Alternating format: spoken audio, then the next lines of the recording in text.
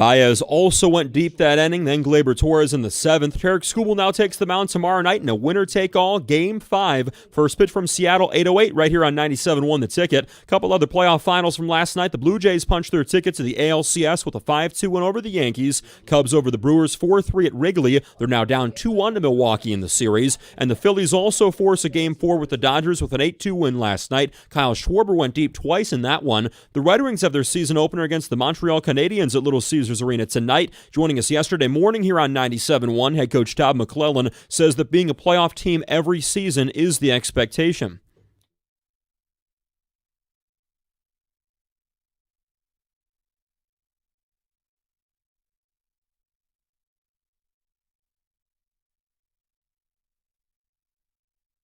You can hear Puck Drop 7 o'clock right here on 97.1 The Ticket tonight. And the Pistons also have their second preseason game at the Bucks tonight at the Corwell Health Sports Desk. I'm Luke Sloan. For more, go to 97.1 The Ticket or Odyssey.com.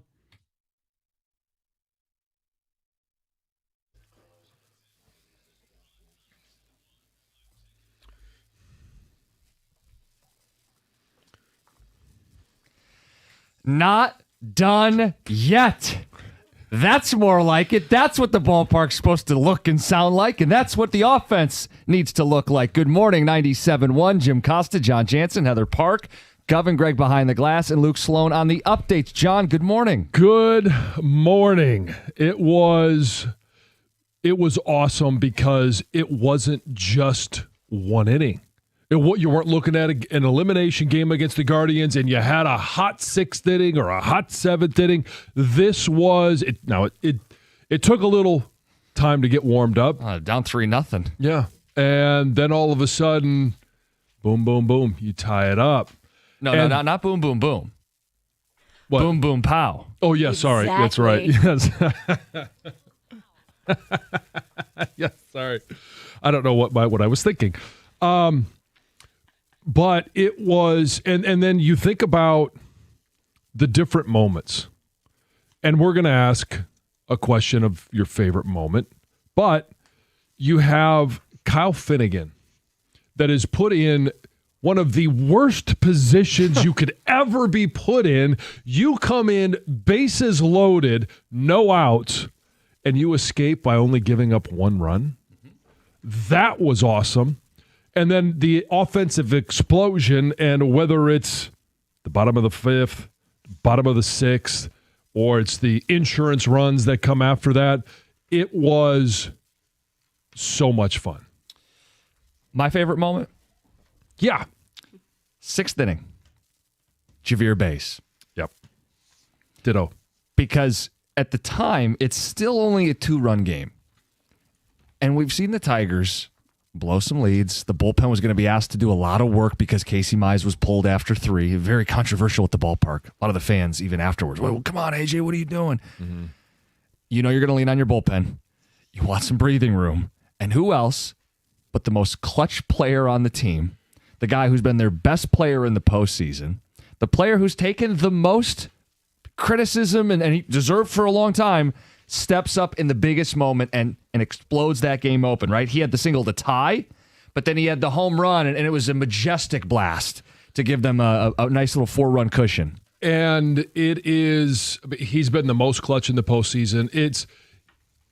He's such a unique story in Detroit because up until the beginning of this year, worst signing in the history of Detroit sports. Arguably, but not a lot of argument. Short-listed at the very least. Right. And then, he's Javier and not Javi. Then he goes back to Javi. And last year, and I was listening to Dan on the radio, and, Dan Dickerson had talked about, instead of coming to the plate at the end of the game where everybody's cheering Javi, like he made the point, like last year, the only thing he heard was boos. And what makes this to me so special is the track record that Javi has had with fan bases hasn't been great. because, and he comes here, doesn't perform, he gets booed, but he never complains. No. He never blames the fans. He never points at the fans. He never gestures to the fans. And we all know he's not trying to be bad. He's actually doing what he can to be better. This year, we get a little bit more. And then all of a sudden, in the 6th inning, and I'm glad you brought this up because it's my favorite moment as well, but I'm going to add a little bit more because the Tigers score 2 runs. And you feel like, hey, the rally is on, and it's rally caps, it's turn your shirt inside out, your hat inside out, whatever you're doing to keep this rally going. And then Zach McKinstry gets picked off. Yep. And then Dylan Dingler strikes out. Now all of a sudden there's 2 outs, and you're thinking, this rally just didn't last long enough. It is dead. And then Perez gets on base. Mm-hmm. And then Javi clears the bases with the home run. To me, it's not just that moment, but it's everything that, whether it's this season, his tenure in Detroit, it's just that inning that leads up to that moment. 248-539-9797. You mentioned the boos and Javi in the history. He had a great response yesterday after the game on the boos. He said, "The boos, I don't mind that. I've heard boos my entire career. I feel like that's the desire of the fans to see us have success. You got to let fans be fans. We won the game. That's what really matters." Mm-hmm. It's a guy who's been around the block and knows, hey, that comes from a place of the fans have a standard. They want more. They're passionate. No, nobody's going to boo you if they don't care. Well, and as a player too, right? Once you sign a monster contract, right? To whom much is given, much is expected, and he knows it. He is more aware than anyone else that he was underperforming his contract. Mm-hmm. And now he's performing. He's delivering. He's hitting .340 in the playoffs. The fans have his back. They're chanting his name. Everybody's pumped right now. And he was a huge catalyst, not only in this game, but in this postseason. John, my other big takeaway was the Tigers have had struggles offensively for a month, and we've talked a lot about it. Their 2 highest scoring games in the last 4 weeks, days where they were facing elimination. Yep. Game 3, Game 4. Game 3, where they had to win to keep the season alive against Cleveland. Game 4, where they'd be eliminated if they didn't show up. And they were trailing. They were down. Fans were booing yesterday. But backs against the wall, the Tigers have found a way both times to keep their season alive. And they'll have to do it one more time on Friday in Seattle. But you're going to send Skubal to the mound. And it's not an auto win. We saw that in Game 2. But there's nobody you'd rather go to war with than Tarik Skubal, especially the way he's pitched in this postseason. So while the Tigers certainly don't make it easy on themselves or their fans, you can't count out Detroit. Backs against the wall, 2 different elimination spots. They've had their best offensive outbursts. And what did we say yesterday about this torturous team? That they were going to win yesterday, and then we're going to wake up this morning and look onto the horizon. We'll look to the west, and we'll talk about a Tarik Skubal start. That's right. In Game 5, the deciding game of the series, we are sending the best pitcher in the American League to the mound. Open lines, 248-539-9797. You got a favorite moment from that game, and then clearly we're going to get into the outlook of what this does, setting up a Game 5 and what it means for the season. Because, John, for the second year in a row, they will have made it to Game 5 of the ALDS. Right back to it. Let's see if they're any better. Let's get to Bob in Chesterfield. Bob, good morning. Hey, good morning, guys. Love your show. Listen to you every morning. I called in yesterday talking about me and my dad sitting in center field out at Tiger Stadium. And I went to the game the other night. It was Dennis Adornell. Last night was like a morgue in the first 3-4 innings. But I'll tell you what, the energy in that place from the time we scored the first run to the end, it was unbelievable. It wasn't a full house, but you would have thought it was. Go Tigers. Yeah, I think it was 37,000. It's the first non-playoff sellout in history. But to his point, we said yesterday, give this crowd a reason. They aren't showing up to the ballpark to be quiet. Right. They're not spending their hard-earned money to sit on their hands and be sad and mope. Give them a reason. In that third inning, it was a bit of a rally. It wasn't one big swing, and you could feel it start to build. And then the Riley Green home run to take the lead blew the top off the place. It did. And it's, I wasn't there. I was obviously listening on the radio, watching at home at different times, and it was, for those that I talked to that were there, said that as soon as the Tigers started to hitting, it was the most bonkers atmosphere that they had ever experienced. Got those towels whipping. Yeah. And just, I mean, and now all of a sudden everybody's thinking, gosh, I wish I would have been there. Like all those people who maybe they had tickets, didn't end up going because of the doldrums that came out of Game 3. Yeah, but like you said it towards the end of our show, like especially as the sun. Oh yeah, really, it's a beautiful day. Yeah. Season's the not closer over. you get to game time, now all of a sudden the players have to obviously had to flip that switch earlier in the day. Mm-hmm. But our 4 hours yesterday were not a positive 4 hours. And when Doug came on, he was talking about how frustrated that like there's something wrong with this team. But then you could feel all around the city as the game got closer that, hey, it's a new day. It's a new game. This is why we play the game. You don't just look at it and say, hey, no, it's on paper. We can't. There's no chance the Tigers have. But it's funny because that's kind of what yesterday is our show. We had obviously people with a sour taste in their mouth and very fed up. But we had jam phone lines all day, people feeling very disappointed in their baseball team. But we kept reminding people it wasn't over, even if you wanted it to be. Mm-hmm. Like this team was still going to have a shot. And John, the formula was win and get to Scoobel in Game 5. Yeah. And the crowd came alive. The team came alive. The bats showed up. Big question on the ticket text. Did they let the Tigers hang around just long enough to get hot? Yeah. And I really want to know.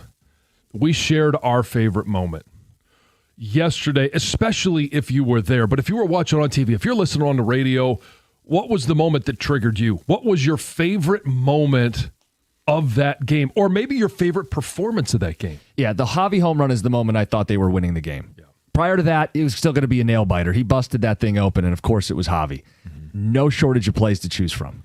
It's 97-1. Hey, when it comes to an IRS collection or audit, Abraham and Rose has successfully specialized in resolving all types of tax problems for over 30 years. That's 3 decades. That their extensive experience means that when you're facing an IRS collection or audit, you can rely on their law firm. Many law firms come and go, but for 30 years of experience, it's a testament to their success. Their experienced team is ready to evaluate any underlying federal or state income taxes or payroll taxes. All you have to do is visit abrahamandrose.com today or call 248-539-5040 so you never personally have to deal with the IRS.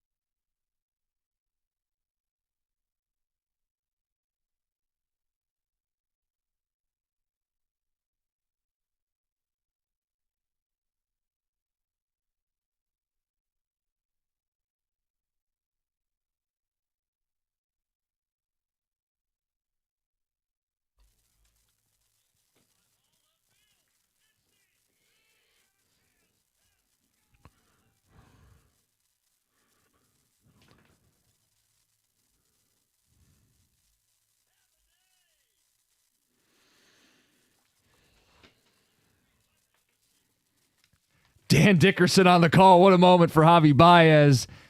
What a moment for the Tigers, who scored 9 runs. Back against the wall situation. Advance to Game 5. Back in Seattle. And the pitching matchup will be Tarik Skubal and George Kirby. It's brought to you by Old National Bank. John, you asked people for their favorite moment from that game, and there are no shortages of moments to choose from. No, there are not. You and I love the Javi moment. You can shout out Riley Green if you'd like, and I'm not going to steal anybody's thunder. Let's go to the phones. Marcus in East Point, you're on 97.1. Hey, good morning. What's up? Good morning. Man, that game was electric. I wanted to go. I went Tuesday. I was one of those boring fans that left early. So I have to admit it. But after sitting in a 3-hour rain delay, it was kind of hard to watch them get beat up all like that. But my favorite moment of the game yesterday was watching Melton just pour through that lineup. That dude was on fire. 99, 98, 99, just about every pitch. And he just ran right through him. He may have even hit 100 on that last pitch. He's been good the entire postseason. I think he may have earned a start if we end up with an opener if we go to the next series, when we go to the next series. There you go. I saw this ticket text that wanted to know if we can start calling him Detroit Melton. Mark in Belleville. Yeah, I mean, the job that he did, I mean, the first batter he faces, Eugenio Suarez. Mm-hmm. And then in his second 2 innings, 3 up, 3 down. He did everything that you needed him to do to get you to vest. And I thought that there was a slight chance that maybe he would go into the 9th. Maybe that was more hopeful just because I wanted to see him finish it off because he had pitched so well. I understand 100% why they went to vest, and he's been down for a couple of days. Don't mess around, yeah. just shut the door. Yeah, but he was slamming it shut. Melton gave the offense a chance to wake up. Yeah. I mean, I think yesterday's key moment was Dan Wilson going too long with Miller. I don't think he should have ever saw the 5th inning, and I think he gifted the Tigers. He's horrible second time around in the lineup, and I just think he was trying to get cute. You know, and AJ made the change early, and there were people out there critical. Stoney was last night on the postgame of pulling Mize too early. But guess what? Their manager left their pitcher in too long. He made a critical error, and it gave the Tigers a chance. My moment, Riley Green. I called him out yesterday.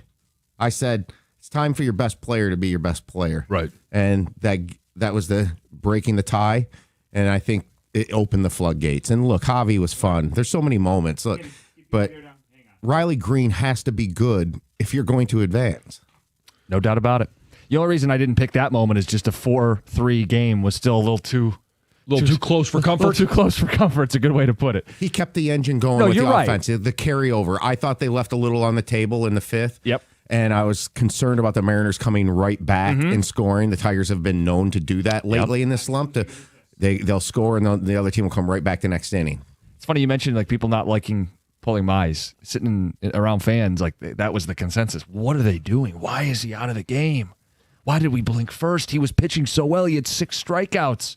And the game, I mean, the crowd, we talked about it the night before. When they get down 0-3, that crowd was the same crowd. A very sad, angry, frustrated crowd. Yeah. But we said, hey, these are Tiger fans, man. They just want to believe in their team, and they want to be given a reason to believe in their team. And that 3rd inning, brick by brick, at bat by at bat, Riley busts it open. Javi takes it to another level. That ballpark, that's what playoff baseball can look like in Detroit. Give them a reason, and the crowd will deliver. And with Mize coming out and then Holton going in and not even being able to get it out, like it made that decision look in the moment even worse. Well, and then you have to use Finnegan in the 4th inning. Yeah. Not ideal. Not ideal, no. But, I mean, AJ knew he had Troy Melton right there. Apparently. 248-539-9797. Let's get to Rob. You're on 97.1. Morning, boys. How are you doing on this? Hey, what's up? On this beautiful Thursday in Cocoa Beach, Florida. I listen to you guys on the iHeartRadio app. First off, I don't want to say, John, you are 2 of my nephew's favorite people, by the way. Thank you. They took pictures with you in Washington, D.C. when you guys were playing Maryland a couple years ago, and my cousins are 15-0 when seeing Michigan live in person. But anyway, that's besides the point. Yesterday's game, when Javi had that foul ball, I knew within that game he was going to tear into one, and sure enough, he did. And if Skubal wants to go down in Tigers lore as one of their greatest pitchers, he's going to have to channel that inner Verlander in him and come through in that Game 5, which he will. He will exercise the demons, and off to the ALCS we go. Rob, Thanks, Rob, and tell your nephews I said hello. But when you think about the position and about Justin Verlander, and everyone that pitches for the Tigers is always going to be compared to him. And then you think about what Skubal has done this year against this team, and we hear it every time that he pitches in Seattle, right? Oh yeah, he went to the University of Seattle, and all this stuff about, hey, he's paid for the baseball team to be here and see him play, but he's 0 for 3. If you can conquer those moments, as well as send your team one step further than they were last year, get to the ALCS. I mean, yeah, there is a legend that is growing. This is a lot of ways the opposite of last year, right? Hot finish at the end of the regular season. This year, cold finish. Last year, the Tigers won Game 3 and were up 2-1 before losing the last two. So this is opposite year? Is the shoe on the other foot. And for Skubal, it's a chance to right a wrong. Like in his mind, they talked about it. He's gone back and watched Game 5 of last year's ALDS a lot. He's used it as motivation. Now life has given him a second chance. A do-over. In his hometown. Like it is storybook. You talk about lore. He's got a chance to etch one of the great moments in baseball on Friday night. The lesson learned better be that you don't think you can overpower respectable hitters. The lesson is don't give up a grand slam, yes. Well, no, he throwing 99 down the middle and trying to beat Lane Thomas. Yeah. Yes. I still think that doesn't happen last year if he doesn't hit Ramirez. Sure. Ticket text. Guys, if you're Seattle, think about it from their perspective. Aren't you feeling like you just blew it? You had a 3-0 lead against a team that can't hit, and they wake up to score 9 runs. Now you face their best pitcher, knowing all the pressure is on you. You could blow it at home in front of your fans where you've blown it for years. Boy, I like being on the other side of that. Oh, yeah. Oh, yeah. And Todd Mount Clemens says, in my 54 years, I've been to a few hundred baseball games, 8 different stadiums. Yesterday was the craziest atmosphere in a great way that I've ever experienced at a baseball game. Goosebumps, and I hope I have the privilege of having that same feeling in the ALCS. Go Tigers! Obviously, there's pressure on both teams, okay? There's way more pressure on Seattle right now. The history of this organization is to lose this game. Yep. And they're feeling it, and they're going to hear it. And you get an extra day to hear it. Oh yeah, and I mean the pressure is that they haven't done it. They've come up short and small so many times in this moment. They're at home. They were a team, and we talked about it yesterday with looking at the Eugenio Suarez home run and Cal Raleigh going yard, and all of these different moments. They were the team that went basically all in. Yep. And so the pressure is 100% all on them. Especially the deeper it gets in the game, in a low-scoring game where Skubal is dominating. That's the path to victory, right? It absolutely is. Let's get to Raymond. You're on 97.1. What's going on? Good morning, Raymond. Good morning. I really hate to be this guy. I really, really hate to be this Then guy. Don't. I don't want to be, but the Tigers are fool's gold. I mean, for like 50% of that game yesterday, they were who I thought they were. A team that couldn't hit, a team that would give up the timely pitches, and Seattle jumped out to a 3-0 lead. I mean, for really 2.5 games of the series, the Tigers couldn't really hit, and then they found their stroke yesterday. I'm very happy. And the Tigers have just been on this roller coaster of a series between the Cleveland series and the Seattle series.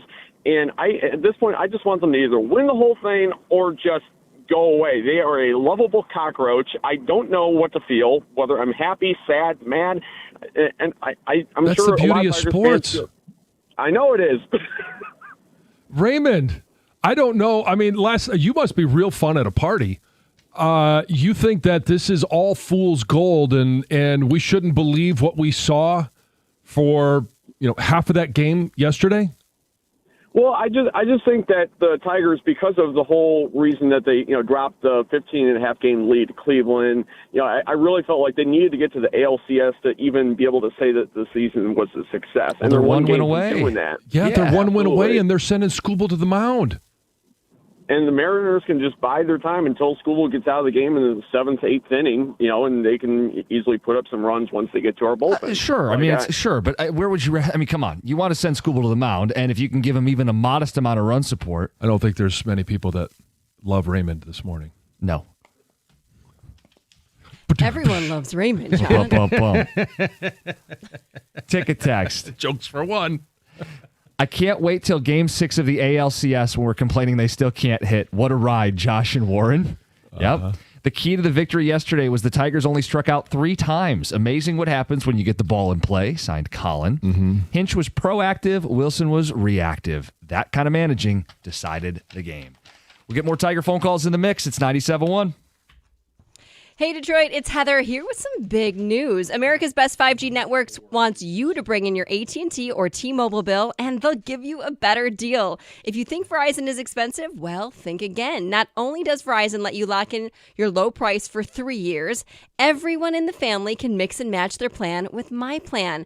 And they let everyone get the same great phone deals when they trade in an eligible phone in any condition on My Plan. That means new and existing customers. That's more reasons to save, more reasons to switch. Bring in your AT&T or T-Mobile bill to your local Detroit Verizon store, and they'll give you a better deal. Rankings based on Root Metrics Root Score report dated first half 2025. Your results may vary. Must provide a postpaid customer mobile bill dated within the last 45 days. Bill must be in the same name as the person redeeming the deal. 3-year price lock applies to then current base monthly rate. Additional terms apply to promotional offers.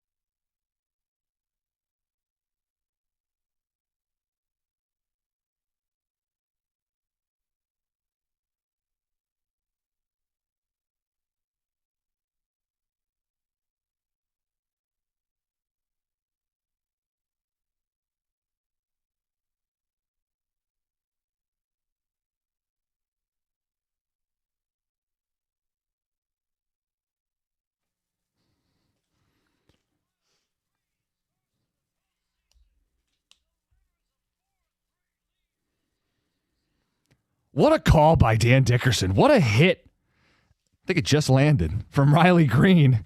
Yeah, what did they say? Was his is either his longest or second longest home run of the year? I think it's like 450 feet. Yeah. And it was a moonshot. Yeah.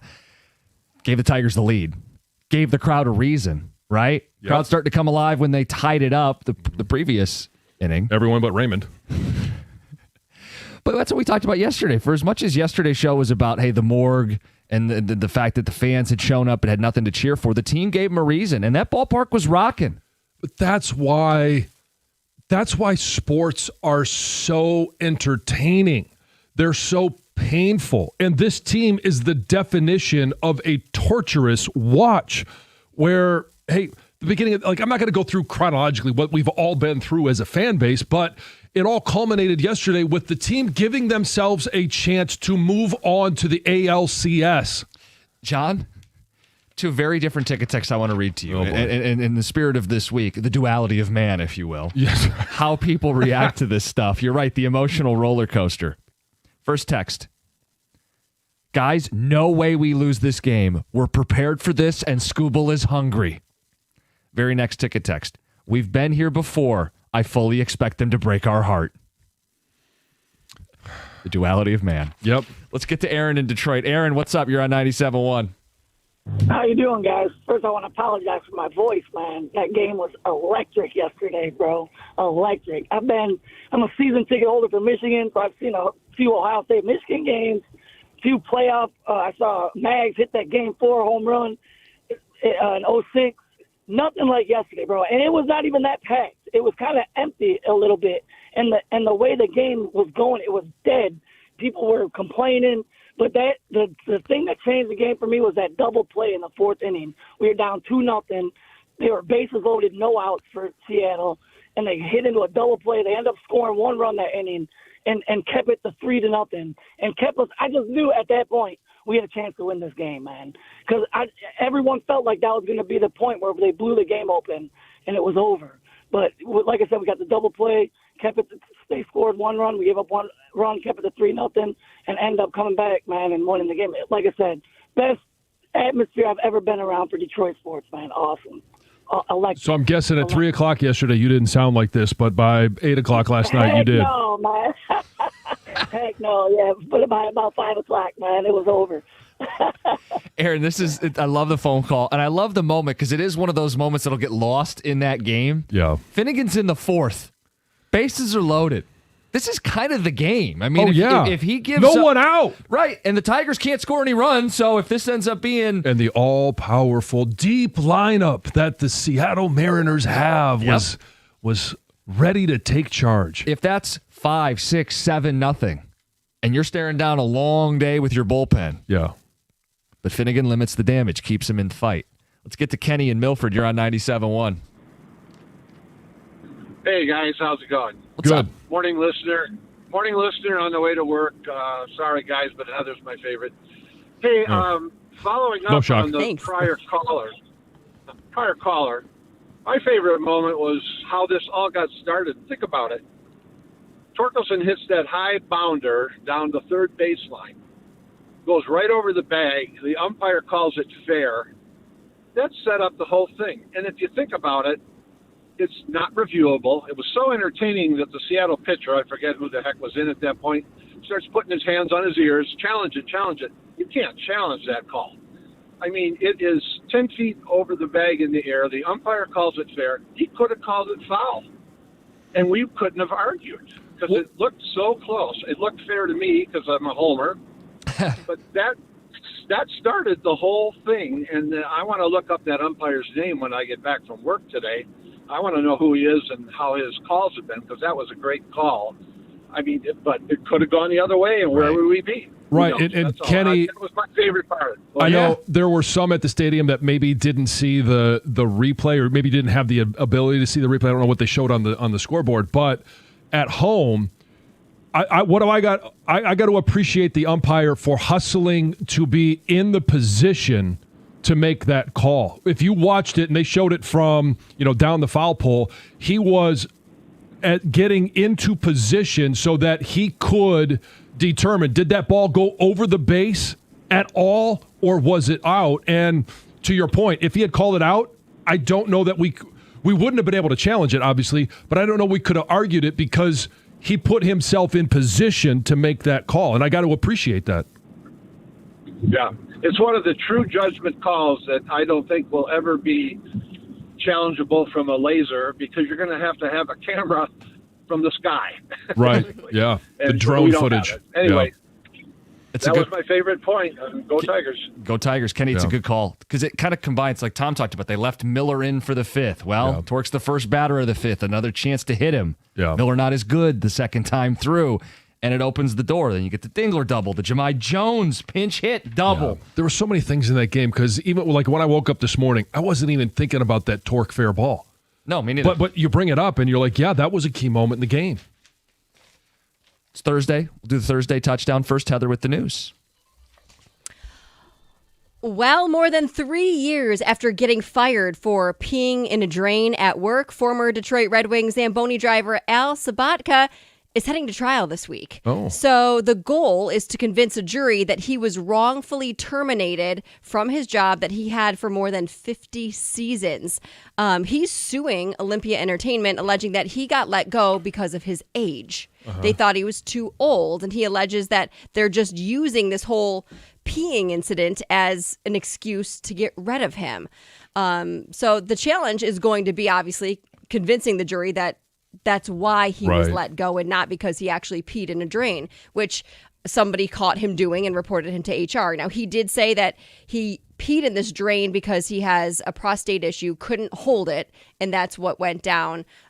So we'll see what happens during this trial. It will be interesting. There's not to many kind of hear more Zamboni about it. drivers that are legends like him. So hope the best for him. Yep.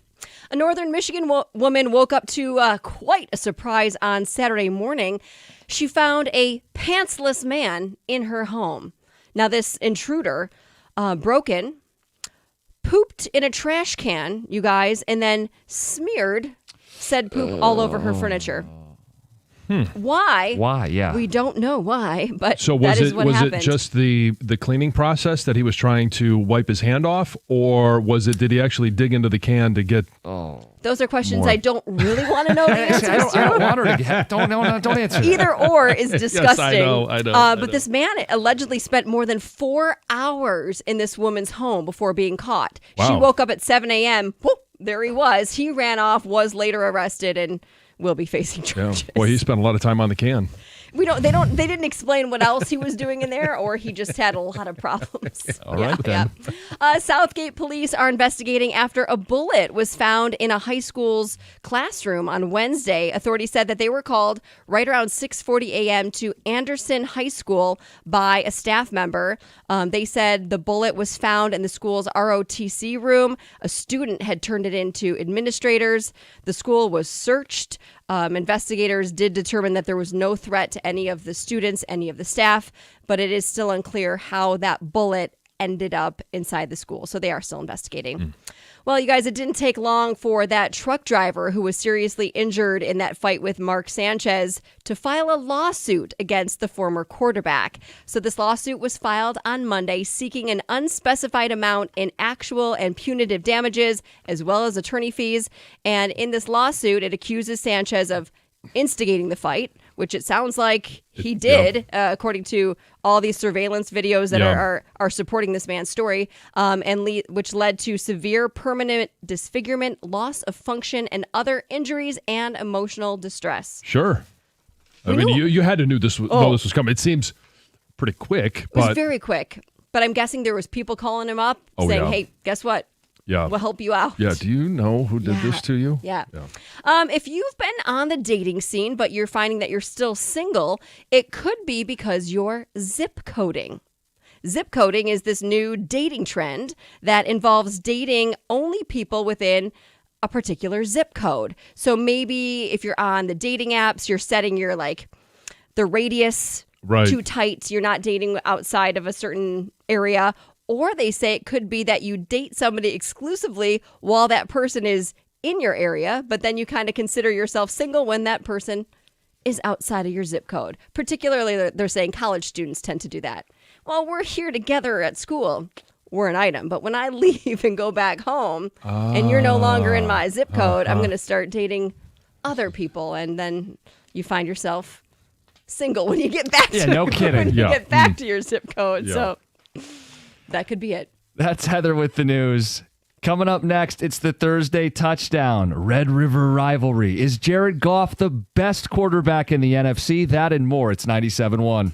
Hey, every NFL Thursday is your chance to hit the jackpot on FanDuel, because with FanDuel's Thursday touchdown jackpot, you can win a share of $2 million in bonus bets each and every week. To get in on this Thursday's action, all you have to do is place an anytime touchdown score bet before the game kicks off. And if your player scores the first or last touchdown of the game, you're going to win your bet plus a share of bonus bets. All you have to do is visit FanDuel.com/971 Detroit to take a shot at the jackpot. That's FanDuel.com/971 Detroit for your chance to win a share of $2 million in bonus bets. Play your game with FanDuel, an official sports betting partner of the NFL. You must be 21 or over and present in Michigan. Opt-in is required. Must apply Profit Boost token on select market. Prize pool to be split equally among all eligible participants who made the correct first or last touchdown pick. Bonus issued as non-withdrawable bonus bets that expire 21 days after receipt. Restrictions apply. See terms at sportsbook.fanduel.com. If you have a gambling problem, call 1-800-GAMBLER.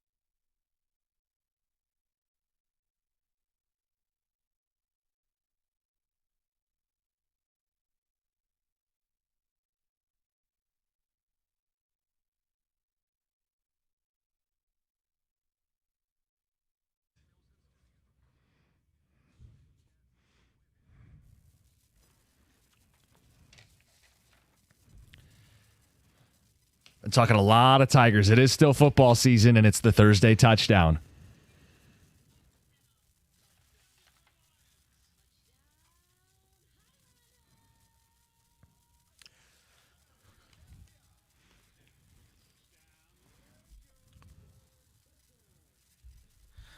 All right, guys. There's this sport, remember, called college football that we never talk about anymore because we have this baseball team and this NFL team that are just electric right now. I know.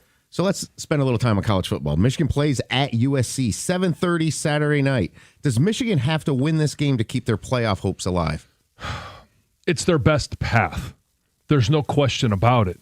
Can you go on the road? Can you go to the West Coast and beat a team like USC? Now, nobody's looking at USC going, they're world beaters, but the rest of their schedule, Washington, Michigan State, Purdue, Northwestern, Maryland, nothing is going to say, that's a great win. If they were to lose this one, it's a must-win against Ohio State. If they win this one, it may still be a must-win. We'll know more when we get there. But at 10-2, they're probably still in the playoffs. Yeah, I said no, they don't have to win this game, but it makes Ohio State a must-win. Same answer. Yeah, and you know what? Beat Ohio State after last year. They can beat them any year. It's the most inexplicable win over them ever for me. All right, some Michigan State fans want Jonathan Smith gone. The problem is he has a $33 million buyout. Do you think the Spartans are trapped by Smith's contract? No, their new athletic director is a big fundraiser. You want to be a big boy in college athletics? Spend the money. The revenue's coming in. Is the revenue coming in? That's the question. And yeah, okay, that's his record reputation. TV deal and a big-time fundraiser. Yeah, better be. Yeah, but you also got that $20 million that you're spending on all of your athletes, and a large part of that goes to the football team. I do think that they're to locked spend in. all the money on those athletes if they have the wrong coach. Right, but a $33 million to buy out, and Spartan fans better hope that he doesn't win 7 games this year or next year, because if he does, another year is automatically added to the end of his contract. Wow. If he wins 7 games in any of the first 3 years, another year is added to his contract. So it just extends the buyout. Great point, John. All right, the Red River Shootout is at 3:30 on Saturday. Is Texas versus Oklahoma the best college rivalry besides Michigan, Ohio State? So I've talked to a few people that have played in both games. The one that I'm going to talk about and the Red River Shootout rivalry, whatever. The best rivalry behind Michigan, Ohio State, and I don't even think it's close, is Army-Navy.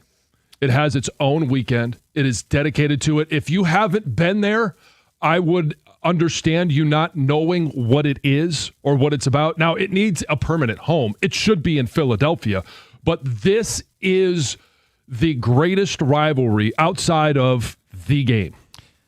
Iron Bowl. They don't have pro sports. They hate each other. It's the Iron Bowl. So many great moments, so many classics. It's the Iron Bowl. Now, I will shout out Red River. Best rivalry trophy. That golden cowboy hat. Yeah. No, but Texas, Oklahoma is bigger to me than the Iron Bowl. And I think the difference maker is that it's two teams that are connected state-wise. They're not in the same state. Yeah. And I always feel Auburn doesn't show up enough. Oh, they show up more than I think people realize. So the game that I saw, the Army-Navy game, I don't think I've ever seen two teams play as hard or as tough or as physical in that game. And you've got the entirety of both schools' student bodies. You've got the entirety of 2 of the armed services that are focused on this game. To me, there is nothing that compares. All right, Jared Goff is off to a great start this season. He has the best passer rating in the NFL. Is Jared Goff the best quarterback in the NFC right now? So there are 4 names I considered. Hurts was a guy we loved, preseason Super Bowl champion. Their offense has not got going. Baker Mayfield, 4 fourth-quarter comebacks. Considered him. But I'm going Matthew Stafford. Leading the NFL in passing yards, leading the NFL in big-time throws. Yeah, I'm over the Goff hating. No, you're not. Goff has 5 big-time throws. Stafford has 14. He's the big arm, the big game, the big guy. I will say this. So Stafford does lead the NFL in passing yardage. Yes. But they also don't have the rushing attack. They don't have as many weapons. He's not handing the ball off to Sonic and Knuckles, so it's going to take away some of the numbers. Matthew Stafford is, I don't even think it's close, the best quarterback in the NFC right now, and he is clearly clearly a top 5, if not a top 3 quarterback in the NFL right now. You might even make an argument for top 2. All right. I will say this, just one exception to his weapons. I think Kyron Williams might be the most underrated player in the NFL right now. He is a very good running back. Except he can't get first downs when you need it most. He gets overlooked, and he had that fumble issue. All right. The Lions have a need at edge, and they have a bigger need at corner in my mind. Let's play a little fantasy GM. Would you rather have the Lions trade for Trey Hendrickson or Sauce Gardner? And before you answer, consider their contract implications could not be more different. You are correct on the contract implications, but I would 100% try any way possible to get Sauce Gardner because he's so young, and it's not just about this year. Obviously, he would help him out this year. The Lions, as much as we argued the edge opposite Aiden Hutchinson, have been good in the pass rush. Good to great. The price, 2 firsts, it starts with 2 firsts, right? Yeah. And they gave him an extension, so it's like $30 million a year. It squeezes out somebody else down the road. It versus may. Hendrickson as a rental. Yeah, probably giving up a second or a third this year only. If you have Sauce Gardner, anybody that you have in the secondary is second to Sauce Gardner. The only guy on defense that would be as valuable as Sauce Gardner is obviously Aiden Hutchinson. Yeah, you can never have enough pass rush. I would go with Trey Hendrickson. The idea is you can have the greatest cover corner in the world. There's still 4 other guys out on patterns. I can end the play if I hit the quarterback. Give me Hendrickson. So John mentioned Hutchinson. He is tied for second with like 4 other guys in sacks at 5. Will Hutch end up with the most sacks in the NFL? And if he does he win NFL Defensive Player of the Year? The opposite of Steve Yzerman. Yes and yes. He will win Defensive Player of the Year and lead the league in sacks.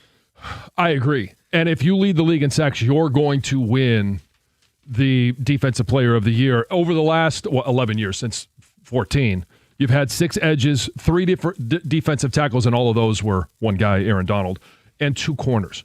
It's going to go to an edge guy more than likely. It's going to go to a defensive lineman. And if this offense continues to score at this pace, other offenses are going to be throwing the ball a ton to try and keep up. Well, he would also win Comeback Player of the Year as well. I mean, he's probably already won that as long as he stays healthy. Yeah. All right, finally, and I think this one is spicy. I'm a spicy garlic guy. There are several teams in the NFL that have a record of 3-2 or better. Who is the biggest fraud of the bunch? That's the Pittsburgh Steelers.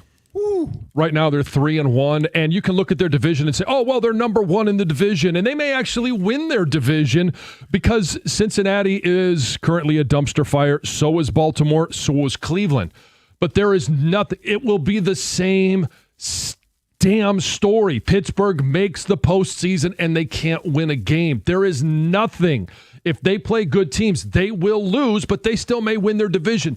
No, the Pittsburgh is not a real contender. That's spicy, John. I think I'm buying the Steelers right now. Okay. So, and this is me going on the heels of the argument I had with this guy. Hi. Okay, speaking of teams that win in the regular season but don't do anything in the playoffs, Minnesota Vikings. Yeah, I had that. It was. They're 3-2. Their offensive line's in shambles. Even if J.J. McCarthy comes back, the schedule is brutal for them. He might be coming back to face some tough opponents, namely the Detroit Lions in Detroit. I'm going to say the Vikings. You both picked 2 teams that played each other, and they're both above 500. That's kind of interesting in my mind. Well, the question was. I know. It is what it is. Yeah, like above 500 teams. So we picked a team above 500. We followed the rules. Oh, no.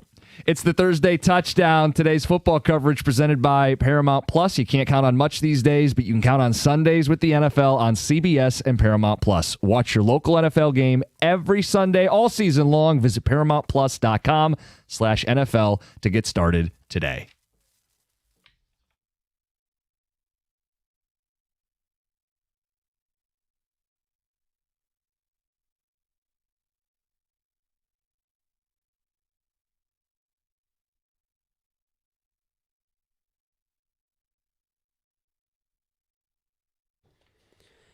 Brought to you by MyMichiganRoof.com. It's been a happy morning in Metro Detroit today after the Tigers' 9-3 victory over the Mariners in Game 4 of the ALDS yesterday. The Detroit Bats finally came to life, exploding for 9 runs, the most in a postseason game for the Tigers since, get this, the 1968 World Series. Javi Baez had a home run, 4 RBIs for him. Riley Green broke out of his slump in the playoffs with a 450-foot home run, and Gleyber Torres also went deep too. Manager A.J. Hinch reminds fans that this is who the Tigers have been all season long.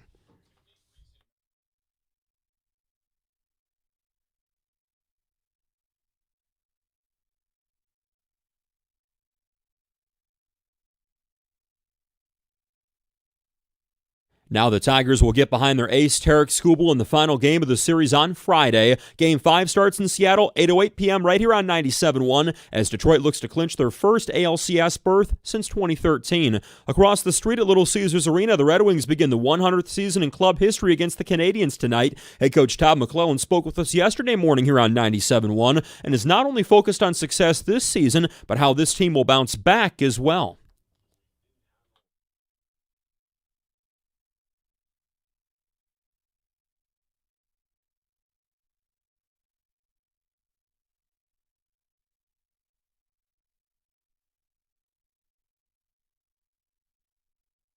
You can hear the Wings opener right here on 97.1 The Ticket. Tonight at 7 o'clock, the puck drop. The Tigers not the only team to stave off elimination in the MLB playoffs last night. The Cubs earned their first win of the series against the Brewers in a 4-3 nail-biter, and Philadelphia raced past the Dodgers with an 8-2 win. Those series now both 2-1. And in the WNBA last night, the Aces' Asia Wilson canned a go-ahead bucket with 1/10 of a second to go in Game 3 last night. Aces now up 3-0 in that series and on the verge of their third WNBA title the past 4 years. From the Corewell Health Sports Desk, I'm Luke Sloan. For more, go to 97.1 The Ticket or Odyssey.com.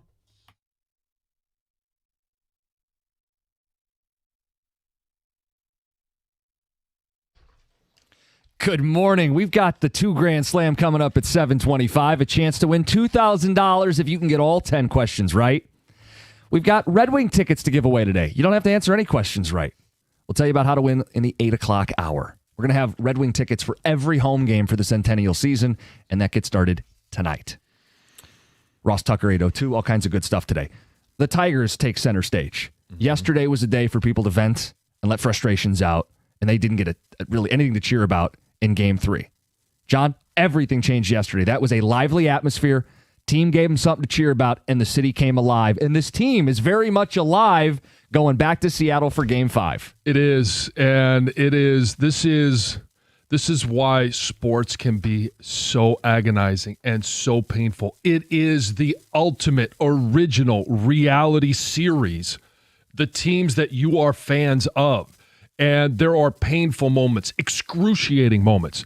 And then it's followed by unadulterated and just unbelievable joy. And that's what Tigers fans were. That's what they felt in the span of 24 hours.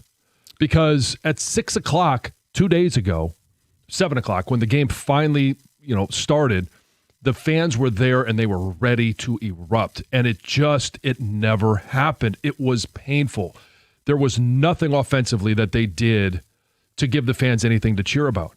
And then all of a sudden, less than 24 hours later, you get into that game and you're thinking, well, Kyle Finnegan, he comes in, bases loaded, no outs. They're down 3-0 or 2-0 already at the time. Game, everyone's thinking the same thing. Like, this is it. This is the end. This is how it all ends. And he gets the double play. They score 1. He makes it, 3-0. And then the bottom of the 5th happens. And they score 3 runs to tie it up. And that place, it came across the TV. Now, it being there is obviously the best. That was incredible. But I think every Tigers fan that was watching at that time, no one was sitting down. Absolutely no one. It brought you out of the couch. It brought you out of your seat. You were the only way you would have been sitting down is you were driving around and you couldn't stand up and cheer, but you were probably honking your horn saying, "Hell yeah!" So AJ said in the update, people might forget this is the offense we've been for most of the season. Nobody really cares what your offense was in the first 100 games or the last 60 games. It matters what your offense does when your backs are against the wall. And their two best offensive outputs in the last month have come in elimination spots. Game 3 of the wild card round against the Cleveland Guardians, they scored 6 runs. And yesterday they scored 9 runs. Got to have it. Backs against the wall. All that matters is not what you did in April or May and not what you did in September at the end of the season. What offense shows up for Tarek Skubal on Friday? Because the bar is not going to be 9, but the bar, you have to give the guy something, because I know he's going to rise to the moment. He has been a menace this season, a menace in the postseason, and he's talked about how Game 5 last year is a personal motivation that he has rewatched and rewatched and rewatched. So for him to get the ball against Seattle, where he played some college ball, where he has some roots down, where he has a chance to go into their house, put the panic on them, the fear of blowing it on them with their fans. Detroit's got a shot now. You can't count the Tigers out. For as maddening as they've been, for as hard as they've made it on themselves and their fans, you can't count these guys out, and yesterday proved it. And it was, were you there to watch any part of the warm-ups? I didn't catch anything. Okay, no. So Dan Dickerson was talking about watching the Seattle team in warm-ups, and it kind of felt like they entered this game going, yeah, we got this one. He was talking about them, and how cool and relaxed they were, throwing a football around in the outfield and just kind of and going into it with as much confidence as you could possibly go into it, and rightfully so. Say understandably so. And even in the game, they're up 3-0. Yeah. And I just think that it was so gratifying to be able to do it to that team. And there's no rival. I don't feel any rivalry between the Tigers and the Mariners. But the fact that they did what they did at the trade deadline, we did what we did or didn't do at the trade deadline, and now all of a sudden all the pressure is on them because they've been in this position before, and they in the postseason, and have not been able to come through with anything. This sets up peak sports theater. It's a Friday night. It's the same game the Tigers made it to a year ago. Game 5, ALDS, on the road, Tarek Skubal. It's the narrative. Seattle made the moves. Detroit didn't. Does Scott Harris get his win? Do the Tigers advance further? Does the season roll on? Or heartbreak? Because if the Bats show up to win, the only way they lose is if the Bats don't show up. Like it all builds to this spot on Friday night. It's anything you could ask for, everything you'd ask for. This is sports at its finest. Let's get to Brandon in Auburn Hills. You're on 97.1. Morning, guys. How's it going? Good morning, Brandon. So one thing that pumped me up about the game, I think it was before our rally, Naylor was just on second base stealing signs, and the announcers called it out. They're like, he was just waving his arms trying to steal our signs. And then I think it was the next inning when Carpenter hit that ball down first base, and then Naylor basically just clotheslined him.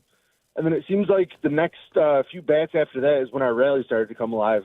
But like in such an intense series, people stealing signs and people hitting our players kind of gives you that playoff atmosphere, You're right about that. Oh, yeah, it was intense.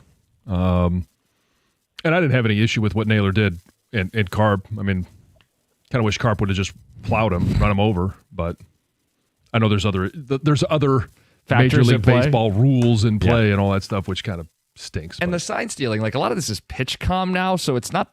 Yeah. But you can still help with location. Is it going to be in, out, where's the catcher setting up? But that's always been part of baseball. Right. Yeah. And it just that is part of baseball, and it was so gratifying from the 5th inning on to see what the Tigers were doing. Well, think about it. The 5th inning, that's when Seattle left Bryce Miller in. And he was a guy with a 5.6 ERA.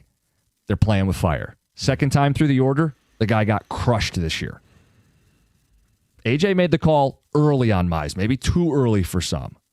It's clear Seattle waited too long with their starter because Torque gets on. All of a sudden, they got to go to Spire. Mm-hmm. He didn't have it. And the Tigers got right back into this baseball game, starting in that 5th inning. And then, I think the best part is, okay, you tie it up. It's 3-3 in the 5th. Brand new ball game. The very next inning, Riley Green. Bomb. Yeah. You got the lead. Javi Baez. Oh, it's not a 1-run lead. It's part of 7 unanswered runs, but would be 9 unanswered runs for the Tigers offense. And on the flip side, you bring in Troy Melton, a rookie pitcher that's started some, and he's been coming out of the bullpen, and we thought, oh, well, he's better as a starter, and we saw it a little bit in game 1. But then he comes in. There's a couple of base runners in that 6th inning, but then the 7th and the 8th, it's 3 up, 3 down. He was mowing them down. Take a text. One thing that's not talked about, the Tigers had only 3 strikeouts. It's a great point. Because they had 68 through the first 6 playoff games. I'd love to know the last time they struck out 3 times or less. Somebody should look that up. 1968? Was that what? No, the update was 9 runs in a playoff game since 1968. My bad. I'll put Mark Ryan on it. Sad part He already is... knows. I'm sure. Sad part is if we do win, Scott Harris is going to say, see, I told you so, even though we all know they needed an arm and a bat. Last night I did some research, and the Tigers have a horrendous record after games where they win by 4+ runs. Again. Well, show your work. I want to know. You did all the research. What is the number? Text it in. What is the research? What happens after they score 4 runs? The Tigers will have to do something they haven't done yet in this postseason. Win back-to-back games. Sure. Text says, I was stuck at work for the game, glued to my phone, looking at the box score, erupting every time we scored. Brandon in Monroe says, I was clapping and yelling as the offense came to life. I was listening on the radio on my way home from work yesterday. And this one says, Javier Baez is my Tiger. Let's go Red Wings. What a time to be a Detroit fan. Kyle in Pinckney. Yeah. I mean, just think about that journey that he's been on.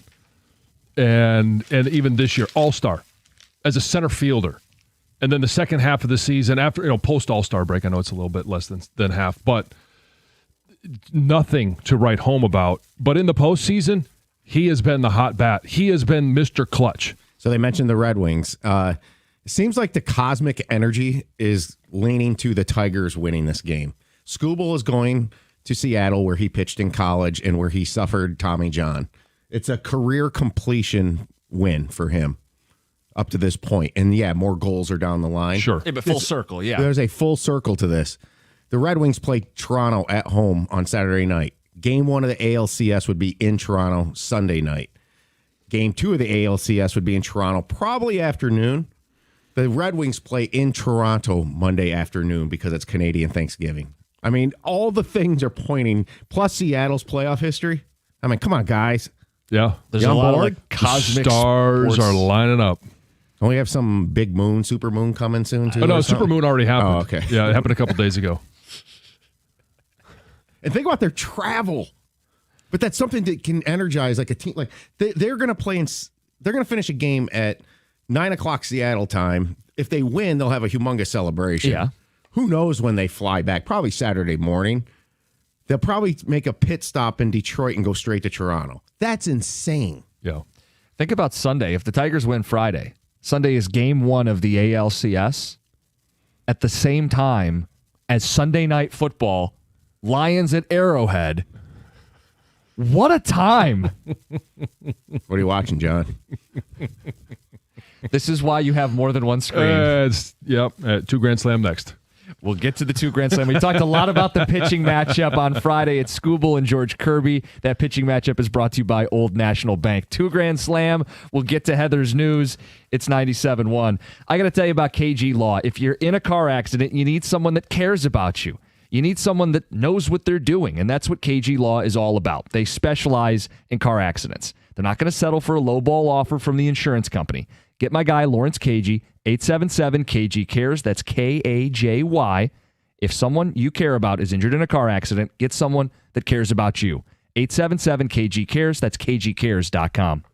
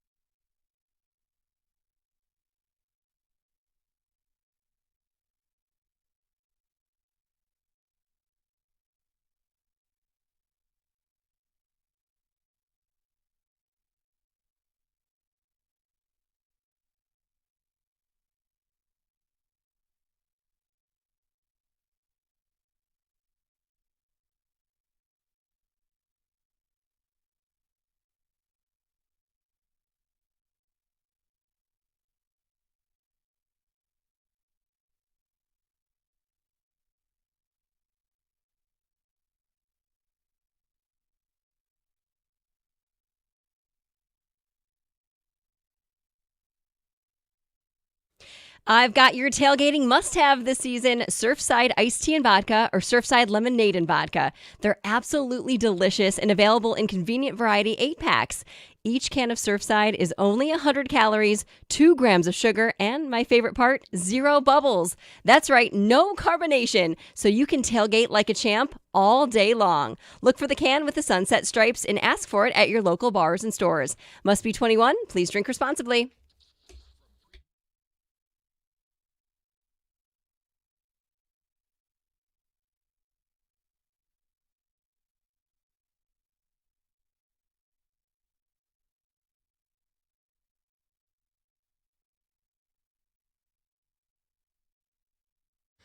All right, before the 2 Grand Slam, Heather, what's in the news? Well, Detroit Mayor Mike Duggan, along with nearly a dozen community leaders, kicked off this year's Halloween in the D campaign on Tuesday morning.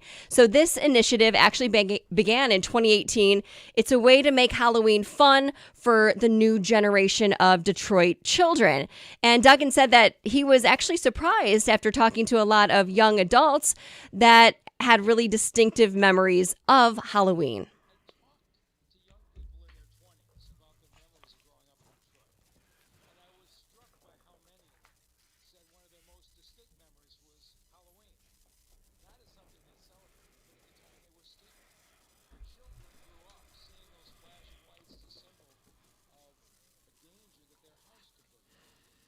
So now this new Halloween in the D initiative features a range of Halloween activities at police precincts, recreation centers, firehouses, all throughout the city. Lots of fun activities for the youth, the trunk or treating, parks that are fully decked out, different activities at recreation centers, of course, the free candy across the city. So obviously want to change the way kids feel about Halloween and feel safe in their own community. Over 30,000 kids and their families participate in Halloween in the D. So yeah, and the fire department down Detroit, the police department down there, they've done so many great community involvement activities. Yeah. And this is just the next one. It's going to be cool. Yep. It's been more than 3 years since Al Sabatka was fired from his job with the Red Wings after he was caught peeing in a drain at work. And now he is headed to trial this week where he hopes to convince a jury that he was wrongfully terminated from his job that he held for 50 seasons. So he is suing Olympia Entertainment. He is alleging that he was let go not because of the peeing incident, but because of his age. And they're using that, what he claims, as the reason to let him go. So now he has to convince a jury of this, right? He does say that he had prostate issues, which is why he had to urinate in that drain. He couldn't hold it. So we'll see. It sounds like his attorney is saying, well, wait, this was a very harsh punishment. There could have been other things or steps taken. Maybe he could have been written up, or he could have been suspended for a period of time, that this is not how it should have been handled. So we'll see what happens. A woman visiting Disneyland died after riding the park's famed Haunted Mansion. Police say that this woman was in her 60s. She was found unresponsive on the ride Monday evening. Disneyland emergency personnel attempted life-saving measures. Then Anaheim Fire and Rescue responded. They were able to rush this woman to the hospital, but she was declared dead. Police say that the incident appears to be, this just really unfortunate medical episode, maybe a heart attack. They're not saying what happened, but a medical episode. They say there's no indication of any, errors with the attraction or anything involving the attraction. In fact, the ride was back open later that day. So sad to hear that. Hey, if you want to win $2,000, give us a call right now. This is your chance, 248-539-9797. You guys, a young man who is accused of single-handedly starting the Palisades fire that you remember devastated parts of L.A., left at least a dozen people dead, thousands without homes, has been arrested. A 29-year-old is accused of maliciously starting a fire in the early hours of January 1st. And that fire was initially put out, but it continued to burn underground. And then winds kind of ignited it, and it basically took over and created the Palisades fire. And they say the flames, along with the Eaton fire that was also going on in another part of LA, erupted on January 7th, burned for weeks, claimed at least 31 lives in total, and over 23,000 acres were burned in the Palisades fire. Devastating. We all remember that. Well, the man has been charged with federal counts of destruction of property by means of fire. And if convicted, he could face between 5 and 20 years in prison. There's all this evidence they have of him. He was an Uber driver. And apparently after, dropping someone off, he went up this hill on a trail, lit this fire. But they had stuff on his phone. He was asking ChatGPT questions about starting fires, and if he'd be in trouble. He was listening to a song in French that I'm guessing had something to do with a fire, because the music video shows things on fire and all sorts of things like that. So glad he was caught. Glad he was arrested. Mm-hmm.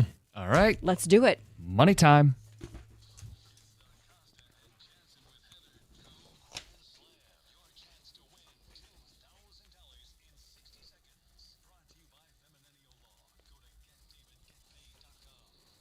Let's give away some money. 60 seconds, 10 questions.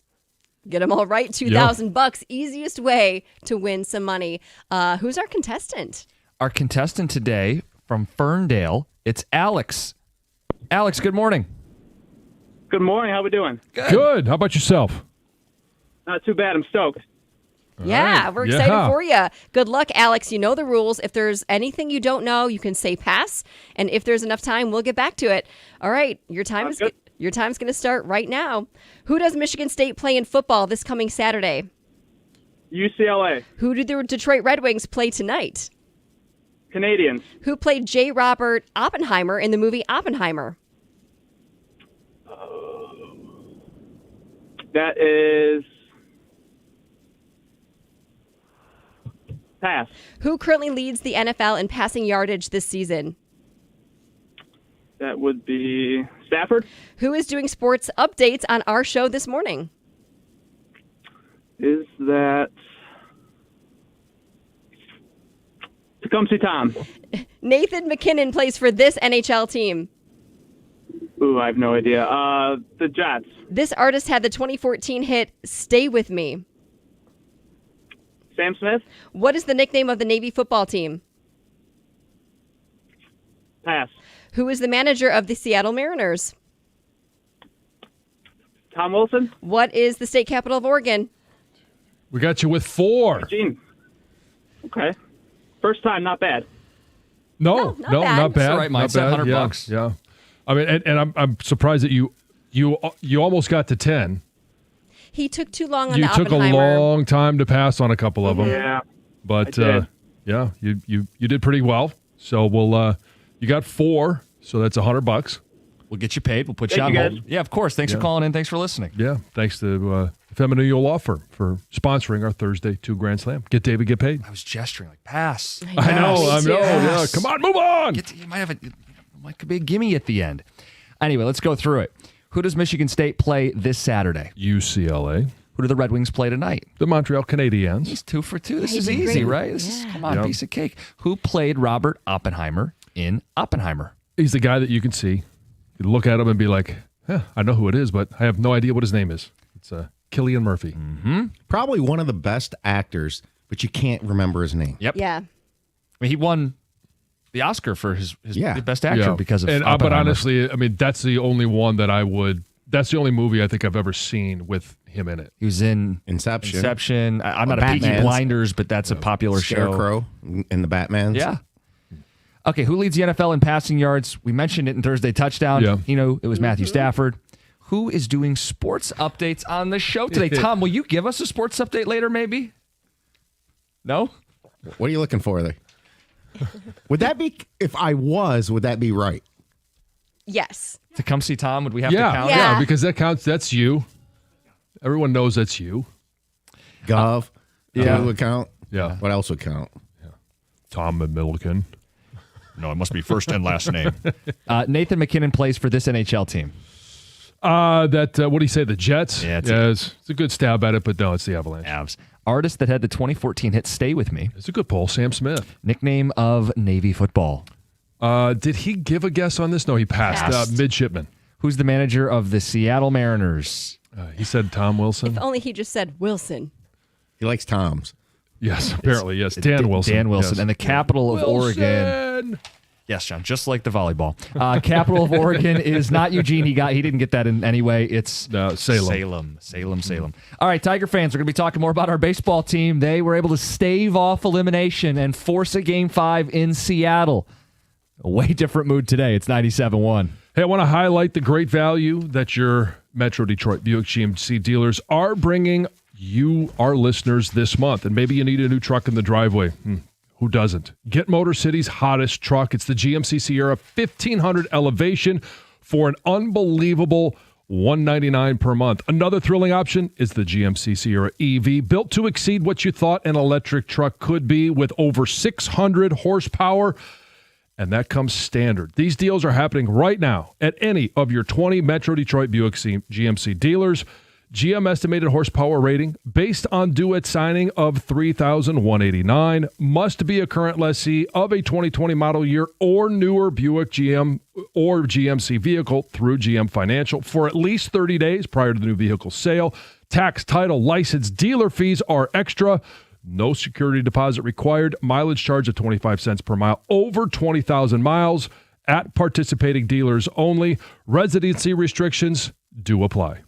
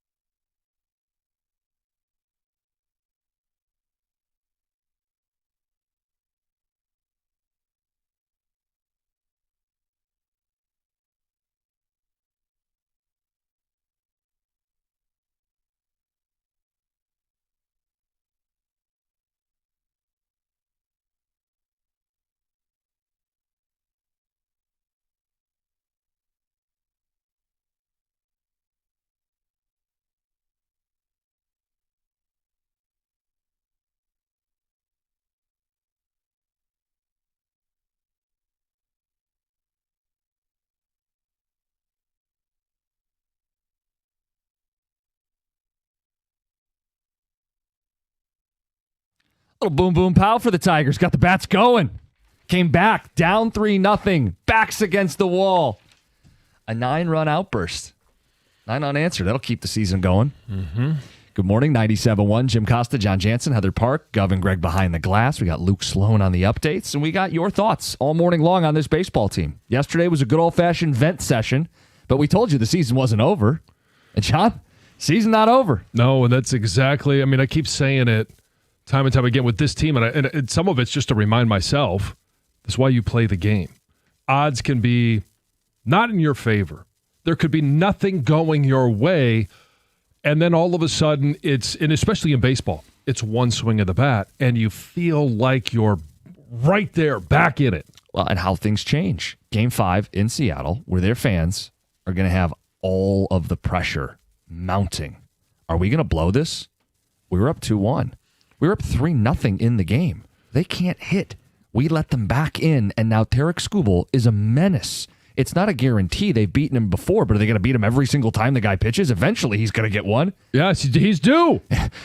He's pitched well. It's not one of these, a hitter's 0 for 20 Right. and he's due. Skubal has been phenomenal. He's going to give him every chance. And if the Tigers hit the way they've hit in elimination games, John, You pair that with Skubal? John, ALCS. And that's the key, is in elimination games. Game 3 of the wild card round yesterday, 6 runs, 9 runs, their best offensive outputs in a month. That says something about this team. You know what I mean? Like, as much as they've made it hard on themselves and their fans, they are not out of it. They rally, and they did it again.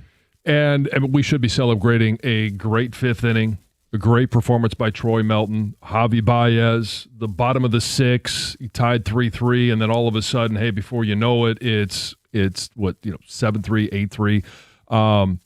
But think about this from Seattle's perspective and the confidence that they went into that game with. They're up 3-0. They have the bases loaded with no outs. Yep. Kyle Finnegan comes in. Well, they're up 2-0 at the time. And bases loaded, no outs. He gets a double play. They score 1 to make it 3-0. But that's it. There's a little pop fly, and you're out of the inning. You wanted people to call in about their favorite moment in that game. Yeah. I mean, that's an underrated one. Sure, and I don't know that anybody's going to call in and say, my favorite moment is us giving up a run. On a double play early. But it's, But it was a key moment is my only point. Right, but it's okay. Casey Mize throws a good 3 innings. And then AJ, and maybe he pulled him early, maybe he didn't. Who knows what's going to happen at that point, but Tyler Holton comes in, loads the bases up, doesn't get an out, he gets pulled.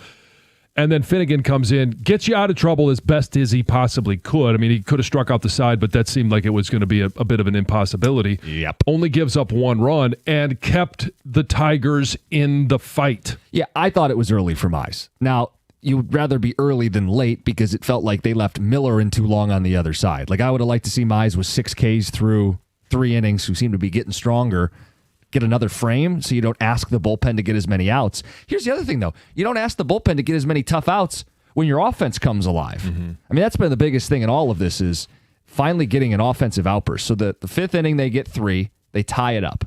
But even then, you're going, got a long way to go. To immediately answer with more add-on runs in the 6th inning. Riley Green giving the fans something to cheer about. Those fans were ready.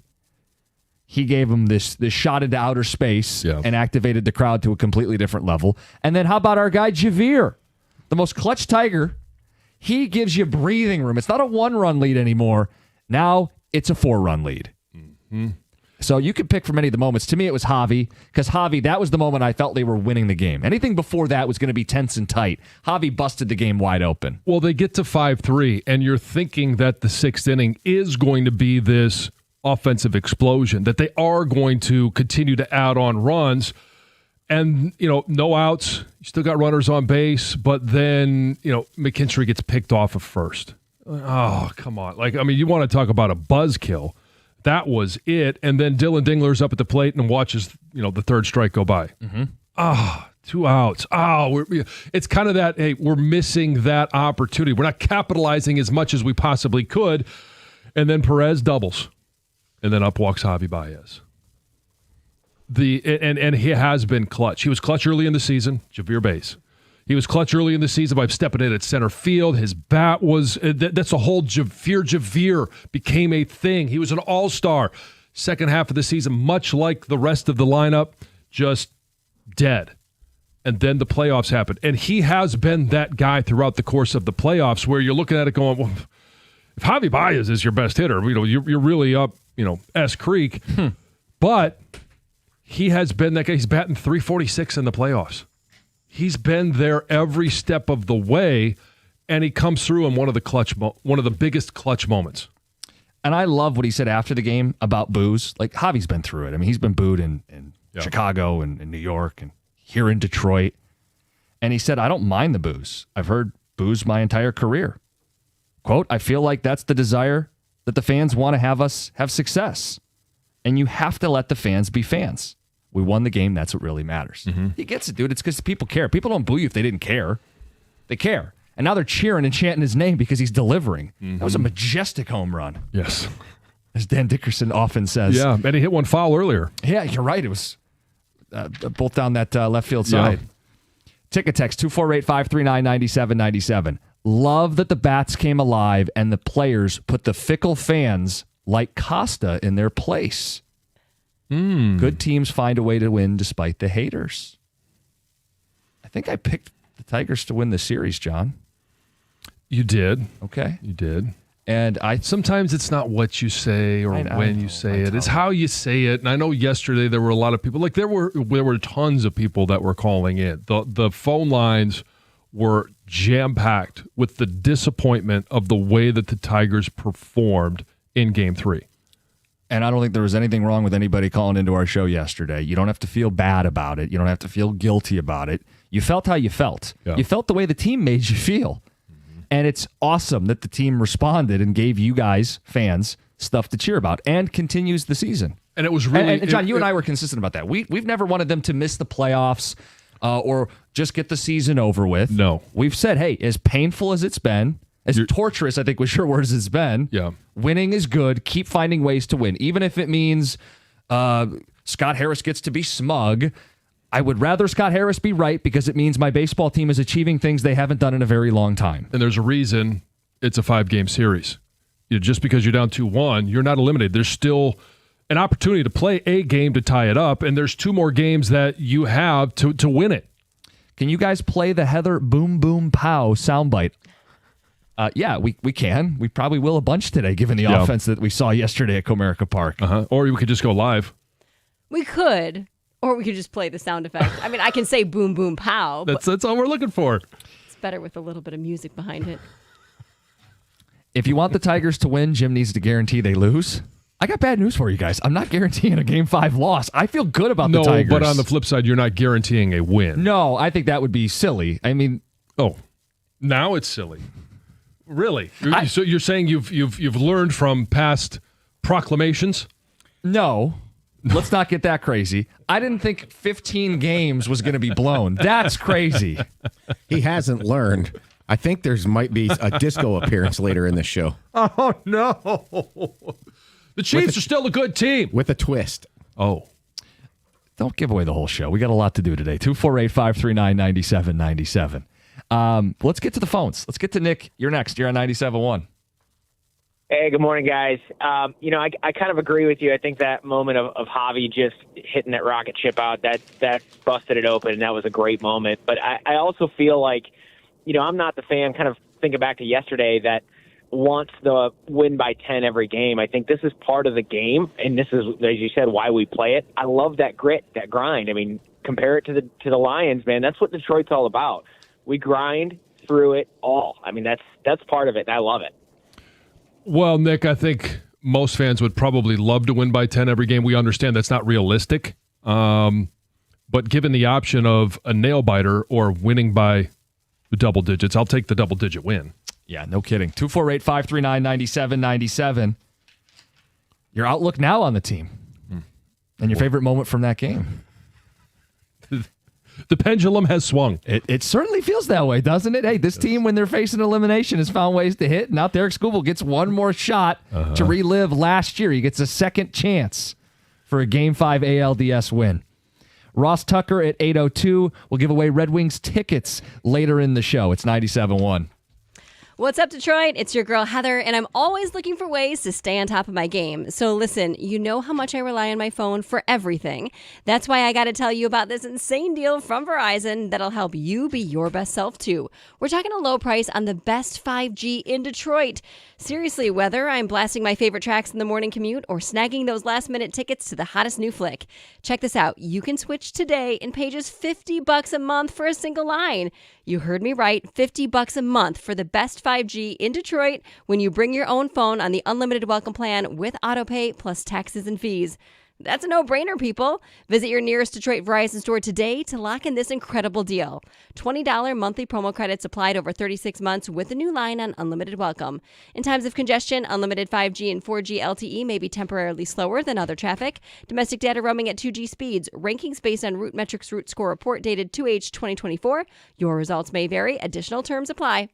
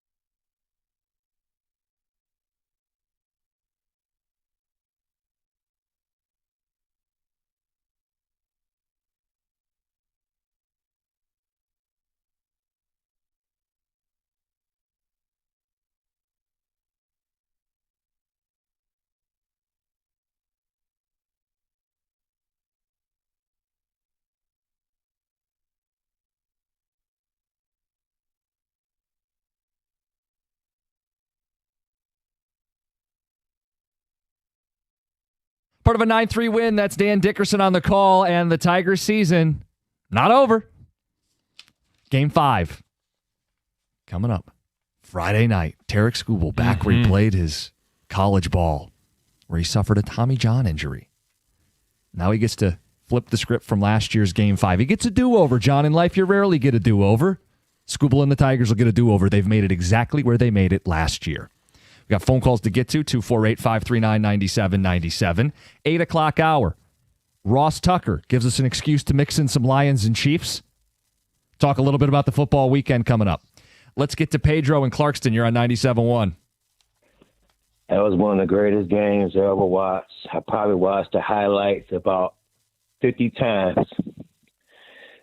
They finally hit the slider. If that's what they're giving you, hit it. And that's what started it, along with Riley Green getting that breaking ball.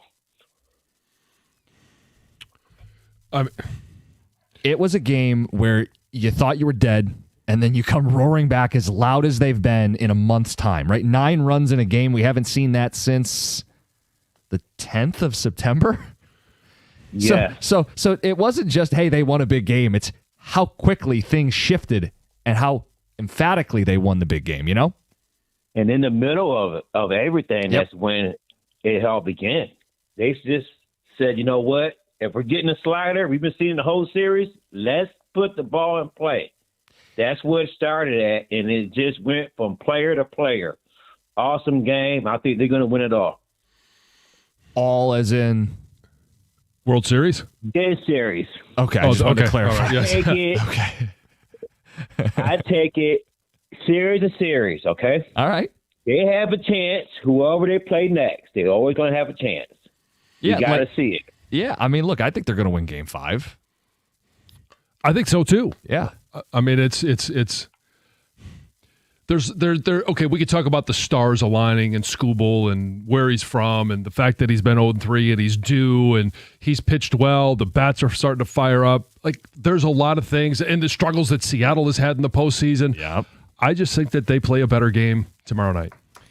I think the experience of last year is huge for tomorrow night. You know, they've been in this spot. Cleveland was going crazy last year. Skubal's been in this spot too. I think Yep. that's the most important. Yeah, the team has, some of these bats have, but I think the biggest thing is Skubal and the fact that he has talked so much about how that game affected him throughout the offseason. Yeah, and you know what? Seattle, if they don't start quick, bats are struggling. Skubal is kind of owning them to begin with. They're going to start thinking of the outside noise. They will. It's natural. The organization has a horrible history, and they're going to be hearing that outside noise for 2 days now. We did get a ticket text that says, I'd like to think of Jennifer and her daughter for bringing the good luck to that game yesterday. We had a couple calls from people who said, you know what? I know things are bad. I'm taking my daughter. The one guy said he's taking his grandson, his 9-year-old grandson. Yeah. That's a hell of a game to go to. I know. If either of them are listening, I would love to hear what the reaction of the grandson was, what the reaction of your daughter was. Because there were a lot of people that were taking their kids, and maybe it was their first experience. Maybe they've been to games before, but it's their first playoff experience. It's kind of an interesting way it all worked out because it wasn't a sellout. You probably got tickets at the cheapest you've ever gotten for a Tiger playoff game. Well, and even I think it was you yesterday that maybe it was the grandpa and his grandson. You're like, oh man, I hate for that to be his first playoff experience because of what it was the day before. Yeah, and I was not there, but for those that I talked to that were, and I know you were as well. Yeah, that stadium went bonkers. There's no dome on it. If there was, it sounds like the lid would have been blown off. it was a great time, and I think some of it was you're muttering, like people in the section are muttering while they're down 3-0, and here we go. Well, no, they found a way and they dug out of it, and I think the euphoria of how suddenly it flipped made for a great environment. There's a special moment on one. Yeah, you pointed to phone call number 1. Livy, good morning.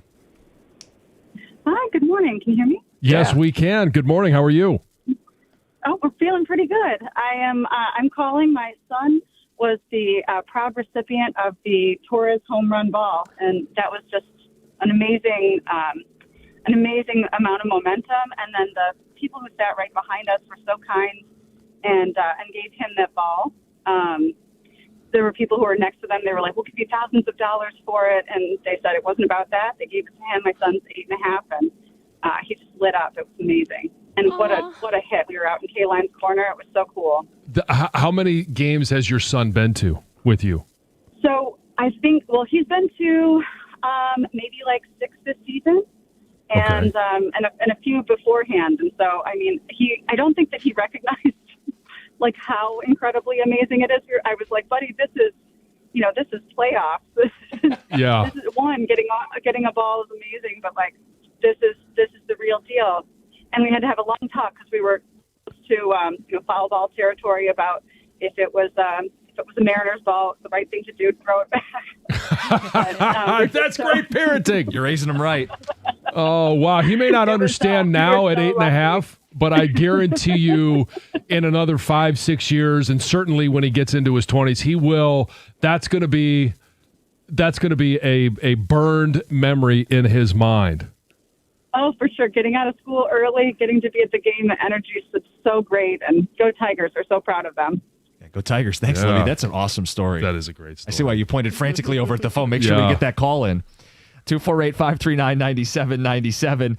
Let's get to Guillermo. You're on 97.1. Good morning. How you guys doing? Good. Good morning. So, as a Mariners fan, I want to give kudos to the Tigers out there. It was an incredible game, and my point is it really felt like the organization just switched because all of a sudden our bats went cold when we needed them to step up, and it was just, again, why can't they deliver when they need to? The Tigers were able to pull out another win when they desperately needed it, and it was a really incredible game, even though I was playing ladder golf when they finished. I just couldn't do it. How do you feel about Friday night? I'm worried, man. Like, Skubal has been balling out. He just hasn't had the run support, and all the momentum is going towards the Tigers. But we have beaten him 4 times, so there's hope. There's hope for everybody. It's going to be a thriller Friday night. Thanks, Guillermo. Appreciate the phone call. All right, guys, 8 o'clock hour, we have Red Wing tickets to give away. We're going to have tickets for every home game this season as part of the Centennial celebration. What you're going to want to do is listen for a drop in the 8 o'clock hour. When you hear Mickey Redmond's Bingo Bango, you'll call in to win those tickets to see the Red Wings in their opener tonight at Little Caesars Arena. It's 97.1.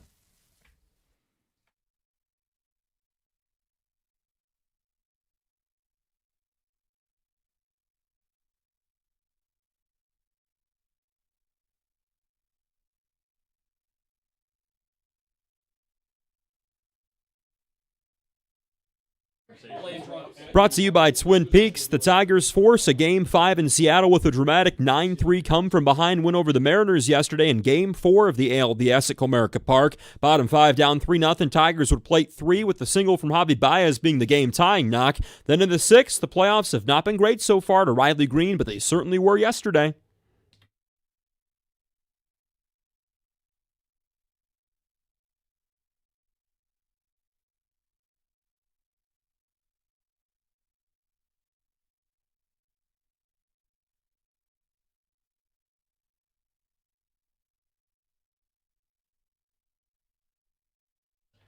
Baez also went deep that frame, then Gleyber Torres the next one in the 7th. Tarek Skubal now takes the mound tomorrow night in a winner-take-all Game 5. That first pitch in Seattle tomorrow night, 8:08 right here on 97.1. A couple of other playoff finals from last night. The Blue Jays punched their ticket to the ALCS with a 5-2 win over the Yankees. Cubs beat the Brewers 4-3 at Wrigley. They're now down 2-1 to Milwaukee in the series, and the Phillies also force a Game 4 with the Dodgers with an 8-2 win last night. Kyle Schwarber went deep twice. The Red Wings have their season opener against the Montreal Canadiens at Little Caesars Arena tonight. Joining us yesterday here on 97.1, head coach Todd McClellan says that being a playoff team every season is the expectation.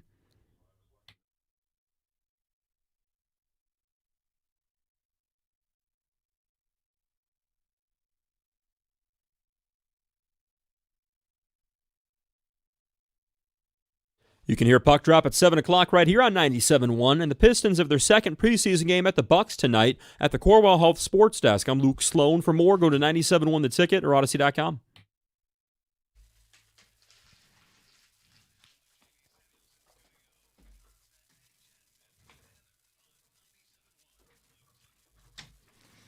Just when you think you're out, they pull you back in. The Tiger win has been a huge source of discussion today on the show.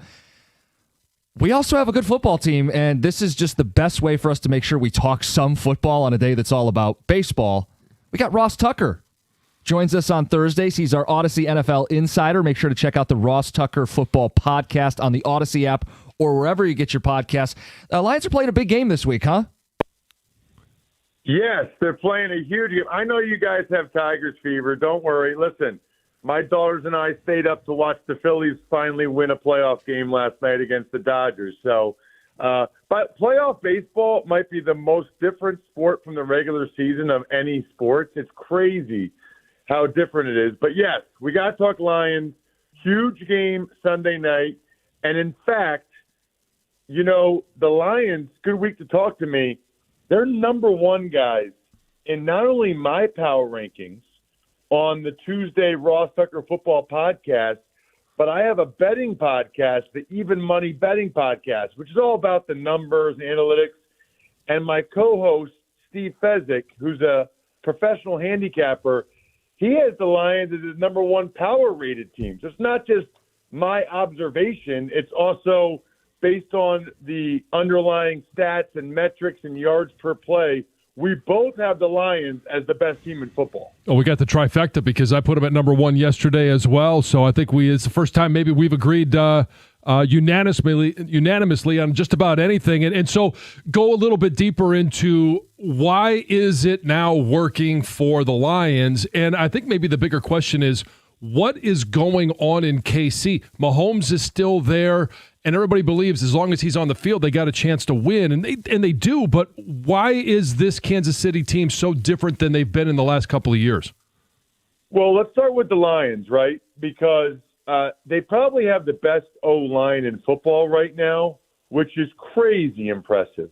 I mean, there's no way I thought after Ragnow retired that I'd be on with you guys in October talking about them having the best O-line in football, especially, you know, you're playing a second-year, sixth-round pick in Mahogany at left guard. You got Glasgow, who's kind of become like a journeyman at center. Ratledge at right guard as a rookie. And even Taylor Decker has been banged up. I don't know how much they're paying Hank Fraley, the O-line coach, but it's not enough. I mean, because what he's gotten out of that group is remarkable. And then defensively, obviously, I can't believe now Terry Arnold is banged up. Hopefully these reports that's not as bad as they initially thought are correct, because it's just crazy how many injuries the Lions get every year. Very, very frustrating.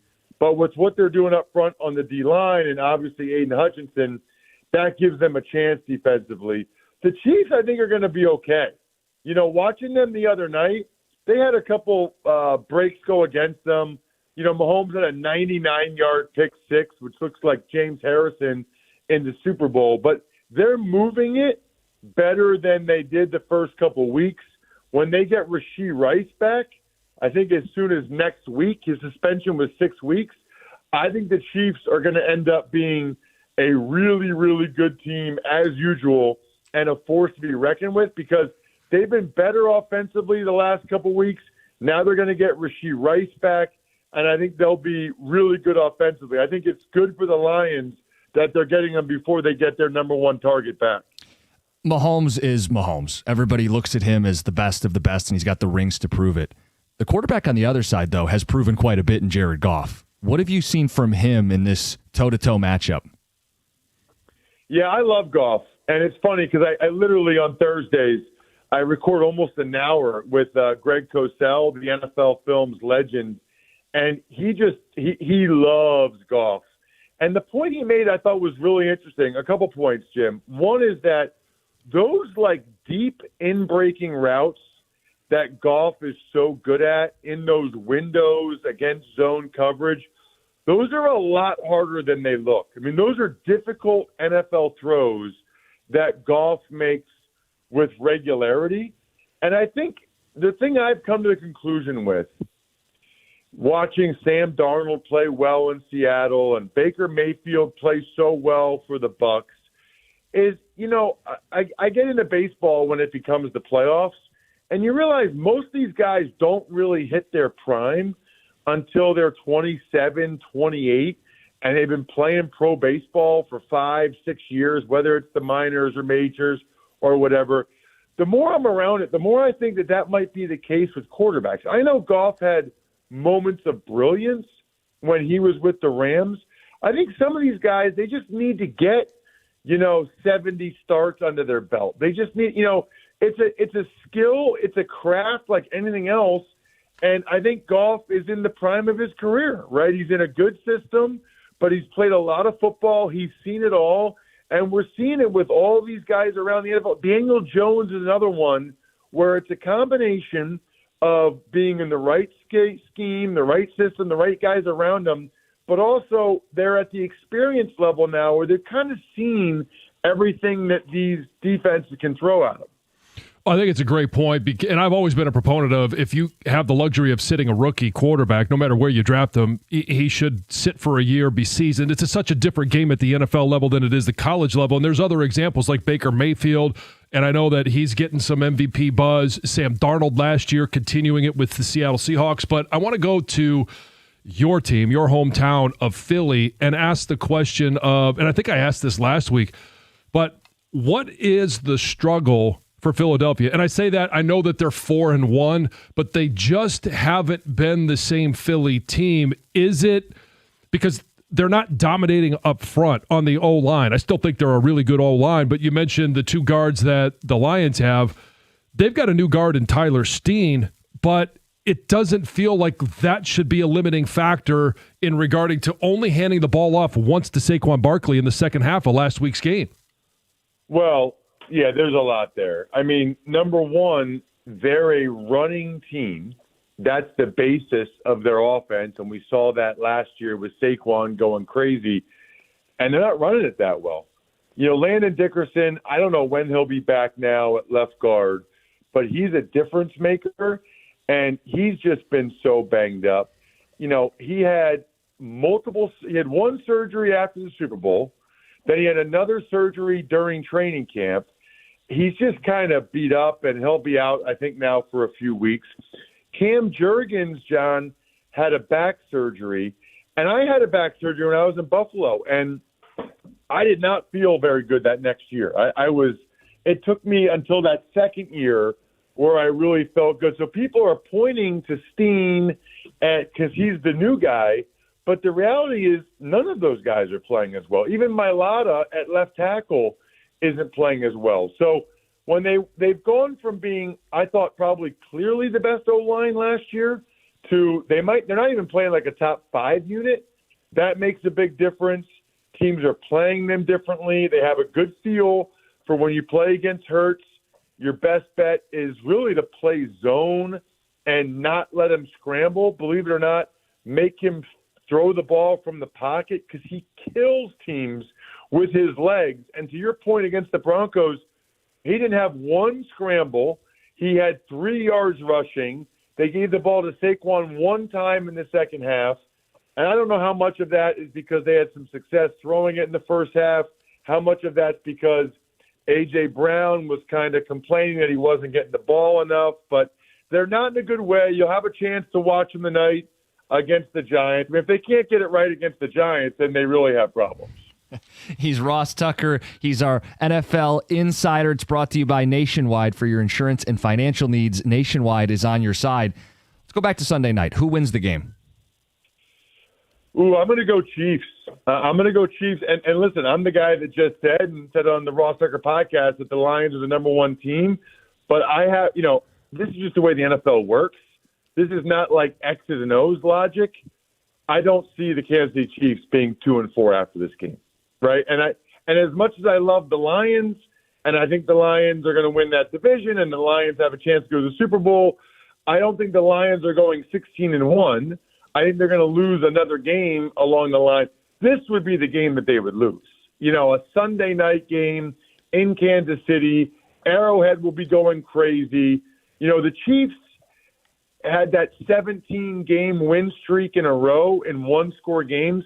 This year, they're 0-3 in one-score games. I think that evens out a little bit. I think it's probably a one-score game, but Mahomes' magic gets it done late for the first time this year, and the Chiefs win a close, awesome game. I think it's probably like 27-24. Really fun game. He's Ross Tucker. Yeah, we'll see. I don't know. Nobody thought they'd lose to the Jags either. Listen. And nobody thought the Lions would beat the Ravens. Lions by 30. Lions by 30 for sure. After the Tigers close them out tomorrow night. There you go. He's Ross Tucker. We love checking in, talking ball with him on Thursdays. Ross, thanks so much. Bud. See you guys. All right, coming up next, with what the Lions have done 3 of the last 4 weeks, it's been on my mind. Wardrobe change next, 97.1.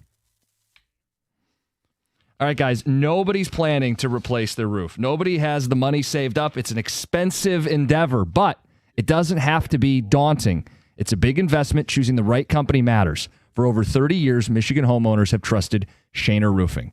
Here's why. Not only are they local experts with a proven track record, but every roof they install comes with a lifetime transferable warranty. That means your investment is protected when you own the home and even if you sell the home. Plus, Shaner Roofing has earned a 4.9-star Google rating. That's thousands of happy customers. It's built on decades of quality work and customer care. Your roof's aging, leaking. You just want peace of mind. Go to mymichiganroof.com. That's mymichiganroof.com, powered by Shaner Roofing, Michigan's trusted roofing experts.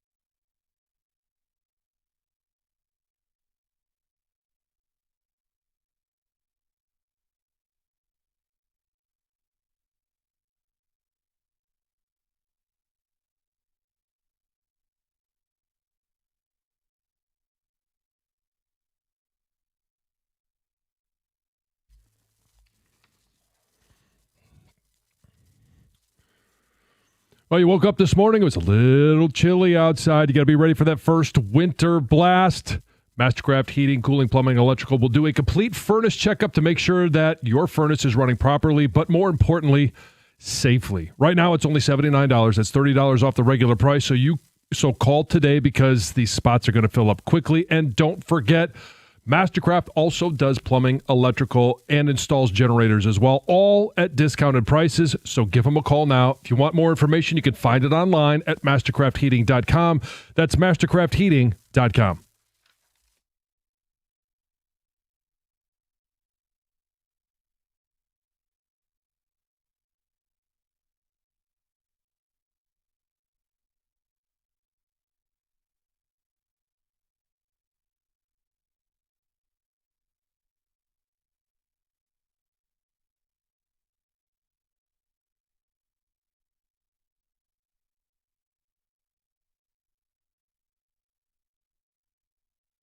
Big-time offensive breakout for the Tigers. Needed it. Season stays alive. Their two biggest offensive outbursts of the last month have come in elimination games. Game 3, wild card against Cleveland. And yesterday, pushing for a Game 5 in Seattle with Skubal on the mound. We've been taking phone calls. We'll keep talking about the Tigers today. We got Thursday touchdown. Dear John at 9:35. And we're giving away Wings tickets. It's a busy time around here. And those who are watching on the Twitch stream may have noticed a wardrobe change. Yeah. Oh, my goodness. John, we've had strobe lights in the studio recently. We've had disco on the brain with what the Lions have done 3 of the last 4 weeks.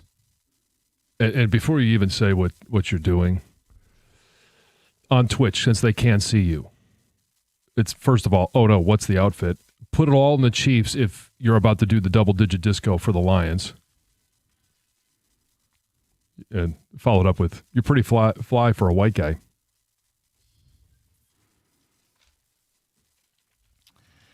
John, today is the Red Wings season opener. And while everyone is focused on a certain milestone, 100 years of hockey. Wait, they're going to win 10 games? Not quite. This will be 10 years without the playoffs. It's a double-digit disco. What is this? This is a double-digit disco. There's such things as negative discos? I do not think the Red Wings will make the playoffs this year. The time to talk about this is before the season starts. I do not believe this team had enough of an offseason to close the gap and get in the playoffs. No impactful players added, veterans. You're leaning on 3 20-year-olds. I think that's kind of an admission this is a developmental year. And I got to see between the years. McClellan was here last March. I got to see them actually break through. I don't trust Yzerman to add at the deadline if they're in the hunt. And as much as you want to sell me on John Gibson, he will only be as good as the defense in front of him. 10 years without the playoffs. This year, double-digit disco. They're going to make the playoffs. That's how this works, right? And this is from the heart. Burn. Yeah, dude, I have tickets. I want to be wrong. I'm excited to watch the young players, but it reeks of we're not making it this year. We're still a year away, maybe another year away, right? I'm disagreeing with you. You think they're getting in? Yes, I do. I like the youth movement, and I think McClellan a full year will matter. And I think I'm not trusting Montreal's rise last year. It was a last 25 game thing. I want to see them do it again. And I think if the Canadians and Senators are both near playoff teams, it will be hard for the Wings to make it at that point. But I think it's going to turn. I think there's something to be said for teams like Ottawa and Montreal in this division that have shown they can push through and make the playoffs, as opposed to a Detroit group of veterans that have shown they can't. But if they're counting on Sandin Pellikka, I'm excited, but I'm not putting a 20-year-old in my top 4 and saying we're making the playoffs. That's a developmental year. That's not a serious offseason for a team that's trying to make the playoffs. If Stevie signed on for this, I think he's ready. And there will be growing pains. Yeah. But the fact that Yzerman signed off on him making the roster, I still trust Yzerman's opinion in that kind of fashion. Maybe not at the deadline and in terms of free agency and all that. Tom, their third line is Kopp and Comfer with MBN, who's a 20-year-old. There will be moments as they say, that will feed families, right? That will give people hope and optimism. But that's not a real third line with Kopp and Comfer. And you're putting a 20-year-old 7th-round pick on your first line. You may have a 20-year-old on your top 4 blue line. Now, it may be the right thing long term. That is not the move you're making if you're making the playoffs. John? What just happened? I don't know. I mean, the comments on Twitch are epic. Absolutely epic. He looks like Jesus from The Big Lebowski. Yeah. Just dumber. Yeah, the Jesus. No, it's the Jesus. Yeah. Costa's going to save Yzerman's job. Oh. Are you really burying the Wings before the season, before the first puck is dropped?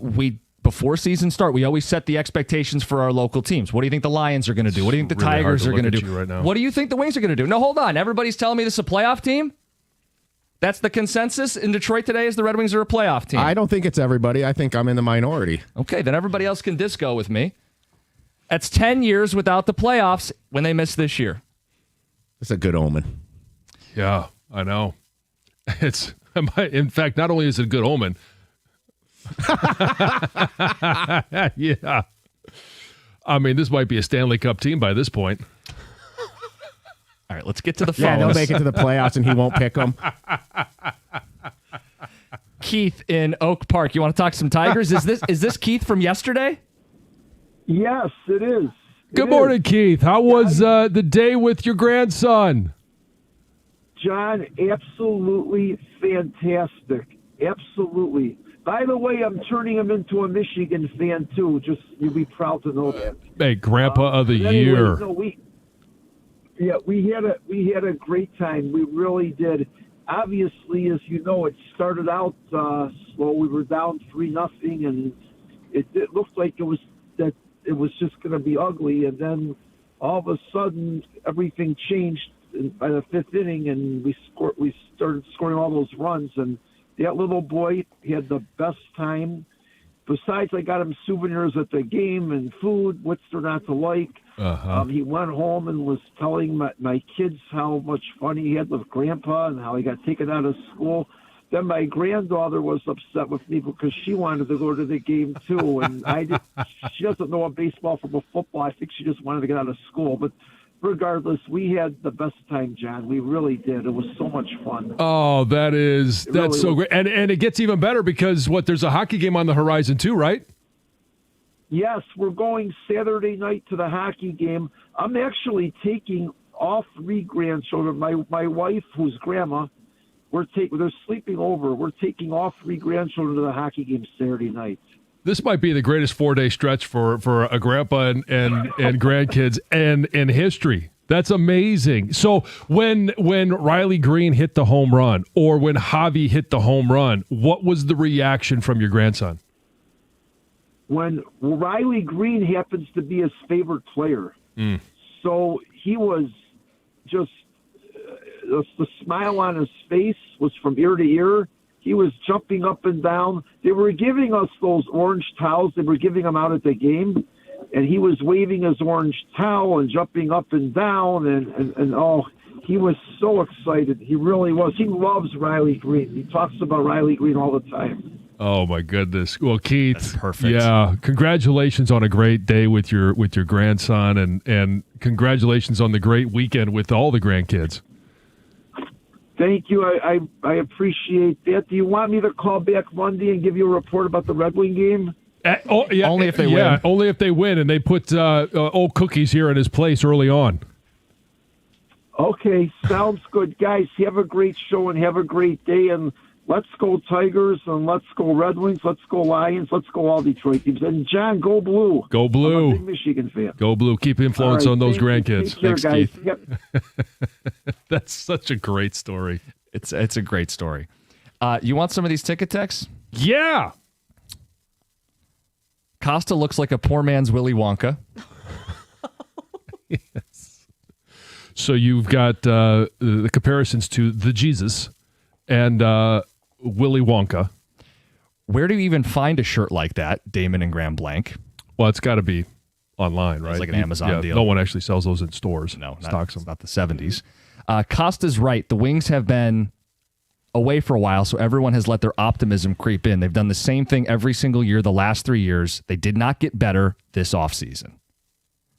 Tex says they will make the playoffs. Young players are the real deal. They'll be exactly what's missing. Gibson's a massive upgrade from Talbot, and Talbot's a massive upgrade from Lyon as a backup. Big steps for Edvinson and Casper. They will make the playoffs. Sam and GR. There you go. Jim, what happened? Last year you said you'd never double-digit disco again. I lied. Tex says... Or you just don't learn. I mean, Column so A, now column you're B. doing both in the same day. You are burying a team and double-digit discoing in the same time. And history is going to repeat itself. Red Wings will make the playoffs. Derek and Wyandotte. Let's go Red Wings. Costa can't make it one day without being negative. It's just built into him. Sad. By the way, if you can't see Twitch right now, there is now a picture of Jim on Twitter. Oh, boy. Oh, boy. Oh, boy. I'm sure it's flattering. And it says Costa just double-digit discoed the Wings out of the playoffs. 10 years, no playoff hockey. I wish it wasn't true. I wish they had a more impactful offseason. I wish we weren't relying on 20-year-olds. So, this prevents us from the whole bit of the car flag because you're not allowed to anymore. Show me. I've done the car flags. I've invested my own money. I go to all these games. I still will be this year. I'm going to root like hell for them, but I don't think they're getting in the playoffs. I don't know that you're going to root like hell for them. John, I want to go and watch good hockey. I don't think I'm going to get a playoff berth this year, which will be a decade for all of us in Hockey Town without playoff hockey. Funny you brought up the flags because I was actually thinking if the Tigers win Friday night, it could legitimately be like one flag on each window because all 4 teams are playing right now. Oh boy, I don't know. It'd be like his little car would be on a treadmill. It can't overcome that resistance, right? Quick, someone commission an October in the D song. I'll have to stop by his house and tow him in. Oh, God. It'll be like a float on the parade. Joe will be waving off the window. With that shirt on? We'll get Thursday touchdown later in the hour. More of your phone calls next, 97.1. All right, you guys, I've got to tell you, getting a hot tub was one of the best decisions I've ever made because there's nothing like just walking into your own backyard, stepping into that warm water after a really long day. It's like instant relaxation, and it's someplace I can go to unwind. I can go there to hang out with my family or just enjoy, a little peace and quiet. And if you've ever thought about getting your own hot tub, this is your moment. You've got to go check out Beninati Pool and Spa. They're in Utica, right next to Jimmy John's Field. Plus, they have this brand new showroom in Clinton Township, right off M59 and I-94. And they have so many options, and their staff is so knowledgeable, and they'll help you pick out the perfect hot tub for you and your family. Plus, right now, if you go in and you mention my name, they'll take $500 off your purchase just like that. So go visit BeninatiPools.com or stop by Utica or Clinton Township and see why so many people, including me, love the Beninati experience.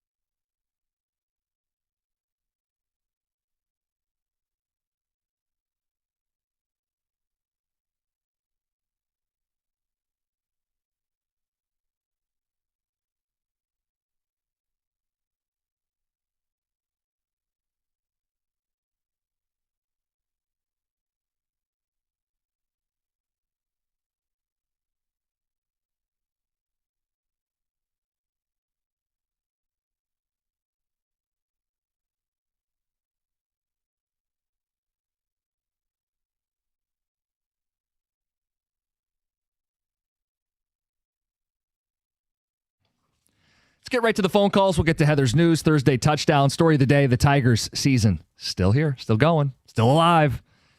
John, you're next. You're on 97.1. Hey, fellas. How's it going? What's up? Hey, so I'm a big Tigers fan, and I always will be. But deep down, I just don't think we deserve to win this series. Why? When I see Seattle's fans and our fans, I see both of us going through the same kind of playoff drought. And what does their team do at the deadline? They get Suarez and Naylor, and what do we get? We get Finnegan. I just don't. And my biggest fear is that Scott Harris is going to look at this team and how he didn't add any players and think that that's fine for the future, you know? So we've actually outscored them in the series.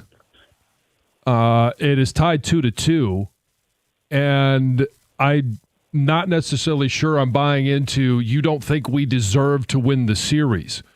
We beat Cleveland, so we deserve to be here. We've earned the right for a fifth game, even though it's been ugly at times. And if they win on Friday night, they will have done more than Seattle did, and they will certainly deserve to win the series. Yeah, I don't know. When I get past World Series teams, our Tigers teams do not remind me of that, you know?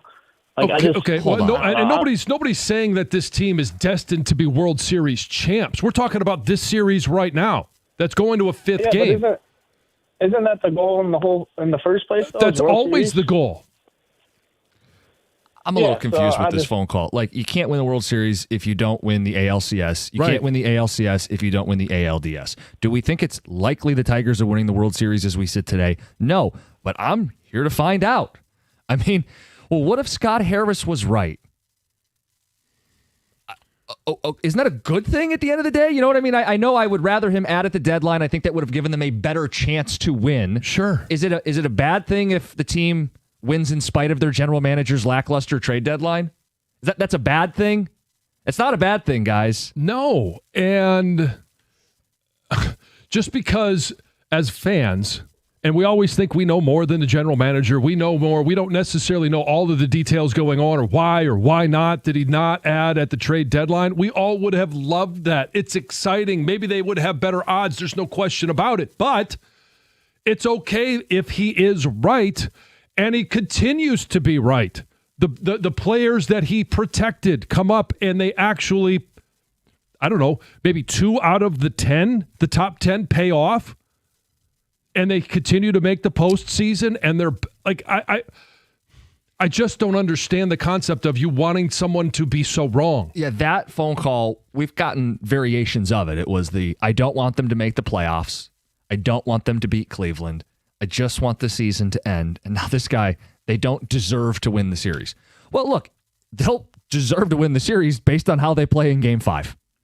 The only thing they've deserved is the right to play Game 5. But as hard as they've made it on themselves and their fans, John, they've responded in elimination spots twice in this postseason. And they'll send Tarek Skubal to the mound.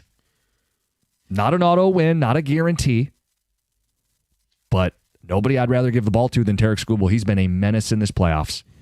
And he's not due in the sense of the hitter that's like 0 for 20 and like is due. Skubal's pitched well enough to win these playoff games. They're due to win a Skubal start. And if they hit even a little bit, which is the caveat, if they hit even a little bit, but they have backed against the wall a couple times already this postseason, they'll win on Friday night. And that's the mindset you and I have. We think they're winning this series. Yes, I do. And they will have earned it. No kidding. No kidding.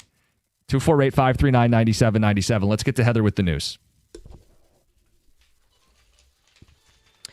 So the woman who was found on the side of I-96 in Detroit this week has been identified by her family, but the mystery of what happened to her still remains. So if you remember, the woman was found barely conscious on Sunday evening with abrasions and cuts on her body. She has spent the past several days in the hospital being treated for a brain bleed. She's got multiple fractures to her pelvis, to her skull. The woman is currently on a ventilator. She's highly, sedated. So she's not able to share her story or give any insight to what happened to her. So while her family waits for her to hopefully recover. They're just pleading for answers. They want to know what happened to her. Police don't know either, whether she was hit by a vehicle, whether she was pushed out of a vehicle, maybe attacked before. They're still trying to piece all that together. So if anybody knows anything, obviously give the police a call.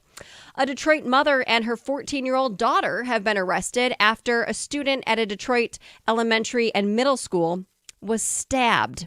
So on Wednesday, a student was stabbed at Gompers Elementary School and Middle School after police say a mother gave her daughter a knife. And it sounds like then that daughter stabbed the student, another student, in the neck and shoulder area after they got into some sort of argument. Police say the knife was detected by a metal detector at the school, but the security guard failed to search the woman. And now that security guard, of course, has been removed under investigation, could be terminated. The victim was taken to the hospital in stable condition. Classes at the school were canceled today. But man, serious incident for sure. Not so serious. So maybe it depends. Let's hear how he feels about it. Taylor Swift's The Life of a Showgirl is out now. And many tracks, of course, are dedicated to her fiance, Travis Kelce. And the song Wood, in particular, has raised some eyebrows with its references to his manhood, right? Well, on Wednesday's episode of the New Heights podcast, Travis shared his thoughts on the track.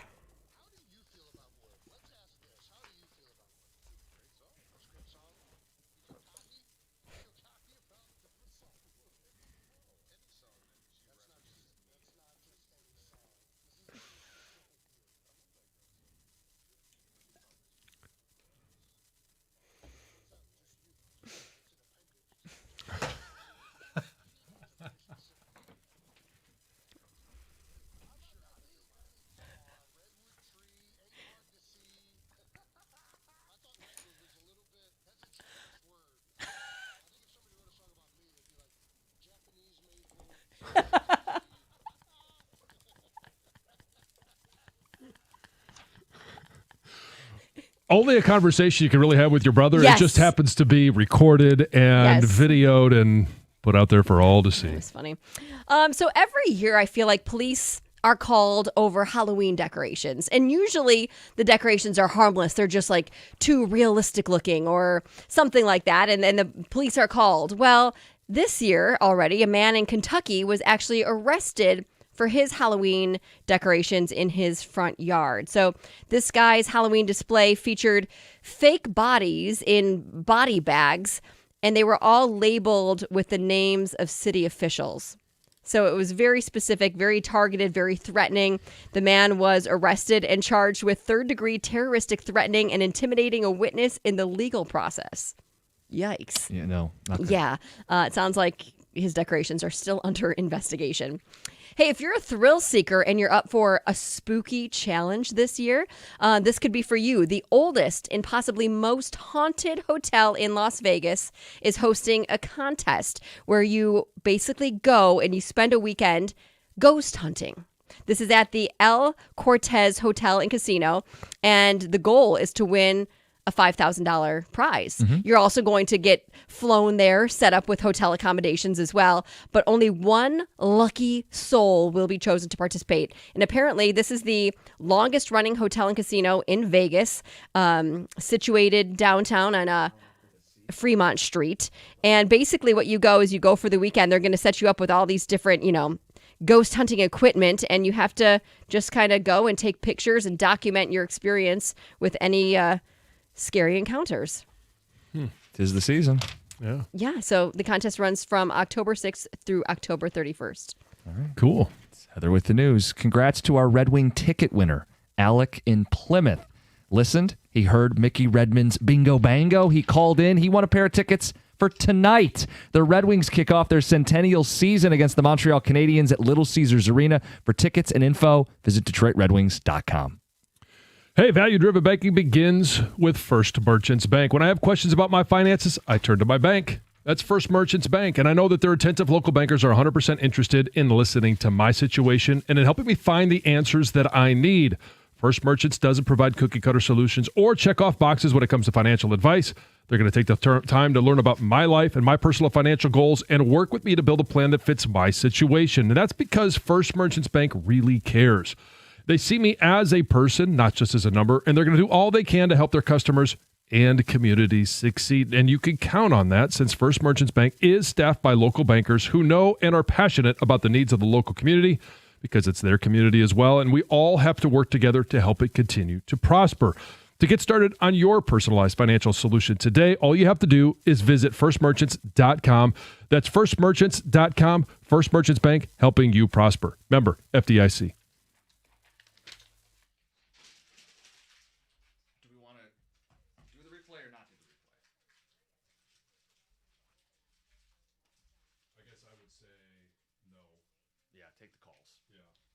Roll them over, kick off the 9, hopefully fire up more calls.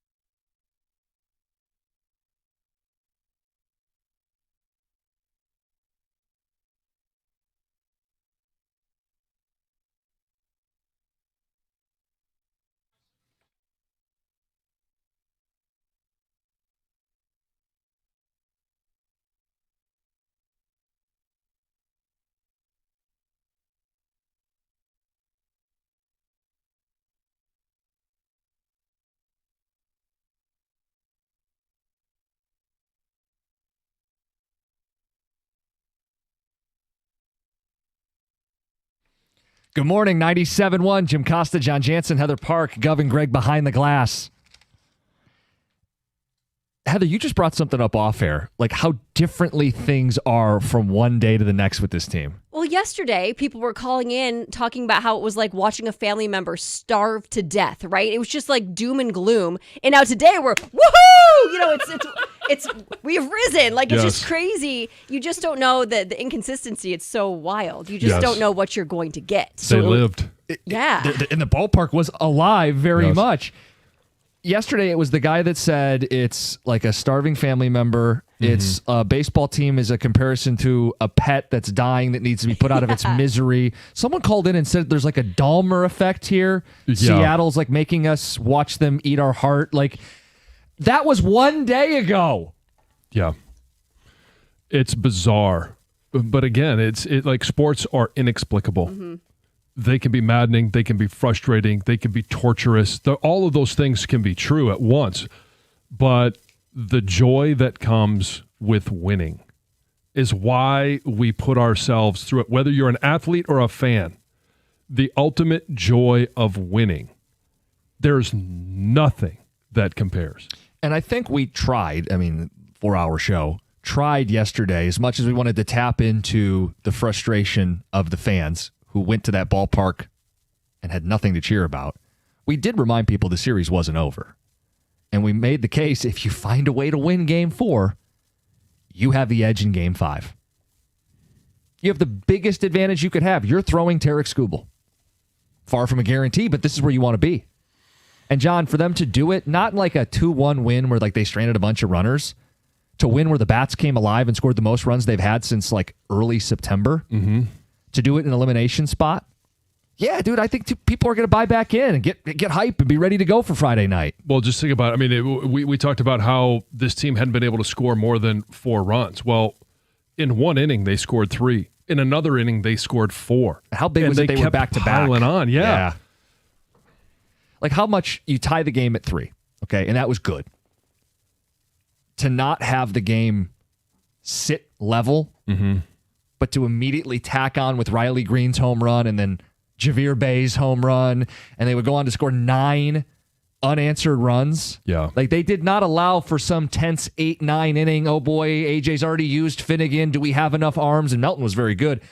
But they didn't even let it come down to a tense bullpen moment. And the night could not have looked any darker when all of a sudden, hey, Finnegan comes in, bases loaded, no one out, and they get out of that inning with just giving up 1 run. Like, it really could not have looked more like the season is over in the 4th inning. The ballpark was restless. Like, I was there, and in that frame where the bases are loaded, AJ pulls Mize early, and everyone's kind of going, what the hell is he doing? He's got 6 strikeouts. Let him go a little longer. I don't want to have to go 6 innings with the bullpen. And the first guy he picks out of the bullpen is Holton, who didn't record an out. So you can imagine what people were saying and thinking in the general vibes at Comerica Park. It's like, dude, we're going to be heading for the exits. This is going to be a 4-5 run inning. Game's going to be over before we even get to their pitcher. And instead, Finnegan only gives up the 1. There are big moments in that game. That may have been, on the negative side, the biggest moment. Yeah, most people are going to call in and highlight the home runs. Sure, the home run. We even had one talk about the torque, hit down the line that could have gone either way, but they called it fair. Like, there are so many moments in that game that were that just were so joyous. And you're never going to sit there and say, oh, well, it was joyous to only give up one run. But bases were loaded against this lineup, and Finnegan comes in with no one out, and they only give up 1 run. So there's a lot of moments to single out. You guys have been great all show today, 248-539-9797. And we want to know, like, the psyche shift. Do you now go into Friday night thinking, we're winning this game? We're winning this game, and we're winning this series. We're going to be in the ALCS. We're going to have home playoff games still to come.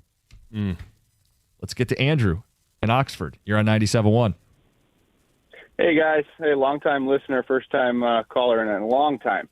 I wanted to comment on some of the people that are calling in, saying, hey, we're not that team. We're not that World Series team. We don't have that roster. When you look at it from last year and how we finished, and how it kind of snowballed into this year. And yeah, we went from August through September in a drought, but I mean, we held on. We've held on throughout the series with the Guardians. We're holding on with the series with the Mariners. Our bats came back yesterday. I think this is something that we're going to build momentum on.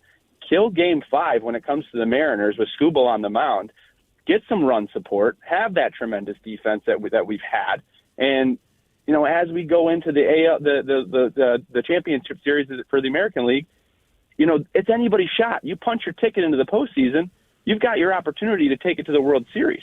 And I agree, we don't have that roster, but we've got the guys that have that locker room to kind of come together and start bringing some joy back to the Detroit baseball.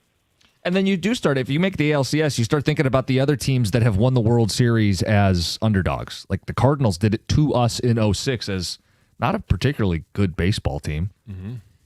And there's outliers. You're hoping to be an outlier once you make the ALCS. I mean, that's the whole point. Let's get to John. You're next up. You're on 97.1.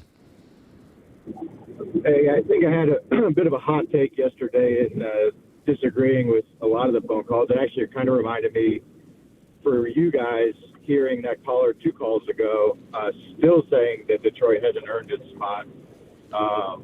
And to go in yesterday, I ended up getting to show up about an hour and a half before the game. I got a call I could get over there. And, man, what a wonderful atmosphere. To watch them come back from 3 down, you could see their timing was coming along with the pitchers at that time. It was just a matter of time before they could break it open. And so for that one person that sent that message in, I went ahead and threw my clown suit on, got to that game, cheered the boys on, and got to watch an awesome win at home. Go Tigers.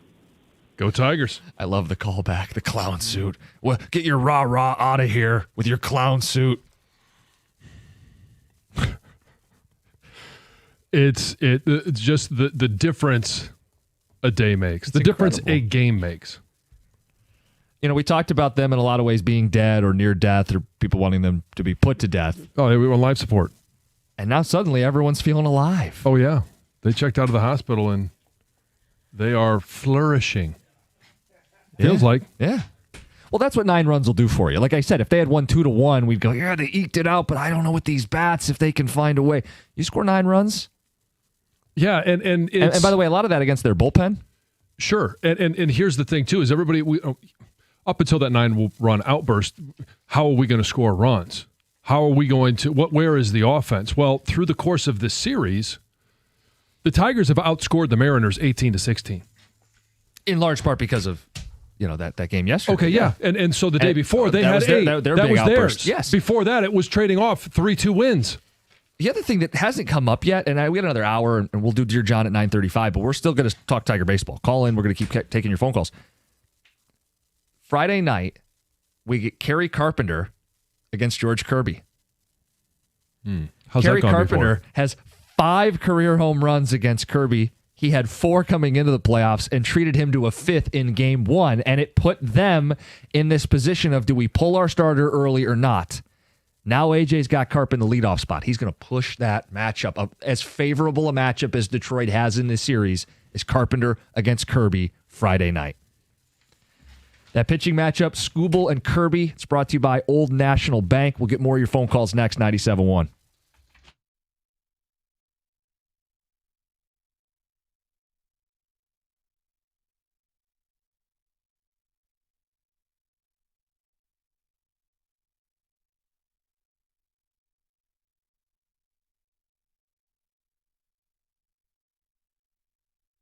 Brought to you by Moran Buick GMC. The Tigers showed some grit in yesterday's 9-3 ALDS Game 4 win over the Mariners.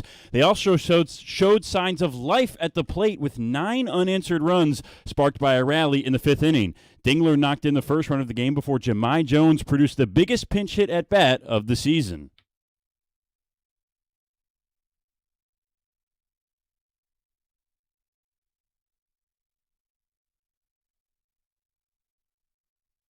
Riley Green hit the go-ahead homer in the 6th before Javi Baez penned another exciting moment in his book of postseason lore.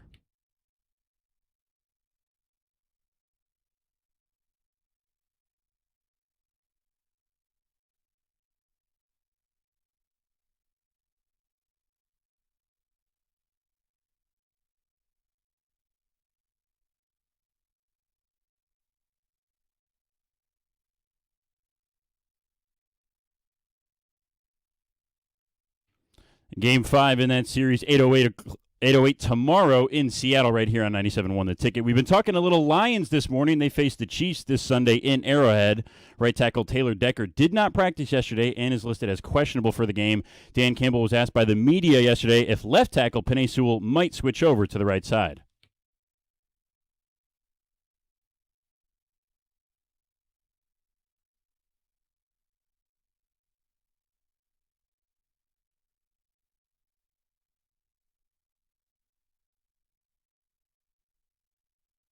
Red Wings taking on the Canadians tonight at 7 o'clock over at LCA to begin their centennial season. You can hear that right here on 97.1 The Ticket. Also in the MLB, the Cubs and Phillies joined the Tigers in extending their seasons last night. Chicago earned its first win of the series against the Brewers 4-3 at Wrigley. On the West Coast, Philly was propelled by a pair of Kyle Schwarber home runs to defeat the Dodgers. Those series are now 2-1 each. From the Corewell Health Sports Desk, I'm Brendan Shabath. For more, go to 97.1 The Ticket or Odyssey.com.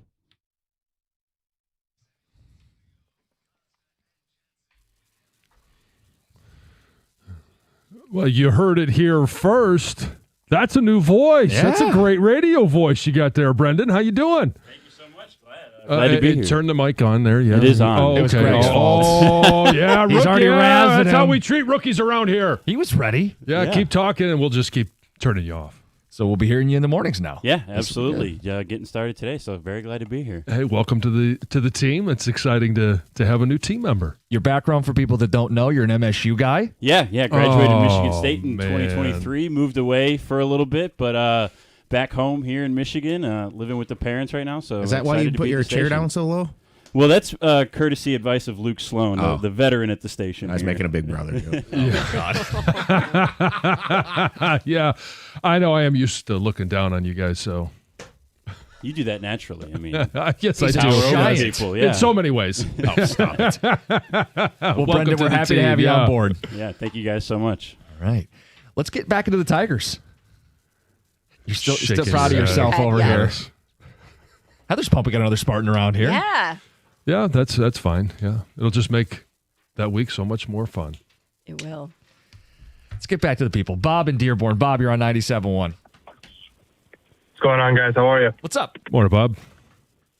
I was just saying, the Tigers this Friday, we need a moment that no one in Detroit is ever going to forget for the next 20 years. Like, I'm talking like a Rajay Davis grand slam home run against the Athletics on the anniversary game, something like that. Like that Kerry Carpenter 3-run home run last year was meaningful, but we didn't win the series, so it doesn't matter. But we need something that is going to be impactful and remembered for the next 2 decades if we want to win this game. We need something, maybe a Scooble perfect game, something like that. Oh, that would be awesome. Look, I mean, are you calling your shot? I'm calling it right now, man. I'm calling. Give me Colt Keith home run. Give me Kerry Carpenter 2 home runs, and give me Gleyber Torres cycle. Oh, wow. We got a perfect game, a cycle, and a multi-home run game by multiple guys. The guy calls for a moment and then says you're going to get 3 moments. I want it. Bob, I like where your head's at. This is good stuff. Look, I think Kerry's probably the best bet to have a big moment, just given the matchup and given that he likely leads off and he'll get a ton of chances in this one. Mm-hmm. But it could be anybody, really. I mean, this team is kind of a motley crew. They've done it the hard way. They're not a murderer's row of late, and it could be any of these guys. But you just need to give Scooble something. Like Kerry Carpenter, 2 home runs. I'll settle for 1. Right? A Kerry Carpenter 2-3-run blast could be all the difference on Friday night. Throwing Colt Keith, sure, why not? Mm-hmm. That would be a hell of a night. I mean, first of all, a perfect game. Oh, yeah. I mean, look, there shouldn't be a pitch count. It should just be when he loses effectiveness. Sure. Yeah, but if he never loses effectiveness, He never leaves the game. Yeah. Is Mize available? I wouldn't think so, no. He'd be the last one, the one that wouldn't be. Yeah, I think he'd be the only guy not available. I don't got think the off day today. I don't see a world where they would put in Flaherty unless it went massive extra innings. Yeah, I just it's Scooble in the bullpen. Get him home. Yeah. Scooble, Finnegan, Vest. Well, Ideally. don't forget it. I mean, well, ideally it's just Scooble, but yes, if you need to go to the bullpen, it's those sure, two. yeah, that's just Scooble. But it would be interesting because Melton only threw 35 pitches. You think he would be available? Oh yeah, Yeah. I mean, throw Melton in there. There's something I love about seeing him on the mound. He has. Someone said he's got This like is a some little bit of a excitement. JV edge to him. Not saying he's Justin Verlander, but Right, like there's yeah. a bit of a persona on the mound. Yeah, it A kind presence. of feels like that. Yeah. Now, I don't want to see him because I don't want to have to use him, because I don't want to have to need him, because I Right. really feel like he's only coming in if Skubal doesn't get you at least 7. Right. Yeah. He's the guy that you want it for at least 2. Right. I don't want to use him because it's in extras or because Skubal couldn't get deep enough into the game. But yeah, but if it's let's just say it's 2-1 coming out of the 7th, you go. I'm just going based on where the order is: Vest, Finnegan, Finnegan, Vest. Yeah, probably. And if it goes extras, then I'll figure it out from there. Yeah. I'm not sure Skubal will see 7 in this. I think the way he should approach the game is to take on I know it's an old bit, but kind of more of the crafty. He needs to paint edges. This lineup has hit him, more than most lineups in the league. It's a deep lineup. I expect higher pitch counts.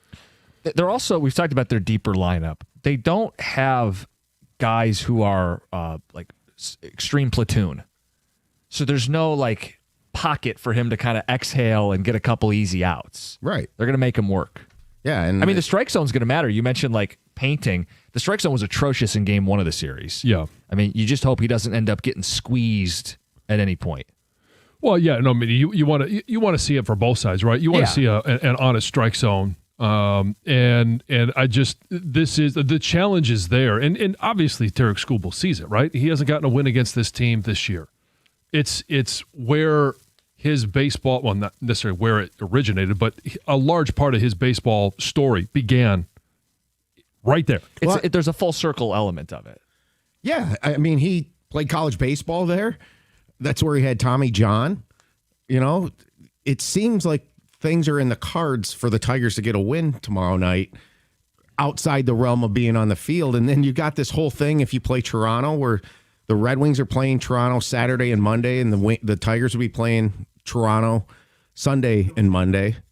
You had to have the Tigers going directly against the Lions on Sunday night at 8 o'clock. I mean, it's so appetizing. It's kind of a sports solstice. Yeah. It's like everything happening all at once. Like Sunday night, they will be like identical, right? Like 8 o'clock start time for the ALCS and Sunday Night Football. Yeah. I mean, I probably be at 8:08 on Fox. It's going to be Fox versus NBC, I think, unless they're still putting it on FS1. I'd imagine it's Fox if it's Sunday night. Yeah. But look, it's all there for him if they win Friday. And for Skubal, he's obsessed about what happened last year in Game 5. Like, they highlighted that in the first playoff game this year against Cleveland. He has gone back and rewatched Game 5. Mm-hmm. Multiple times. Yeah. And he gets a do-over. Like, this doesn't happen all that often in life or sports where they're going to create essentially the same scenario where you're taking the ball on the road, Game 5, to get your team to the ALCS. You can make amends for the Grand Slam and put your team in the next round. And we talk about this, especially with pitchers all the time, and your stud hitters. You're going to be known for what you do in the postseason. You will be remembered. And obviously, he will be remembered for last year's Cy Young, if he wins it again this year, and whatever happens in the future. Like, that's all going to be a part of the story. But how many times have we talked about guys that have had great regular seasons, but they can't come through in the clutch? Well, and I'll give you the other comparison. So, Skubal's doing stuff we haven't seen since Verlander, right? Like borderline MVP, multiple Cy Youngs. JV had some big ALDS Game 5. Remember, it was Oakland, I think, was one of them. Twice, I think. Yeah, multiple times. So this is you want to be the dominant bulldog. You want to be in the mold a la JV, the best since JV, maybe better than JV. This is the spot you do it. Yeah. But with JV had to learn at times I can't blow everybody away. Yeah. And Skubal kind of did that last year. He's got to be more strategic in this. That maybe crafty was the wrong word earlier. Strategic in how he makes his pitch selections. Well, I think that's crafty is the right word, because at some point you become a veteran for this. And what have you learned about what's worked for you, what didn't work, and in what moments didn't it work? And now all of a sudden you learn from those moments, and that's what should make him great. Let's get some phone calls in. Tom in Rochester, you're on 97.1. Hi, guys. Thanks for taking my call again. I called yesterday, had the hot take about all the negative calls and people complaining. about the Tigers. Condolences to the Yankees, and great job to the Tigers yesterday, and a great game, great atmosphere. I was there at the game yesterday, and as you guys are saying, it all lines up. It's funny because I'm going to Michigan State tomorrow to visit my son and niece for homecoming weekend, and we're hoping after the Tigers game that the Yankees lose, so the Tigers will be playing at 8 o'clock, so we could be up there in time to watch the game with all them. We were at the game yesterday. It was unreal. Top 3 game at Comerica Park for me. Was at the Kenny Rogers World Series win. Was at the Ordonez game. And this was amazing. It was just something about. It was weird after they when they pulled Mize. Everybody was wondering why they pulled him. And then when they only let up 1 run, the bases loaded. It was weird. Like you think when they would let up a run that people would be upset, but being that they only let up 1 run, people were like, okay, hold on, we got a chance here. Yeah. And then still in the game. The 5th inning. Yeah, and then the 5th inning, it was awesome. Just great atmosphere. Looking forward to Friday. You're right. The atmosphere was something else. And that was kind of what we were trying to say yesterday was the crowd wants to roar. The crowd is there ready to see their team deliver. And as soon as they got a glimmer, that crowd was in it. That 3rd inning, brick by brick, at bat by at bat. Tie ball game. Oh, yeah. And then away we go. Riley Green, Javier Baez, Gleyber Torres in the 7th. Like they scored in the 5th, 6th, and 7th inning. For an offense that we've been complaining about that hasn't scored enough, it was like the floodgates opened. And that's happened for them now in key games. To beat Cleveland, to stay alive and force a Game 5. Got to do it again in an elimination spot on Friday night. 248-539-9797, talking about the best moments from that game and your outlook for Game 5. Has everything shifted where you expect Detroit to win this series? It's 97-1. Hey, every law firm talks about experience. David Feminino has decades of it, going up against insurance companies and winning for his clients. But here's what makes him different. He knows the only experience that really matters is yours. When you're in a car accident, you care about your well-being. You want someone who's going to listen to you, someone who's going to work hard for you, and someone that will get you paid. David gets that. Your experience matters. And when he fights for you, not for his resume. If you've been injured, call 855-65-CRASH or visit him on the web at getdavidgetpaid.com.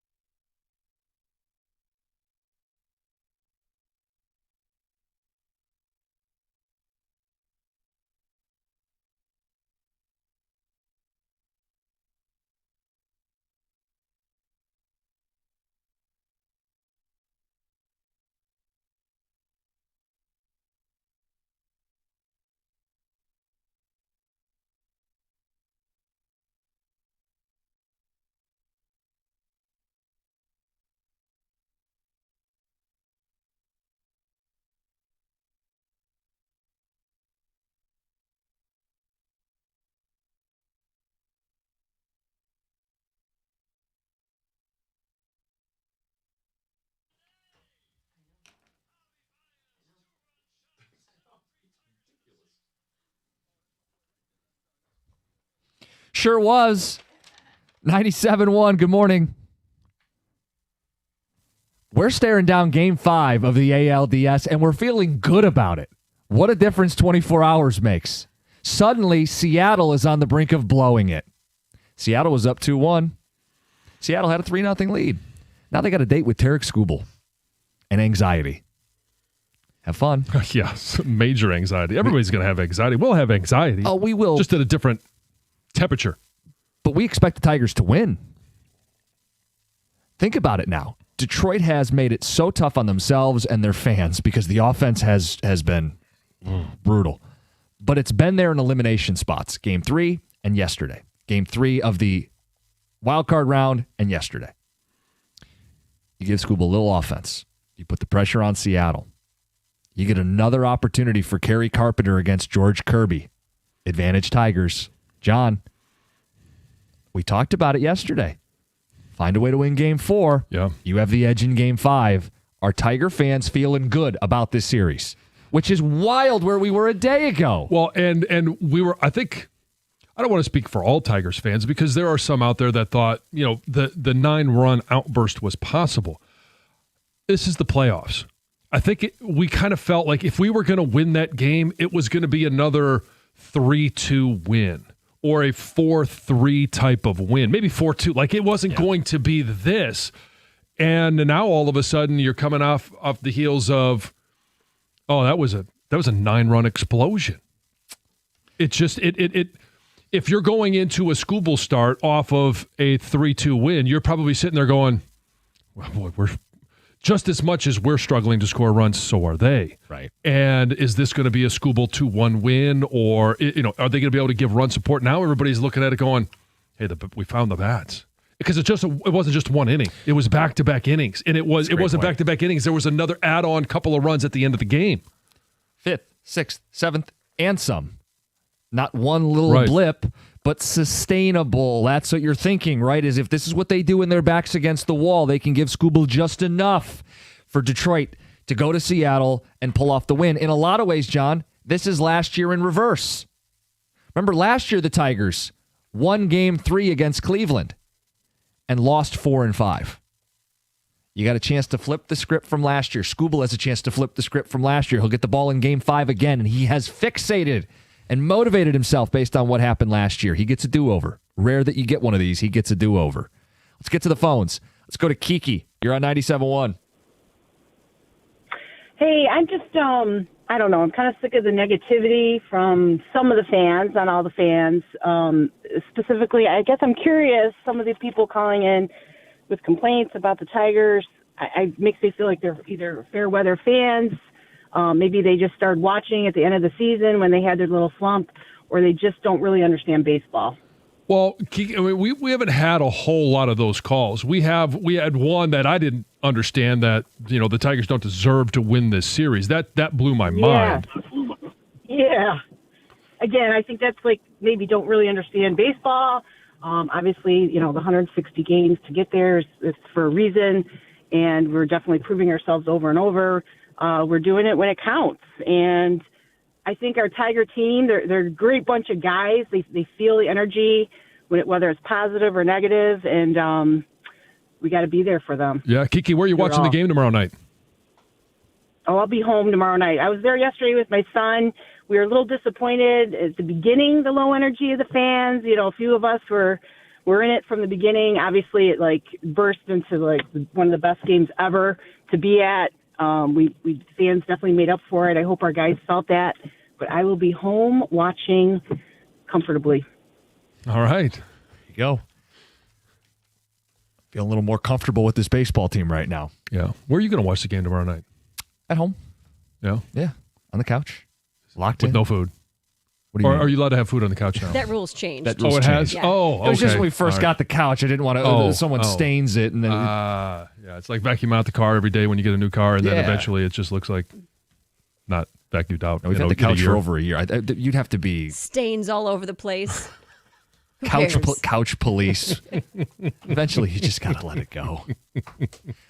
When you get something new, you want to keep it nice. That's all it was. Yep. Let's get to Heather with the news. You never forget, and you never miss a chance. Oh, no, I'm like an elephant. Gosh, this news is brought to you by Randazzo Heating, Cooling, and Electrical. You guys, an East Point man is facing a slew of felony charges after he allegedly tried to stab a police officer with a screwdriver after being busted for shoplifting from a Walmart. So it happened on Sunday. Police in Sterling Heights were called to the Walmart on Van Dyke Avenue after employees called and said, hey, somebody just left without paying for all this merchandise. When police arrived, this guy, Joshua Mills, ran off. Police had to use a taser. So when this guy was on the ground, he sat up and then attempted to stab an officer in the face and almost did so. They say just narrowly missed stabbing the officer. So then there was another physical altercation. But anyway, he was taken into custody. The 2026 Detroit Auto Show, just a couple months away, actually. And on Wednesday, Auto Show officials announced that Robin Thicke will be performing at the charity preview. They also announced some other performers as well. This will take place on Friday, January 16th, of course, ahead of like the public opening of the show. Detroit rapper Trick Trick will also perform along with DJ Remarkable. Jalen Rose will serve as the master of ceremonies for the event. The Rock and Roll Hall of Fame has unveiled its list of performers and presenters for its 2025 ceremony, and the White Stripes could be inducted into the hall by a fellow Michigan rock and roll legend. Iggy Pop is on the list. And while the Rock Hall hasn't like specifically paired anybody up together, you could maybe just make the assumption that Iggy Pop will be there to either induct or perform for the Detroit duo. No, don't do this again. That's so awesome. Let's see. The NCAA moved one step closer on Wednesday to allowing athletes and athletic department members to bet on professional sports. So the Division I Administrative Committee approved the change, which now still must be approved by the Division II and III before it can go into effect. But they say that's going to happen like end of October. Those meetings will take place. And if approved, the rule would go into effect November 1st. Of course, betting on college sports would still remain off limits. Mm-hmm. Yeah, I mean, it's pros can do it now, and I mean, it's not legal in every state, but this is something. I mean, it kind of seems like it's the next step, and I know it may put some of those student athletes at some point in a compromising situation, but they are. I mean, hey, they're making money. They're doing a lot of things that nobody ever thought they would do. So this is just, I think, the next step. Yep.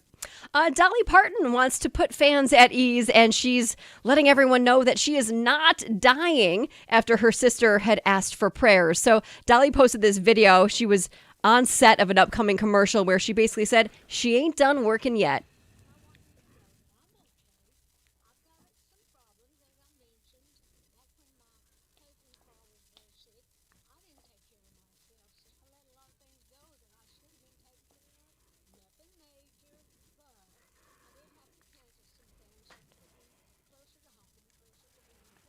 Closer. Sure, closer. Jesus. I So love she's hearing her doing voice. Okay. I know. Yeah. Her rep also said that she is fine. She's been dealing with kidney stones, it sounds like. Ouch. And her sister did kind of clarify things like, I didn't mean to scare you. It's just, she's just concerned about her sister. Right. Yeah. So she's doing okay. Finally, you guys, a Florida man was arrested the other day. And when cops booked him into jail, they found the largest item they've ever seen in someone's rear end. Oh. Or as the local sheriff put it, his exit ramp. His exit ramp. All right. So what was in the exit ramp? A thermos.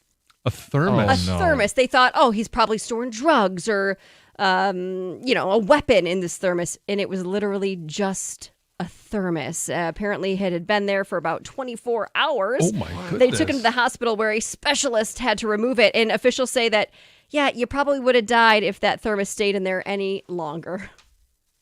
I mean, there's so many questions. Yeah. How? Why? Ouch. Yeah. And how, I mean, like, so for 24 hours, I know. Would you be able to stand up? Would you be able to sit down? Well, I mean, it sounds like he was running away from the officers when they showed up. So somebody reported him being naked in a public bathroom.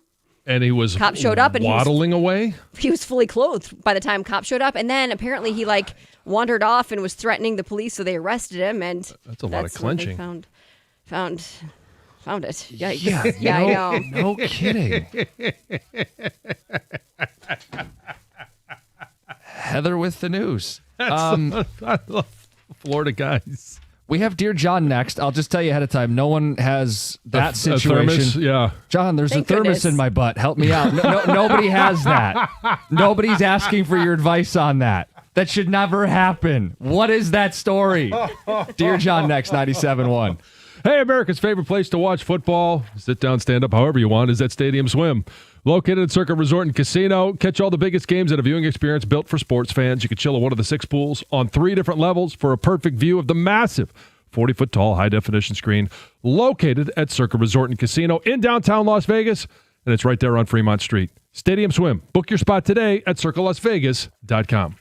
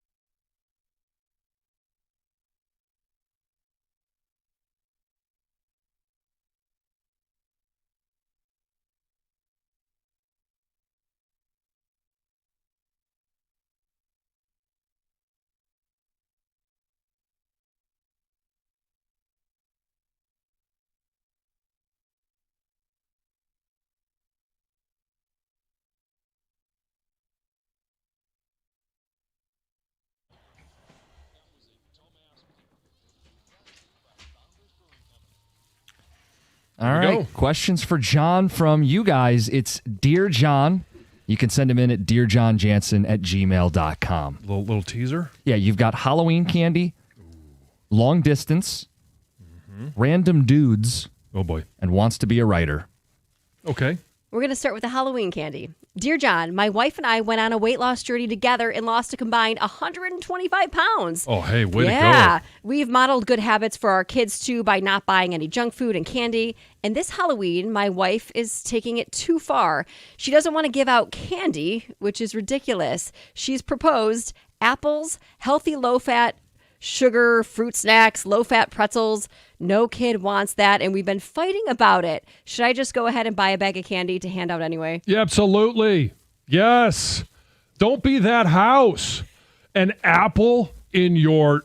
A little kid comes up there and says trick or treat, and a little, pumpkin, and you throw an apple in there. It's the worst. It is the worst. We make fun of my mom all the time, and I think I've shared this story before. Being a school teacher, she would give out pencils. I knew you were going to say that. And, it's first of all, it's embarrassing. If you have kids, and yes, I understand you want to model great behavior for your kids. This is one day a year. It's not about you. It's about the moment. And you can still remain on your diet Yeah, with you don't and have your to eat the family. candy. That's fine, but don't put it onto other families Right. and other little kids. And They're if not you on a can't diet. obviously you have shown tremendous discipline. Yeah. Between the two of you, and who knows what the percentages are on either side, but if you've lost over 120 pounds as a couple, hey, hats off to you. Not easy to do. And you've shown great discipline.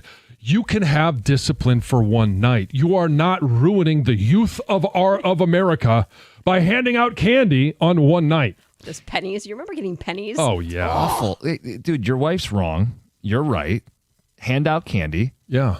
It's Halloween. Yeah. Halloween. And by the way, feel free to have one. Get the best ones that you can find and enjoy a cheat night. And that's the key. You can't deprive yourself of all the good things that you want to eat in life. It's about moderation. And you develop a reputation in the neighborhood. Trust me, you don't want that reputation. Kids will skip your house next year. Yeah. Maybe that's what they're after. Well, okay. This next one says, Dear John, I'm currently in a long-distance relationship with a woman I, air quotes, met online. Oh. She lives in Europe. We've never met in real life. I'm 33. She's 25, so there's a small but not insignificant age gap. Despite speaking for 8 months now, we have not met, and she says she's not ready to meet. Is there a picture?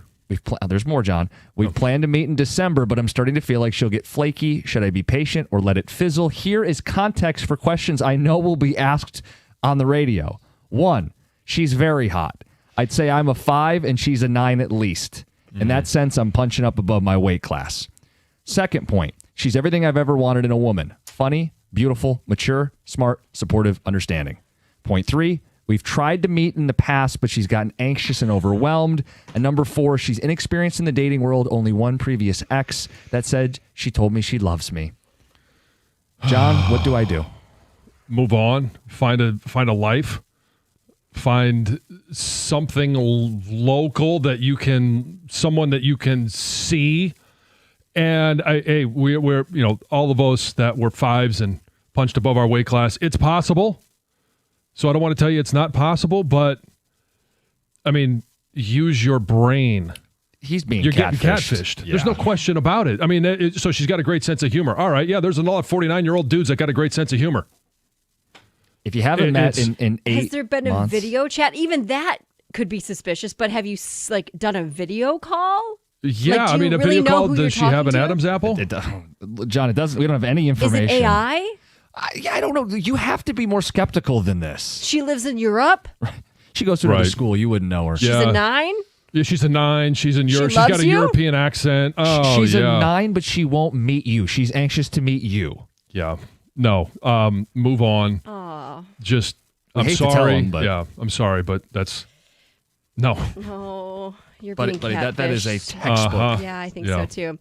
All right, next one. Random dudes. Dear John, I live with another girl in a 2-bedroom apartment, and we generally get along well. We met through a college alumni page looking for roommates and are around the same age. I'm 26 and she's 24.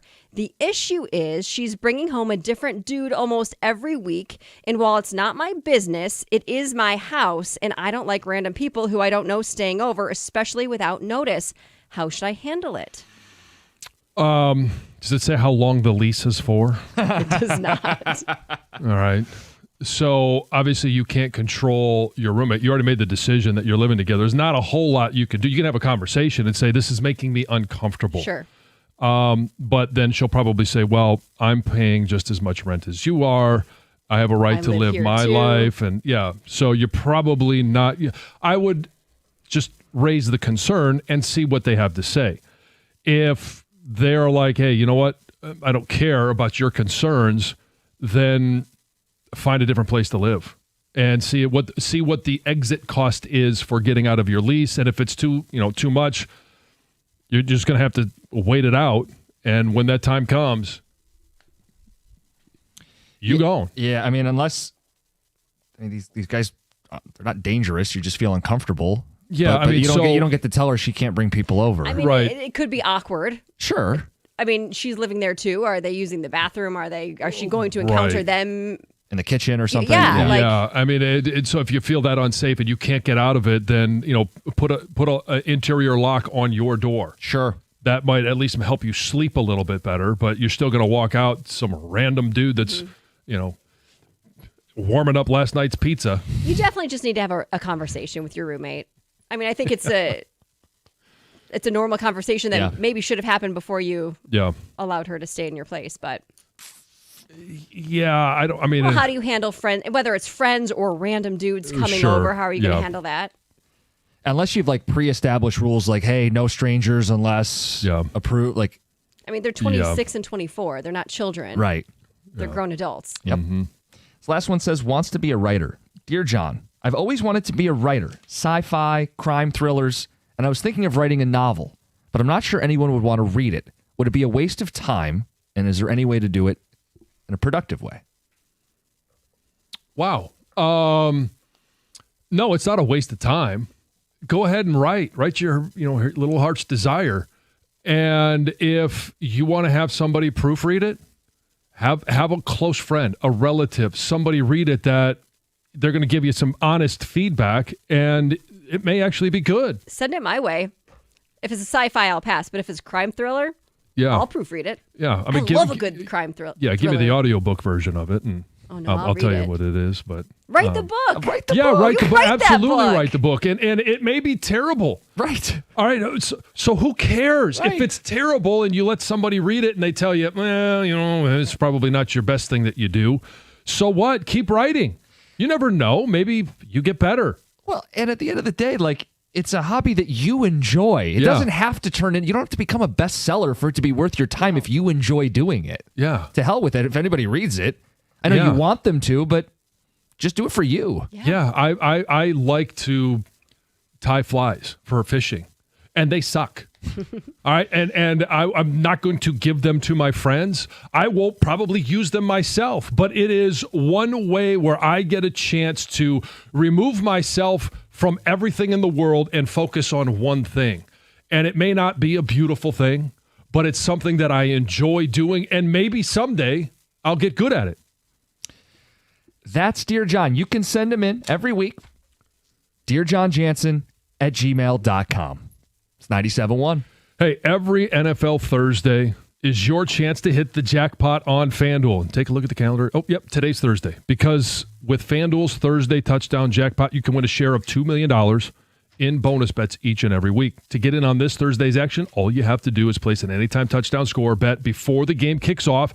And if your player scores the first or last touchdown of the game, you're going to win your bet plus a share of bonus bets. All you have to do is visit FanDuel.com/971 Detroit to take a shot at the jackpot. And tonight is your night.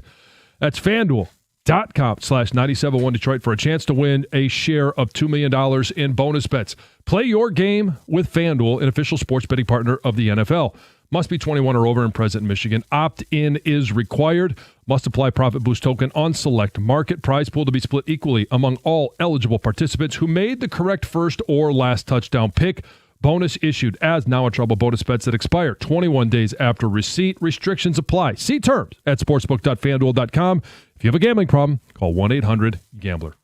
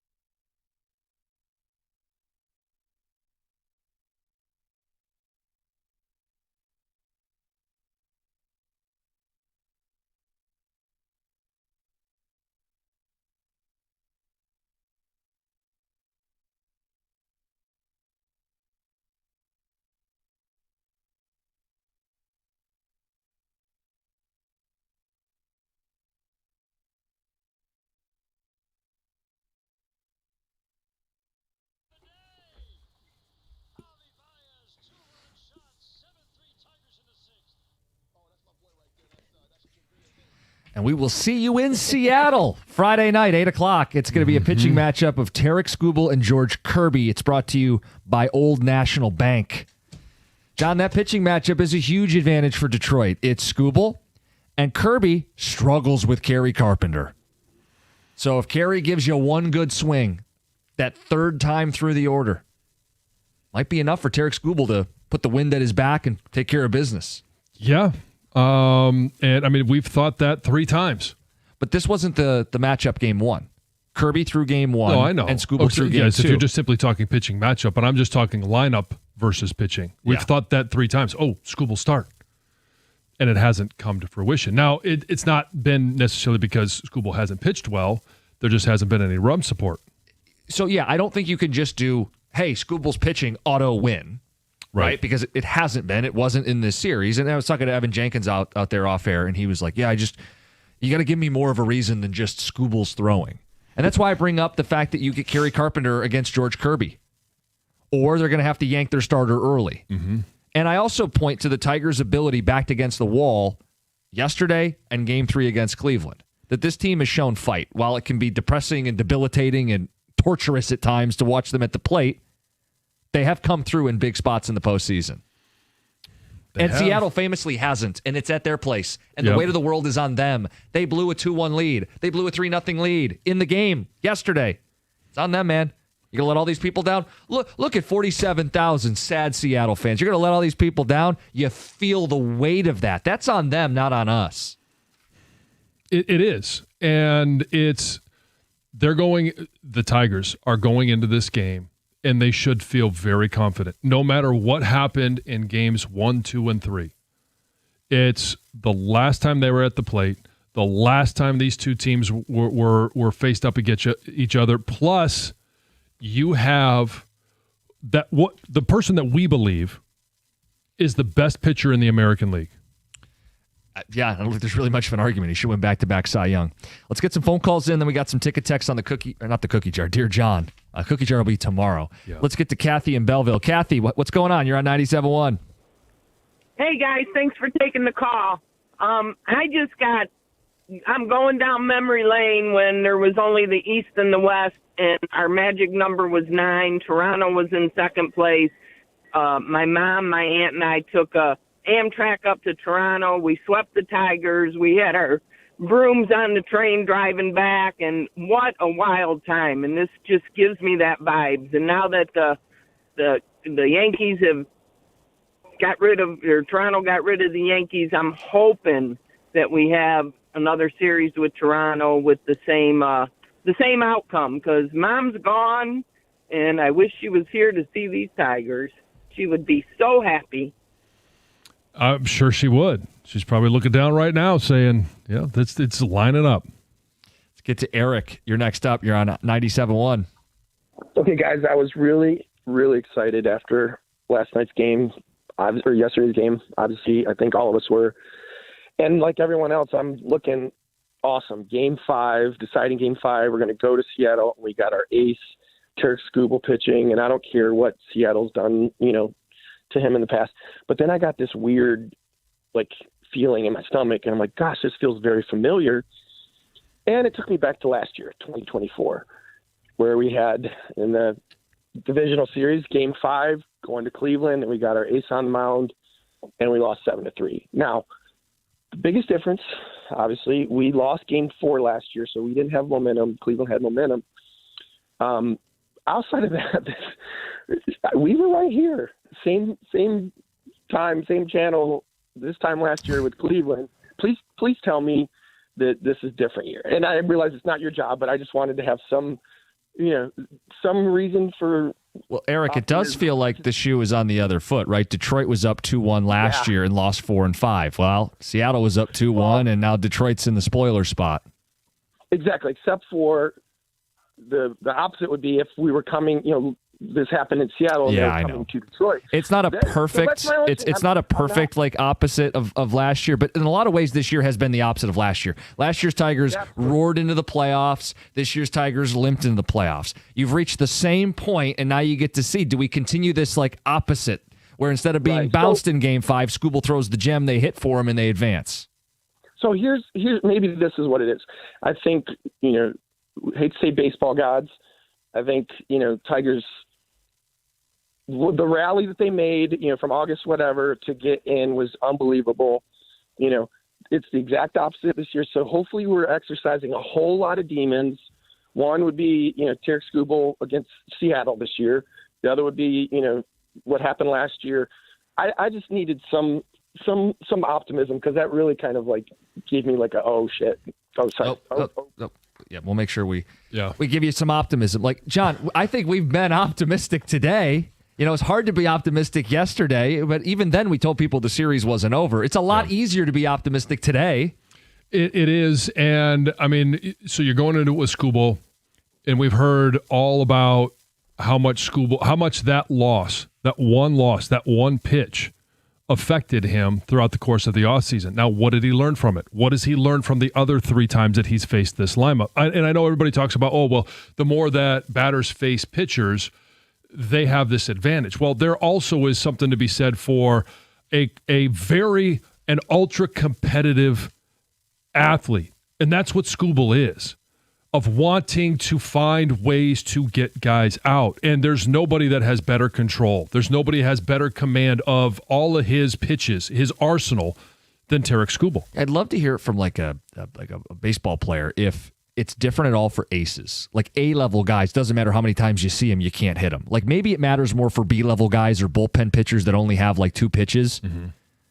I mean, you might know what's coming with Tarek Skubal. Doesn't mean you're going to hit it. Right. And it doesn't mean you might not hit it the second time around in the same game. You might not hit it the third time around. Who knows? Some ticket text on Dear John. To be honest, my wife is also a school teacher, and we set out pencils and candy. Okay, well, if you want to promote education, go for it. But you got to have the candy option there as well. The text goes on to say, we wrote choose one and ran out of pencils before candy. The same thing with the toothbrushes. No, don't give a toothbrush. That's the worst. Come on. Yeah. Oh, that sucks. Well said. There's nothing I need to add to it. Heather said it all.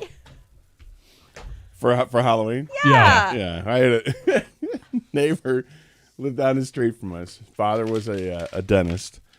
And every year for Halloween, you knew that Dr. Stu was going to hand out the toothbrushes. And it was fine because everybody loved the family. They're great families. And we knew what we were getting ourselves into. If you're going to hand out toothbrushes, you better have a great personality. Yeah, well, they did. It's like the joke book in your back pocket. If you're not much to look at, you better be funny. Yeah.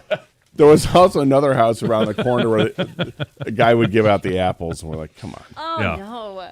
I mean, at least you'll use a toothbrush. That's too expensive. Although candy's pretty expensive right now, too.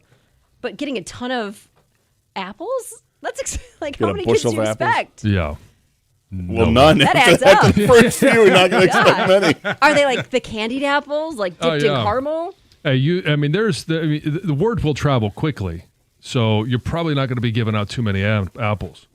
I mean, kids are on their phones all the time. Hey, don't go to that house. That yellow house. Yeah, you can't get away with that. Back in the yellow day, house. You had to like shout it. Don't go there. Yeah. Wow.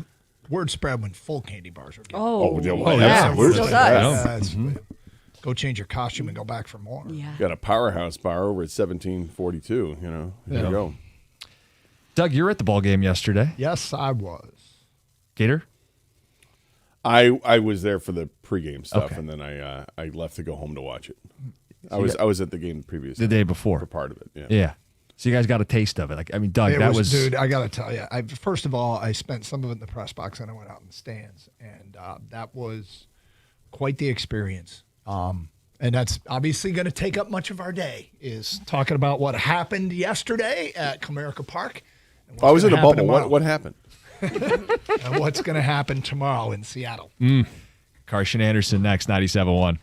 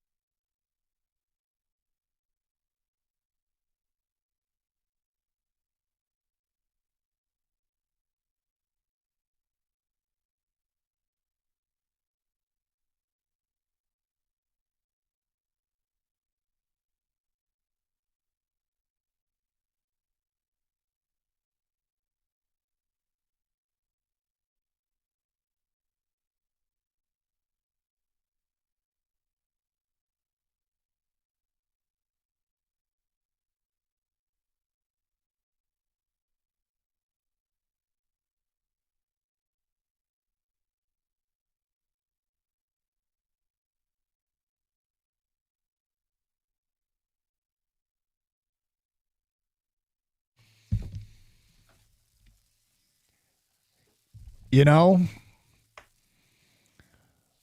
to me, to these eyes, the Mariners look broken. They're not. I know. I'm just Come kidding. on, man. I'm totally joking because I'm mocking myself for how wrong I got it yesterday. The Tigers were not broken.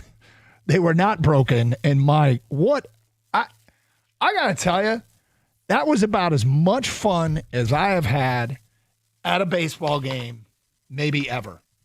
I mean, you talk about an unexpected turnaround. This team, these guys, they answered the bell, and the bell was like a toll of doom, that ominous church bell off in the distance where you're like done. You know what I'm talking about, like that solemn dong. Yeah, I listen to heavy metal music. Yeah. And they had, I mean, they're down 2-0. Well, was it 1-0? It was 1-0. Bases loaded, nobody out. And I have a feeling, I got the sense that people were getting ready to just walk out of that ballpark. That had all the makings of being a crooked number. You get behind 2-3-0, it feels, and they did eventually get behind 3-0, but it feels like it's 12-0. But escaping that bases loaded, nobody out jam that Finnegan was able to do, only allowing 1 run. In many ways, I feel like that was the moment that the Tigers stared literal baseball death in the eye and came away alive. And that was an incredible comeback win. And, dude, that looked like a team that could win the World Series. That's what that looked like. That was the first half Tigers. Hitting the ball over the fence, timely hitting. They hit it everywhere. They hit it up the middle. They hit it opposite field. Gleyber Torres hit an opposite field home run that, when you listen to Dan Dickerson's call, you're like, is it going to be a foul ball or is it just a shallow fly ball? And I didn't think it was out when he hit it. No, when I'm watching it on TV, and as soon as I see that the outfielder turned his back, I'm like, that's gone. Like, that is gone. And how is it? But it is. I did not see that one coming. No, it was awesome. Everything that worked right for the Tigers in the first half, that's what happened last night. And that's what you want to see. That's what they're capable of. They needed to taste that again. They're totally capable of that. They showed a stat on TV, and because you were at the games, I don't think you saw this. I was stunned by it. It's the most runs the Tigers have scored in a single playoff game, a postseason game, since 1968. It's hard to believe. When they won, I think it was game 1, 13-1. And this team did it. This team did it. Not the team, none of the Mickey teams did it. No. Not the 06 team with Maglio and Pudge and all the guys. Nope. This team did it. There was a lot from yesterday's game that had me walking away going, what? The Tigers struck out 3 times. Yeah. 3. Yep. I mean, that was an out-of-body baseball game. And I give them a ton of credit because this team just doesn't give up. They do not give up. They flirt with disaster.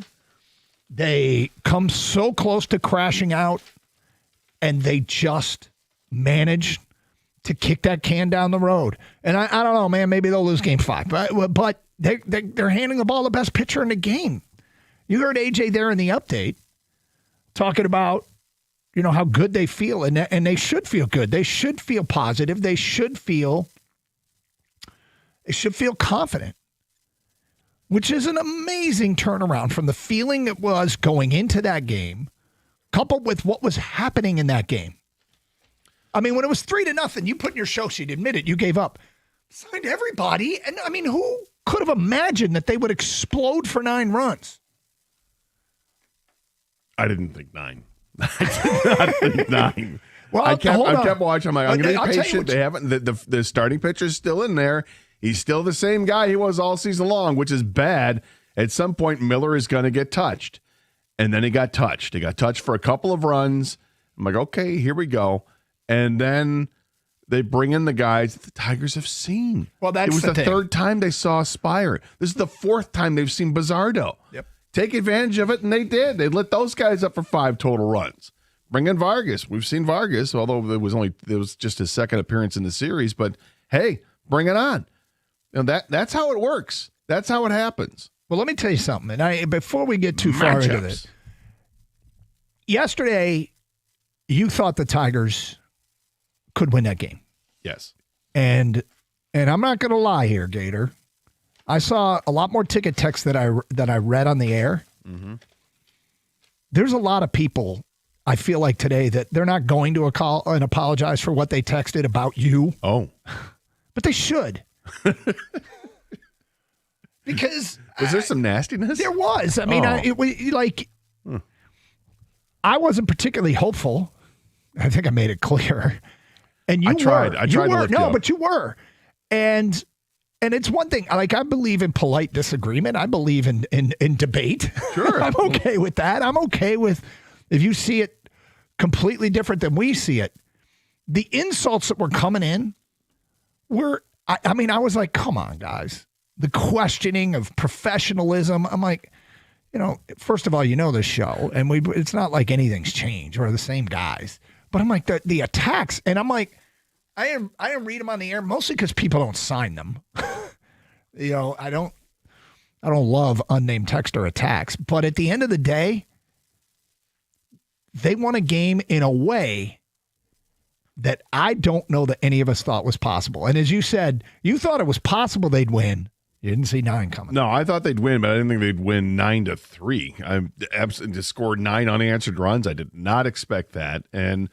But I would have thought that at some point we could see something that looked like the team that was there in the first half of the season. That was, 5 innings worth of strong first half Tiger baseball. That was awesome to watch. And it was, I felt confident because of the matchup to begin with. Because Bryce Miller has been bad this year as a starting pitcher. I know that he's owned the Tigers. That he went through the first 3 innings or so was 22 straight innings of scoreless baseball against the Tigers, but he didn't pitch against them this year. No, that was last year's team. He pitched 1 game against last year's team. In that game, they didn't have. I think Riley Green and Spencer Torkelson were both out of that game.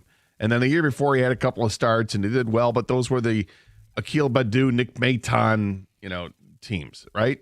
So this is a different team altogether. Team 2 years ago was not good. The team last year actually ended up being good, and the team this year is better. So I just like the matchup. The idea, and I didn't think of this till after the game, but Seattle has a great bullpen, but if they keep going to the same guys, throwing the same pitches, hitters catch up to that stuff when they get to see it constantly. Yeah. Right? You're just going to get better with it. And it should work the opposite way too, right? I mean, if they keep seeing Finnegan, they're going to know. They keep seeing Will Vest, they're going to know. With Holton. Yeah, it's same thing. Right, all that, right? But for the Tigers, it worked to their benefit yesterday. AJ Hinch, it felt like he pushed almost all the right buttons. Yeah. Right? Yeah. He didn't push all the right buttons. I think a lot of people are going, why take Mize out when he took I think him that out? was the big question mark. And, Holton comes in and struggled, and then they had to bring in Finnegan. And he escaped. Boy, he did. Well, that is get out of Alcatraz moment, man. Yeah, it was pretty great. And, there were a lot of moments like, that just happened. Come on. No, let's not. I don't want to see double plays and a line out to first base. And, the guy, Naylor kind of stops it from going to the outfield, but picks it up, and Torres is right there, just tags Torres and steps in the bag. You don't want to see that stuff, but it happens. It's okay. Everything else, though, hey, let's bring a pinch hitter for Parker Meadows. It's Jahmai Jones. Boom, double down the left field line. Hey, when he comes up to bat the next time, let's bring in Wenzel Perez. Boom, he gets a hit. Those were smart things. And to not lift, like, he didn't lift Kerry Carpenter. Now, Kerry Carpenter went 0 for 5 in the game, right? Mm-hmm. But he didn't lift him because he wanted to hang on to him so he had the matchups. He didn't, we saw earlier, pinch hit for Riley Green. Did not pinch it for Riley Green in a lefty-lefty matchup. What'd Riley Green do? He went yard. He hit them. It was like one of the longest home runs in postseason history. So it's on some list somewhere. It's on some list. I don't know what it is exactly because I wasn't watching on TV, but I saw it later. And this, the way that I don't know what to say about Javi Baez and how impactful he has been to this team all season long. First half, all-star Javi because he was playing brilliantly in center field and he was also hitting. Maybe not for great power, but he was hitting. And then he gets that in all throughout the series, he's been hitting. In the playoffs against Cleveland, he was hitting. He gets to the bat yesterday and hits the one foul ball that was absolutely crushed to left field and missed the foul pole by a couple of feet, right? Yep. It was reminiscent of what Aaron Judge did the previous night to Toronto. And then he gets up in the next at bat and just smokes it, and you knew it. It was that swing where he's leaning back, like you're driving a car, just leaning back and just crushed it to left field. It was brilliant, absolutely brilliant. I lost my voice for about 5 minutes. I was just yelling in my house, just screaming how happy There's a I was. few things here. We want to know about your roller coaster ride yesterday. And we're talking to everyone out there, every Tiger fan. And that roller coaster ride, I suspect, Scott, includes some people that turned it off. Yeah, maybe. I suspect that there's some people that did leave the stadium. And I suspect, and there's nothing wrong. Like, I get it. Like, this team, we should all have, like, the safety harness device and a helmet for what they put us through each and every game. I have spare helmets if anybody needs one. Well, but I've got a little honest to story God, about myself and what I did. good. I want to hear what your experience was, and I really want to hear from people who were there, because that was the most fun I have had at a baseball game, maybe ever. To come back the way they did and explode, and all the guys coming through with key hits. The box score reads completely unfamiliar to like what we've grown accustomed to in the last 2 months. Gleyber 2 for 3. Riley Green, the bomb. Spencer Torkelson, 2 for 4. Zach McKinstry, 3 for 4. Dingler. I mean, he was great. The Jahmai Jones pinch hit, which you called for. Did you call for it in game 3, though, right? But whatever. You've been calling for Jahmai Jones. Just let him have his chances because he's going to deliver. Wenzel comes through. Baez comes through. It was just awesome. 248-539-9797. I was going to say one more thing. Torque had an at-bat. I think it was his last at-bat. He fouled off a million pitches. And it ended up, I think that he just either popped up or flew out. I don't care. What an at-bat by Torkelson. And he was showing that's the two-strike approach you want to see. Defend the plate. Yep. You're not trying to pull everything. He was swatting it away. It kept going over to first base, down that side. And almost he crushed one, but it was, foul to the right side as well. But those little things, those little at-bats, they give the extra pitch to the guy behind you gets to see it. It all matters. Okay, I will read this one post on Twitch, and because this is the sense I get it was like, and I agree with him. It's from DET313. Was at the game, the first 4.5 innings, it was like a funeral. And then it was like somebody brought booze to the party, and it was amazing. The environment was simply incredible. Yes, it was. 248-539-9797. Gator, there's a lot of talk about the trade deadline. Sometimes it's the deals you make, and sometimes it's the deals you don't make. And I got something I want to kick around a little bit about Scott Harris.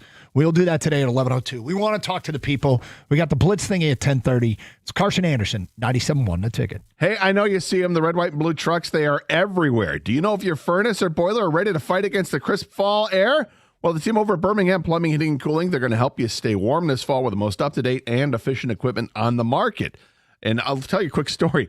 Last night, was the first night I had to turn the heat on because I realized my house was 61 degrees. It was time to turn the heat on, and it came on right away. Why? Because they came out to my house a couple months ago to check on my AC, and they made sure the furnace was going to be ready to go, and it is. Don't just take my word for it. You can check out the A+ rating they have from the Better Business Bureau, or how about some of those 5-star reviews they have on Google? So whether it's your furnace, your water heater, boiler, water filtration, schedule an appointment online at birminghamplumbingco.com. Birmingham Plumbing, Heating, and Cooling, your Metro Detroit boiler experts.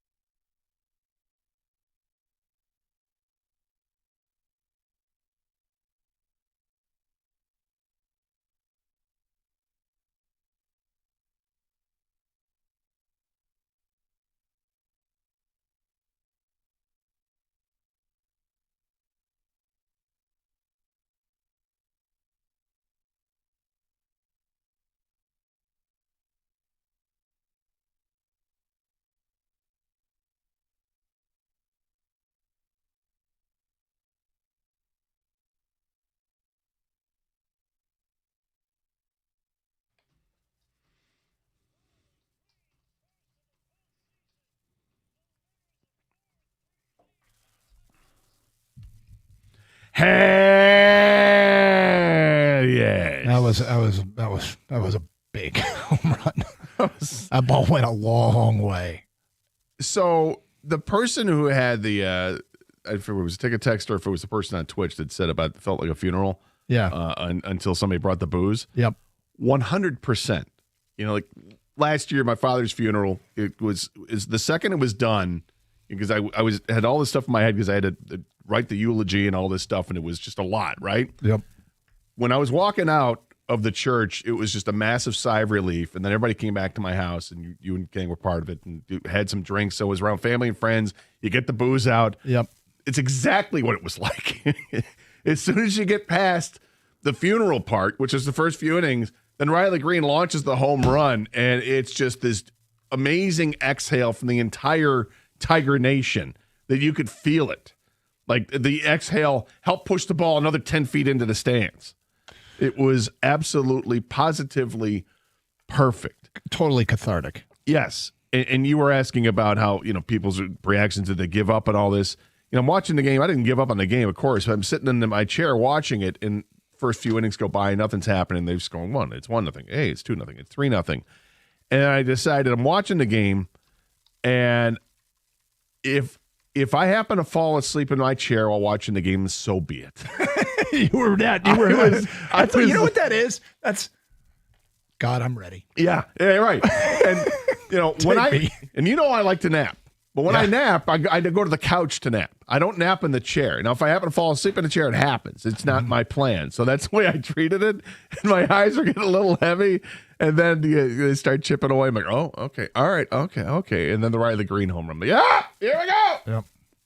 248-539-9797. John in Elm Park. Hi, John. Hi, guys. Thanks for taking my call. Sure. After that fifth inning, the third run with the Arozarena single, wild pitch, Cal Raleigh single, 3-0, it felt like 30-0. There's no way. But Doug, you said you're at the game yesterday. Did you notice a couple hundred Seattle Mariners fan club fans behind first base? Oh, yeah. I don't know if you noticed. Yeah, they were loud.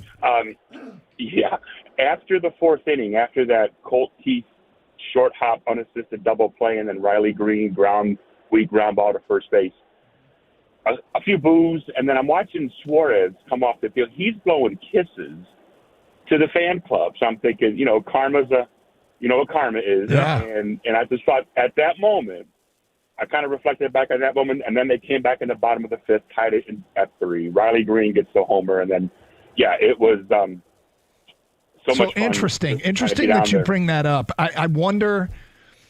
It would make me wonder if what you're saying is accurate. If a player is doing that, do they think it's over? Do they think we've got these guys? Especially when you said that they're broken, jokingly said that they felt like they were broken. Yeah. Watching them in that 7th, 8th, 9th inning, I'm kind of counting at bats. Okay, 7th inning. If they keep everybody off the base, they don't have to face Raleigh again, and I think he was stranded on deck, right? I think they finished with the Arozarena, but it was just to be there and to finally be standing up, and then Javi bombs one. It just felt like, when's it going to come? When's it coming? And boom, there it was. So it was so much fun. Yeah, it was as much fun as I've had at a baseball game in a long time. John, thank you for sharing. Andy is in Fowlerville. You're on 97.1 The Ticket. Hi, Andy. Hey, guys. Yeah, I was on my way back from Fenton to Fowlerville, and it was 3-0. I'm thinking, oh, man. So I shut it off, and I went in the house, and my wife's going to be home pretty soon, so I started making dinner. She walks through the door. I said, they effing blew it. And she's like, who? I said, Tigers. They blew it. They're done. And so she says, oh, by the way, you got to run up to the store. We have an older guy we help out in the neighborhood, and I got to get him this and that. So I said, all right. I go up to Walmart and coming back, and they're talking like they won, and I'm listening. So I pulled my phone out, and I'm like, I don't believe this. I told my wife, and she said, I thought you said they lost. I said, well, it's because I was only listening to 3-0, and then I just figured it was over. Crazy. And you guys were talking yesterday about what they need to do to win, and everybody was calling in, and nobody was a former coach. Yeah. I'm not a former coach either, but I know exactly what they need to do to win, and the reason I know is because I've got a firm grasp on the obvious. They need to score more runs. There it is. Way to go, Andy. Guys, have a great day. Andy, All thank right, you. Andy. And I got to tell you, I don't think anybody's mad at anyone. Like sometimes you go, you should have had faith. Oh, you should have had. I'm not going to guilt anybody for I'm that. not pointing fingers. No, No, let's- but that.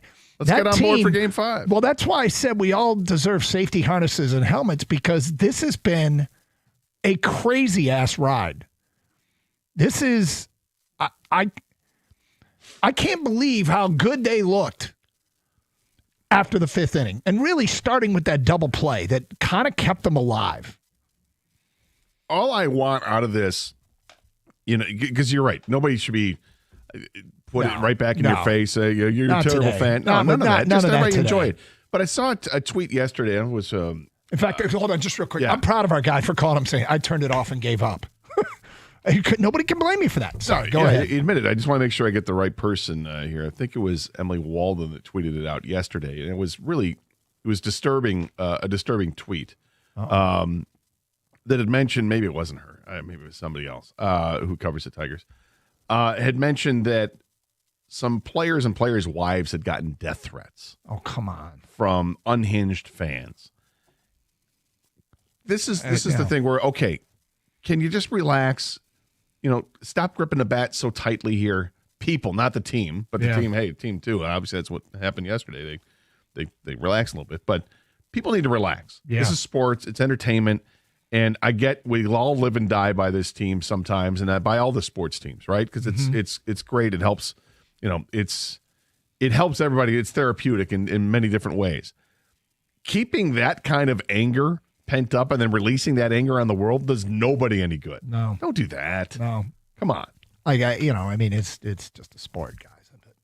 We'll get to more of your phone calls. We'll ask you to be patient. Blitz thingy next. Carson Anderson, 97.1.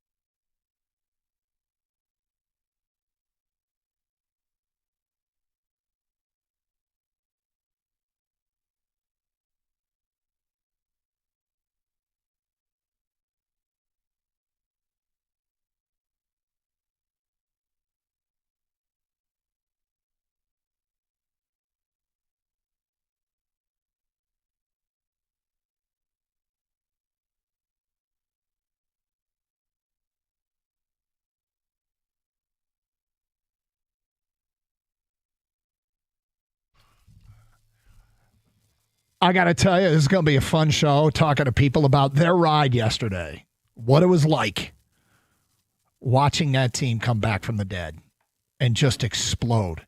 And Comerica Park went crazy. It went crazy. And I got the sense that stadium was this close to emptying out. And they stayed alive. They limited damage. And the Bats finally came alive and scored that stat's amazing. The most postseason run since 1968. Yeah. I don't know what amazes me more, that or they only struck out 3 times. Doug, your line about take me now. I'm dying back here. Like, I'm ready to go. Like, everyone else is going, don't run into the light. Not yet. No. Stay away from the light. God, I'm ready. That's what it felt like. You're in a chair watching the game. Hey, if I fall asleep, I fall asleep. The defibrillators come out. What? I'm up. I'm ready. Whatever happens, happens. It was a tough call, but we had to pull the plug. We're no longer in pain. But it's a life well lived. Let's talk some football.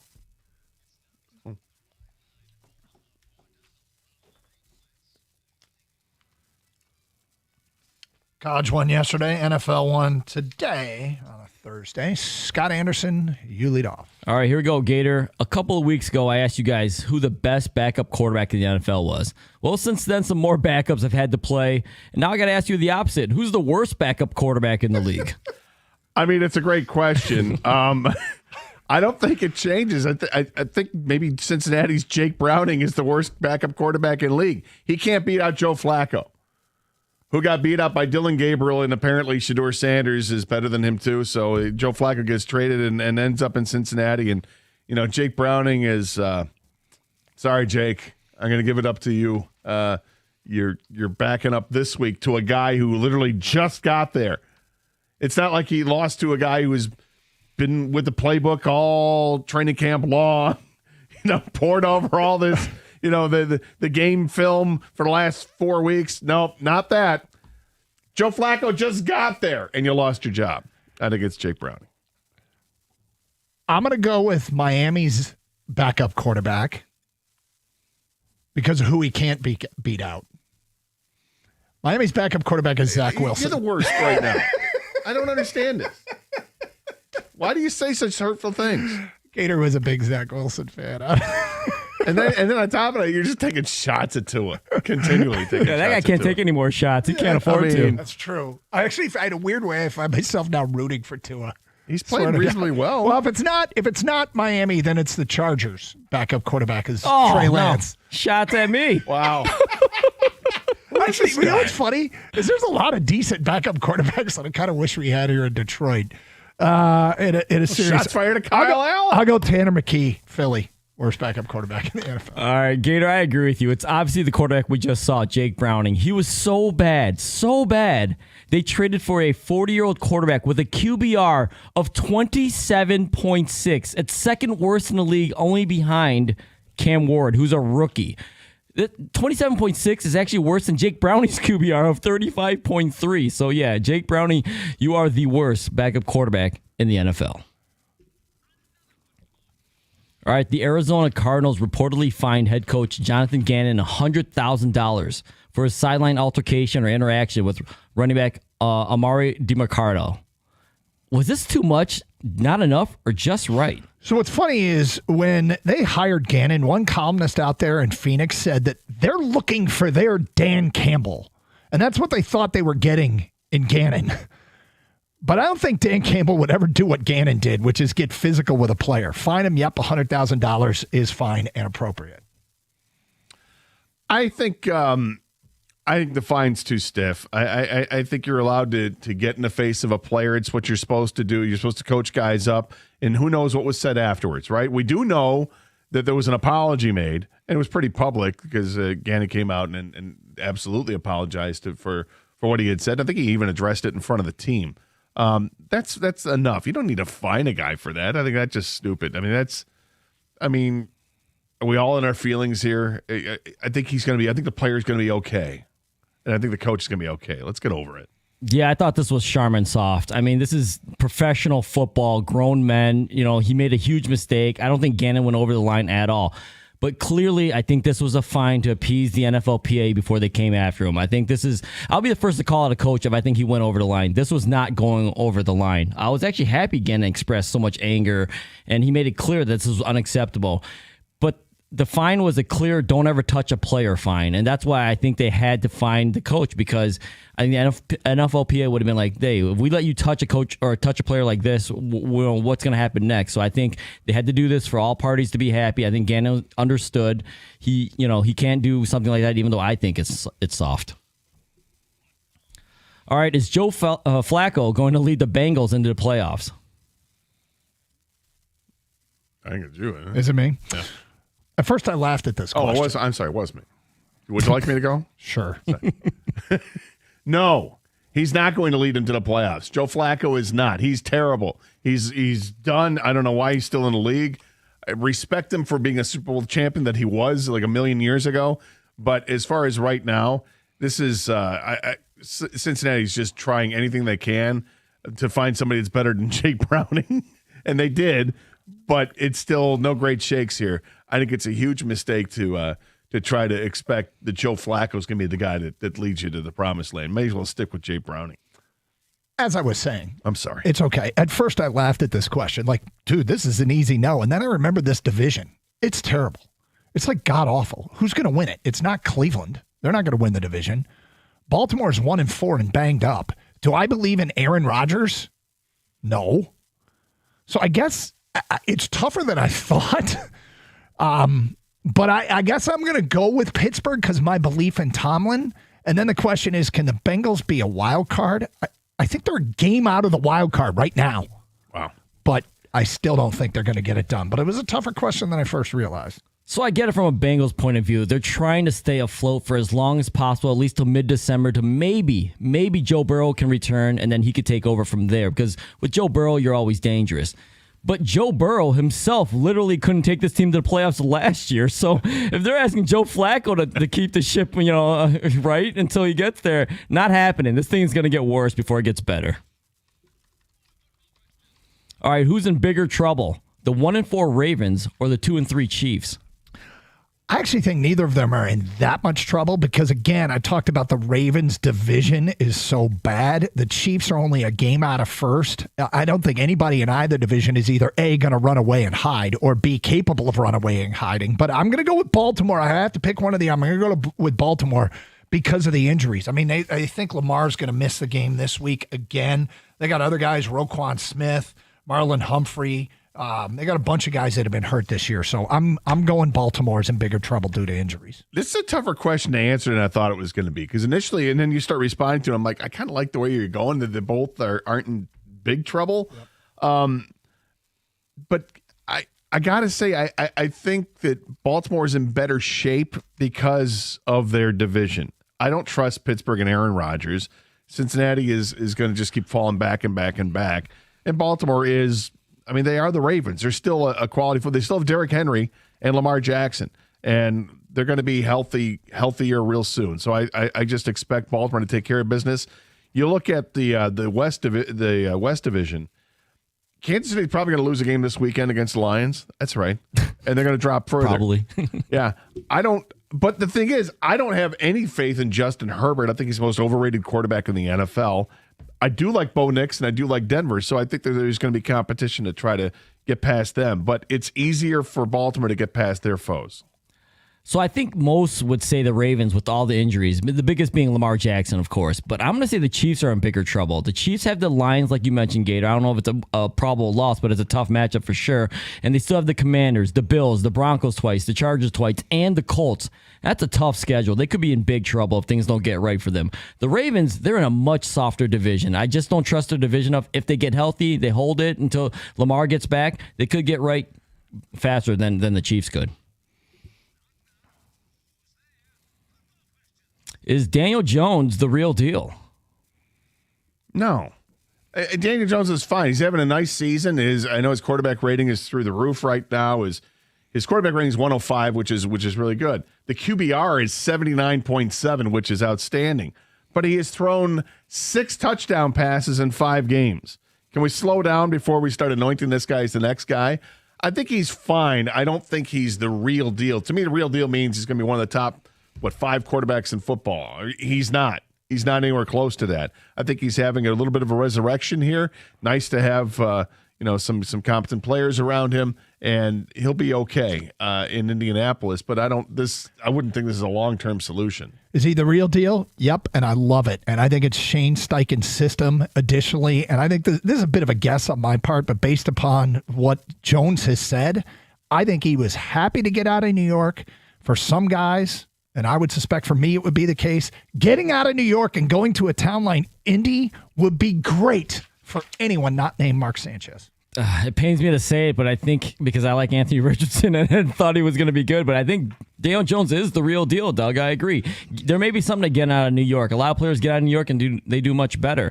Maybe his short time with Kevin O'Connell helped a lot. That guy's supposed to be some kind of quarterback whisperer.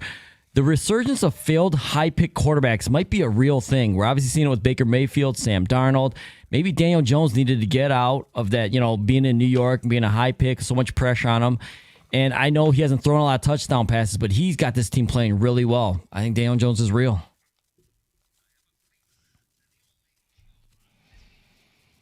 All right, last one, guys. Cowboys owner Jerry Jones was fined $250,000 for giving an obscene gesture to some fans. But he says, hey, it was inadvertent. It was accidental. I meant to give him the thumbs up. He may even appeal, guys. First of all, do you believe him? And if you could give the bird to anyone in sports but say it was supposed to be a thumbs up instead, who would it be? Well, the second part of the question, it would be Jalen Brunson. But as far as do I believe him? No, I don't believe him. It wasn't an accident. And in all honesty, it's like the first thing that Jerry Jones has ever said or done that made me like him. I did it accidentally. Hysterical, Jerry. That is so stinking funny. Whoops. I mean, sure you did it accidentally. I don't believe him for 1 second, but I think it's a hysterical excuse. I have a hard time answering this question because I wouldn't make up an excuse to give somebody the finger in sports. I would just do it blatantly and not. Is that the finger? Yes. Yes, it is. Would you like the other one? I got 2 of them for you. I'm not afraid to do that and speak my mind and do that to somebody as far as who the person would be and be unapologetic about it. I'm struggling with that part of it, too. I think it might be Dave Roberts, the manager of the Dodgers. If you ever open your mouth and say something about a hardship that the Dodgers have had to go through, get the F out of here, okay? You guys have like a $350 million payroll. You're trying to buy another championship. I don't want to hear any of it. Get out of here. I'm rooting for the Phillies. You suck. Should he be fined $250? No. I mean, come on. Again, what are we doing? It's a gesture. Fine him for the whatever. Would a player get fined $250,000? No, they wouldn't get fined that much. You're doing it because he's the owner. He's a billionaire, and he can do it. And basically, it's just to the charity fund. I understand that part of it, but it's too much money and it's stupid. So this is going to sound crazy, but I kind of do believe him because he's really old. Like, honestly, like older people tend to do stuff that, like, wait a second, was I supposed to turn left or right? Wait, that was a thumbs up, right? No, sir, that was the middle finger. So he might even appeal. So, I mean, he really believes he accidentally did it. As far as the middle finger to somebody, it's going to be Roger Goodell and the NFL owners. The greed has just been too much for me. Yes, I know I'm part of the problem because I continue to watch, but I just don't care about globalizing the NFL. I don't care about the international games, the early start times. I don't care about an international halftime show to appeal more to an audience. I don't care about flag football in the Olympics to market it more to other countries. I don't care about all the streaming services. Greed, greed, greed. Enough of the NFL and your greed. And that concludes the Wide Night Omaha 4 Down Around the League Blitz thingy. A lot of people want to talk Tigers. We'll get to your phone calls next. I have an interesting take on a move Scott Harris perhaps didn't make, and I haven't heard this talked about yet. I want to get to it today at 11:02, the Tigers GM, but we'll talk to you straight ahead. Hey, football season is here, and the University of Michigan Credit Union debit card makes game day even better. When you use your Michigan debit card at Chrysler Center, the Big House, or Yost, you'll score discounts on fan favorites like popcorn and souvenir sodas. It's a perfect way to show your team spirit all season long. Don't miss out. Get your Michigan debit card available exclusively from UMCU. Visit umcu.org to get started, insured by NCUA.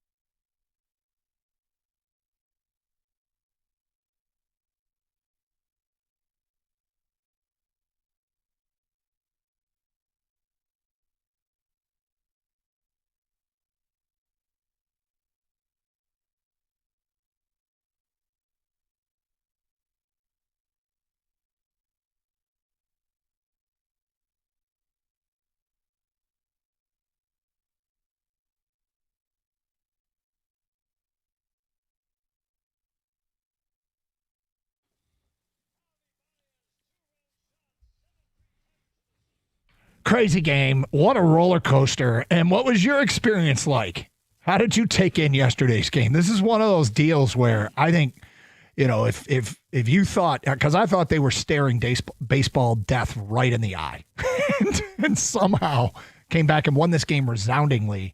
And after everything that's happened the last couple of months, to explode that way, they did not give up. You could say what you want about them. There was no give up in these guys. And that was a toughness gut check in a time where it must have been, I can't imagine it was easy to muster up hope in that dugout. The frustration levels with the at-bats, and here it is, again, 3-0, and 3 must have felt like the one caller said 30 runs. And then the Tigers suddenly morphed into like the best version of themselves that we saw for the first 100 games of the year. And they look like a team that could win the World Series. Now, you don't have like scoring 9 runs in a game. Oh, they look like a team that could win the World Series. No, they look like the team they were earlier this year with some clutch hitting, some station-to-station stuff. And they made a mistake on the base pass. McKinstry got picked off and whatever. But they scored in a variety of ways. They made plays in the field. They got the biggest double play of the season that probably saved their season. It was so great. Every little bit about it. I mean, what makes it even greater is that you had to endure the first few innings. Well, yeah. Getting down 1-0 and 2-0 and 3-0 makes it even more sweeter when you start to get the comeback. I mean, it was every facet of the game resulted in some kind of and provoked some kind of an emotion. That's what makes it great. 248-539-9797. Reno is in Royal Oak and next. Hello, Reno. Hey, good morning, boys. Hopefully my voice will get through the call. My wife and I figured, okay, could be the last game of the season. It's a beautiful day. Winter's coming. It's going to be 9-10 months of gray crap. So went in with thinking, okay, it's not over until it is. So we, like you said, first inning, second inning, okay, same old. All of a sudden, we get a base hit, McKinstry and whatnot. And then we were sitting in the first row there out in 104, and fast forward to like the fifth or whatever it was. I can't even remember at this point. It's all bleeding together. Riley comes up, and I was talking to the guy next to me, and I said, if Riley's ever going to step out of it, now would be the time. And 2 seconds later, he hits one into the biggest part of the field, and it's like, I think you got a chance. And then, hell yeah, got a chance like 40 yards up. It's got a chance. It went from that point to all the stuff that just happened. Javi, McKinstry getting hit, Dingler getting that hit where Rosarina took the merry-go-round route to it, which was fine by me. Yep. I pulled my phone out. I prompted my cardiologist on the phone. I said, honey, if I go down, just press send. Tell them you're bringing me in. It's just after that point. And it just, everybody was just going nuts. And fortunately been able to go to some really big games, the Maglia home run and all that stuff. But this was, I got to say, from like you said, guys are saying, from like a morgue to mayhem, it was just incredible how that turned out. And the guys they played, like they did in the first half of the season. So fast forward to Skubal coming up. I know he's got a motive, and if the guys can give him some run support, I'm jacked for it, boys. Dude, if they score early in that game, Seattle feels like a town. Their response when I listen to stuff out of there, and I always like to listen to what the other side's saying and stream stuff from that town. They sound like a town that was so in desperate need of a playoff series win going into this series. Like, hey, it can finally happen for us. We can get, over the hump here a little bit, blah, blah, blah. If the Tigers score early in this game 5, I think the hubris in that building, the pall will set over Safeco. Is it Safeco? AT&T. Whatever the hell it is. Parkco? Whatever it is. If the Tigers get an early lead, you are going to have to fight Tarek Skubal to get him to come off the hill. Oh, yeah. Like, I mean, AJ can come out and Skubal might just either use the Jedi mind trick or just stare right into the back of his skull and say, you better sit down. Nothing's happening. I'm not coming out of this game. And it may be what it has to take tomorrow night. We'll see. But I like what he said. From the morgue to mayhem, yep. From funeral to festival, it was fantastic yesterday. For the record, it's T-Mobile. T-Mobile Park. Oh, yeah, rolls off the tongue. Yep. Michael, you're next. Hi, Michael. Michael. Hey, guys. Hey.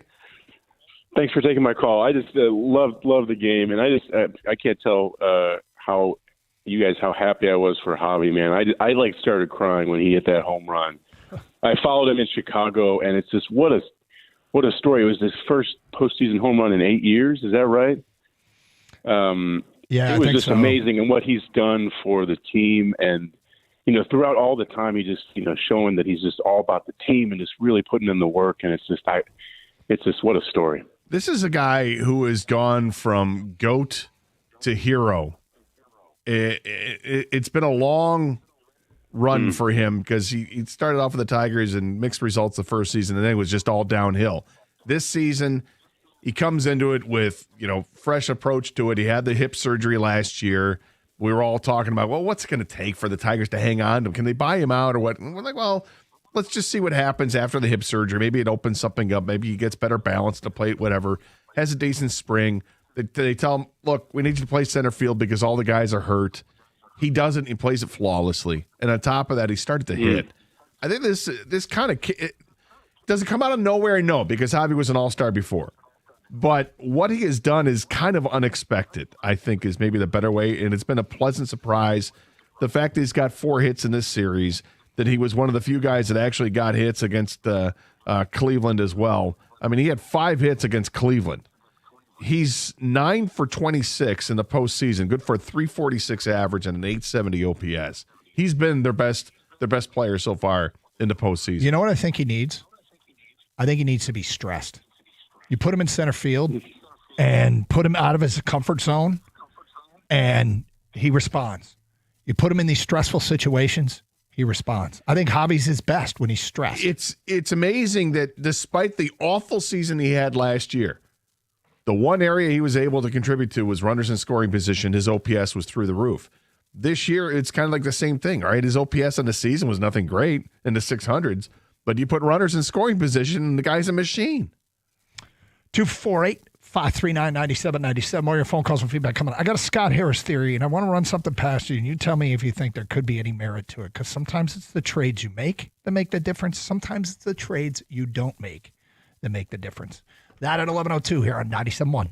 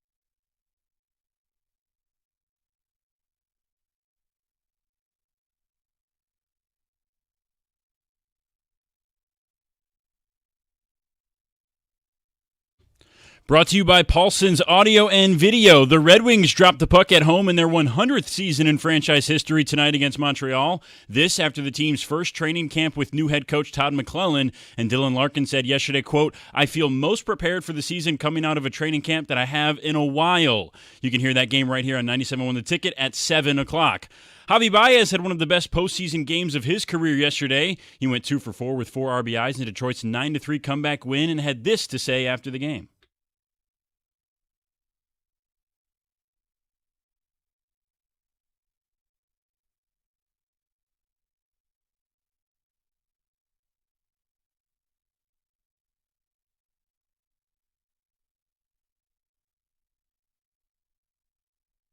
The Pistons have their second preseason game of the year tonight. They're in Milwaukee to take on the Bucks after winning their first exhibition against Memphis earlier in the week. Tip-off tonight can be heard over on WWJ at 7:35. Also, Dan Campbell spoke with the media yesterday and said he's open to the idea of moving Penei Sewell to right tackle in the possible absence of Taylor Decker, but that is not his preferred choice.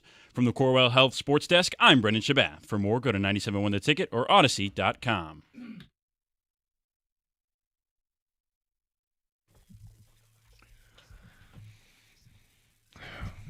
All right, what a day. What a game yesterday. The Tigers. Whew. I mean, that team we talk about how they flirted with a crash out like the last 2 months, almost not making the playoffs, and they got in. And then the Cleveland series being what it was. Now this team staving off elimination. That wasn't stave. That's an all-time stave. That's a class of stave. That's a classic stave, yeah. All right, so I was mentioning this earlier. We talk about the trades that you don't make, and it gets plenty of discussion, the trades that the Tigers didn't make. But, Gator, it occurred to me yesterday because one of the things that Seattle gave up to get Eugenio Suarez was one of their top pitching prospects. And if Scott Harris called a GM looking for veteran help and a team wanted pitching, what young Tiger pitcher do you think they would ask for? Melton. And I can't state for a fact that I know that anybody asked for Melton, but I can state for a fact they didn't trade Melton. How big was Melton yesterday? Melton's been huge. I mean, in both appearances in this series, he's been huge. I know he was greeted a little rough against Cleveland when I think he had this bad outing. Mm-hmm. But he was even in that game, he pitched the ball very well. He threw nothing but strikes. Unfortunately, Cleveland was teeing off on those pitches. But I love the way this guy's made up, man. He just throws hard. He fills up the strike zone. He's got confidence. He looks like he doesn't get rattled. He's got a smile on his face. And it's probably the most pleasant surprise. He and Javi Baez have been the most pleasant surprises to step up in down the stretch when they have. I mean, Javi in the 4 games against the Red Sox to finish the season, he had 6 hits. I'm sorry, no, 8 hits in that. Yeah, it was 2, 4, 6 hits. 2 hits, 2 hits, 1 hit, 1 hit in those games leading into the playoffs. So he was getting hot. Melton, outside of the first start that he made, I think, as a Tiger, since then, he's been great. In this series, he's gone 7 innings, 4 hits, 1 earned run, 7 strikeouts, 2 walks. He has been a massive part of both wins. The 3-2 win in extra innings, where he went 4 innings, and then yesterday where he went 3 innings. I don't know for a fact that anybody asked for Melton. Right. But Melton falls into that category of being outside their top 4 prospects, right? Melton falls into that category of being the type of player, if you were asking the Tigers for a pitcher, that very well could have got interest from other teams at the trade deadline. And Scott Harris didn't trade him. I mean, he didn't trade much of anything. No, he didn't trade. And he's taken some heat, and understandable, okay? Yeah. Like this is why and yesterday's a prime example of why I'm really adamant about waiting until the season is done before we launch into a dissection of what went wrong potentially.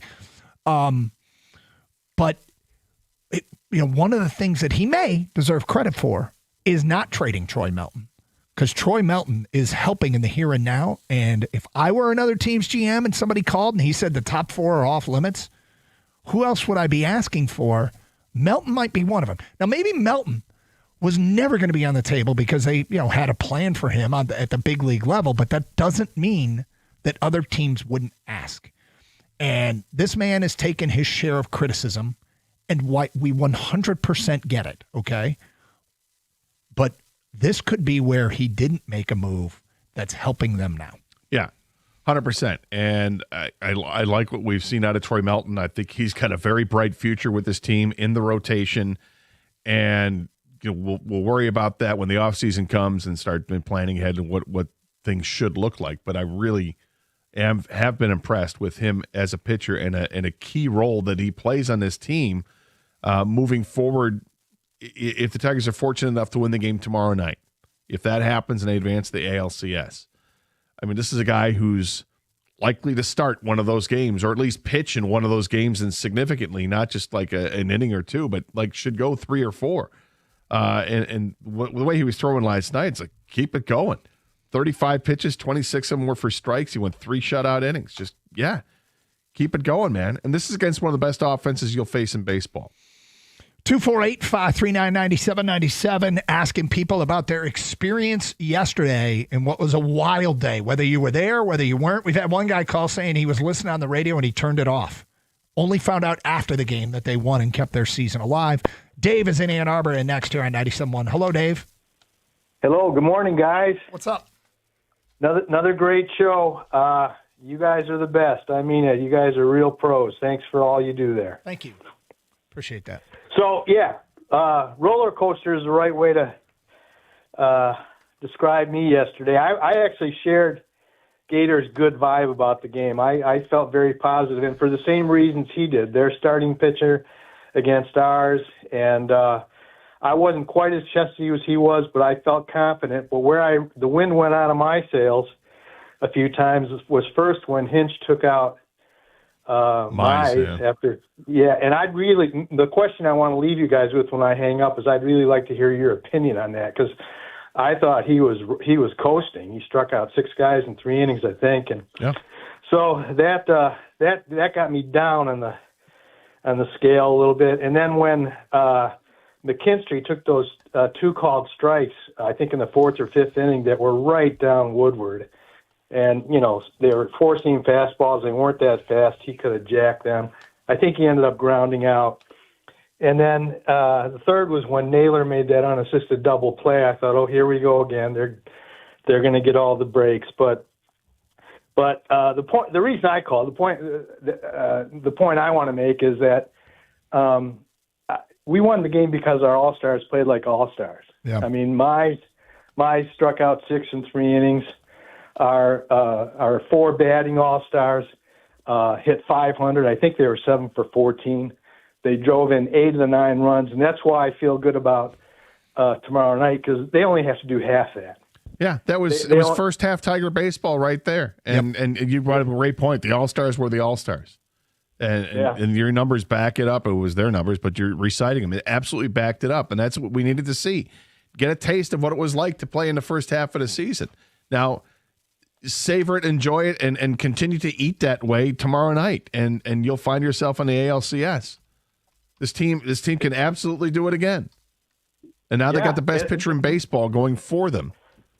And that's why I think they only got to do half that. They only need to bat 300. They only need to score 4 or 5 runs, those 4 all-stars, and we're going to win this game. But I really do want to hear your opinion about Hinch's move on mine. I wasn't crazy about it in the moment in time. And Dave, this is understanding that, I've thrown the stat out there a bunch. Last year, and this is a trend that's been going down and down and down, starting pitchers were responsible for less than half the innings thrown in the postseason because managers are going to their bullpens sooner and sooner. They are pitching. They love the matchup game. And even so, it still felt early after 3 innings, didn't it? It did. I didn't love it because I thought, like the caller said, I thought Mize was not coasting necessarily, but he had great stuff. The 6 strikeouts in the 3 innings. He was pitching well, had a couple of walks, obviously given up the run, but he was pitching well. As to why, do I agree with what A.J. Hinch did? I understood what he was doing because he was playing the matchups. He bringing a lefty to pitch to the lefty to start the inning in Josh Naylor. Naylor hits the base hit right up the middle, and then Suarez comes up. He gets a base hit, and next thing you know, you You got two guys on. Was there a wild pitch in there too that sent the runner over, and then you get a walk, and yeah, it's all types of trouble there. And you don't want to see that, but it's exactly what you see. And so Holton, who has been reasonably dependable this year, was a stud for him last year. He's using the situation and to try to use it to his advantage. It kind of backfired on him. Fortunately for the Tigers, the bats came alive in the bottom half of that inning. Hey, every NFL Thursday is your chance to hit the jackpot on FanDuel because FanDuel's Thursday touchdown jackpot. You can win a share of $2 million in bonus bets each week. So to get in on this Thursday action, all you have to do is place an anytime touchdown score bet before the game kicks off. And if your player scores the first or last TD of the game, you'll win your bet plus a share of bonus bets. How do you do it? Go to FanDuel.com/Doug to get the app, register for the jackpot. And what you can't remember, you got to remember to do, there's a banner at the top. You got to click on the special, the bonus that you'll see there. Then you got to make your claim. And then when you make your anytime touchdown bet, there's a little toggle. You have to switch that toggle, and you'll be involved in this to maybe get your share of $2 million in bonus bets. So follow those instructions and have some fun with it on a Thursday night. I think the minimum bet's $5, so you can go low and then get your share of these bonus bets. Hey, play your game with FanDuel, an official sports betting partner of the NFL. Must be 21 years of age or older and present in Michigan. The opt-in is required. Must apply profit boost token on select market. Prize pool to be split equally amongst eligible participants. Made the correct first or last TD pick. Bonus issued is non-withdrawable bonus bets, which expire 21 days after receipt. Restrictions apply.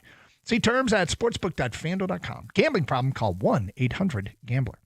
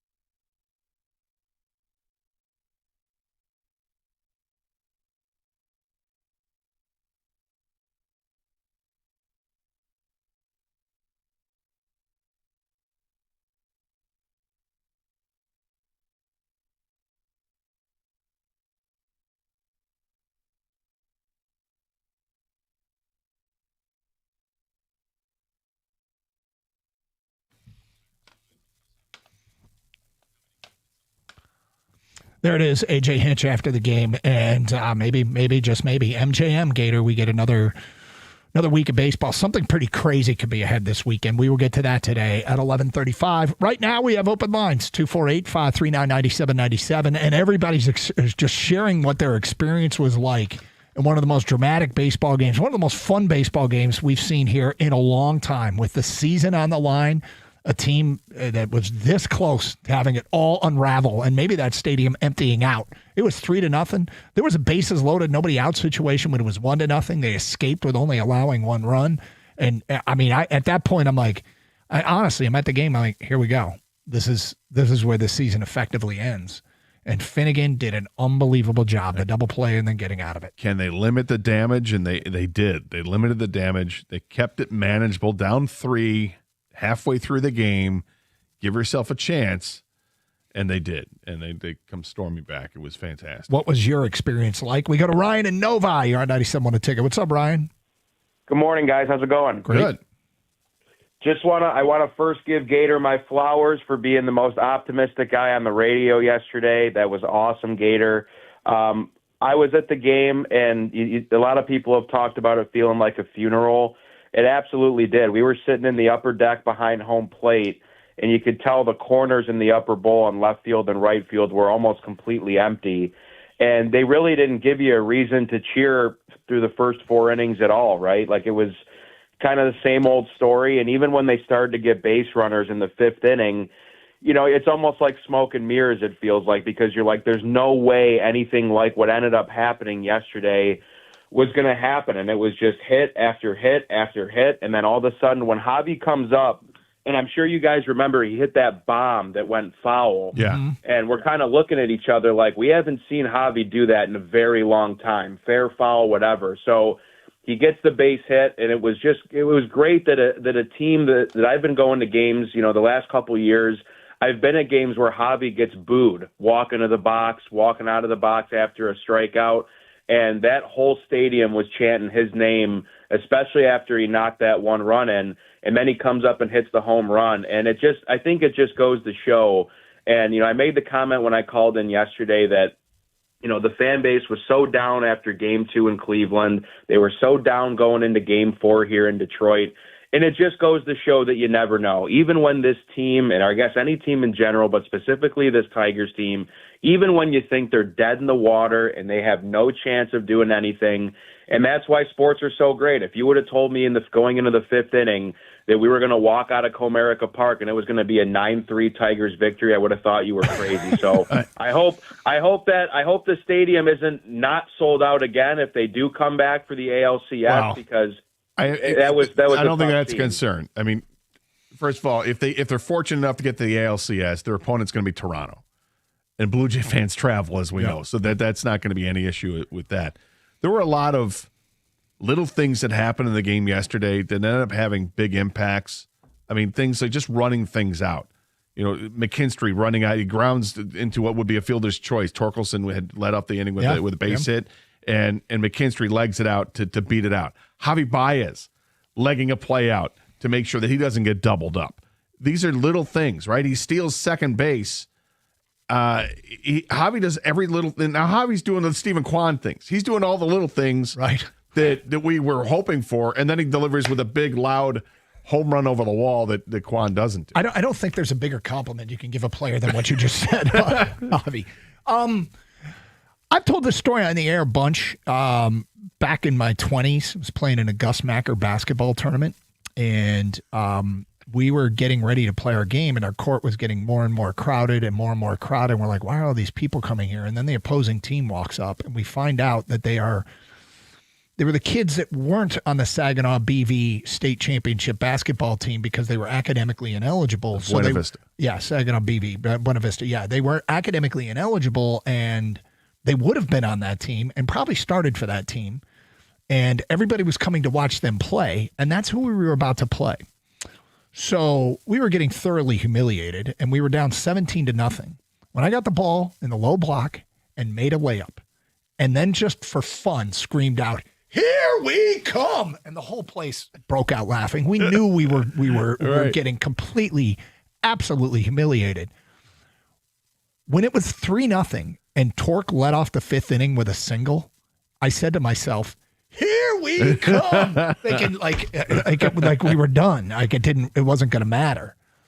And then that led to the big inning, and boy, did they get to Spire. And you mentioned it earlier. Seeing him for a third time probably helped. It helped a lot. It was funny because in that inning, Spire he's pitching to Kerry Carpenter, I think, and then Javi takes off and steals second base, and Cal Raleigh stands up as he's catching the ball and guns it down, doesn't get Baez, and Spires is livid. Like, why is Spires? Why is he livid? Mm-hmm. And you realize because he threw a pitch middle.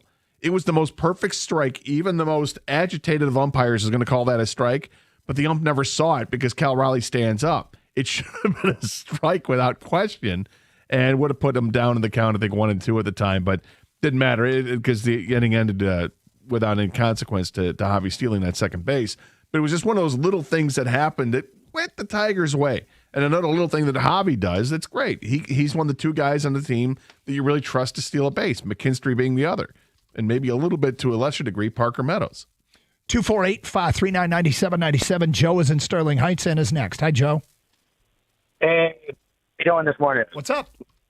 Hey, so I was at the game yesterday, and like that last caller said, it did kind of feel like a funeral. And, Doug, I think you'll appreciate this. I think it was in the middle of the 5th inning or the middle of the 4th inning, they did a karaoke song, and it was Mr. Brightside. Yeah, I heard that. I was in no mood to sing that song. But I think it woke up the crowd because right after that, we start chanting for the batters. We start, I swear, when they played that song, I was like, I'm ready to walk out the stadium. How close? But, Joe, I think everybody was. Like, that was like I said earlier, they stared baseball death in the eye. I was there with my 15-year-old, and I pulled her out of school early, and You're I awesome. looked at her when You're so good. That's so great. I was looking at it was 3-0, and I was like, honey, if this gets out of hand, we can leave early, whatever, what have you. We stuck with it. The boys stuck with it. It was one of those experiences. Listen, I'm a former United States Marine. I don't cry. I didn't cry when my kids were born. I didn't cry when I got married. I cry over sports highlights. I cried over the double overtime Steve Yzerman winner. I will watch that right now, and you will see tears coming down my eyes. When we were 3-2 and we had that guy on second, I'm standing there and tears are forming in my eyes, dudes.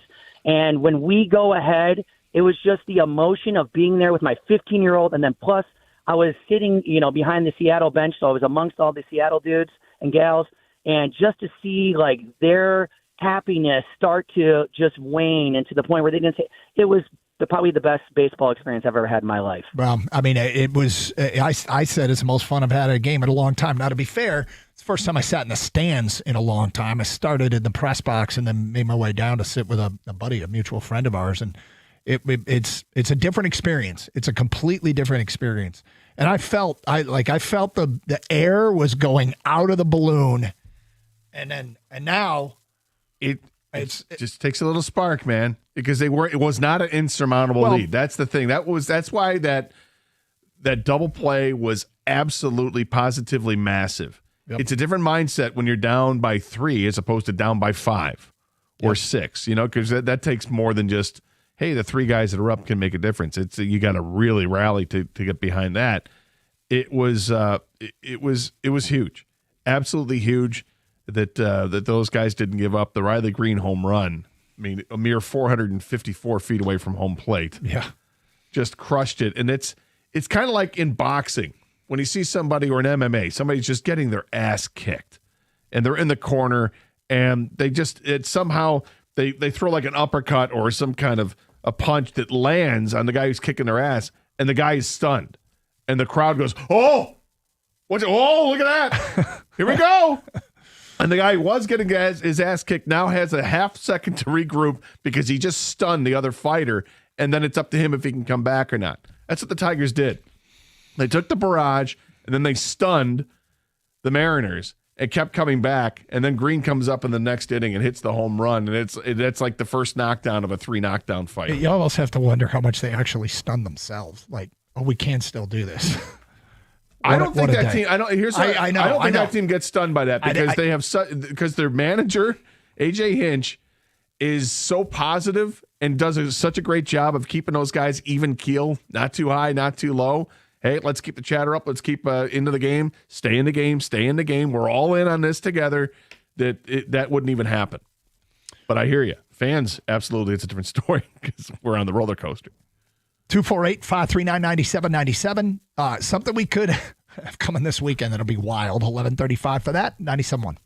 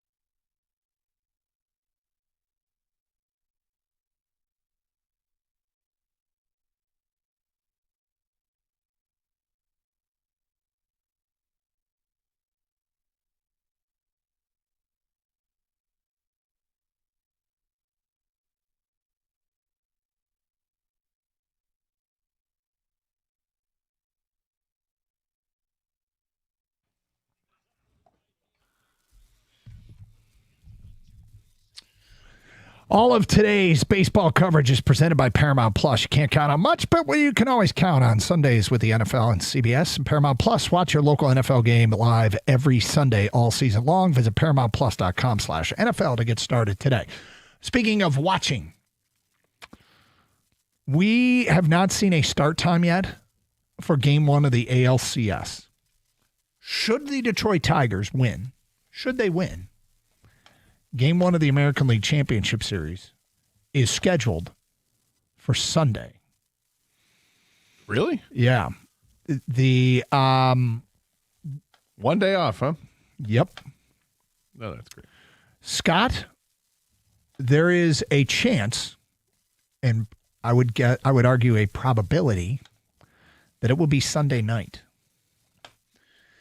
Meaning we may have the Lions and Chiefs, and should the Tigers win, the pleasant conundrum of having the Tigers and Blue Jays playing at the same time. That is a possibility. Now, the game is on Fox. Fox has an afternoon NFL game. The Rams and the Ravens is what we're going to see on Fox 2. I looked up their website. At 4 o'clock, they have NHRA drag racing. And if that's your thing, awesome.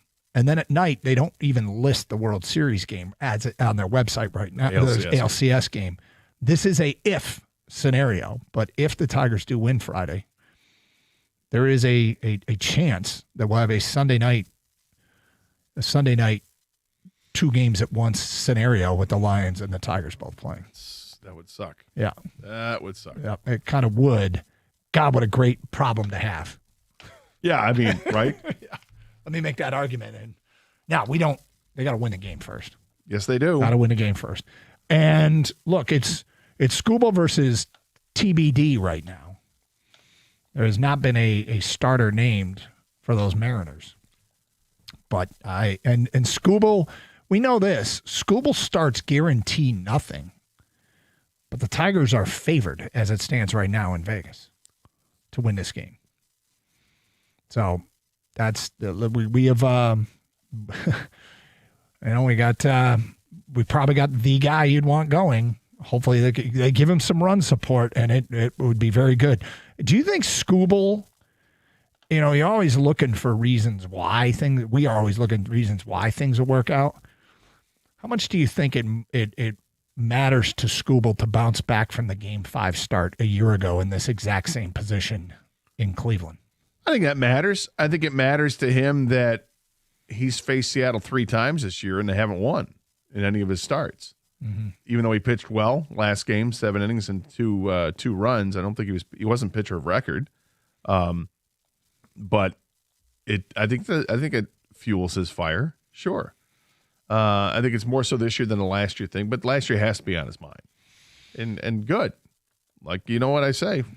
Cultivate that chip, my man. You say it on virtually everything. Yeah, I love to cultivate the chip, but he's got plenty. Look, that guy, he eats everything and he uses it as his fuel. So he'll be well prepared for the game tomorrow night.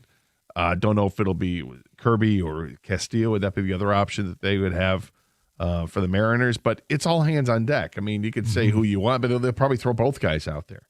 The Tigers, hopefully they'll ride Skubal as long as they need to. And let's hope that it's the 7th inning and the Tigers have a big lead and they don't have to go too crazy and go past it. I mean, if he's cruising, you don't want to take the ball out of his hand either.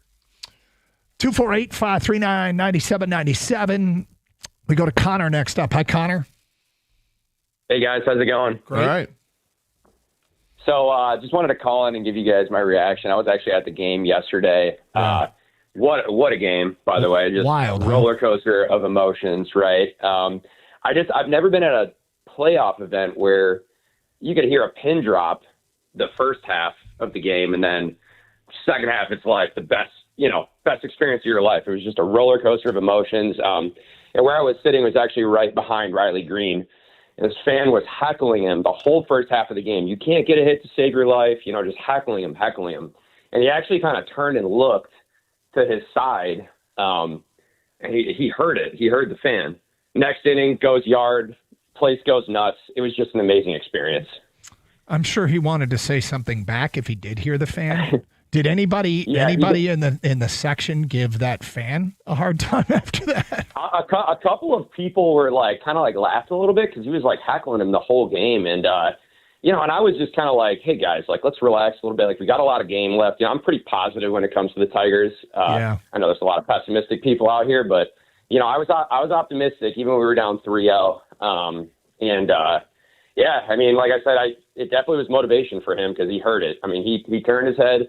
And you could tell he was all right, I'm getting a hit next at bat for sure. Well, whether he did or whether he was motivated by or not, he came through in a big way, and it's a nice reminder of what he is capable of. I still think there's clearly some off-season work that probably should get done to cut back on the strikeouts. But hey, if he's he still is a run producer, and that was a huge moment in that game and a resounding bomb. Absolutely. Thanks, Connor. It was a wild scene, and you're right. Quiet, pensive. I think a lot of people ready to hit the eject button, and then they limited damage. Because if they had scored there, on that bases loaded, nobody out situation, they did score one, but they scored 3-4 runs. I'm not sure. I'm not sure what that stadium would have looked like after that half inning. Let's go to Linda in Kalamazoo. You're next on 97.1. Hi, Linda. Hi, good morning, gentlemen. Very good show as always. Thank you. It was funny because a friend of mine and I were watching the game on TV, and she always comes over periodically to watch games with me, and she was commenting, well, gee whiz, it seems like every time I come over here we lose. We've only won a couple of games, and we were like, yeah, I know, darn it, it's too bad. They played so well, and to see this happen, and you don't know what happened, and then all of a sudden, when everything broke loose, I mean, we were clapping and cheering and having fun over here at the house, and it was great. And I also want to give a shout out to Dan Dickerson for being able to portray exactly what the emotions were like when you listen to him call that home run from Riley Green. I put that right up there with the Magglio Ordonez call that he made in 06. Yeah, Dan's great. Yeah, I went by. I had a chance to go by, and he's an incredibly nice guy. Jump into the booth and just give him a quick hey. And I did so yesterday when he was just about to hit the air. Tim, the engineer, said to me, "You got about 10 seconds." And he said, "Dan." I turned around and I gave him a wave, and he waved back. A good dude, really, really good dude, and really good at his job. Yeah, he's awesome. Really good at. I'm happy for him. Happy as hell for him and Dan Petrie and Bobby Scales. I talked to him before the last game. You know what's the weirdest thing? The rain delay. Yeah, good dude, right? Well, yeah, I've known Dan forever. He's great. I'll tell you what's the strangest thing is the TV guys are out. Yeah. It is so because the networks take over, and all of a sudden Benetti and I don't know if Dirks has been on any radio calls. Yeah, I think Andy's part of the rotation of with Bobby Scales and Dan Petrie. Petrie was there for the rain delay game. But it going in. It's just kind of a weird thing. You're with them for 100, not quite 162 anymore because of some games here and there. But you're there for 150 games, and then the postseason starts, and you're just out. It's got to be a weird deal. Well, so the rain delay. When I was standing out there out in right field during the delay, talking to my niece and her boyfriend, at one point they did rain delay questions up on the big screen with so cool. Benetti and Daniela Bruce and Andy Dirks. So they carried that bit, even though Benetti was not part of the broadcast. He ended up being part of the entertainment. It was great. It's Carson Anderson, 97.1 The Ticket.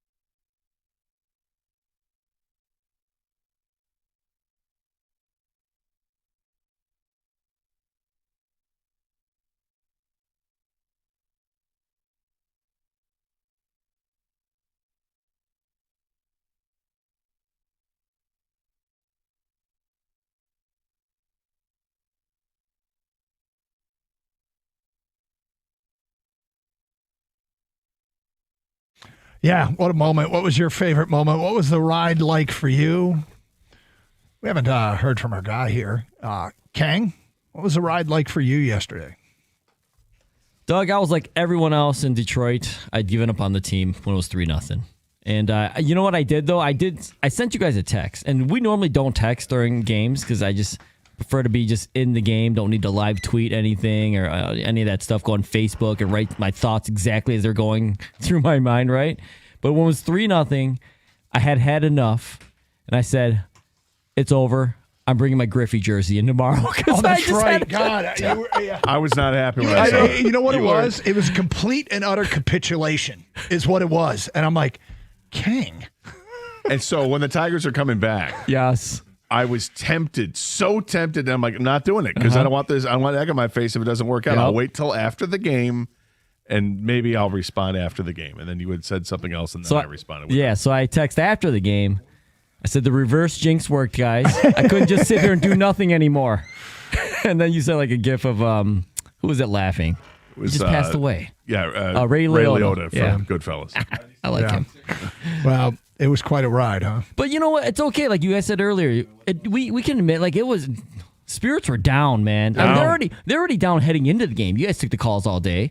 And then when they're down 3-0, it was, all right, well, it was a season, right? And I couldn't even say fun because people weren't even having fun at the end. But, yep, the Tigers just found a way. It was one of the most fun couple innings I can remember. I know it's recency bias, but to watch those guys come through and Javi himself come through, it's such a different swing than what we had 24 hours before that. 248-539-9797. Let's go to Tommy. You're next on 97.1 A Ticket. Hi, Tommy. Hey, how's it going? What's up?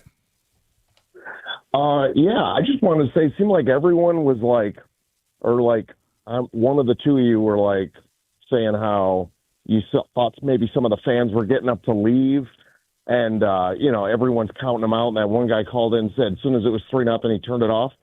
I'm like, this is when they need our support the most, is the way I looked at it. And I talked my brother into going to the game at the last minute yesterday. And I go, we're pretty much going to be in the middle of the agony of defeat. We're going to be there watching them win this, most likely. But we're going just to support them. When you say watching them win this, do you mean Detroit or Seattle? No, Seattle. Okay, I thought in all likelihood there's Seattle probably going to win, So get ready, we're going to support them. We're going to support Tigers. But even though we know that they might lose, we're still going anyways. So just so you know, and he's like, all right, I get it. And I'm like, I don't know if you do. It really sucks when you go to a game like this and lose it. It really does. Yeah, it does. It's even worse on the road, Yeah, look, I was just I felt like they were maybe one hit away from that place emptying out. And Seattle, Detroit, to their credit, never gave up that big hit. Kept it within striking distance, although tell me 3-0 didn't feel like 9-0. I mean, because it did. It did feel pretty bad. And then, just by them winning at the beginning, I'm already like, see, here it comes. And I was almost like, that could be it right there. But when they tied it up, that was almost like a win in my mind right then. I was cheering it as if we already won because I thought it was so hard to just be able to tie it up.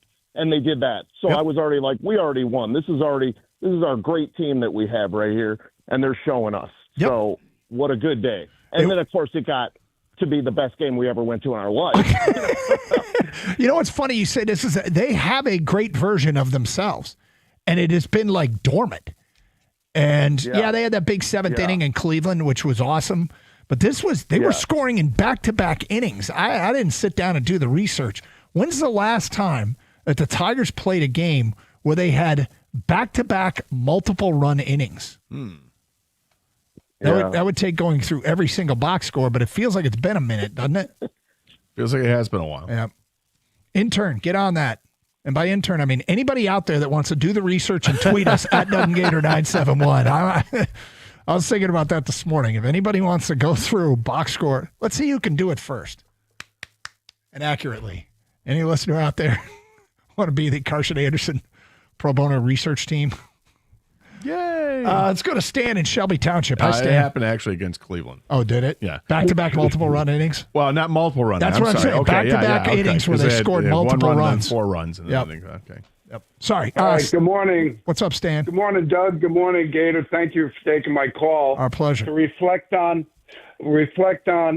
after they scored the second run with the pass ball, I'm up in my seats. I'm a 1901 Society member, and I pat my son on the shoulder. We've had tickets since 2017. And I said, whatever happens, it's been a great year, and I'm so happy, and I'm looking forward to next year. And then the rest of the game happened. How great was that? Yep. But here's the thing. We know that Carpenter's into Kirby's head, right?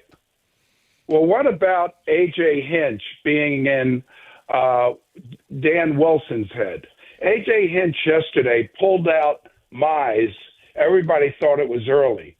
But in the 2 wins, both Wilson left Kirby in too long and Miller in too long, and now he's hesitating on who the heck to pitch in the most pivotal game in the Mariners' life. I mean, I think A.J. is just managing circles around Wilson. What do you think? It's an interesting theory. I mean, AJ's what he did with Mize. I think every single Tiger fan was going, "Wait, why?" And then when he went to Holton, it looked like a terrible decision. And then he went to Finnegan, and Finnegan bailed him out a little bit, and then the rest was history. I'll say this, Stan. I think AJ has a tougher job where he has to, because the lineup isn't as strong as what Seattle has. I mean, it might be easier for Dan Wilson to sit there. Look, I got my lineup. Why would I take these guys out? And why would I bring up a pinch hitter for this situation? I got a great bullpen. I got a million guys to choose from. AJ is like forced in this situation because this team has struggled so much. And he's used to the pitching chaos that they went through last year. I think it's just it's the roster you have. Like if AJ had if the Tigers roster was as good as Seattle's roster, would we be saying the same thing? I don't know. I just think it's just different. Like Doug was saying about the Mariners, fan base having second thoughts. I think there's a lot of second thoughts in the brain trust of the Mariners saying, what's going to happen? Who are they going to start? I think they're hesitating because they have anxiety, to be sure. So the thing is, that's a hungry fan base that has been let down a lot. And they, really, really feel like they desperately need this series. If Detroit goes to Seattle and scores early, I think that's going to be one tense building. Now, to be fair, there was a lot of give up in Detroit yesterday, too, and the Tigers came back. It doesn't mean the game is won, but it is going to really crank up the pressure. Because I think they thought they had this.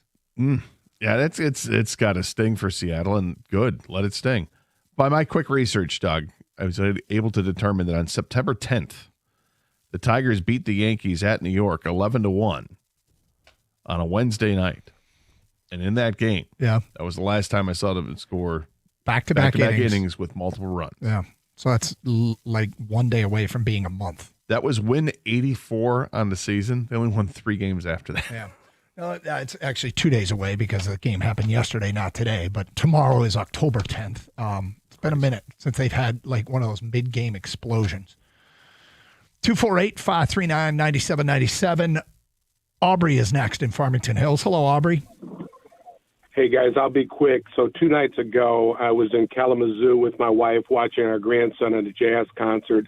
Had to follow the game on my phone. You know how that turned out. Last night I was at a function at the DAC, and again had to kind of follow the game from my phone. But it was neat because, as you know, down 3-0, gets to 3-2, and then you're at the DAC, so you can hear the crowd reaction and getting it really excited. So we'd all go running out onto the terrace there to see what the heck was going on. And when they hit those 2 home runs, and with the fireworks going off and all of the, just everybody celebrating, it was really cool being able to watch it from that standpoint from the DAC. So good experience for me. It was neat. It was a roller coaster ride, and you hearing the fans must have been wild. And you are very fortunate to be able to get that vantage point. That's cool. Indeed. Thanks. Appreciate it. 248-539-9797. What was the ride like for you, Detroit Tiger fans. What a day, what a game, what a moment. Still alive and kicking. Of course, a do or die game coming up tomorrow. Ready, set, puke. It is Carson Anderson, 97.1 The Ticket.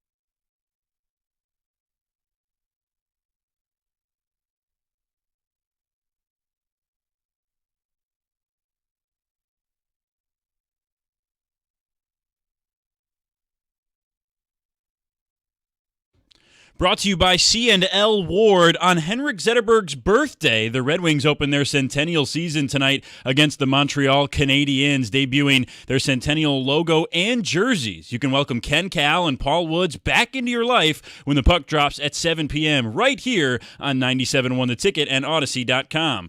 The Pistons tip off their second preseason game of the year tonight at 7:35 p.m. They're in Milwaukee to take on Giannis Antetokounmpo and the Bucks. Cade Cunningham is looking for another strong performance after 20 points in 19 minutes earlier this week against the Grizzlies in the first preseason game of the year. The Lions will be without a number of defensive backs in Kansas City this week when they take on Patrick Mahomes and the Chiefs. While we did receive good news on Terrion Arnold yesterday, he will still be out for that game, leaving Amik Robertson as the only remaining healthy starting DB from the beginning of the season. Defensive coordinator Kelvin Shepard spoke to the media earlier today and gave high praise to Robertson and his work ethic and his ability to handle the defensive duties with the injuries.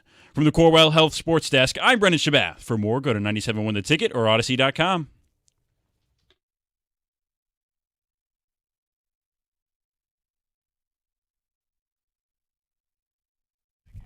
Thank you, Brendan. It's the Carson Anderson program here on 97.1 The Ticket. Tigers, wow. I got to tell you, the difference between doing this show and doing yesterday's show, it is night and day.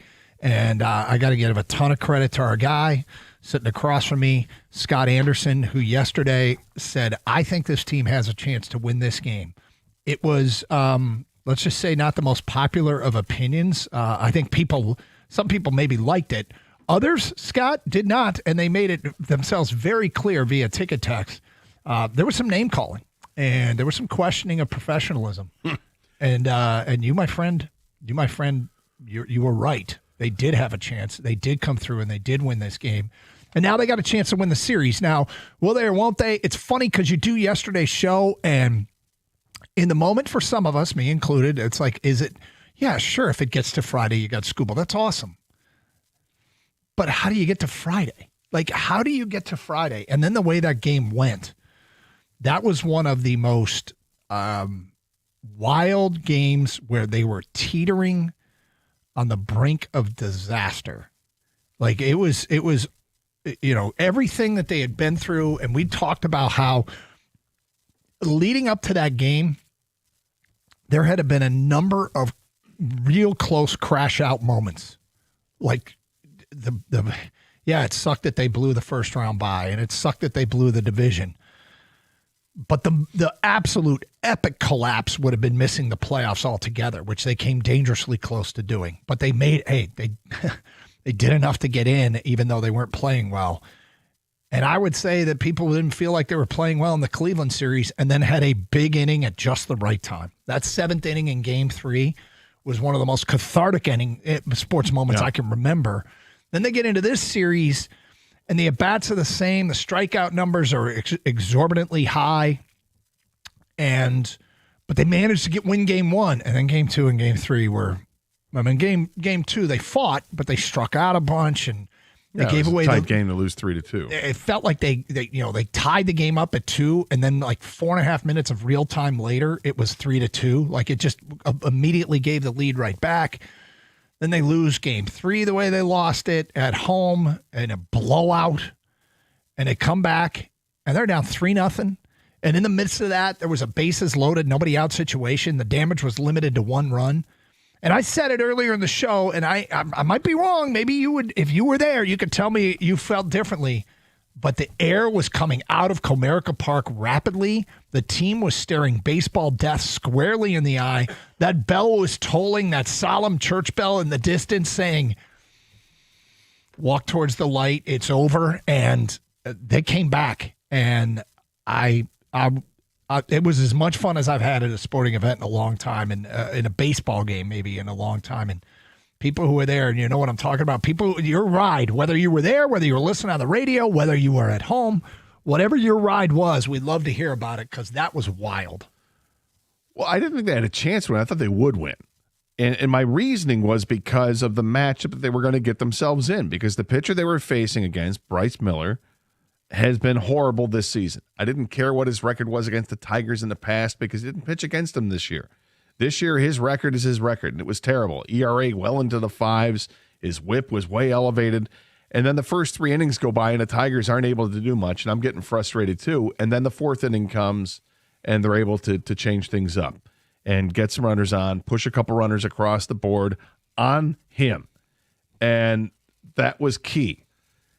And then they get into the bullpen, and this is where maybe this is the mark where you can say A.J. Hinch outmanaged Dan Wilson, because Dan Wilson goes back to the well of using the same bullpen arm he's used in the previous games. They felt, just for the record, Seattle felt like they had it set up perfectly. Yeah, and they went to their guys, and the Tigers said, well, we've seen this guy twice already. Here's the 3rd time. Okay, we'll take on Spire, and boom, they're able to put more runs across the board, and it just got contagious.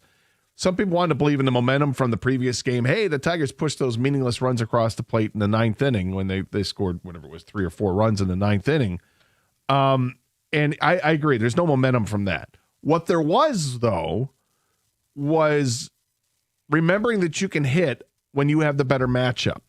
What Seattle threw at them as a bullpen arm in the 9th inning of game 3 was not their strongest arm. It was a Ferguson, I think was the pitcher they threw at him, and the Tigers ate him up to the point where Seattle's like, all right, slow down. We're bringing Munoz in. We're gonna end this right now, and they did. But what it showed them was if the matchup is to their advantage, they can in fact take advantage. So when the matchup was their advantage last night or yesterday afternoon, that's why I thought they'd win the game. And they did. They took advantage of it, and then they got back into the bullpen that they'd seen, and you're going to get through as a 3rd time. You're going to show us Spire? Okay, here we go. And then Bizzardo comes in. It's a similar situation. They'd seen Bizzardo, I think, in all 4 games. Yep. So, you're asking for trouble. You're playing with fire, whatever you want to say. And the Tigers took advantage of it, and now they've got this thing all tied up. And they play for all the chutney, as you like to say, tomorrow night in Seattle. Primetime game, 8 o'clock. It's going to be a great atmosphere out there, I'm sure. And the Tigers had the best pitcher in baseball going. Gives them the best opportunity to win. Feedback coming in to the Carson Anderson inbox. Ron in Utica says a Sunday night baseball game just shows how tone-deaf MLB is. Why would they want to compete with any football, especially the same fan base? Move the game to Monday night at 6 p.m. and be happy. Well, then you got Monday Night Football. And if you have the opportunity to have a primetime game, you want to do prime time. Ron, when they put this schedule out, and how they're going to do it, they're not, I don't think they're moving games around to avoid specific city conflicts. But the only issue I have with it is that there's only one day off between the ALDS and the ALCS. There's a bridge to be crossed if we get there, and and if we get there, it might be a Sunday night Tiger and Sunday night Lion game going on at the same time. But get through tomorrow night. Get through tomorrow night first. Bruno does say, if we get there, time to break out 2 TV system if both the Tigers and Lions play on Sunday night. I love October in the D. Yep, sure.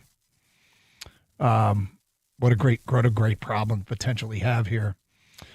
The Tigers gave one more show to the home fans. In the movie For Love of the Game, Vin Scully said something about pushing the autumn sun back up into the sky and giving us one more day of summer. At the very least, that was that. At the very best, this catapults us to the ALCS. Yeah. Yep. 248-539-9797. Donna is next on 97.1 The Ticket. Hi, Donna. Hi, how are you? We're good. Good. Oh, a couple things. One, to follow up on the Riley Green section. It's 142. We have season tickets. You had to call in about the heckler. Yeah. The guy was a really big guy. He had too much to drink. And at the end of the game, when the relievers were coming out of the bullpen and we were all hyped up, somebody said, "Why don't you just jump?" And he jumped over the wall right into the middle of the relievers. And it was really cool because cops came from everywhere, and all they did was, get him down, and they brought him right back up into the stands, and we all cheered him. So that was really exciting. I enjoyed that. Hold on. He jumped onto the field? Yeah, he jumped onto the field. It was wild. We got pictures of him doing it. Yeah, he's a really big guy. He didn't get thrown out? Well, it was the game was over, and the relievers were coming out of the bullpen. So they just got him down, and they brought him right back up into the stands. I don't know what they did with him after they got him up in the stands, but that's all they did. Yeah, I probably wouldn't endorse this. It's not a good idea. But. Well, yeah, like I said, he was heckling him the whole game. He was drunk the whole game, and some fan just egged him on. He says, "Hey, why don't you just jump?" And so he did. And we were like, "Wow!" Anyway, so it was hilarious. And then the other thing is, we're season ticket holders. We're out on the West Coast helping with family. We flew in on the red eye to see this game because we said we got to see him one last time. We thought it was over. And then when it got behind, we were like, we're going home. We can't watch this. But we stayed. And from the beginning, though, we had faith in Scubo because we said if Scubo's going to pitch a Game 5 out in Seattle, we're watching him. So because we flew in for this one, we are flying now back out to watch Game 5. That's a commitment. Have fun, and hopefully you'll bring back a win. And just for the record, we here at the Carson Anderson program do not endorse a move of jumping onto the field. No. It's not really a wow to us. It's more of a liability issue. We don't. I think you should be escorted out and perhaps arrested. Yeah. To do that, so, yeah. Not something that we would encourage our audience to do. Leave the field of play alone. Yes, please, yeah. Austin, you're next. Hello, Austin. Hey, what's up, guys? Hey. So, like I told the screen caller, or the call screener rather, I came up with a pretty interesting stat, at least for what I thought was interesting. I did a little research, and out of Detroit's 26-man postseason roster, 14 of those players are Al Avila acquisitions, and just like what I think, like everybody wanted him out of town, including myself. So I kind of want to it might be a little premature because we didn't advance yet to the ALCS, but I kind of want to give him like some flowers because although I like Scott Harris and what he's done so far, I think a little credit where credit's due that he kind of laid a foundation. There's been some mea culpas throughout the year from the people here on the station and of course callers as well. To a degree, I mean, look, his acquisition, his veteran player acquisition, ability to make trades really didn't pay off here in Detroit and eventually probably spelled his doom. But his draft picks and a lot of what he has done, I mean, even Javi Baez, I guess, in that monster contract, Baez is helping. Baez is helping a lot. You made the case earlier why he's their most valuable postseason performer so far, and there's, I totally see it. I think Baez needs to be stressed. Play him out of position. He plays better. Yeah, look, drafting the players is what he's going to get some credit for, and he deserves some credit for drafting those players. Yep. When Scott Harris came in, one of the first things they did was redo the minor league system with coaches and instructors. So Al may have drafted some of these guys, but I think it's fair to say that Scott Harris is part of the reason these players developed into being the players they are. Yeah. When it's time to call up a Dylan Dingler, you can feel confident that, let's do this. When it's time you didn't draft Colt Keith, but you decided to promote Colt Keith. And not only that, but you gave him a contract before he played a single major league game. You gave him a contract. Interesting move. So, yeah, and I think there's a lot like that. But I'll give some credit to Avila for sure for some of those draft picks. And, when we look back on this season, when it's time to, you'll see there are a lot of Scott Harris's fingerprints on his team. A lot of them for good, and some of them obviously not so much. 248-539-9797. More of your phone calls and feedback coming up. It's Carson Anderson. How was the ride for you yesterday? We do want to talk a little Red Wings. They do debut tonight. And Scott, I know you are pumped up and ready to go, as is Kenny behind the glass. Hey, sports fans, we need to tell you about the best restaurant in the state to catch a game. It's Twin Peaks. And there won't be a bigger game than tomorrow night's series finale. Winner takes all with Seattle. So get to your favorite lodge to catch all the action with the restaurant experience really taking a nosedive and service missing the mark. Twin Peaks is up their game. It starts with their culture, employees that believe in the brand and flat out produce a better product. That includes the cooks coming in at 7 a.m. every day. If you drive past the Twin Peaks on your commute in the morning, you'll see cars in the parking lot. Yep, that's them making the food. Then, of course, the beautiful Twin Peaks girls. It takes a lot of training to get on the floor there, and they deliver an experience guests can't live without. From food and beverage recommendations, just cheering you up when you had a bad day. No one does it better. They got the wall-to-wall TVs, some as big as 98 inches. Your Tigers in the fight for their playoff lives. You got the middle of college football and pro ball. It's really getting interesting. And don't be afraid to stop in if you're not all about sports because of that Scratch Kitchen, those chefs, those cooks we talked about earlier. Favorites include the smoked chicken wings and thighs. I like the Chipotle chicken. The Cinnamon Toast Crunch cheesecake is insane. They got New York strips. And don't get me started on the bar. It's the coldest draft beer you've ever had. Poured at an ice cold 29 degrees. There's the exquisite craft cocktails featuring a wide variety of tequilas and bourbons. If you're tired of spending $20 on fast food or a dining experience with a server that just doesn't care, stop by your nearest lodge and see the difference today. Twin Peaks, eats, drinks, scenic views.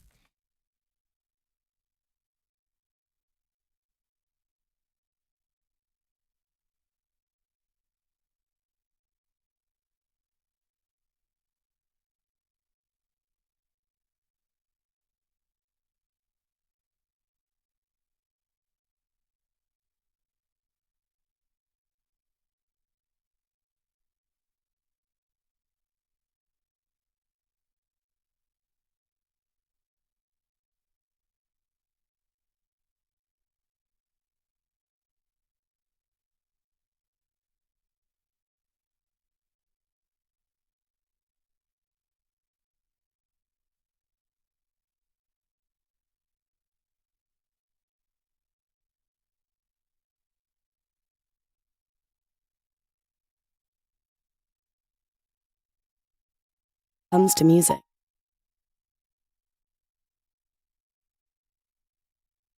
Lyrics are remixed. Bands and artists come and go.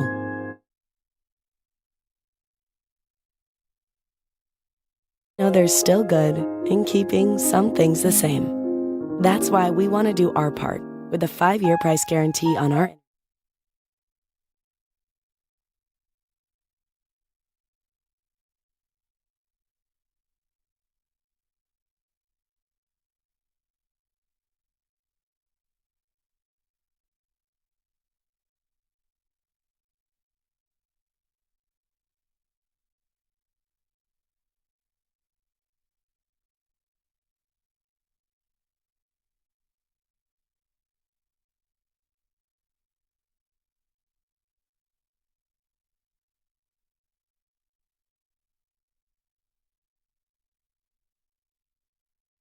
commercial like you.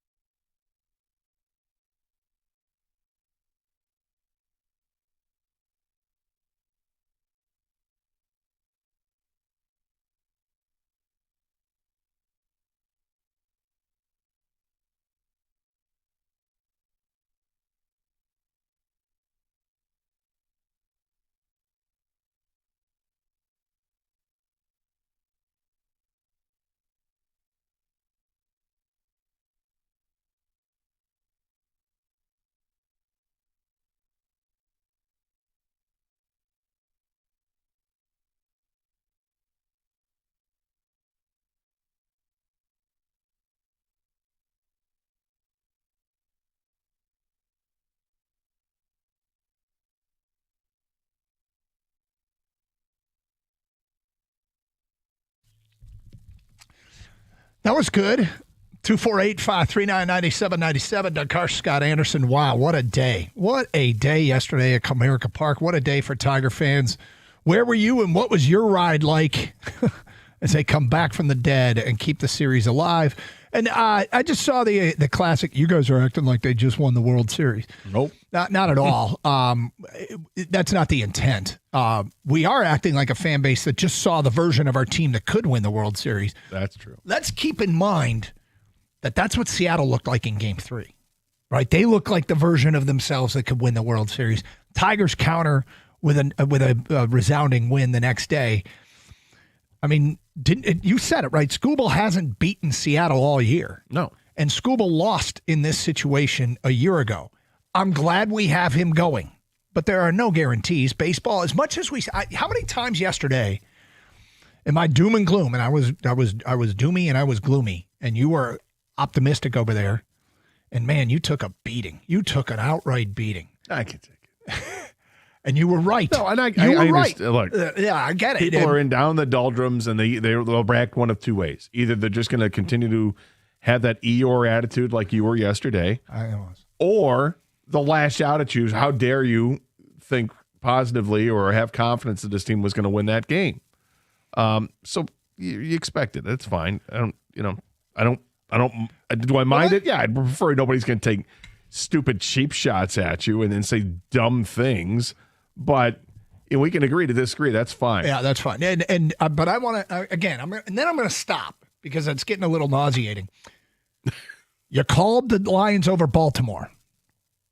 Yeah, I didn't call that. Almost got the score on the nose. Yeah. Yeah. You missed by points, so don't get too cocky. Right. What was the next one? You called the Game 3 win over Cleveland. Yeah. Yeah. Now you called yesterday. Just saying. And thus concludes the patting you on the back. That's it. I've had enough.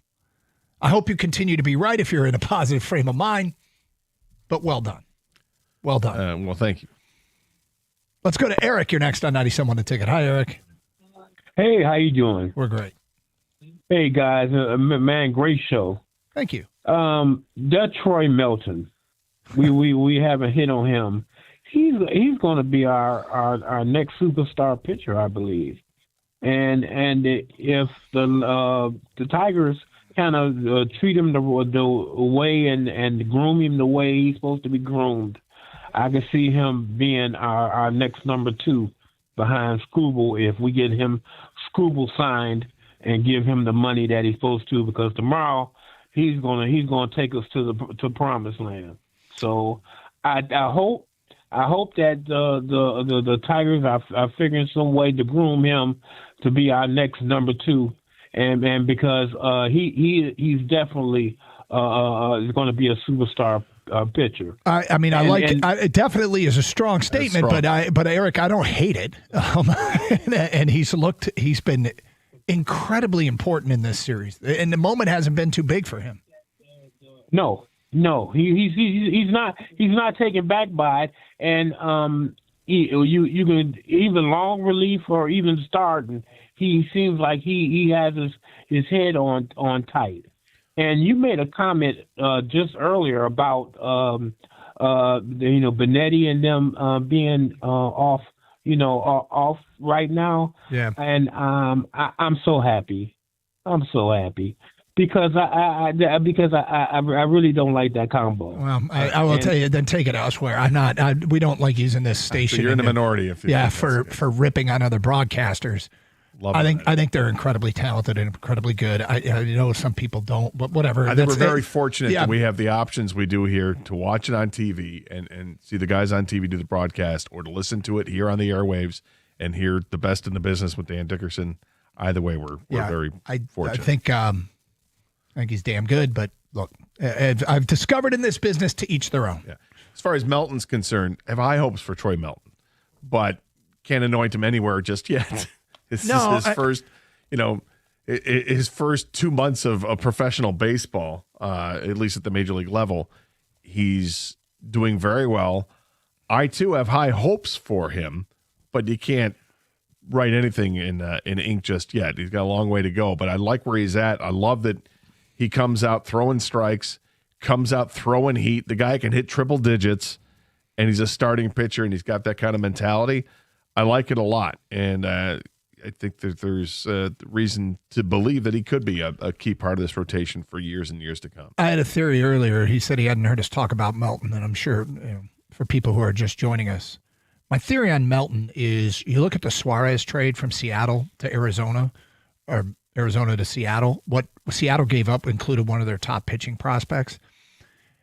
When we hit the trade deadline, if Scott Harris got on the phone and called a team about any player, and he obviously did call teams about players, and there were deals that were made and deals that weren't made, and that team was looking for pitching, it seems to me like it would be likely or probable that the young arm they would have asked about is Troy Melton. Mm-hmm. They don't have a ton of, they're loaded with position prospects, but not a lot of pitchers. If somebody wanted a pitcher, they very well could have asked about Melton. And that might be the deal that you wanted them to make in terms of the return, but that might be the player that he wouldn't give up. He's a big reason why they're back in this series, and I give him a ton of credit. And I don't know that. I don't know that for a fact, but remember when we talked about he wouldn't budge on certain players? If somebody wanted a pitcher, they probably asked for Melton. And, he said no to obviously some deals. Maybe, we'll see what Melton turns out to be, but in this very moment, and I'm glad to have him on our side. Yeah, 100%. 248-539-9797. Susan is next. Hello, Susan. Hi. What's up? How are you guys? Hey. I'm doing this for the first time. I'm in my car. Let me put it on my phone so I can hear what you're saying. I hope so. We'll keep the radio down, but yeah. Anyway. I don't know how to do this. Susan, this is like talking to my parents where they can't figure out. Now you've made it worse. I think you've made it worse. How are you? Go ahead, Susan. Lower. Okay. Yeah. So you say it's your first time. Yep. I've been a long-time listener and born and raised in Detroit and have been a Tiger fan my whole life. It was the heartbreak of the last, few days that really got to me. And yesterday I just did not want to go through it again. So I kind of did it that way. My husband was just so mad at me because I kept yelling and screaming and all that. So I'm glad everything turned out, and I'm as happy as can be. Did you watch or listen? Oh, I did. Okay. Did, yes. Yeah. And it's so fun. I listen to you guys on the Odyssey app all the time. And so it's funny that I'm going to tell Doug how I feel. That it was a heartbreak that really got to me. Or I didn't want it to get to me again. So I can't think that there were too many optimistic fans when it was 3-0. Right. I mean, honestly, and there's nothing wrong with that. Like, sometimes there's sort of this badge of honor of fans. I never gave up, and that's great. There's also nothing wrong with seeing for what in that moment, the odds of happening what happened were pretty slim, and they exploded. And the most important thing is that the guys in that dugout didn't give up, right? For sure. And for Baez to do what he did, oh my gosh. Listen, I've been so happy for him way back to when they put him in center field, and he, after his surgery, he said, "I'll do whatever you want. Guys, put me anywhere." And I thought that was awesome. So for a guy who has struggled, thank you, Susan, for a guy who's struggled the way he has in Detroit, he still has this air of, I'm the man. Oh, he's full of confidence. He is absolutely full of confidence. And I think he's well-liked and well-respected around the league. I think players really like it because he's a guy that likes to have fun out there. He smiles. He talks with the other players. And he has some massive moments in the playoffs with the previous team. Yesterday, he had a pretty great moment here for the Tiger fans. And it wasn't just the one moment. It was the entire game. And it's really been the way he's played in the entire playoffs this year. This is the Javi we thought, to an extent, this is the Javi we thought we were going to get. We thought we were going to get an impactful Javi. He's been impactful. Look, he's got the one home run, and that was kind of what we thought we were going to get a bunch of home runs from him when they signed him. That was one of the reasons. Sure, $25 million a year for this guy. Sounds right. Go ahead, go get him. And he hasn't really hit a bunch of bombs. I don't expect him to hit a bunch of bombs, but he's getting on base. He's getting the base hits. He's doing the little things of taking the extra base or stealing a base, or even more importantly, his defensive effort has really stepped up for the Tigers this year, not only in center field where he was flawless, but at shortstop this year, he's been so good. Remember yesterday when the guy called and said we need a dude? Yeah. Javi might, at times, not all the time, but hey, it's Carson Anderson. More of your phone calls and feedback coming up. We'll get into the Red Wings home opener, the season opener tonight. It is Carson Anderson, 97.1.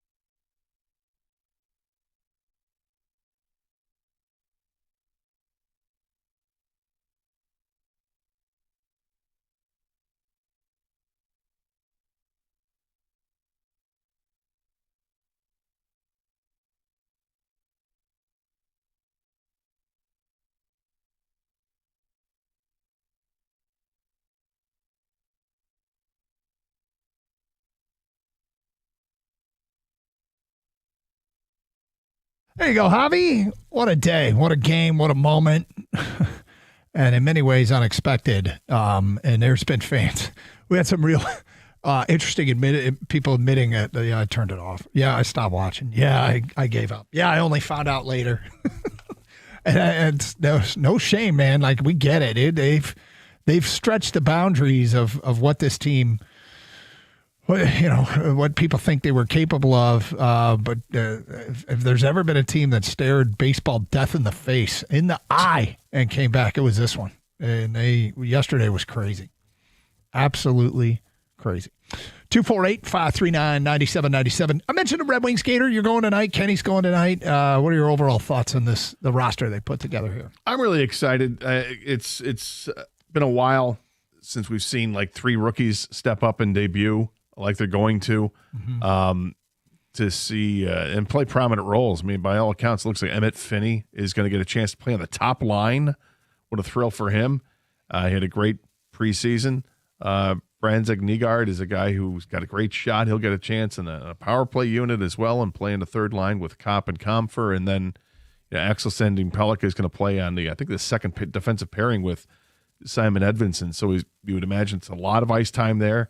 Another guy who's going to anchor a power play, probably the second unit from the point.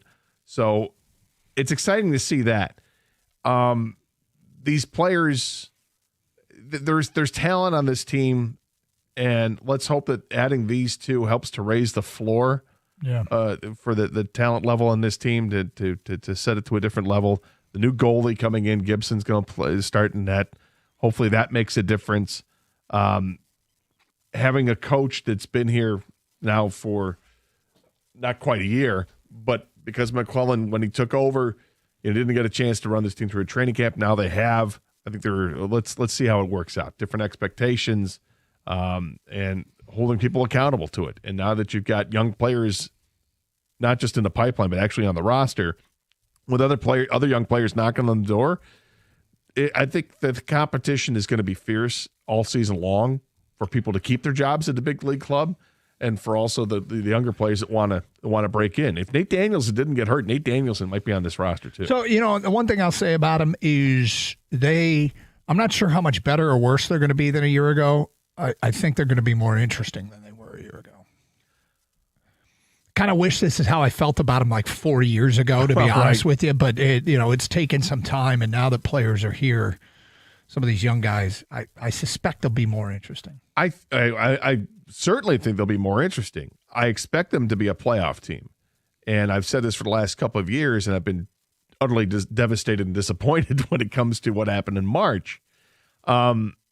I think we look back at last season, the Andrew Kopp injury ended up being way more important to this team than I think we ever thought it would and ever expected it would be. And you look back, and he was playing very good, very stabilizing forward on this team, then gets hurt, misses the last, whatever it was, 6 weeks of the season, and that's when the team went in the tank. It coincides with that.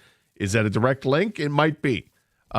Getting better goaltending all around is certainly going to help. And again, there's going to be competition knocking on the door too, because Kosa probably not happy that he didn't make the team, but understands it. He'll go to Grand Rapids, and we'll see if Seabass plays well down there. It deserves to be called up, and keep monitoring that situation. But I think overall it's a more talented roster than what they had going into last season. Let's hope they actually wrangle that playoff position this year. All right, let's get back to the people. We go to Jack. You're next. What's up, Jack? What's up, fellas? Hey. So, quick on the Wings. Playoffs would be amazing. I'm kind of skeptical after the last 2 years of collapse. No other team have I ever watched where it feels like we're, skating or playing uphill more than these Red Wings.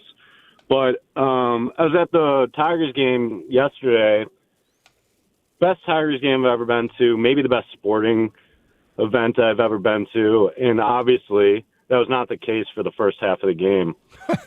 Fans were, it was a Morgan there, but then the fans were just negative. Like, people were telling Riley he sucked, calling for Hinch.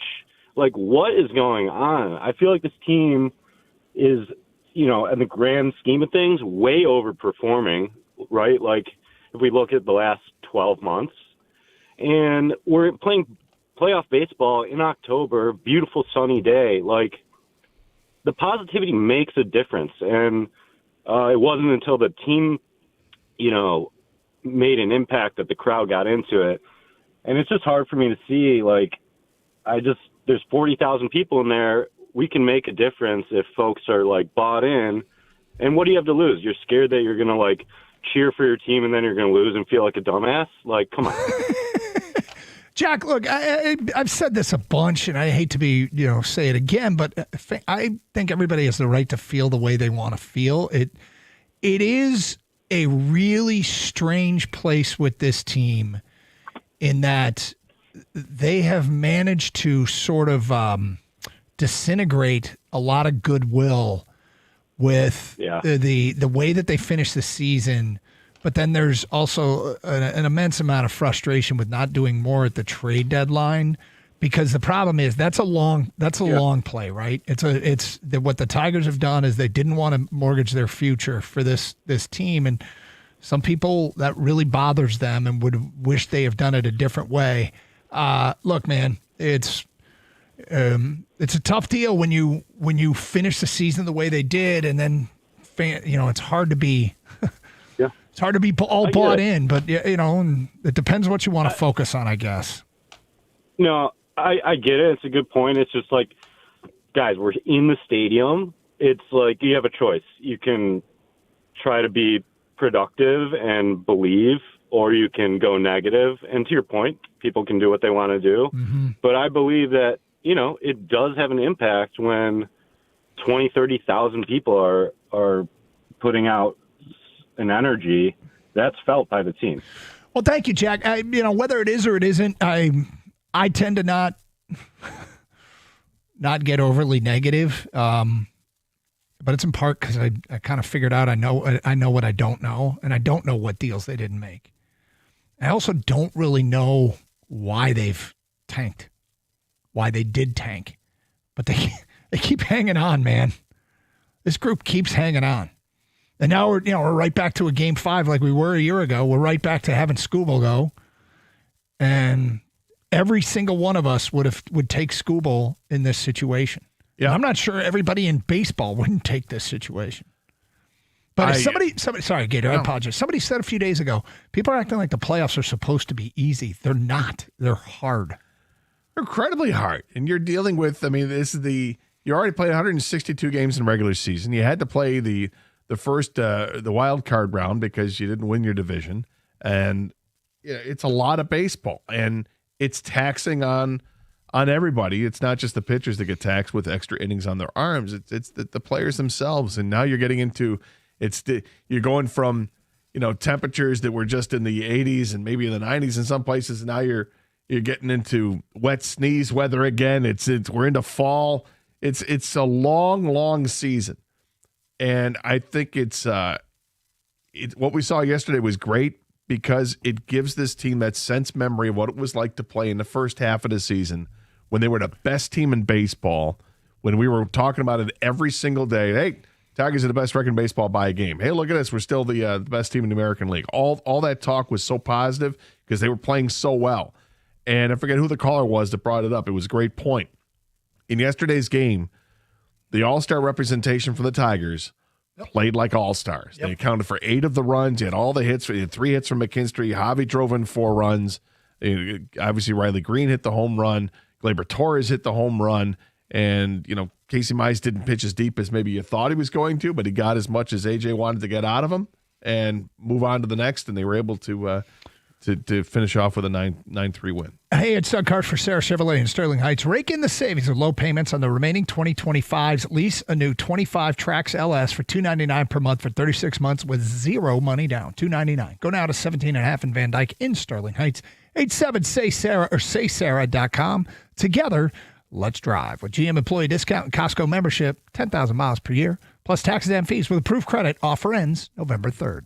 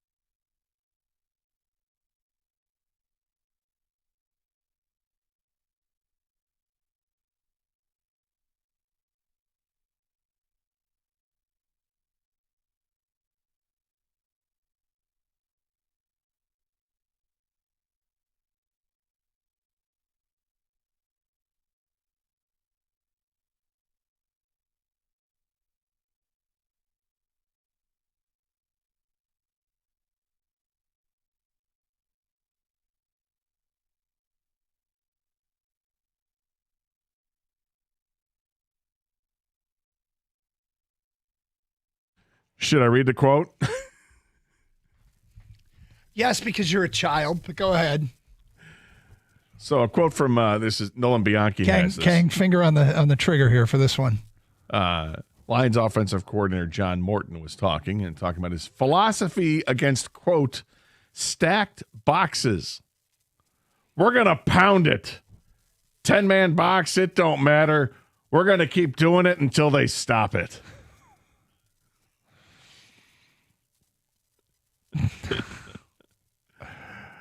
Get it? Scott the Gator Anderson, ladies and Pound gentlemen. it. Yep. So they're going to try and run the ball, huh? Sure. Lions right now are on pace for the second most points in NFL history. That's despite the first week. And despite we've playing without Taylor Decker here a little bit, and despite having a mobile quarterback. Crazy. Well, sometimes it takes a little while for people to catch up. Look, now Jared Goff is officially a Lion here, right? He's played more games as a Lion than he has as a Ram in his career. Yep. So we got that going for him. Yep.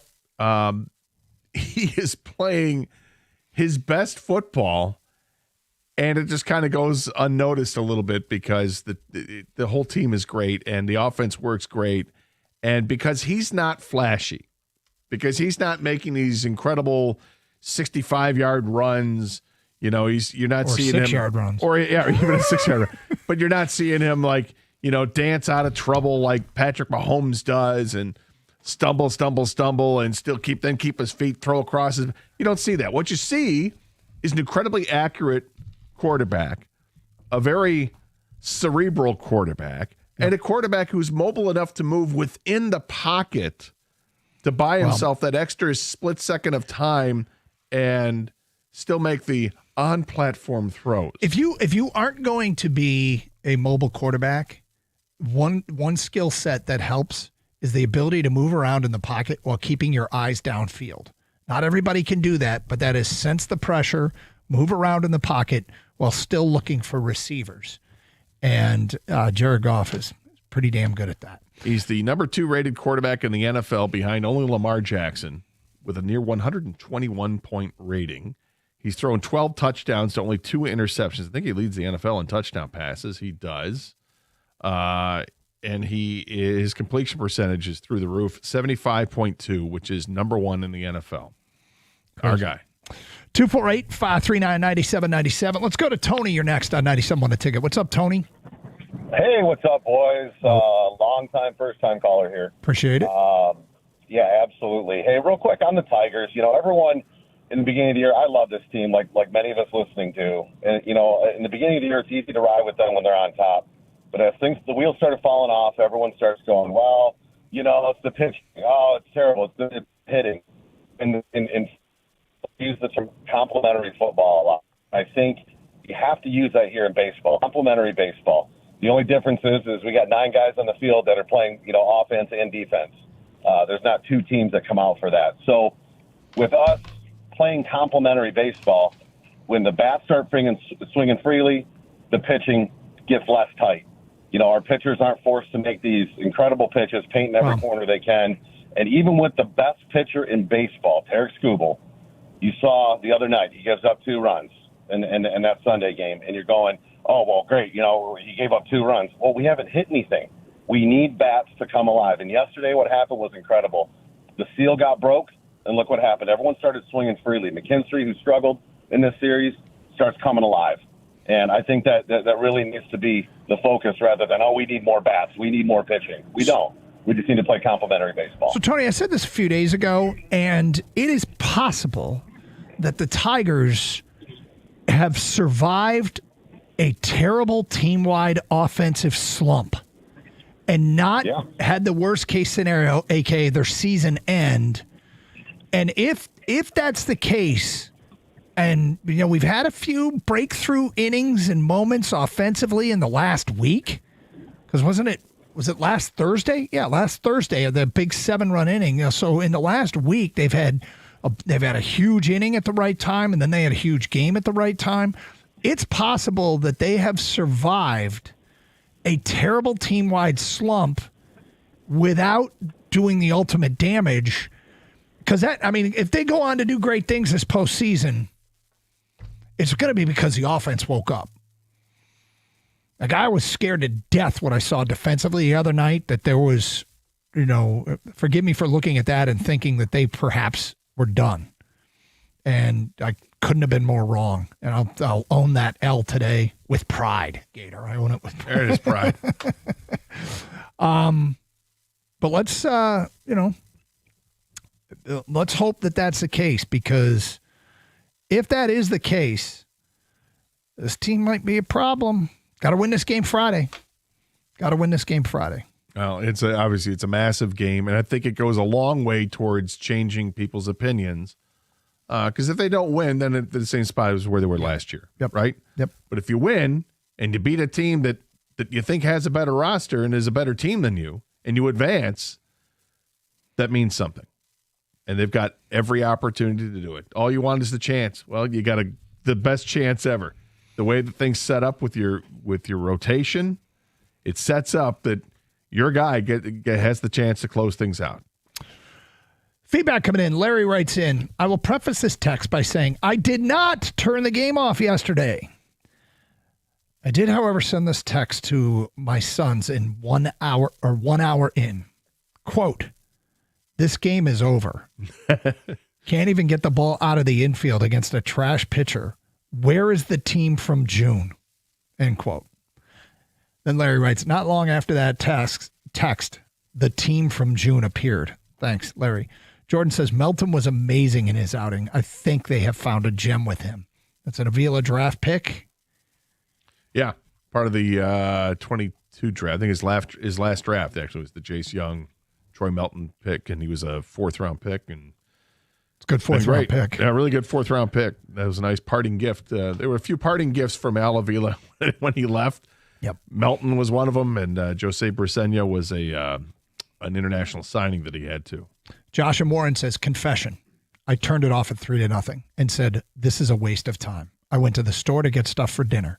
I had it on in the car, sat in the car the rest of the game.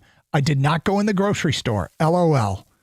Dan had me hooked with his Riley Green home run call. Josh, that's funny. He just sat there at Kroger. Think it was the first time the boys heard some boos from the faithful yesterday. Seemed to work. They heard him Tuesday, too. There were boo birds out Tuesday. 248-539-9797. Mike in Detroit is next. Oh, boy. Put us on hold. That's too bad, Mike. It's your big moment, Mike. Sorry we missed you. You could hear a pin drop in that stadium besides screaming Mariner fans until the bottom of the 5th, and then liftoff. The vibe made a 180. Jim in South Lyon, you're next on 97.1. Hi, Jim. Hey, how you guys doing today? We're great. Hey, so look, about the roller coaster, the emotional roller coaster yesterday. Mine started off, and I don't like to get down on any team. I think that's just bad for everybody. But it did start with me sending a nasty ticket text yesterday about how bad I thought Riley Green's swing was looking. I actually said something to the effect that I don't want my boys to watch him when he's up at bat because I've just been so disappointed. And then he goes and hits that bomb. And it's just those moments where I looked over at my son, he's 12, and he's like, well, Dad, didn't you say? I'm like, listen, man, just leave it. Forget what I said. There's a reason why I'm the dad. just enjoy the game. But yeah, that was it yesterday. It was definitely a roller coaster, but seeing McKinstry hit that big shot, I think that was the defining moment for me. Seeing his comeback, those RBIs, they were just huge, and obviously the bomb from Green. But yeah, somebody said it earlier. Seeing the team from a few months ago come roaring back, that's what it was like yesterday. It was awesome. God, let's hope they're here to stay, because if they're here to stay, this whole thing feels different.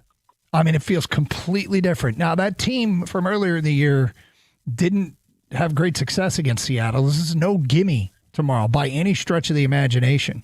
But the team from earlier in the year has a much better shot than the team we've seen the better part of the last 2 months, and give them credit. They have stayed alive. They've staved again, and now they got this. I mean, I don't know if you could ask. You could ask for a sweep, but in a Game 5 having Scuba going. I mean, I think this is what it's all about. You know, these are what these moments are. I mean, you can't script these things better than this, right? You get a win tonight, it's absolutely massive. Yeah, look, it is massive. It's the way they were able to set up the rotation worked beautifully in this series. Unfortunately, it won't work very well for them if they get to the ALCS.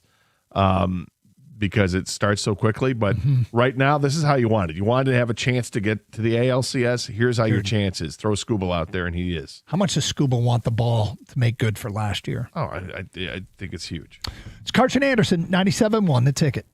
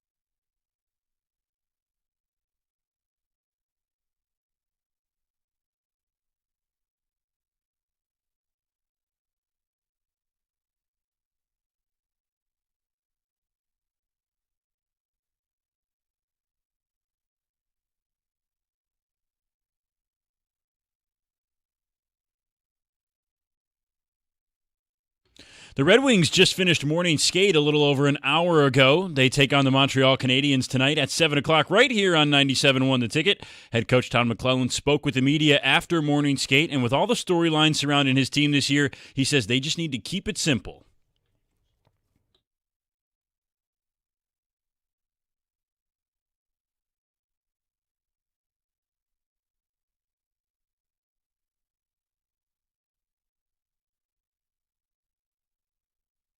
Pistons hit the hardwood in Milwaukee for their second preseason game tonight. You can listen to that one against the Bucks live at 7:35 p.m. over on WWJ. Terrion Arnold also said yesterday that he is hoping to get back as soon as possible after hearing good news on his shoulder injury this week. Despite Arnold no longer needing surgery on that shoulder, Dan Campbell still does not have a definitive timeline for Arnold's return.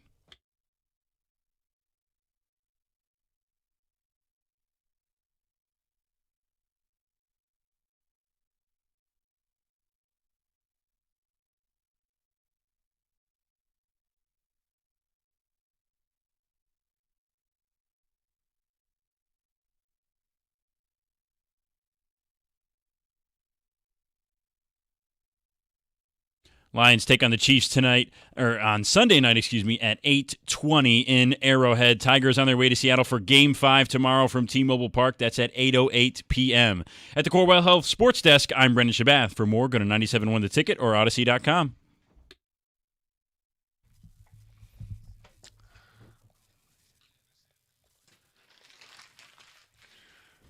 Oh, fun show to be doing today after what we saw yesterday at the Comerica Park. Scott, just a programming announcement. I will be broadcasting tomorrow from Los Angeles. Now, what's interesting is I found out that I've had some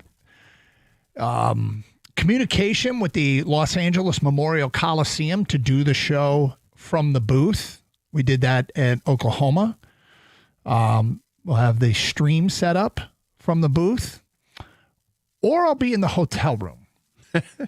The difference is I have to get up at 6 a.m. LA time, which is fine. I mean, I will be up probably at 4 a.m. LA time, but I get over to the stadium, get into the stadium, get up to the booth, and set up all the broadcast equipment. That's what I'm going to try to do. But there's a chance I'll be in the hotel room. I want to be, because I want to watch the sun come up at the LA Memorial Coliseum. How many people get a chance to do that? And we'll stream the video. So if there's anything to be seen, maybe during commercial breaks, I'll run down the field and try and kick a field goal or something. But because I don't think there's anybody going to be there. I hope. Well, here's what I think you should do. What's that? Because likely, if you're going to do it from there, it's going to be dark out when you start. Yeah. Which is actually kind of. You're right. It's going to be cool to see the sun come up because you'll have that view. Yep. I believe from where the broadcast booth is. If you look to your right, you'll be able to see the sun come up. If I'm not mistaken. Why not ask for permission while you're making sure you can get into the stadium? Yep. Just for an hour or so. Yeah. To be able to light the torch out there. Ask them to light the torch. Yeah. I could. If you could, it'd be even better. But yeah, the Olympic flame at the LA Memorial Coliseum. It's not always lit. Yeah. But they do typically light it up during the fourth quarter of USC games. So maybe just to test it, just say to test it out. Can I get a test on the flame? Yeah, it's dark out. It'd be kind of cool. Okay. You guys want to do that? Let's do that. I'll see what I can do. Make it happen. Yeah. Hey, all they can say is no. Sure. Or yes. Well, I mean, look, at 6:30 in the morning, I know that I know where to go to get let in. I've asked for a contact, and when I meet the contact, whoever, Raj, hey Raj, once I see Raj, I just got an email back. Is it rerun with him or Dwayne? I literally just got an email back. Booth will be unlocked. How long is the show? See a QR code to show at the gate. All right, got it. You are clearly going to respond with, well, the show is going to be in 4 hours. However, can we get that? Can we my get the co-host Olympic wants to see if we can get the Olympic flame going just for an hour, for the first hour of the show. Yeah, I'll see. Oh, they sent me a parking pass here and everything. All right, good. I'm apparently good to go. So I will be. Thank you. You will be lighting the flame. I'll see if we can light the flame. What if they hand you like a stick lighter here? Yeah. All right, here you go. Just shimmy your way on up there. And I got to tell you, you better be prepared to do the show for like 30 minutes because my guess is to get from the booth around to where the flame is. If I'm actually the one doing the lighting, it's going to be a minute. Just tell them you run cold. Yeah. Your partner knows this. Yeah. You need some heat. Come on. I'll see if I could sell it, Kang. To do it on Twitch and YouTube, it'd be great. Make it a viral moment. Do you ever get scared lighting up your grill for this? To start the summer. Every single time. Exactly. Yeah. Imagine this one. You smell something? So do I push in and turn to the Yeah, left? right. Do you hear it clicking? And then light, or what am I supposed to do? Yeah. You used to have eyebrows, right? Yeah. Radio show host in flames at LA Memorial Coliseum. Oh, it's gonna be great. Get the torch lit. We'll be right back before the sun comes up. That would be cool. Yeah. So anyway, if you are a regular streamer, YouTube.com and Twitch.tv, and I'll be out there. It'd be kind of cool, like for the first hour of the show, while it's dark, getting into light. If you set up the your laptop for the Twitch and YouTube crowd to actually see the sun coming up. Yeah, maybe. Yeah, this could be a good setup. And a very aesthetically pleasing Karsch and Anderson extravaganza. That's right. Barring there's no technical difficulties, and would that ever happen? No. No. Doug Karsh. You've got this. Engineer. All right, let's get back to your phone calls. Special guest, Sydney Sweeney. You think? No, probably not. So it's funny. Earlier in the year when I went to Oklahoma, we got former Lion Teddy That's Lehman right. on. Yeah. Oh, who does? Have you looked at who the broadcasters are? So earlier this year, Kang said, we were talking about what former Lion has USC ties and who's Doug going to get. And what name did you say? I jokingly said, well, who's next? Sean Cody? Right? Is it Guess Sean who Cody? does color commentary on the USC Football Network? Is it Sean Cody? It's Sean Cody. Come on. Come on. Come on. With Dan Owens and Rodney Pete. Yeah. Let me just double and triple check this because this might be one of those deals where did I dream that? Did I dream it was Sean Cody? Or is it really Sean Cody? Who's the receiver? Was it Mike Johnson? What was the name of the Well, that receiver? Johnny Mike Williams. Morton. Mike Williams. Yeah. And John Morton. here you go. Johnny Morton. Live radio. Johnny Morton may not want to go back to the. He maybe has some bad memories about the Coliseum getting knocked out. All right, here we go. Boy, we got a cast of thousands on the radio network. Pete Abergast is their play-by-play voice with Sean Cody, Cody Kessler, Suak Cravens, Jordan Moore, Keelan Ear, Jason Schwartz. That's a lot of people. But Sean Cody, you were right. It was Sean What a Cody. poll. Sean Cody. Schwartz play? So I can get, see if I can get Sean Cody on. Sean, what are you doing? It's 6:30 tomorrow morning. You want to meet me at the Coliseum? Can you help me light this thing? You're more familiar with this We'll place get than on me. your shoulders. We good?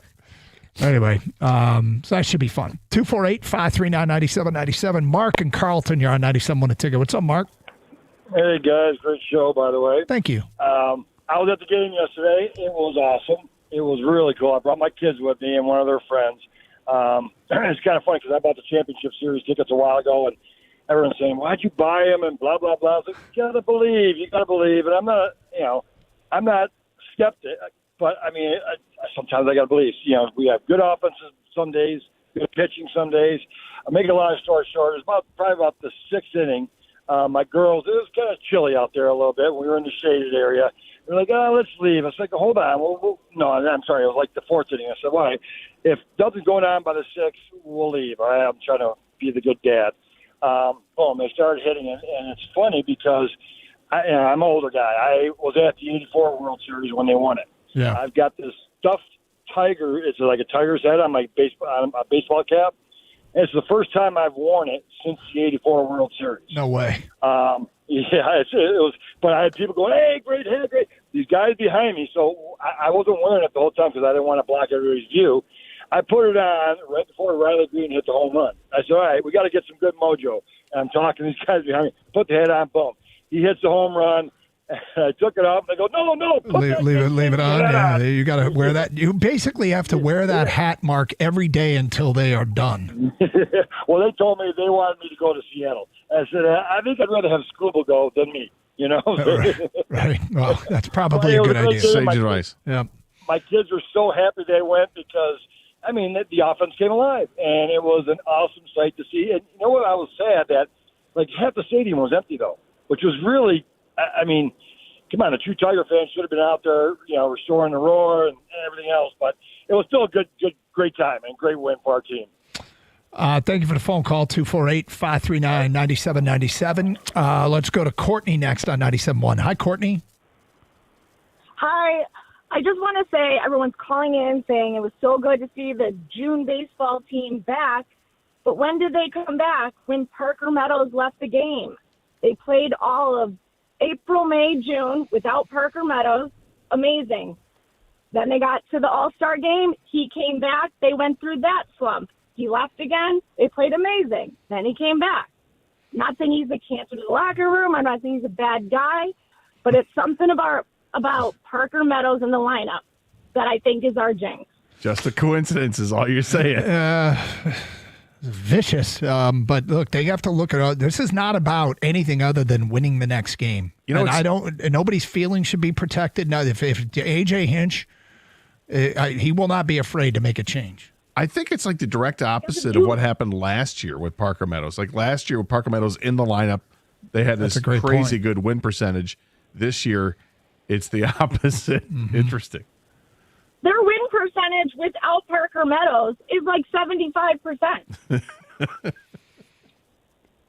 Courtney with the savage. I think she cracked the Da Vinci Code, guys. I mean, I'm here for it. I mean, look, I'm nothing against Parker Meadows. Nothing at all. Yeah, and, he's what is it?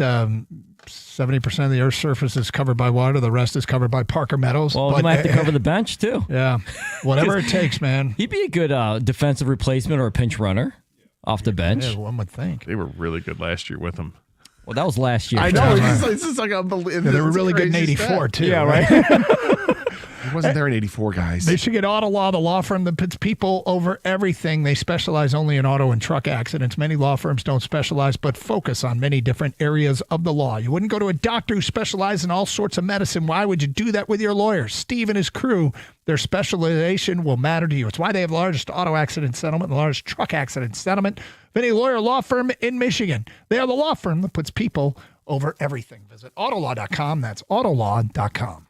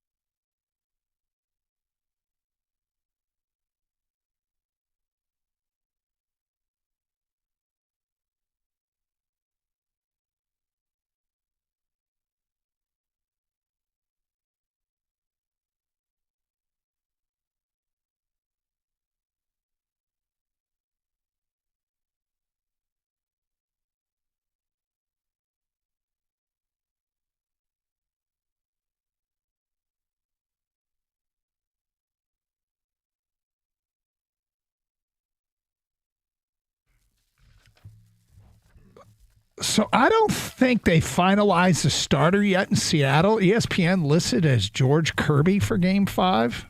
Hello, Kerry Carpenter. But Tarek Skubal will go for Detroit. The pitching matchup brought to you by Old National Bank. 248-539-9797. Man, what a... how many times was it said yesterday? And I quote, if they could just get to Skubal. If they could just get this thing back to Skubal. And they've managed to get it back to Skubal.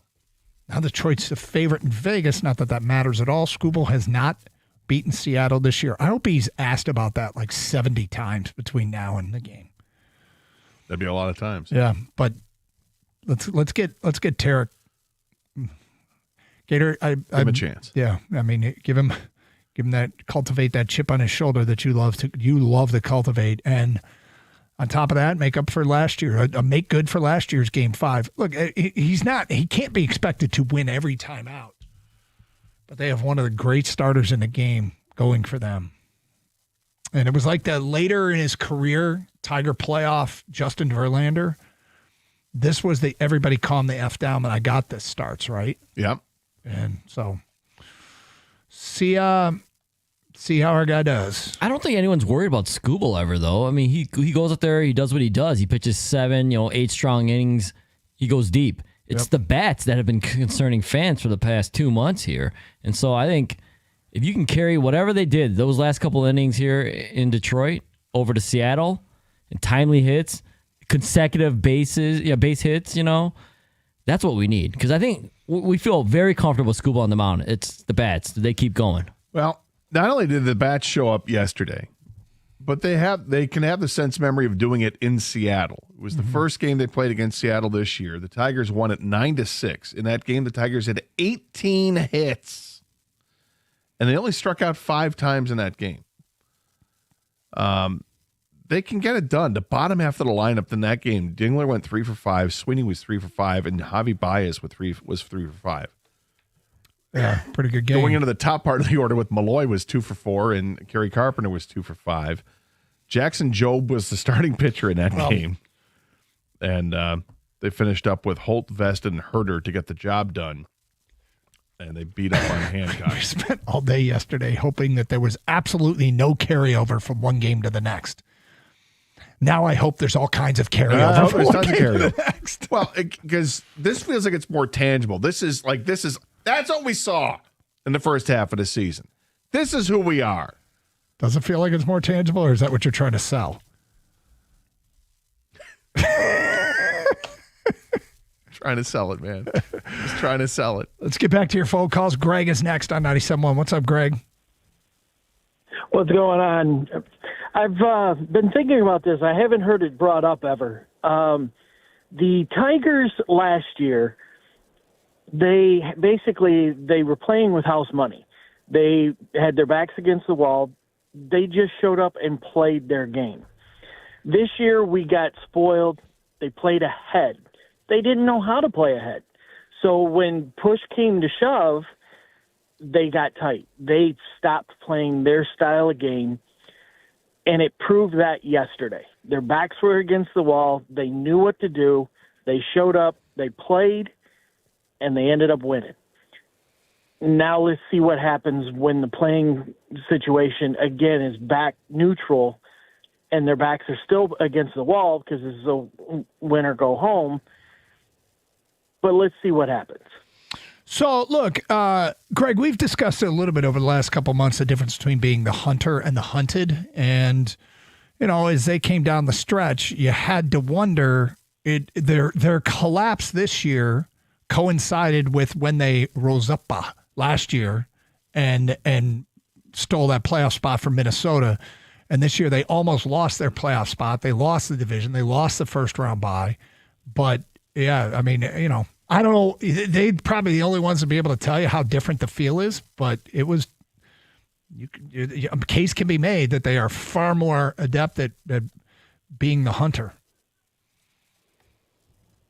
Thank you, Greg. 248-539-9797. I don't know if there'll be carryover or not. It's tough when you have the day off and you're traveling 2,000 miles across the country to play a game.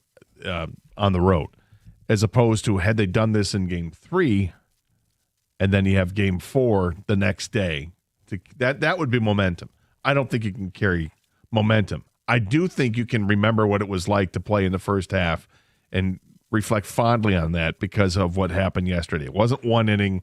It was, the last 5 innings of what happened, last 6 innings, what happened in that game between the defense, the pitching, and the hitting. All kind of came together. They can do it. The confessions keep coming in here. This is from Van in Wixom.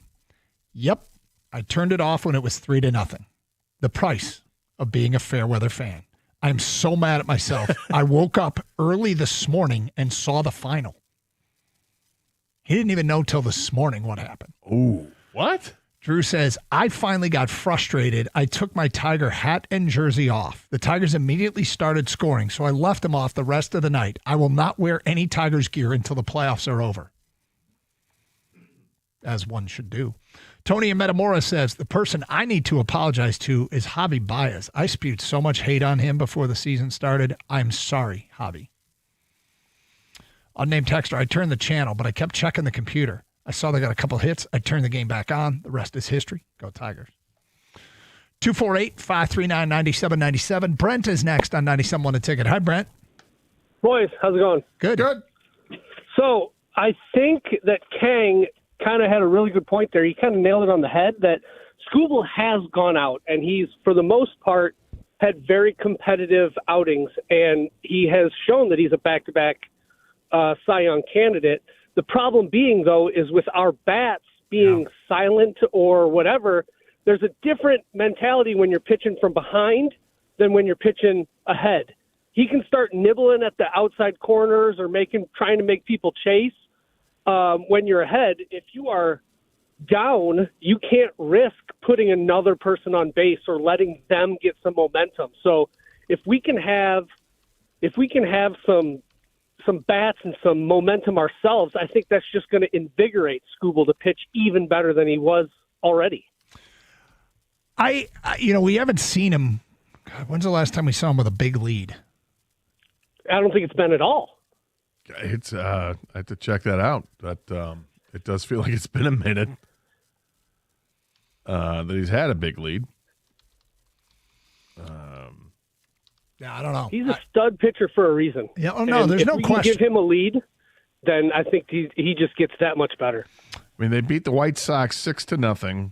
He went 7 innings, gave up 2 hits, and no runs in that game. I guess that would be considered a big lead. Was he staked with a 6-0 lead? Yes. It was 6-0 after 4 innings. Let's go to Bob. You're next on 97.1 The Ticket. Hi, Bob. Hey, how you guys doing? We're good, thank you. Yeah, great win yesterday. My point is we made a big deal about Spires, the Tigers, seeing him the 3rd time in this series, and they finally got to him. Yep. So my point is how wise of it was to throw Vest out there with a 6-run lead in the 9th, and in all likelihood needing him to close out Game 5. It's a good question. I wondered that myself. It's he should have he threw 11 pitches. He should be good to go tomorrow, no doubt. But is there something to be said for them seeing him again? There might be. I wondered in the moment about it. Yeah, I was thinking the same thing. But I also wonder a little bit if seeing Seattle's bullpen do them not throw their closer on Tuesday and the Tigers get to him, maybe it was AJ was like, I don't want to mess around with this. We still have to win this game. Yeah, you have to win Game 5 too. Yeah, but you can't win Game 5 till you win Game 4. You got to win Game 4 before everything else. And at that point, I mean, you're looking at the bullpen, and what arm did you want to see come up and pitch that inning? I was fine with it. I mean, I had the same sort of question, but those questions were gone the second I saw Vest out there throwing and just dealing right away, like he had a purpose. Yeah. Let's get this over with quickly and move on. And I thought he was going to pitch because they have the day off today. It wasn't going to be any kind of attacks in the arm. What it is the point that he brought up, getting another look at the closer. Hopefully, who would it have been? Would it have been Canely? Would it have been Montero? I mean, those are the other options, right? And those guys, they can give you that moment. But 6 runs is a lot of runs to give up. But It's a valid question. I guess we'll find out. Well, take care of it. And I mean, look, if Scuba goes out and gives them 9 shut, doesn't matter. there it is. That's what we want. Let's swing around the NFL, talk some football next. 97.1 The Ticket.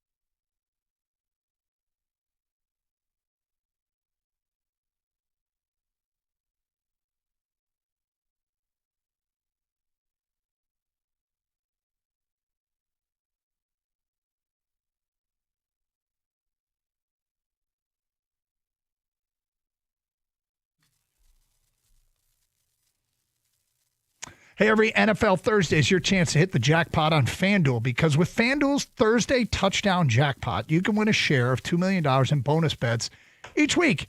To get in on this Thursday's action, all you have to do is place an anytime touchdown score bet before the game kicks off. And if your player scores the first or last TD of the game, you win your bet plus a share of bonus bets. Just visit FanDuel.com/Doug to take a shot at the jackpot. It's FanDuel.com/Doug for your chance to win a share of $2 million in bonus bets. Play your game with FanDuel, an official sports betting partner of the NFL. Must be 21 years of age or older and present in Michigan. The opt-in is required.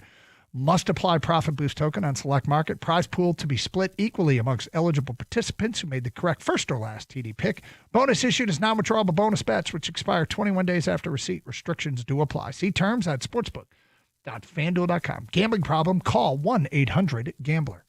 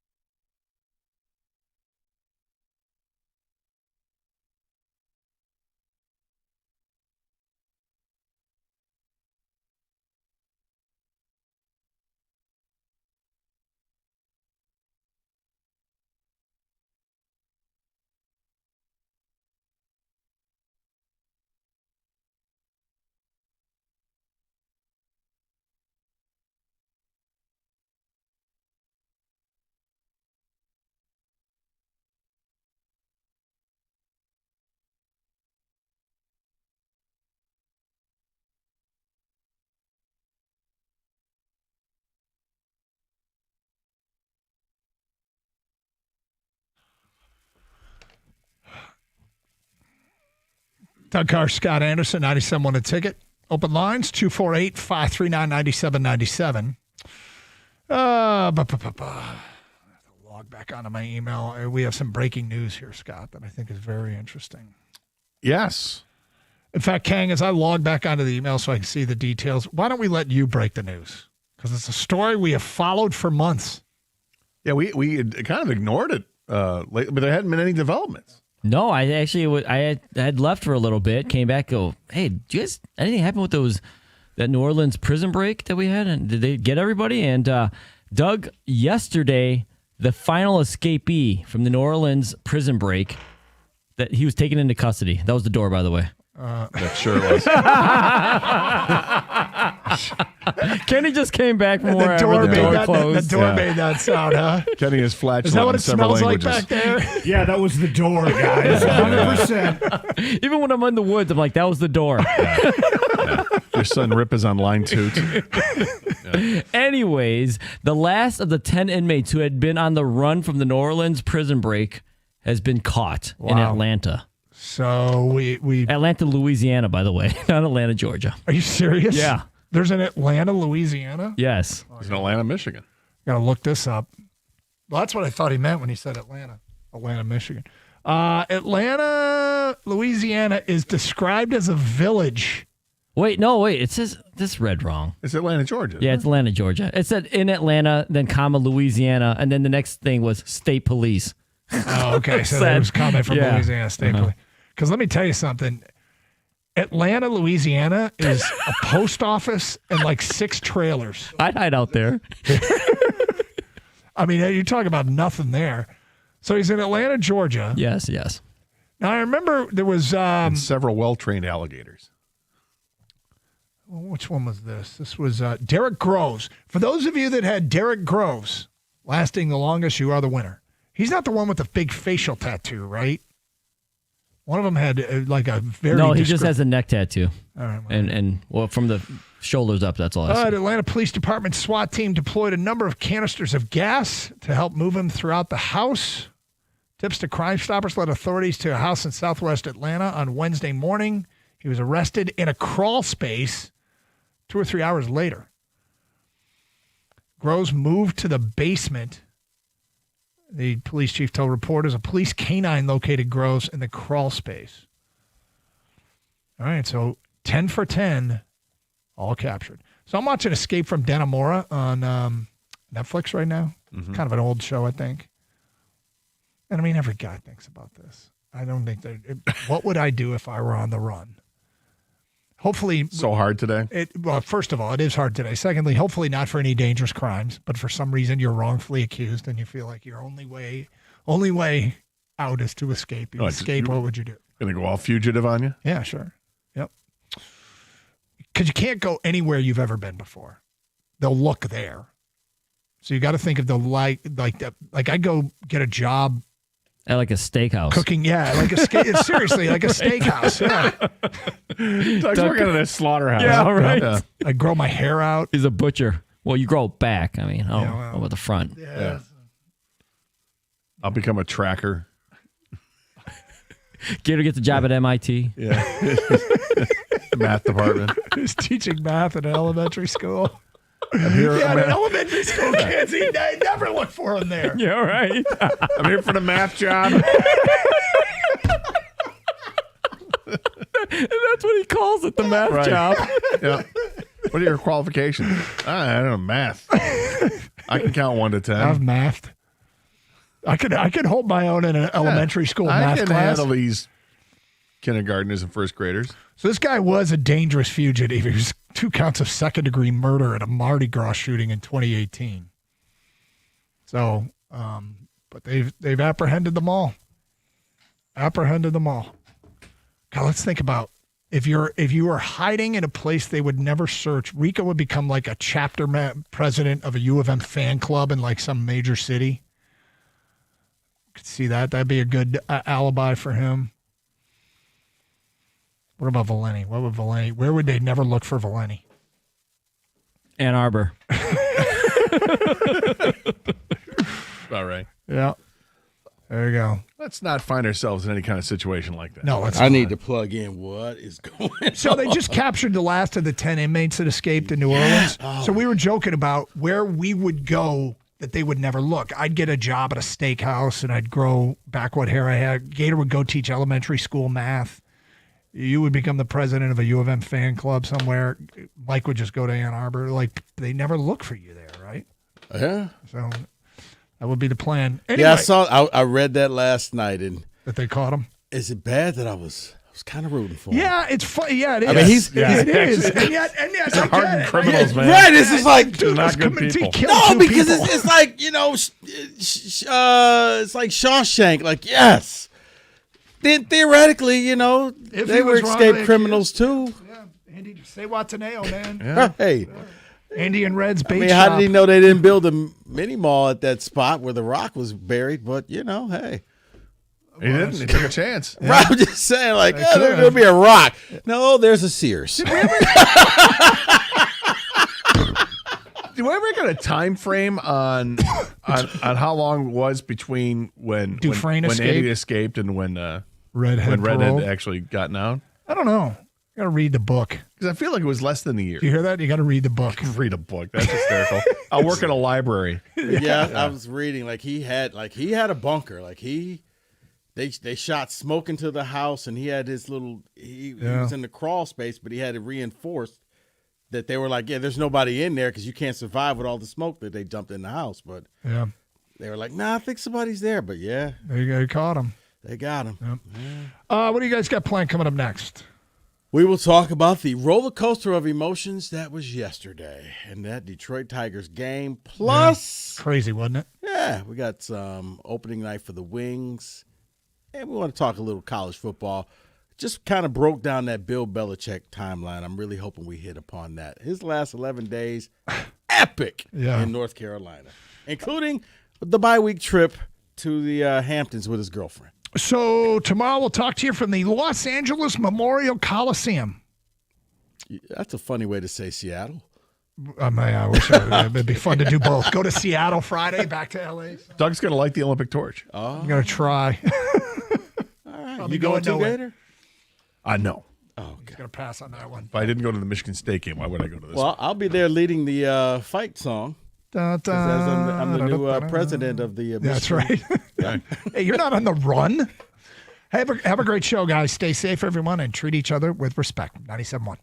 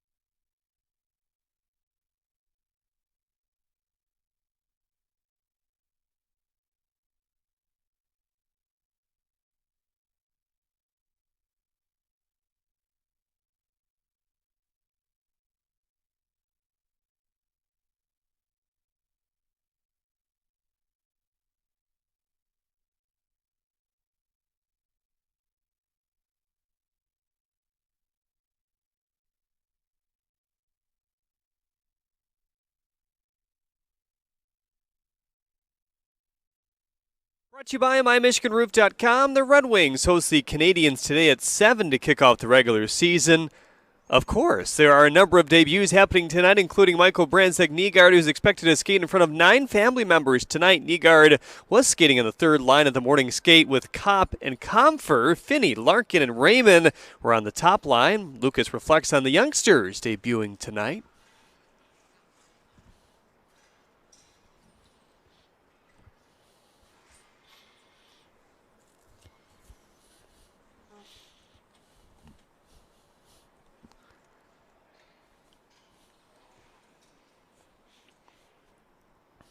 Hear that 7 p.m. truck drop right here on 97.1 The Ticket, pregame at 6:45. The Tigers have an off day before they're deciding Game 5 of the ALDS tomorrow with the Mariners. Seattle will take BP today, but the Tigers will not hold a workout. Manager A.J. Hinch will speak at some point as well. The Pistons back in the preseason hardwood tonight. Hear that 7:35 pregame over on WWJ News Radio 950 with yours truly. At the Corval Health Sports Desk, live from the Comerica entrance at LCA, I'm Jeremy Otto. For more, go to 97.1 The Ticket or Odyssey.com. Hello there. We are ready to roll on a beautiful Thursday. Rico, I want to try to offer you a gift.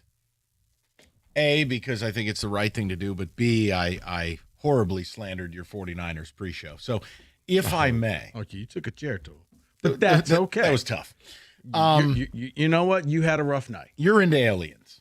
That's your thing. That's your lane. That's my jam. You're a big aliens guy. Yeah. All right. If an alien from the future joined us today and said, Michael, teach me about the 2025 Detroit Tigers, all I would have to do, presumably, if the aliens sit, you tell me if they use chairs. The point is, I could sit them down and just show them yesterday. Yesterday was the 7-course tasting flight, the complete experience of being a Tiger fan, and why this town is at war with itself. Mm-hmm. From show to show, from fan to fan, you have 3 buckets of fans. Mm-hmm. So I want to lay this out, and you can tell me if comprehensively yesterday was every emotion of Tiger fan on the spectrum. And then one thing that really jumped out at me and you. So, first of all, we talk about the fans. You have fans that are all in. Organization can do no wrong. Mm-hmm. The true believers, the truth tellers, whatever you want to call them. Then you got the fans in the middle. They're bummed out about the deadline, but they want their team to win. Right? Mm-hmm. Then you got another bucket. Let it end. Pull the plug on Nona. I hate this team. I've said this multiple times, I'll continue to say, my 21 years here in Detroit, this is the most confounding team we have talked about, okay? Mm-hmm. So that's the backdrop. Now, the game starts yesterday, and by playoff standards, that place was empty, okay? And it's not just people I work with at the game, people in my personal life at the game. Both upper decks towards the foul poles, empty. Tons of available seats in the lower bowl and mezzanine level. Place is empty, guys. They can announce 37. There wasn't 37 there. Okay. Now, why is that important? Well, this is a town that shows out. This is a great sports city. You could get into that game for $18 yesterday on the secondary market. Do you know what the market said? We'd rather pay $300 to stand at a Lions game than $18 to sit at a Tiger playoff game. So for the people who want to bitch and moan and say, well, you know, you're making it. I'm not making anything up. The marketplace spoke. A Tiger playoff game on an idyllic fall afternoon was a morgue. Then the team goes out in the first 4 innings. Hold on. Oh, there's more? Oh, there's more. It was a morgue in a game that truly meant something. Everything. That maybe you cheering can get this team going. This was it. You lose this game, season is over. And you chose not to go. Cutscene. You didn't cheer. You booed them off the field multiple times in the first 4.5 innings. Now, cutscene.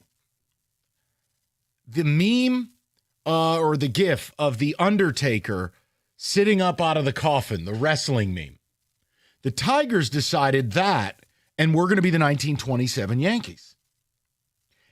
Every batter comes up, we're seeing extra base hits, power, opposite field with power, great at bats. You dropped a bomb on the Mariners. We saw Javier Baez last night. Right, yes. Then the crowd was explosive, those that were still there. So it is, now you set up a game 5 where emotionally people are all over the place. There are going to be people who convince themselves, I don't want to believe because I don't want to get hurt because they've hurt me so much. Then there are people who are all in, can't lose. It's a Scooble start, ain't losing. Rico, I picked him to win this series. I have no idea what will happen, but question mark? Wasn't yesterday everything? This team puts you through hell to see if you're still interested. Yes. And then they show up with flowers. Yes. I would tell the alien from the future, who I guess would already know because he's from the future. But anyway, I would tell him, if you guys eat, it's like eating your favorite thing, but you know you're allergic to it and it gives you hives. And you have to stab yourself with an EpiPen, but you can't stop eating whatever it is that you love. That's what watching this team is you enjoy it, but it's going to bring you some pain. It's going to bring you irritability, but in the end, you still keep eating it. And guess what? I know you laughed, and you have every right to laugh because, I'm Mr. Data, but, I didn't have a lot of data for this series and why I was optimistic. No. But let me stop you there, Mike. It's why I didn't press you for data because there is no data.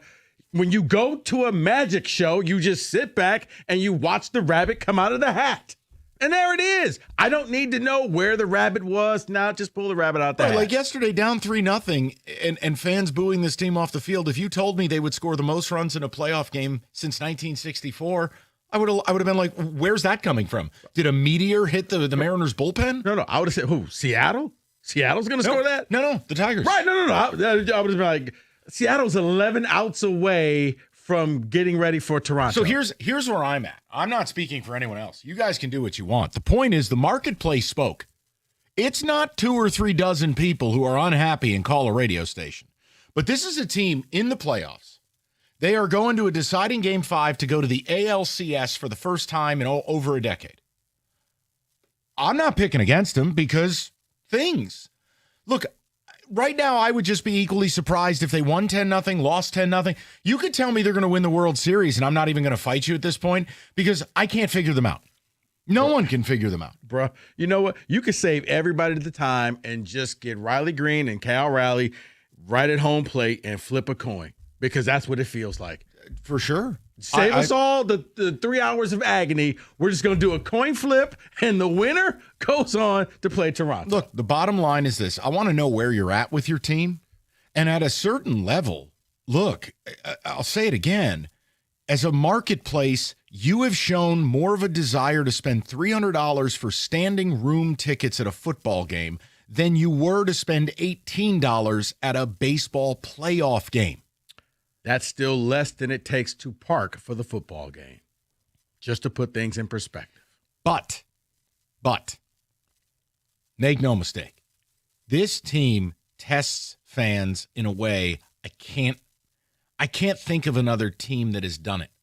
They test you. They almost make you want to quit, and then they bring you back in. Right. The emotional roller coaster of 2025 Detroit Tigers baseball should be a 30 for 30. See, I call it emotional abuse, but yes, roller coaster abuse. Because what it feels like, it's like, okay, you know what, we're done, and then they show up with flowers. I'm sorry. Okay, let's go out to dinner, and then they stiff you with the check at dinner. It's a constant roller coaster. So nothing can be easy, nothing can be simple. Again, I'd love to know where you're at with it. I thought a big statement was made by the customer base yesterday. It's unheard of for a playoff game to have that many empty seats and for tickets not to be expensive. I mean, $18? What is this, Spartan Stadium versus Rutgers? It was an MLB playoff game on a gorgeous fall afternoon. And please, I don't want to hear about afternoon. It's a playoff game. We're a metro area of 4.5 million people. Cut it out. And you know what else is in the afternoon, right? Opening day. That's jam-packed. But that's a party.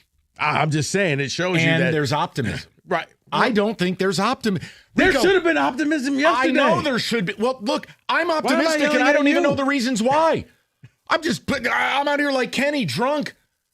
I'm optimistic. I don't know why. Happy Centennial, Kenny. Get to those bums later. Do we have to? Yeah, we do. It's opening night. By the way, if you're heading to LCA, you're going to get a real treat tonight. Kenny is dropping the puck. It's going to be big. I thought he was doing the Zamboni. I'm not dropping the puck. You're not driving the Zamboni? Oh. Also not blowing the goal horn yet either. Do you want that? Absolutely. That'd be dope. No shot. Will you at least be on the glass yelling, shoot the puck? Oh. No shoot the puck. 248-539-9797. I want to know where you're at with this team. I want to know if yesterday comprehensively ran the gauntlet of every emotion this team could elicit. And as we head towards tomorrow night, guys, it's the same reason I picked you to beat Cleveland as the reason I picked you to beat the Mariners. I don't have great reasons. But you're a barnacle at the bottom of a boat. You're a tough out. They don't quit. Do I think they're going to win the ALCS? No. I think a 7-game series is a bridge too far. But I'm not going to pick against you tomorrow night with Scooble on the mouth. I can't. How could I? I don't know, because at this point, Vlad will trip down the stairs and something will happen and he won't even play in that series. Would have helped a few hours ago if you could have pulled that one off. Thanks for that. Well, you know what? If you hadn't talked badly about my team, maybe. Oh, Anyway. please. I'm with you, though. There's no reason. There's no rationale. It's just they could win the game 5-0. They could lose 5-0. They could win 1-0, lose 1.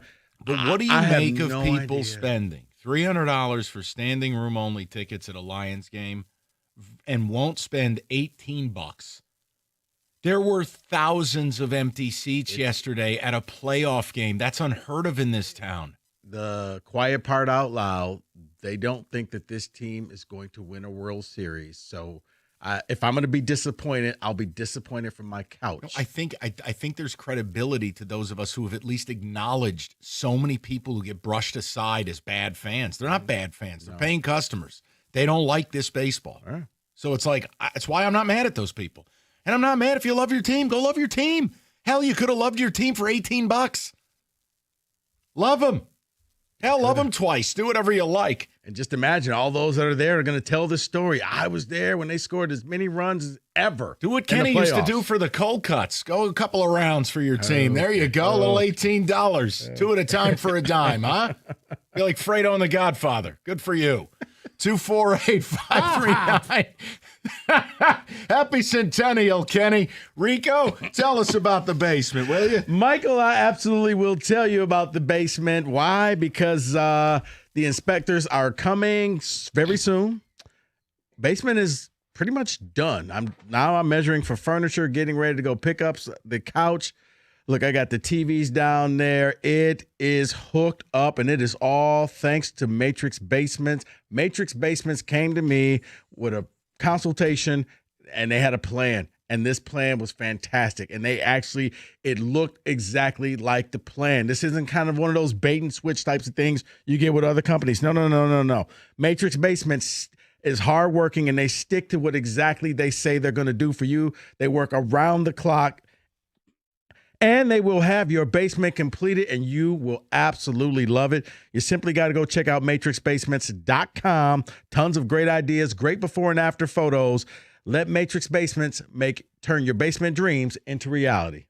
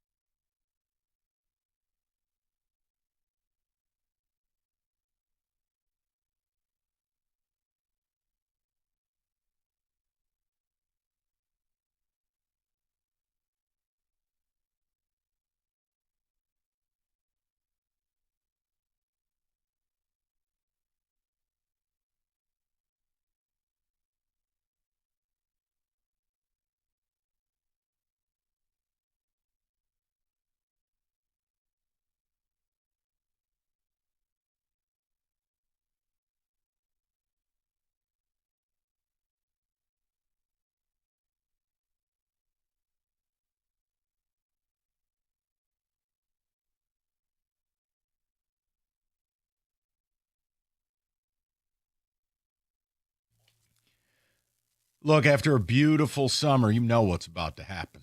Old Frosty McFrosterson's about to take place, and that means your furnace better be ready to rock. Mastercraft Heating, Cooling, Plumbing, and Electrical will do a complete furnace checkup for just $79. That's $30 off the regular price, because once it gets 20 degrees out, that's not the oopsie moment. My furnace is effed. So let's get ahead of it. Mastercraft, Plumbing, Electrical, Generators, all at discounted prices. Do it now. Mastercraftheating.com. That's mastercraftheating.com.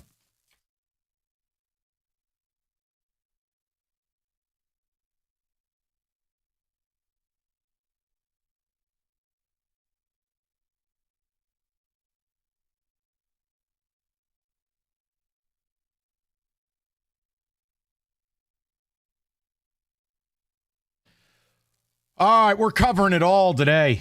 Not only the Tigers and the emotional roller coaster, happy centennial, Kenny. Find out Kenny's playoff prediction for his beloved Red Wings.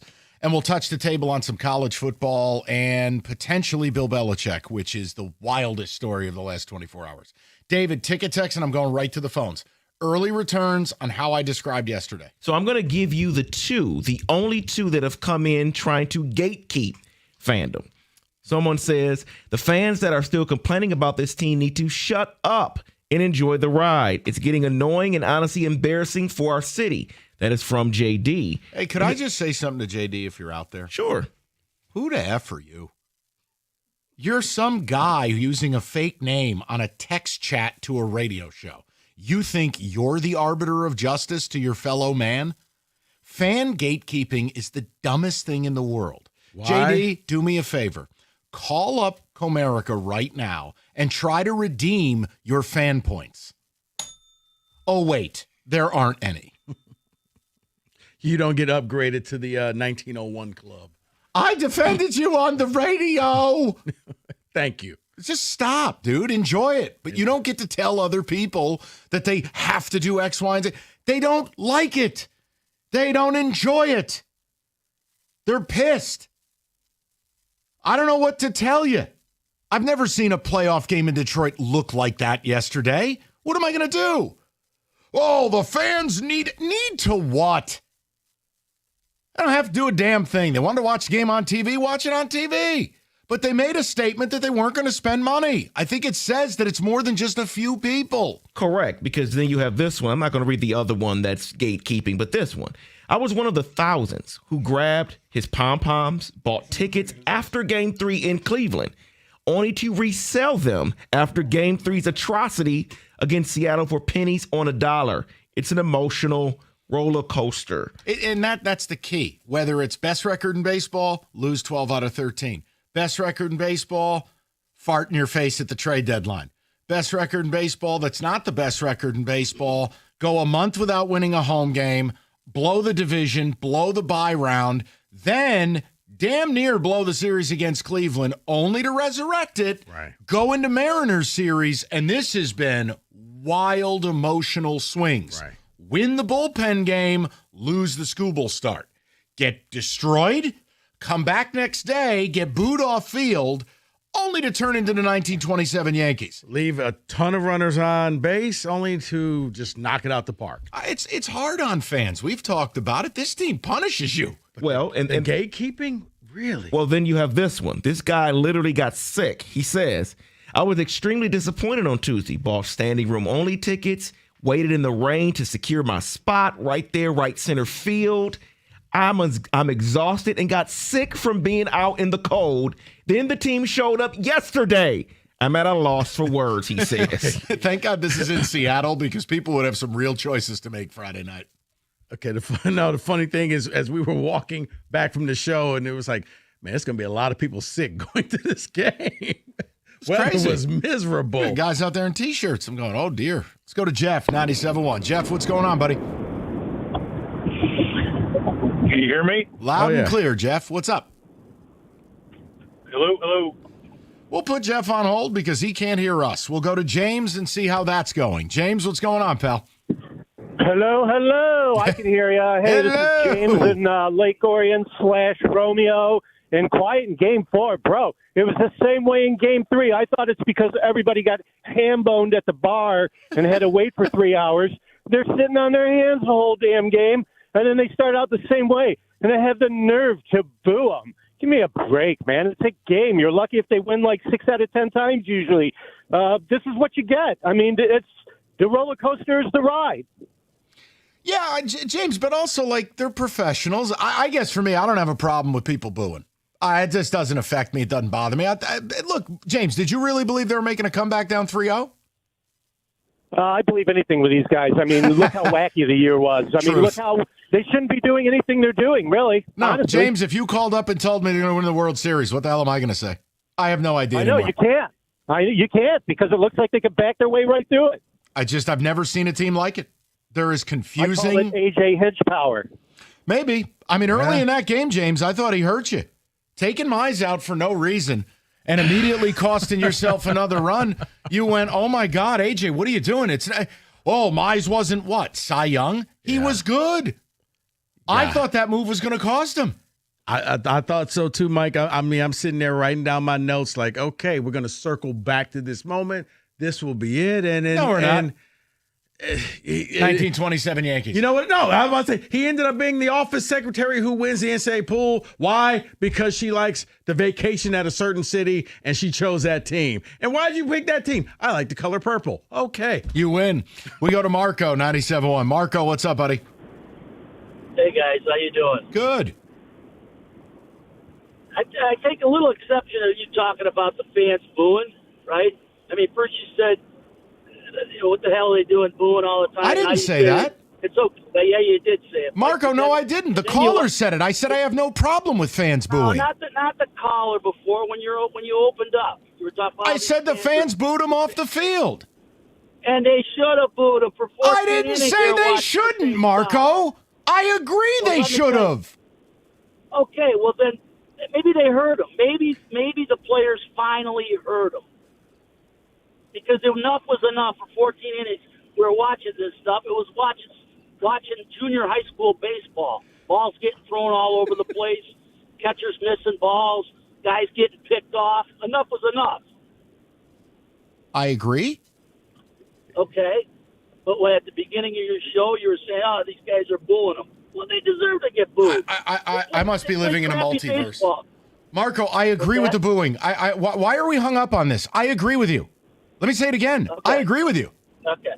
I agree with you. We were going back and forth, me and my buddies. I mean, I'm the fan in the middle. I'm not totally in, but damn, I go to the games all the time. But it was just frustrating. It was so frustrating. Yes, I know all about frustration. Well, I know you do, but I mean, finally, I think they heard it because for the game, the first game at home, there was no booing. Finally, they heard the booing, and enough was enough. Oh, listen, maybe the booing stirred him. I don't know. Marco, I'm still in the listening comprehension phase of the conversation. You're getting on here yelling at me, and even after I tell you I agree with you, you're yelling at me more. I mean, Marco needed to be right today. Merry Christmas? No, Marco needed a win.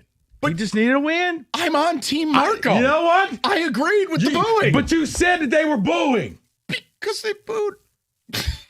They should have been booed. What are you talking about? They deserve to be booed, Mike. I also said by playoff standards, the stadium was empty. He didn't have a problem with that. Mike, the stadium was empty. I agree. You said it. Right? Question mark? Even when you agree, you can't win. You know what? Maybe that's a centennial one. How dare you say that, Mike? They should be booed. Right. I agree. But you said at the beginning of your show that they were booing. No. No what? I agree. Dude, I come from New York. You think I have a problem with booing? You know what? That was your fight, man. I'm like, I don't understand what's happening here. Not my fight at all. I was started the show off and said that. I'm in a good mood. I don't know why Marco was yelling. We'll go to Jay, 97.1. Jay, what's going on, man? Hey, boys. Well, this is such a great show. My God. Mike, we were talking about you at work last night. I got a restaurant with an open kitchen, and we got the ticket on, while we're prepping to get ready for dinner. And during the game, one of my cooks yells out, that we're just running up the score. One of my cooks yells out, Valenti's level of emotional turmoil must be through the roof right now. It was hilarious. It is, so though. I know. You know what it is? I think I've got it figured out very simply. It's Stockholm syndrome, man. It's the Tigers, at least I know it is for me. This team has kidnapped me, and I hate them for it, but I'm falling in love with them. Yes. And I can't stand it, and I don't know what to do. No, you love to hate them and you hate to love them, but there you are. That's a great way of putting it, Jay. Stockholm syndrome. Thank you. But I'll tell you this. I think that the reason when we were, and this is not just me, this is my guys too, 6 of us in the building yesterday, all 6 of us didn't stop watching, didn't give up, and I think it's because we've seen what they're capable of throughout the year. Yes. And I think that little flame stays on with us, and no matter how wild this whole thing is, the ups and downs, the insane levels of both, at the end of the day, we've already seen they are able to do it. And I think that's what held us all on to it last night. And, man, were we losing our minds when they started blowing runs in. And it was awesome, man. And, I get people complaining about Harris and the trade deadline and booing and all that stuff. But at the end of the day, this is our team. And they just keep coming back and clawing back. And I love it. I love it. I can't get enough of it, man. No, Jay, I think you've described it perfectly. And, I mean, you're right. It was an emotional roller coaster. They're down 3-0, and they look lifeless. And for Marco, they should have been booed off the field. Hopefully Marco's having a better day. But, then they turned into the 1927 Yankees. And I'm going, I don't even know what planet I'm on. I'll tell you, I appreciate the way, though, that you guys and Doug and Scott, you guys have talked more about the bullpen that Seattle has in the last couple of weeks. And I'll be honest, that's part of why me and my guys at work were like, hold on, let's see what happens. Yeah. Because I think we've learned a lot more about their bullpen. And, I mean, putting all these same guys in it that we've already seen before, it's like, oh, they're going to light these guys up. And both teams are doing it. No, Jay, you're right, but that's why I fear a 7-game series. But look, you lit the one lefty they have that's any good, Spire, you lit him up. Now, what's his mind space going back to a deciding Game 5? Because I got news for you. No, Kirby, Castillo, at some point, they're going to call on Spire to get out the lefties. And AJ's not going to stack Carp and Green anymore. So Spire's going to have to come in and get outs after what took place yesterday. It's something to note for Game 5. Tigers 17, Mariners 2. This football season, it's time to elevate your tailgate. They kicked the field goal. New truck from Moran Buick GMC. The 25 Sierra Elevation Crew Cab right now. Lease one starting at $179 a month, $999 down. New Sierra, $179 a month. You can lease a 25 Buick Envista, $259 a month. Both deals, 24 months. Inventory rolls in every single day. MoranExpress.com for that certified service. It's Moran Buick GMC, where you always get the best price period. It's on Telegraph, just north of Eureka and Taylor, or online anytime at MoranExpress.com. Moran Buick GMC, we are professional grade.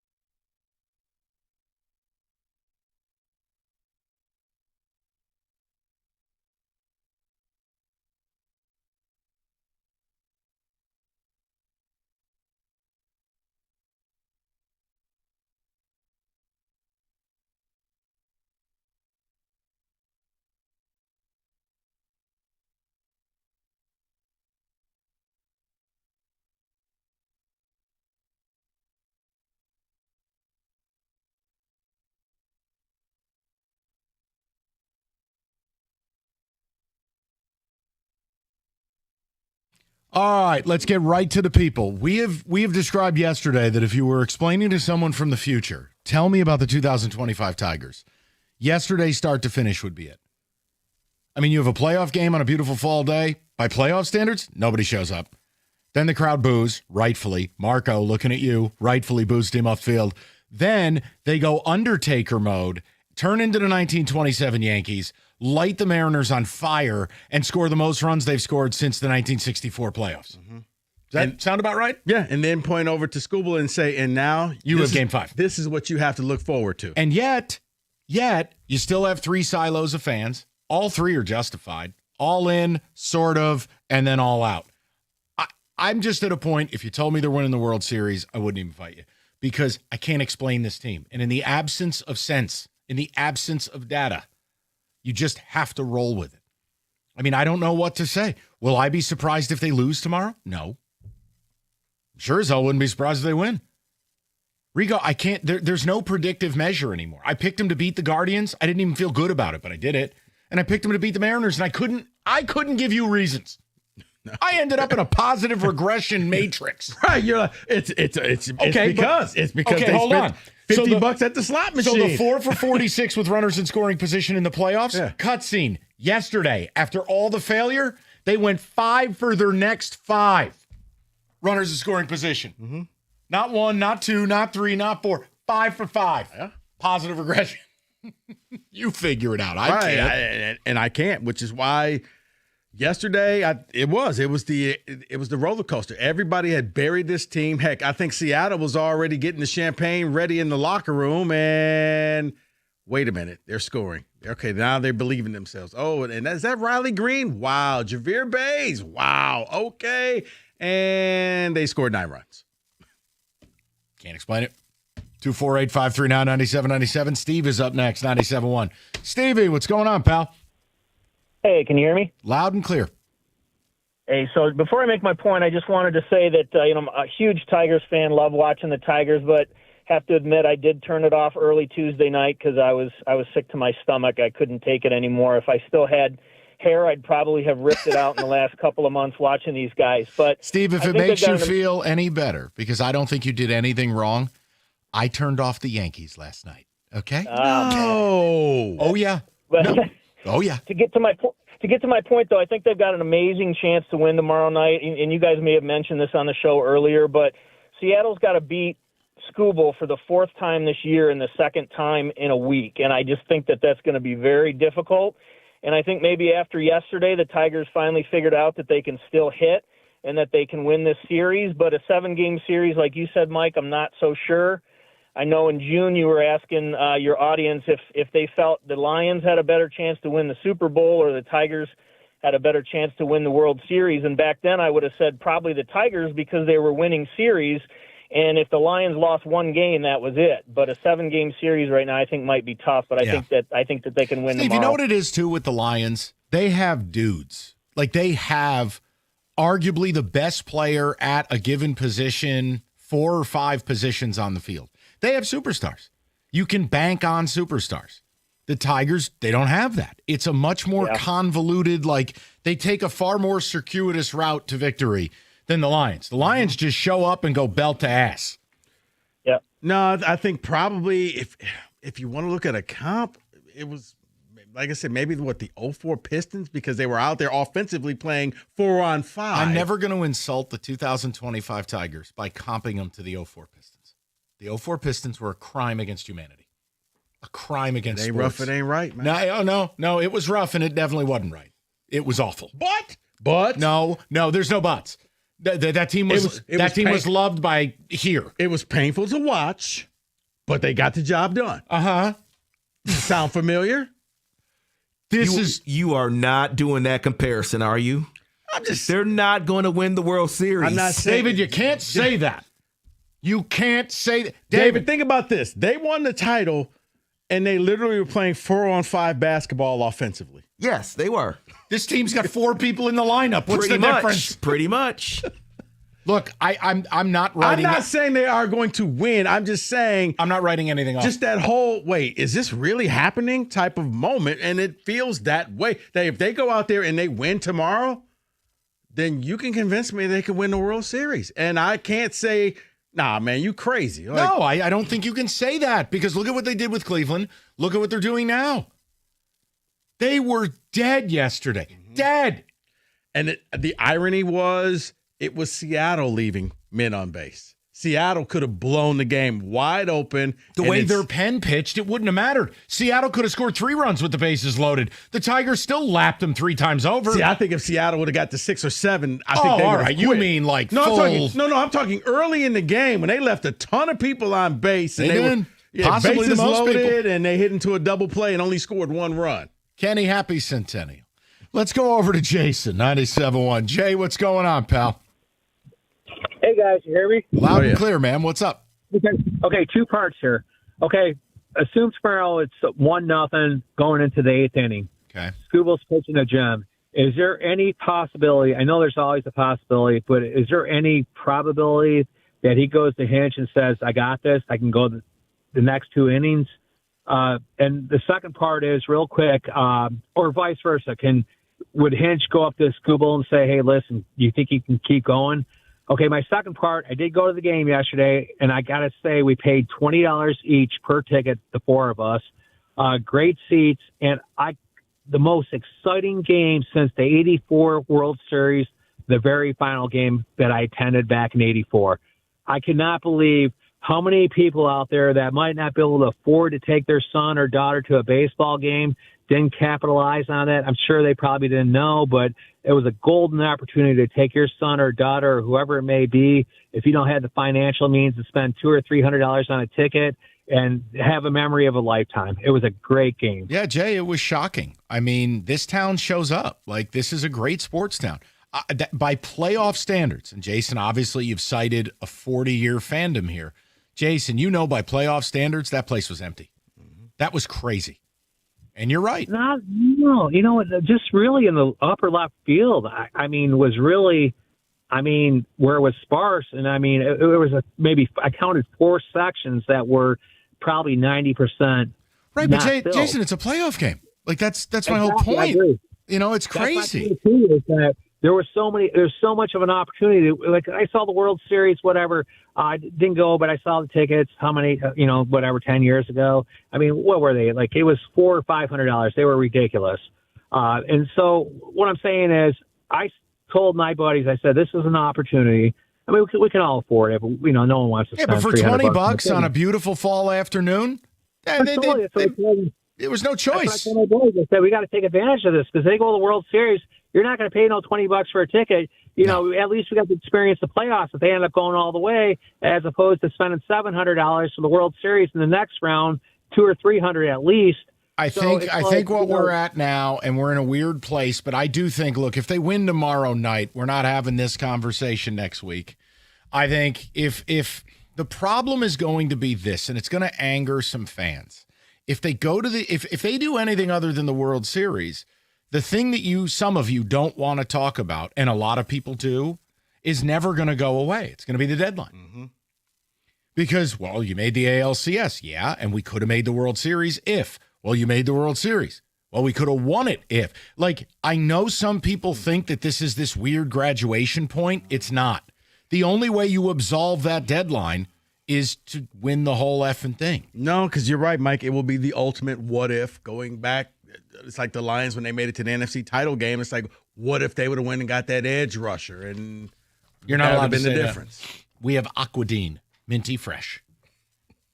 Bobby. 248-539-9797. All right, we'll get to more of the people. Happy Centennial, Kenny. We are going to mention the Red Wings today. It is opening night. I want the Kenny Cott playoff prediction because Jim Costa, oh boy, so negative. Really? Oh, we'll talk about it. Ticket holder. It was hilarious. The whole time he was doing his spiel, I'm sitting there. I was driving to where I was going, and I'm going, "You dumbass! You own season tickets, and you're this negative. What the hell did you spend the money for?" Delicate, Bell. All right, NFL Thursday, your chance to bet against the New York Football Giants with FanDuel. It's FanDuel's Thursday touchdown jackpot. Jackson Dart, baby. Right. Well, considering the Giants won't get in the end zone, just bet any Philadelphia Eagle to score the first or last TD. You'll get your share of $2 million in bonus bets. It's FanDuel.com/ticket. Take a shot. It's FanDuel.com/ticket. Play your game with FanDuel, an official sports betting partner of the NFL. 21 and up. Present Michigan. Opt-in is required.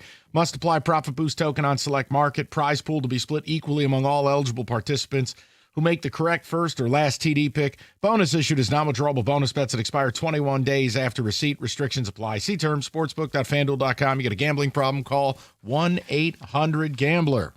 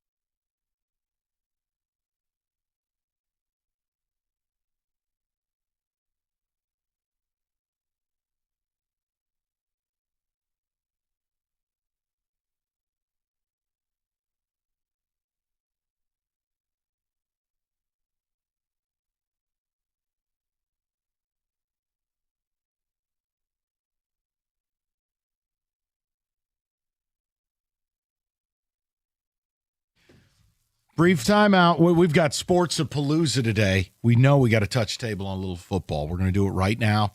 7-8 minutes. David, hit it.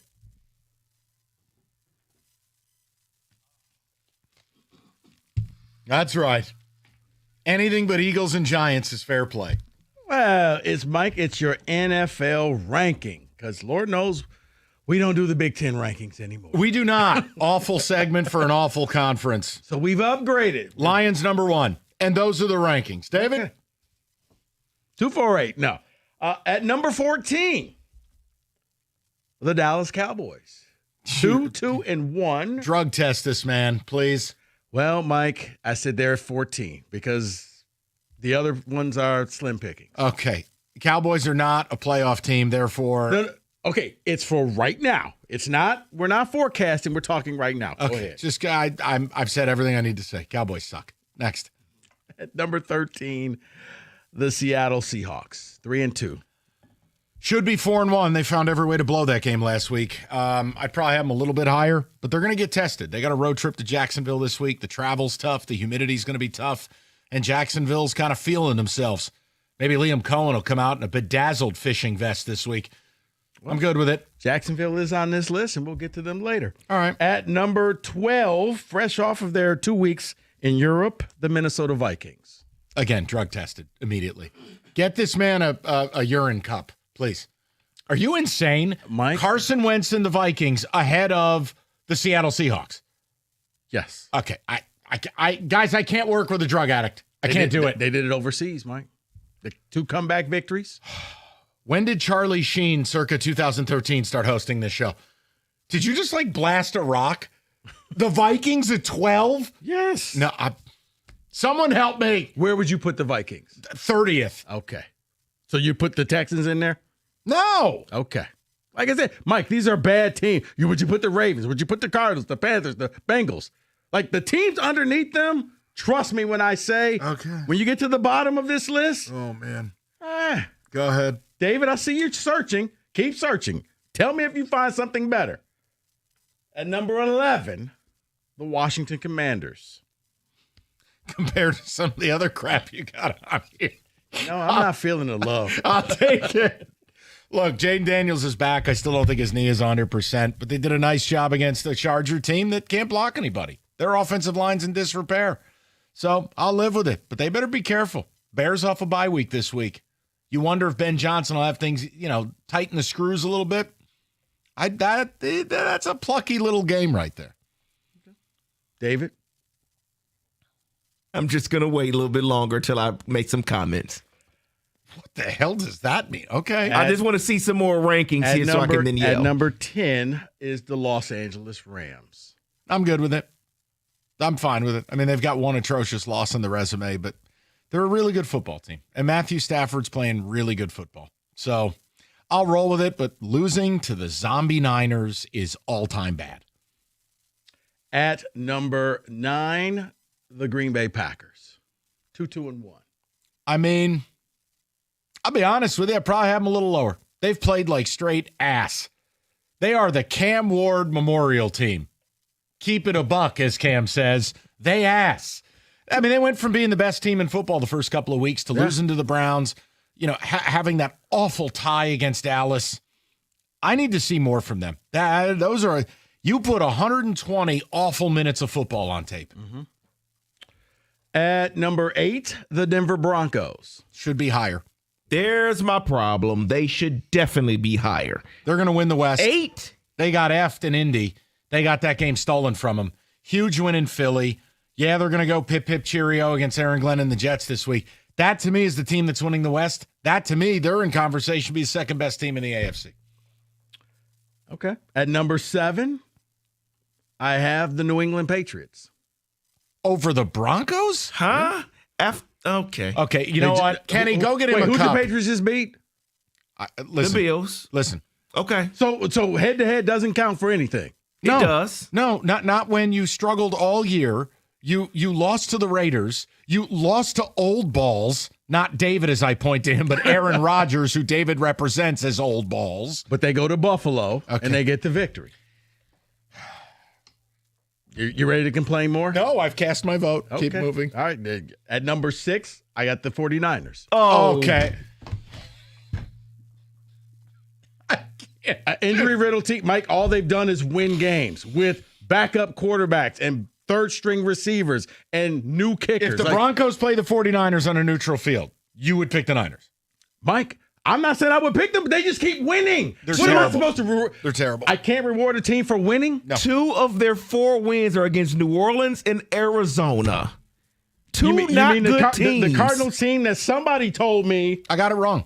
That's not a flex. Would win the whole I got thing. it wrong. Cardinals are I got it not wrong. good. David, I got it wrong. David, they're undefeated in their division. They go to L.A. and win. I can't knock them for lose. They didn't lose. I'm not saying knock them, but put them down to maybe 10. Okay. That's all. They're at 6. At number 5, I have the Indianapolis Colts. No issue. Yes, I like that. What? I got one right? It's not right or wrong. It's sensible and drugs. Wow. That's it. That's your grading It's scale. just a difference of opinion. The Colts are a monolith, and now they're favored by 7 for the first time in franchise history. Better not screw up against the Cardinals. At number 4, I have the New York Giants. Just seeing if you're listening. They're not 4th in their own practice facility. Just seeing if you're listening. At number 4, I have the Tampa Bay Bucks. Okay.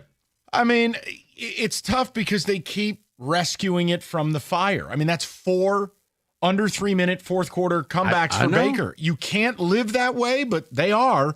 They're going to get Mike Evans back. Big game this week against the number 6 rated Niners. God, I hope they blow their doors off. You know if they win. Oh, it's disgusting. I won't be able to handle it. Awful. At number 3, the Jacksonville Jaguars. Oh, no. No. Not 3. No. Look, it's a fun story. All the Duval and fishing vest jokes. They're not this high. They're not efficient. The turnovers are still a problem, and the defense is living off of turnover creation. I love the win. Poor Costa crying into his own balls because the Chiefs lost, but they're not number 3. Not sustainable, but for right now, I got them They at beat 3. the Panthers, Texans, and Niners. Not impressed with that. Oh, the number 6 ranked Niners. That's an elite win. It is right now. Horse's ass. At a backup quarterback. They beat him. That's a quality win. Go ahead. Number 2. On the road. At number Hold on, the Chiefs aren't on this list? At number 2, the Buffalo Bills. Okay, I just want to state for the record, this man doesn't have the Kansas City Chiefs in the top 14 on this list.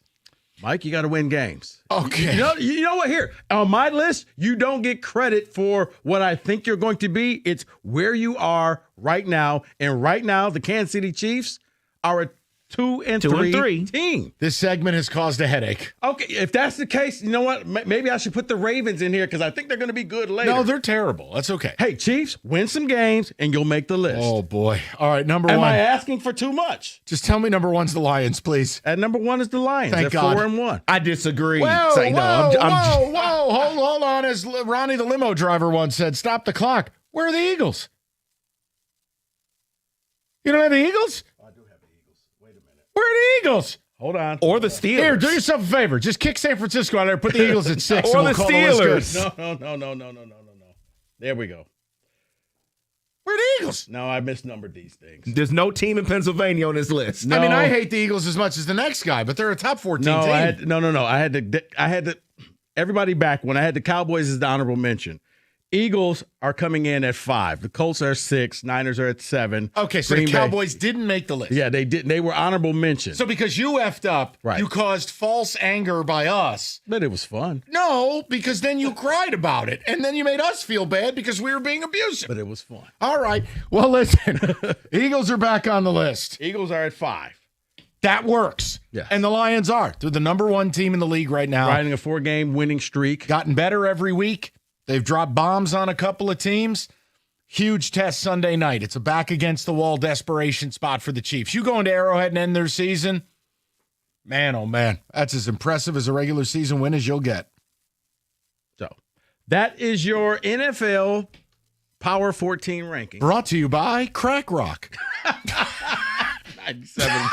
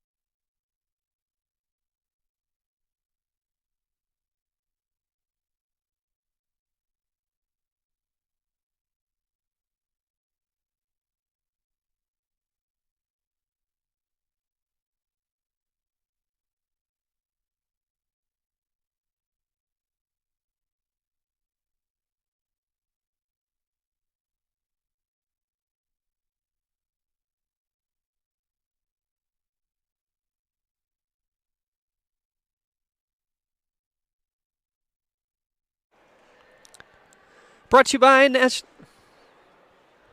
of course. Brought to you by National Benefit Plans. The Red Wings are getting ready to kick off the regular season at LCA tonight against Montreal. John Gibson will make his Detroit debut, and Between the Pipes tonight will mark the first time in his 14th season in the league that he doesn't suit up as a Duck, where he holds a career 289 goals against average. The likes of Michael Brandsegg-Nygaard, Emmett Finney, and Axel Sandin-Pellikka will skate in their first regular season game as well. The head coach, Todd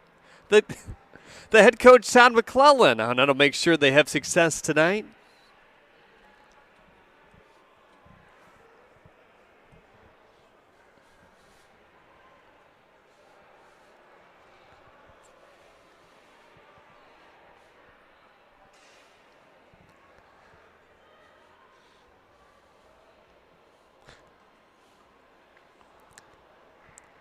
You can hear the 7 p.m. puck drop right here on 97.1 The Ticket. The Tigers are back in Seattle preparing for Game 5 of the ALDS tomorrow. Detroit has chosen not to work out today. Lions offensive coordinator John Morton spoke with the media and said he was encouraged by Gio Manu's play against Cincinnati, but there are a few things with communication and technique that he could have done better. The Pistons also have their second preseason game on the road tonight against the Bucks. That's a 7:35 pregame over on WWJ News Radio 950. Jalen Duren was out last game. We'll see if he'll be back tonight. At the Corwell Health Sports Desk, live from the Comerica entrance at LCA, I'm Jeremy Otto. For more, go to 97.1 The Ticket or Odyssey.com.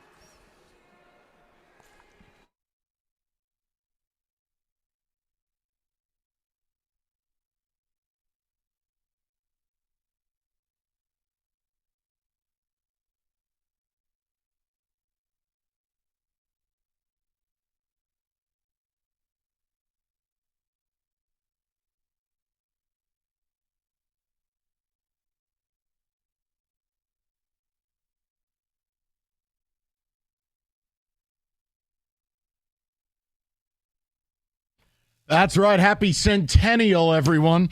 So here's what we're going to do. We're going to continue with Tiger Talk probably all day, but we're going to mix some other things in because there are other things happening. And the Wings is one of them. So let me just offer this. I'd like Kenny Cott to the main stage. Jim Costa, noted season ticket holder Jim Costa, went on the air today and did a wardrobe change. And it was the double-digit disco, but it was Red Wings related. Double digits referred to extending the playoff drought this year, making it 10 years since they've made the playoffs. Costa is as low on the Wings as it gets. He called it a developmental year. Yet he wrote them a check for tickets. Yikes. But here's what he's a real fan, Mike.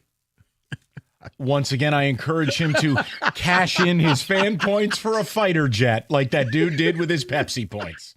Okay? So here's my point. Great.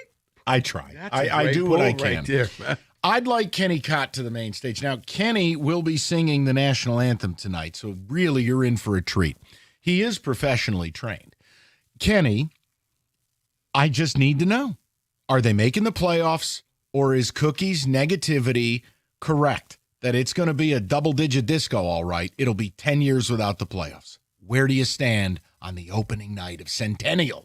My early lean is to agree with Jim because I feel like there's a lot of things on this team that have not improved that we've been calling for.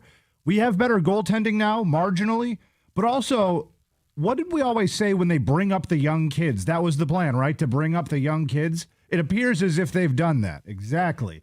And there's going to be growing pains with that. There's going to be players that play really well. There's going to be players that get sent back down. There's no guarantee that we're dramatically or even marginally better. We could be. I'm not saying it's impossible, but my early lean is to say if we're better, it's only by a little bit, and it's certainly not enough to bridge the gap between teams that have gotten much better as opposed to just a little bit better. All right. I know it's not the news you were hoping for. I'm going tonight. I wish I could say different things, but Montreal is like the poster child of the team I'm talking about that just keeps getting much better as opposed to just a little bit better. I'd love to know where the people are at with it. And again, Tiger Talk will be at the forefront. But Red Wing season is starting tonight, and for Costa to be negative tells you a lot. And if we're talking about missing the playoffs for a 10th straight year and the 7th year of Steve Yzerman, you start to get to a point of lunacy here. Now, the kids coming up, they can either propel them, or it could be a developmental year. Kenny sounds like it's going to be a developmental year. Yeah, I think it's the necessary evil of bringing the kids up. It's when you don't add any great veterans in the offseason. Right, that's the other problem. It's a little bit of kicking the can down the road. Like, hey, what'd you expect? We brought the kids up. You guys been asking for the kids. Give us a couple of more years until they're ready, and then you can expect something. 248-539-9797. We'll get to the callers in a second. If you're just joining and it's Tiger related, we described yesterday as the full, comprehensive, all-inclusive experience of being a Tigers fan in 2025. All the emotions, from hatred and depression to exuberance and aggression. It was all there. The place by playoff standards, tons of empty seats. $20 tickets. Fans spoke with their wallets. They're tired of watching it. Yet, the team's like, aha, aha, and maybe we'll give you another chance to represent right when we play the Blue Jays. Down 3-0, they're getting booed off the field, and they should have, Marco. And the point is, then they turned into the 1927 Yankees. Forgot about Marco. I know, we got a game 5. If you told me they're winning the World Series at this point, I've given up on things making sense. So, sure, F it. You could also tell me they'll lose 12-0 tomorrow night. And what would I say? They are the most confounding team. And the one thing we can all agree on, whether you're an all-in fan and the organization can do no wrong, you're an all-out fan, you're just tired of watching it, or you're a tortured soul in the middle. This team will punish you. They will push you to the edge, almost making you turn the channel before they're going to reward you. It's a really tough relationship. Yesterday, people turned their TV off. No, they did, Mike. They were booing it, and it's just funny because... And they should have, Marco. I'm sure I'm not the only one. Like, if you had text messages going back and forth, this is ridiculous. This is a buddy of mine's at the game. Like, did you hear the booing on TV? And then, boom, all of a sudden, runs are being scored, and this is great, and I'm back, and they hooked me. I got sent a lot of pictures of different parts of that stadium. The amount of empty seats was stunning to me because Detroit shows out. And for tickets in this town, think about this. Fans would rather spend $300 to stand at the Lions versus Bears than they spend $20 to go to a playoff game with a seat at a really nice ballpark. Yeah. But that tells you where the town is with this team. They don't even know what to do. Tigers in 3. I don't know what's up or down anymore with this team. Go ahead, David. Ticket text. On the Wings, I think the Wings make the playoffs at the 6th seed. And the difference is Gibson. That is from Richard. One more here. The difference better be the penalty kill. If you're rocking a 71% kill rate, you ain't killing nothing but your chances. Mike, the Wings will make the playoffs. As McClellan was the coach all of last year, they would have made it. Kenny, how much stock do you put in that? I put actually quite a bit of stock into that. I think that's one of the pluses, not one of the minuses. Then why are you being so negative? Because I'm a jerk, Mike. I don't know. They haven't gotten that much better. I mean, by the way, I'm not saying they can't make the playoffs. I'm not saying they won't make the playoffs. I'm just saying. You said they won't make the playoffs. I said if you're twisting my arm, I say no. They not could. Twisting your arm. I'm asking you right here, right now, what is your preseason prediction? And I said no. It's that. Well, if they don't make the playoffs, I got to be honest. 10 straight years. We should have been talking about that 3 years ago. If his name was Bob Smith, what would we be talking about right now? Why is he still the GM? Not Bob Smith. That's right. We'd be asking, where'd Bob Smith end up? Right. David, go ahead, and then we'll get to the calls. Need to wait and see. If the kids are good, then maybe. Don't waste my time. Get out. Send that text to the morning show where wait and see is the brand of radio they do. We're not doing that here. I asked you, are they making it or not? Don't give me a wait and see. Can't let it play out? No, that's not what we do. That's not what fandom is. Like whenever we got bent out of shape, like when I asked the question, do you think there'll be a conversation about Jonathan Smith's job security by year end? Why can't you let the games play out? Because when I mentally play the games out. I don't think they're mentally winning a lot of them. Ergo, we can ask the effing question. I'm right here, and I said, let's wait until they finish the 2 road games. I'm right here. It was not directed at you. No, I feel like it. Looks like, seems like. Sounds like maybe it was subconsciously. I don't. Yes, at me. 2-4. David Pinata. Oh, you stop it, David. Anything else? Nothing important. No, Just read it. No. It's no. It's I'm still crazy. collecting. That's all. Still collecting text. He's hiding something from He us. is. I am not. Read it. I'm not hiding anything. Say it. I'm still collecting Say it. Kenny, we got to get that drop. We have it. Go ahead and We read have it. that? Yeah, we Sam have that. Kinison to Rodney Dangerfield? Say it. We have that? What a great movie that was. Play that. How come that's not on my board? Otto's got a treat coming to him at 4. All right. Mike, did you see who's on the first line for the Red Wings today? Emmett Finney. And if your response to that is who, you would be correct. That's why. That's why I say no. Isn't that the kid State overpaid for from Nebraska Omaha? No. That's a different guy. No one knows who he is.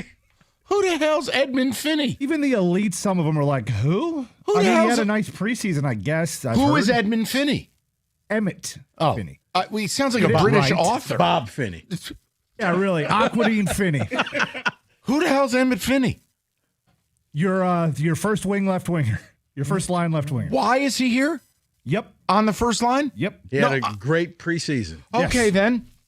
Oh, boy. Al Gladine. Bob. Might as well be. Bob Finney.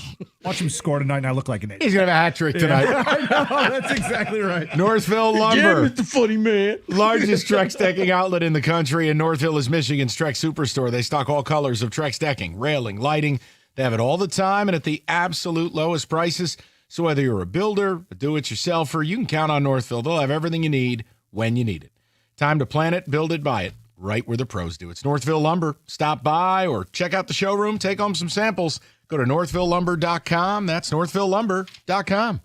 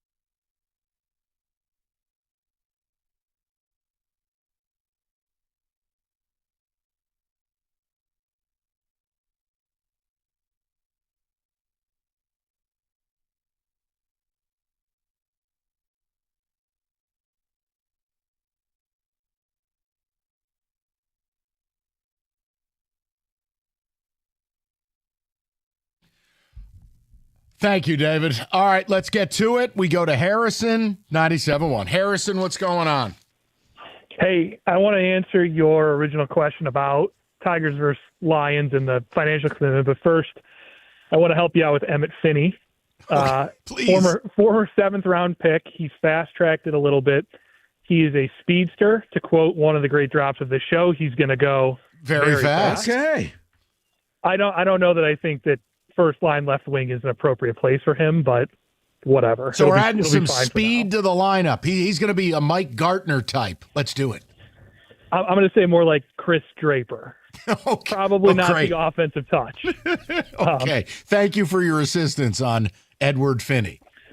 I'm here for you. When to use an analogy, like when you cook, I can imagine like when you go to the store, you personally would rather spend the money to make good pasta sauce with real fresh ingredients and not go buy the $3 can of Chef Boyardee. Correct.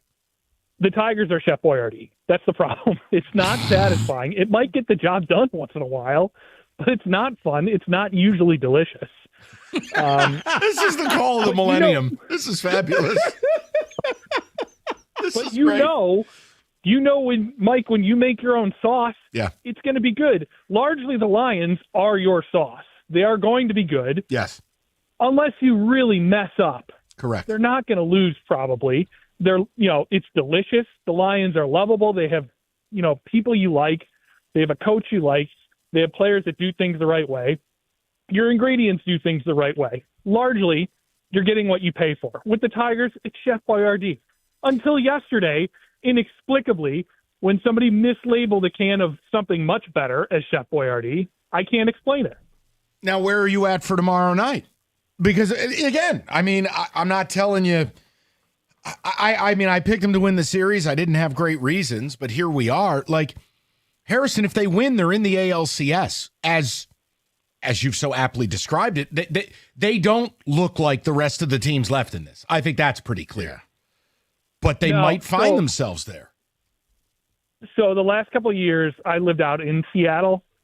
Seattle sports fans are terrified. It's not going to be good vibes to start that playoff game. It's going to be tense and nervous. Yep. I think the Tigers are going to pull it out. I don't feel good about them pulling it out against Toronto at all. No. But I think the Tigers will wind up Yeah, pulling I'll it tell out you this. tomorrow I night. agree with you. Harrison, I don't view the home field as an advantage for Seattle. If the Tigers score early, that's going to turn into a nervous anxiety. Yeah. Because, again, those fans also, Harrison, what is wrong with those people? You had people crying in Game 2 of the ALDS. Because they never made the World Series, Listen, Mike. Like Rico with his day bag, I love Seattle. It's a great town, but you are so right. The people are weird. Oh my God. You had people dressed up as Teletubbies at that place. It's something. Harrison, that's a wonderful call. Yeah. Don't be a stranger. That's tremendous. Chef Boyardee, yeah, I love it. Between the Chef Boyardee reference into an Edward Finney scouting report. He's going to go very fast. I'm not going to be mad if the kid can skate. Lord knows this team needs it. But yeah, you're right. If the Tigers get a lead, oh my God! Because Seattle is then going to say, "Oh my goodness, it's happening." We again. had this wrapped up in Game 4, and I think the Tigers will be able to play loose. I know some fans are going to get very upset because, I love how everything is a point of aggrievement. I'm just going to say the Tigers have nothing to lose. I don't think they have a lot to lose. No, they know their own fans don't even believe. They didn't even sell the place out yesterday. The worst thing that you have to lose is Scooble lost 3 times in a no decision to the Mariners. But you're right. And here's the thing: to me, was last game really a loss? The guy gave up 2 meaningful hits, and that's just it, Mike. If he can get 3 runs of support, it's game over. They win because that takes away the 2-run home run. Oh my God! They're going to have therapy dogs for that crowd out there. That's circus. Yeah. No, you're right. I don't know. They're hurting. You hate this. Well, it's not a real sports town. Think about it. It's not. How's it a real sports town? It's West Coast. West Coast, that's all casuals. They don't deal with what we deal with. That's here. not. I don't consider like California, like LA is West Coast to me. I know it's on the West Coast, but they don't have that same. It's like in LA, you have so many options. You don't have that many options in Seattle. What are you talking about? Come on. I've been there. It's not that not a ton of options. You were there for 4 hours for a football game, and you went to the airport. Don't you dare act like Anthony Bourdain. Cut it out. Oh, Catch Rico's complete travel guide. Yeah, it's Husky Stadium. The hell out of I here. rode the monorail. Right. Parliament, Big Ben. Let's go to Jeff, 97.1. Jeff, what's going on? And so I totally understand why people weren't there yesterday, even though they missed, quite a show. I went to the game Tuesday night, waited out in the rain with my 84-year-old father and my son. Next morning, my dad calls, hey, I don't think I can do it. I mean, I just can't do it. This is a guy who's been a Tiger fan for 80 years, goes to 20 games a year. Wow. And Tuesday was so disheartening that he didn't think he could go. I said, Dad, I don't know when Scott Harris's window is, but ours is closing. Your grandson's going off to college in 2 years. This team may never win another game next year, much less tomorrow, but this is it. It's a playoff game. Come on, let's go. Yep. So we go. Wildest swing of emotions ever. We almost left in the third inning when he inexplicably pulls buys as though our bullpen could actually cover 6 innings. It felt like there was no chance, zero chance whatsoever, that they could win that game. We almost left, and then, I don't know what happened. 1927 Yankees. Well, it was the craziest emotional swing. I think the fans who did show up were expecting them to lose. I know I was. And then all of a sudden, it was the most fun thing ever. Strangers hugging me. It was much louder than I even remember from, back in the good old days 10 years ago when they were in the playoffs every year, beat the Yankees, whatever. Like, it was so loud, and it was maybe 2/3 full. Yeah. So it was just that, nobody could believe what they were seeing. And Jeff, you know what it is too? Like, think about it this way, Jeff. They win the bullpen game, but lose the Scooble start in Seattle. Mm-hmm. Then yesterday, you don't hit Bryce Miller with a 5.68 ERA, but you do light up Spire, who's been an awesome lefty all year. Sure, just the way I had it diagrammed up. This team makes no sense. It's the most loyal fan base for all 4 teams, even when they don't deserve it. And there's a major league playoff game. This team hit a loyal fan base so hard that they couldn't sell out a playoff game. Like, they're almost amazing just for that. Right. That's an But yet, accomplishment in this town. Jeff, right now, they're a win away from the ALCS. I've never seen anything like this in my 21 years in town. I've never seen this. I don't know how to explain it. I'm sick to my stomach for Friday night. They should win. It's a Scooble start. I know. Seattle's got to be feeling terrible. The bullpen's got to feel like they'll never get anybody out. And yet I have zero confidence that they win. But if they win 12-0, I will have zero surprise whatsoever. Yes, you've just because if you're Seattle, you have to figure out why in the world did the Tigers score so many runs in the final innings? Because I even go back to Game 3, it looked meaningless at the time, but they still made it competitive. And if your guy Naylor didn't grab the ball at first base and get the double play, I think that goes down the line. And now you're like, wait, are they about to steal this game? No, like another point of confidence for me, and I'm not trying to be insulting when I say it, is just Dan Wilson's a doorknob. Your advantage at manager is immense. Dan Wilson he looks like the mailman from Pee-wee's Playhouse. Like it's just ridiculous. The mailman from Mrs. Doubtfire, that old dude who shows up with the mustache. Oh, hello, Mrs. Doubtfire. That's Dan Wilson. I don't know what Dan Wilson's doing. He does things that are inexplicable. So you want to critique AJ, that's fine. But Dan Wilson is Mr. Sprinkles, and he's just stopped by with the mail. Bro, you're on the roll with the French bicycles to the Pee-wee's Playhouse. I've got a letter for you, Miss Doubtfire. That's Dan Wilson. I can't do it. He does things, and I'm going, you realize how AJ's going to counter this, right, Danny? I think sometimes these two are trying to outthink each other and leaves you like, huh? There's common sense just because AJ's made some moves. It's like, well, why? You didn't have to do that, but it's like they're trying to outthink each other and common sense has left the ballpark. Newsflash, it beats the gum-chewing idiot who manages my team. I can no longer look at Mrs. Doubtfire the same now. I can't look at it. What's the mailman's name? When he shows up and he's like, I got your letter. That's Dan Wilson. Pull that up for me. 248-539-97. Kenny, happy centennial. Huh?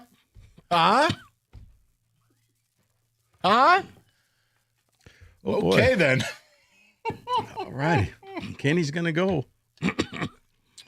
All right, imagine if your Wi-Fi was a lot smarter. I'm talking next level. Picture this. All of your devices, your phone, your laptop, your smart speaker, everything in your home working essentially similar together. My elbow hit the... I'm sorry. I was drinking water. Carry on. The dream. And Xfinity makes that dream reality. With Xfinity, your devices are so in sync, you'll think they're telepathic. It's a really smart Wi-Fi that knows your devices need a boost. So whenever you have to deal with a lag or a dropout, it's not there. It's also built-in security and it shields your kids from online threats. And that smart technology pays off huge on game day. The other day, I was over at a friend's house. He's pumped to watch the game. Setup, hot mess. Lagging, buffering, switching between apps, trying to find the game. He claims he was a big fan, but honestly, I was fan-fished. If you call yourself a football fan, you got to get Xfinity. Get all the best games all in one place. Plus, get the enhanced 4K. Feels like you're right there at the stadium. That is the magic of Xfinity. It's seamless, so you can just tune in and watch it so easily. To get started, call 1-800-XFINITY, visit Xfinity.com, or just drop into an Xfinity store today for more details. Xfinity, imagine that. Restrictions apply. New residential customers only. Taxes and fees extra, subject to change.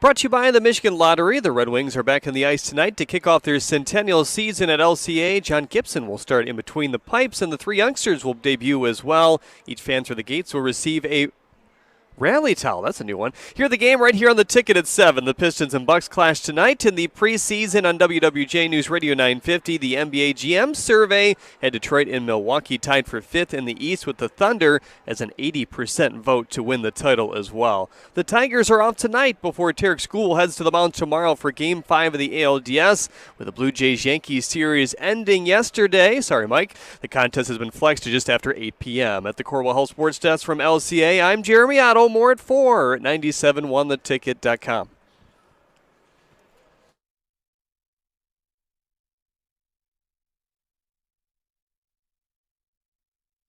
We were rocking and rolling. Tigers are at the forefront of everything, and trying to sort through the emotions of yesterday and just accepting the things you can't explain. And it's just what this team is, and you just roll with it. I mean, are they punishing? Yes. Hard to watch? You betcha. Do they push you to the brink of turning the TV off or leaving the stadium? If you showed up at all of the above. But there they are. One note, and I appreciate Jeremy's sentiment. We've had a couple of callers say this, because you don't need to say sorry about the Yankees. I loathe my own team. I need you to understand this. He does, folks. I loathe them. If I could get Hal Steinbrenner to sell, Brian Cashman to F off to the moon, and Aaron Boone to chew gum in retirement in Palm Springs, give me the hat trick. Have him go 0-162 next year. I don't even care. I'm tired of looking at him. So it's okay. I think I got more excited when Judge hit that home run in Game 3 than you did. Probably. Because you don't care for him as well. I was happy for him. You don't perform in New York. You think fans here have no understanding of how difficult other fans can be. Oh, no. We're so nice to athletes in this town. I could tell because the shot of him in the dugout after he hit the home run, it was relief. He walks over to the camera, he looks at it, stops, and goes back like, yeah, I did that. Right, but that was relief more than joy. Right, yeah. Put that on your message boards. Here it's all slap and tickle. David, what do you got on the ticket text? And we'll get back to the phones. Also, shout out Edward Finney tonight. We're getting close. It's Emmett, but we're getting close. Whatever. How the hell is this guy in the first line? It's opening night. Centennial. From Chris and Fenton, Wings don't make the playoffs. Tigers lose tomorrow. Lions get to the Super Bowl. This is my opinion today, Mike and Rico. Plain and simple, when it comes to the Wings, they suck until they show me otherwise. We're missing the playoffs. Jeez. And someone else says, we're a 30-win team. Yzerman sucks as a GM. Oh, boy. They're not a 30. All right, I'll stick up from a little bit here. They're not a 30-win team. That's rough. Relax. So 31, got you. If they won 30 games this year, he's fired. There's just no other way. Like, that's inexplicably bad. But the way Cookies was talking, I think he picked him to go like Rick Bowness, Ottawa Senators level, like 13 wins the way he was talking. That's today. a pull. I think it was emotional for him. I think it was just very emotional for him. Then why does he write them a check?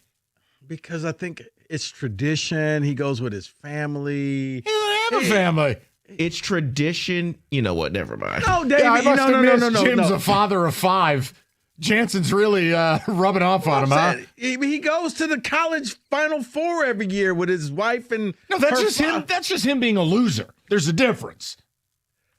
You're allowed to have outside interests, and that's his. It's like when the Lions fans used to go down to Ford Field all those years before they were good, and it was just like, but I got season tickets. Yeah, but they're no good. Yeah, but I got season tickets. You believe they're not going to make the playoffs. It's a rebuilding, whatever it is, and yet he cut him a check. Spent money to go down there. Yes, David, because some people, it's a part of their DNA. It's what they do. To get suckered.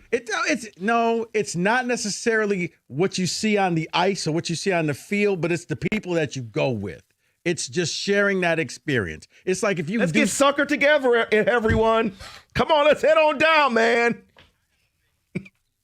I'm just can't believe I'm sitting here trying to stick up for Cookies. And on that note, someone did send in, as soon as Cookies went double-digit disco, I bet the Wings too make the playoffs. He's always wrong. Now the Wings are going to win the President's Trophy. Oh, that's right. Yeah, he buried the Guardians. Yeah, I love it too. I'm the one who picks the Tigers to win series. Cookie's just busy picking against them all day. I'm going, what has happened to this guy? But just ask him. If the Lions are going to win a game by less than 10, forget it. No. Remember, that was the Cleveland game. Because I said, oh, no, they're going to just kill. Like Cookies, you can put your disco shirt on.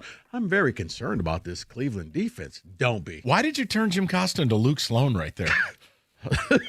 I'm Jim Costa. I'm Luke Sloan. Like, what happened to Luke where all of a sudden now he chews his words like steak? The Red Wings are playing tonight in their seasonal opener. It's a practice day in Ann Arbor, and you're like, what has happened here? Luke Sloan. We're both going to hell. You realize that, right? Well, you are. Oh, my. All right. Yeah, it's called being a Giants fan. 248-539-9797. We'll get more of your phone calls. We still have a football today to get to. We are going to touch table on some college football, but obviously Tigers are going to be front page news for us. Probably till 6. Truck Month. It's back at Moran Chevrolet. Perfect time to elevate your tailgating. Michigan's #1 selling Chevy dealer.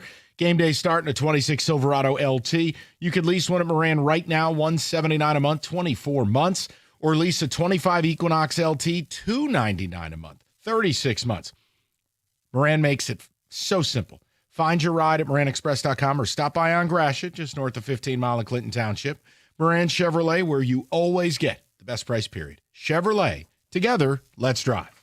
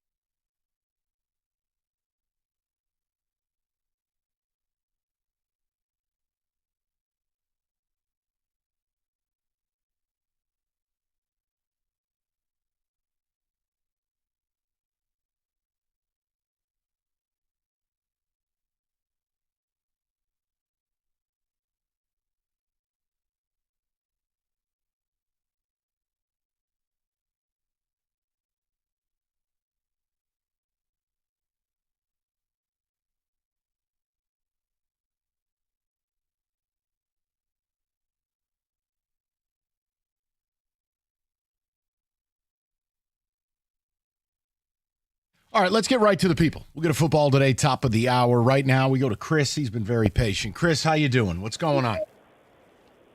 Doing good, guys. Great show. I won't be yelling at anybody, I promise. Thank you. I appreciate that. Yeah. I've been on quite a roller coaster ride. I went from last Wednesday. I told my son, "You're not going to school tomorrow. We're going to Cleveland." So we headed over to Cleveland, had a blast. We were loud as hell. It was a fun time. We got tickets for Tuesday's game. Went down there. We're imprisoned in the stadium for 4 hours with my wife, 2 kids, and my dad in the rain. And then after sitting, that was horrible. Just they could have given us some kind of a warning. Of what listen, I said it that day on the air. I don't claim to have all the answers, but you had to do a better job than that. Come on. Yeah. You know, that was crazy. They made some money that day for sure. And then by the 7th inning, I was gutted. We left early. I very rarely like to ever leave early, but I thought it was over with. Got home, told my family it's over with. And then yesterday, after we scored 3 runs, we were getting the rally towels out of my truck, waving them in the living room. And as of about 2 hours ago, my dad calls me and tells me to look up flights to Seattle. So talk about the roller coaster we've been on. Wow. So this is happening now. I've looked flights up. I haven't pulled the trigger yet. They're about $600-700 for a direct flight. So may be happening. We'll see. Well, it is possible you can just fly in and fly out. I've done. Yeah, but it's also possible. This is the fan debate. It's like the guy who skips the divisional round and spends it all to go to the NFC Championship game. Why not, if you really wanted to do this, you either go to the ALCS here or you go to Toronto. You drive. You're golden. Yeah. You know what? And it's a hell of a good city. It'll be a festive environment. I mean, you're not stuck at an airport. You can stop in the car on the way back. No time zone change. Right. Go to your local Tim Hortons because they're everywhere. Maybe even take the train. Yeah. Yeah. There's a train option too to Toronto. Chris, I'd hold off. And that way, listen, if they lose, you just saved how much? If they win, you're going to have a wonderful experience with your dad. No time zone, no airports, no weirdos in Seattle. I think it's a win to just wait for Toronto. You really think they're that weird? Prices are about the same, actually, for the ALCS as of right now for the game tomorrow in Seattle. So that's a good point, guys. Thanks for bringing me back to earth. I appreciate it. You're fine. Listen, when it comes to doing something nice for your dad, you go all out. I'm taking my dad on a trip next weekend. You do what you can while you can, because it's time is not guaranteed. I'm just Giants saying. Game? No, hell, he'd never speak to me again. Have you found him yet? No. He's still walking. I can confirm he is still with us because I did speak to him. I haven't seen visual evidence of. Did you hear a lot of road noise in the background? No, I'm pretty sure he was home. Okay. Listen, hey, I'll check on him tonight because you know what the Eagles are about to do to the Giants. Yeah, you never know. Thursday night can be weird, man. No, Thursday night is going to be basically Kenny's cold cut relationship, and the Giants are the cold cuts. I can't. Are you paid by the cold cut reference? Is that what's happening here? No, it's just the greatest story you've ever told us, and it only resurfaced 2 days ago. It's tremendous. But the Eagles are a hot mess right Okay, now. we're not doing this. They're ready to fall apart, Mike. Okay, I'm going to Garrett, 97.1. Garrett, how excited are you for Frank Emmett in the lineup? Hey, listen, I've got the face painted, my wingnut hat going on. I've got the car flag up. Who is this guy? I'm ready. Who is this man?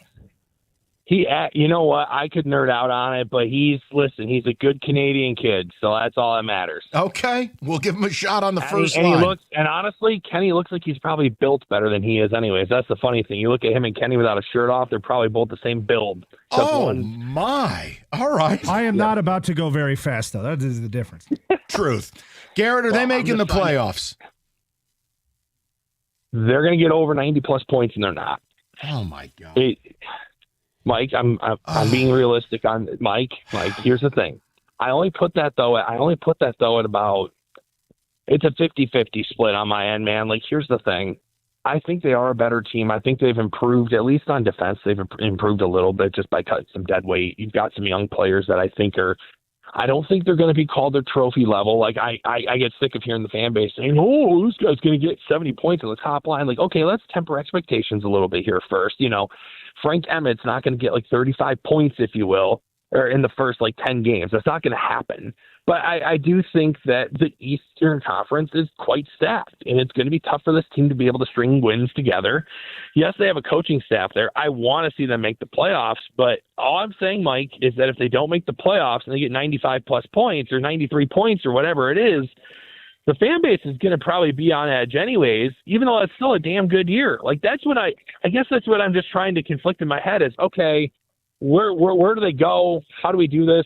You know what, Mike? Screw it. They're making the playoffs. There you go. There it is. You know what?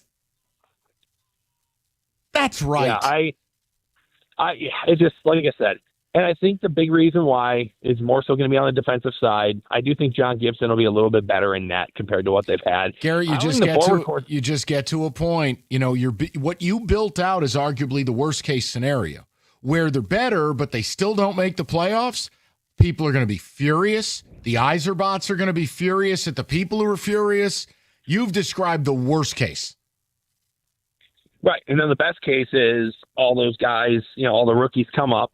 Frank Emmett puts up 75 points. Right. He gets top 3 on the Calder Trophy. They all become Lane Hudson. Out front all of them. LCA. That's right. Yeah. And we build a statue of all of them there. We, start printing Swedish House Mafia T-shirts of all these rookies from Sweden. It's fantastic. That's it.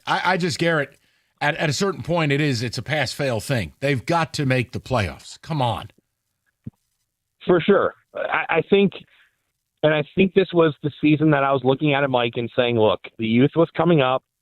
They were going to have a chance for some of the youth to break through. I didn't think 3 guys were going to break through this year because it didn't look like that. But this was going to be that time where they've got some guys coming off the books next year. There's going to be a lot of those replacement-level players that Eisman was talking about at the beginning of the year coming off the books next year. And now you're starting to see some of these young players that he's built up. So basically, that have actually proven to be good. And now they're going to be put in those situations.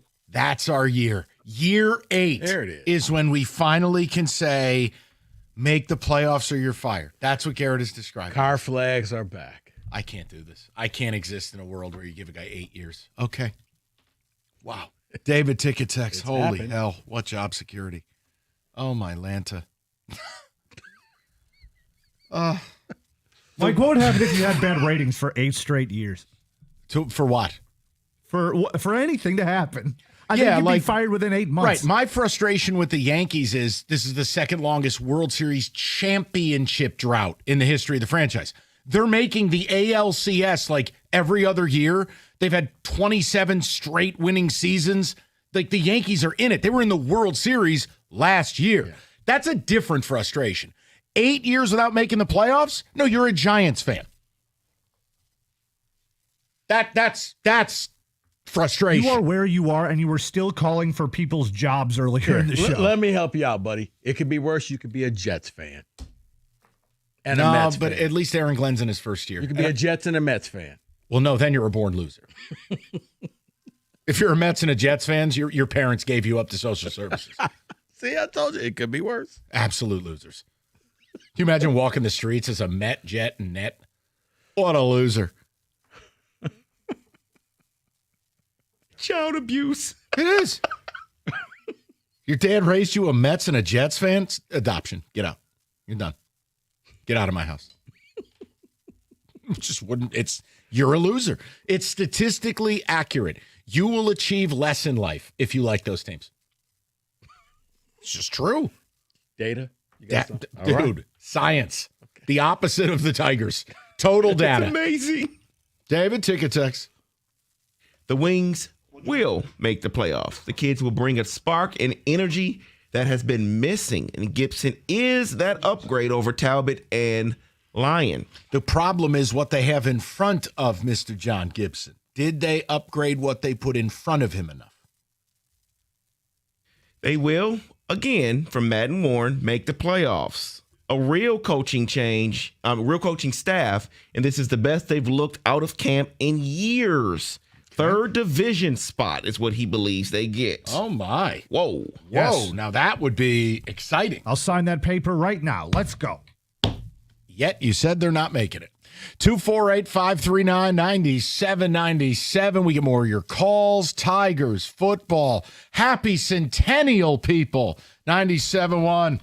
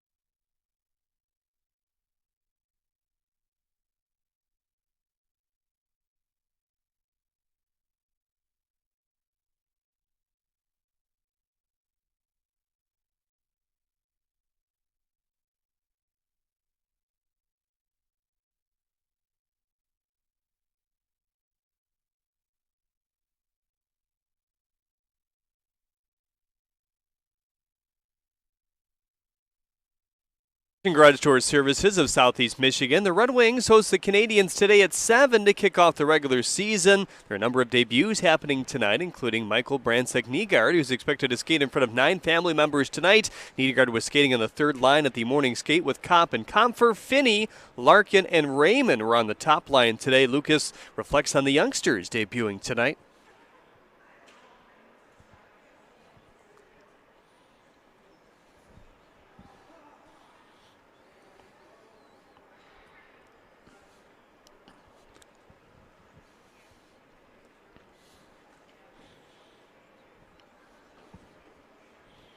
Here at the 7 p.m. puck drop right here on the Ticket pregame coming up at 6:45. The Tigers have an off day before they're deciding Game 5 of the ALDS tomorrow with the Mariners. Seattle will take BP today. The Tigers will not hold a workout. Manager A.J. Hinch will speak tonight around 8. The Cubs avoided a sweep last night. Now they'll send former Tiger Matt Boyd to the mound for Game 4 against the Brewers. Boyd lasted just 2/3 of an inning in Game 1. Pistons back in the preseason hardwood against Milwaukee today. Hear that 7:35 pregame over on WWJ News Radio 950. The NBA's GM survey dropped today as well. The Pistons were tied for third with the Rockets as the team with the most promising young core. Meanwhile, head coach Eric Spoelstra of the Heat is expected to be announced as Team USA's bench boss for the upcoming Summer Olympics as well. At the Corwell Health Sports Desk, live from the Comerica entrance at LCA, I'm Jeremy Otto. For more, go to 97.1 The Ticket or Odyssey.com.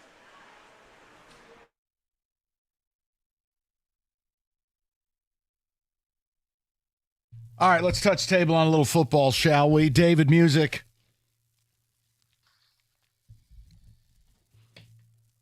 Oh, not this again. Oh, God.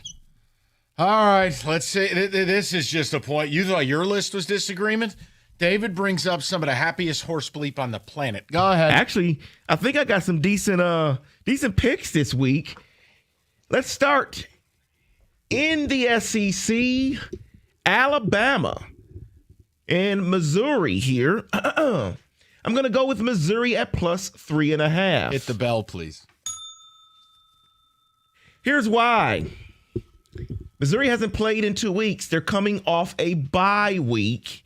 And for those 2 weeks, Alabama played very important games. Emotional games. Very emotional games. And I believe that they're going to have a letdown going to Missouri. Here's another thing. Mizzou, it's an 11 a.m. local kick.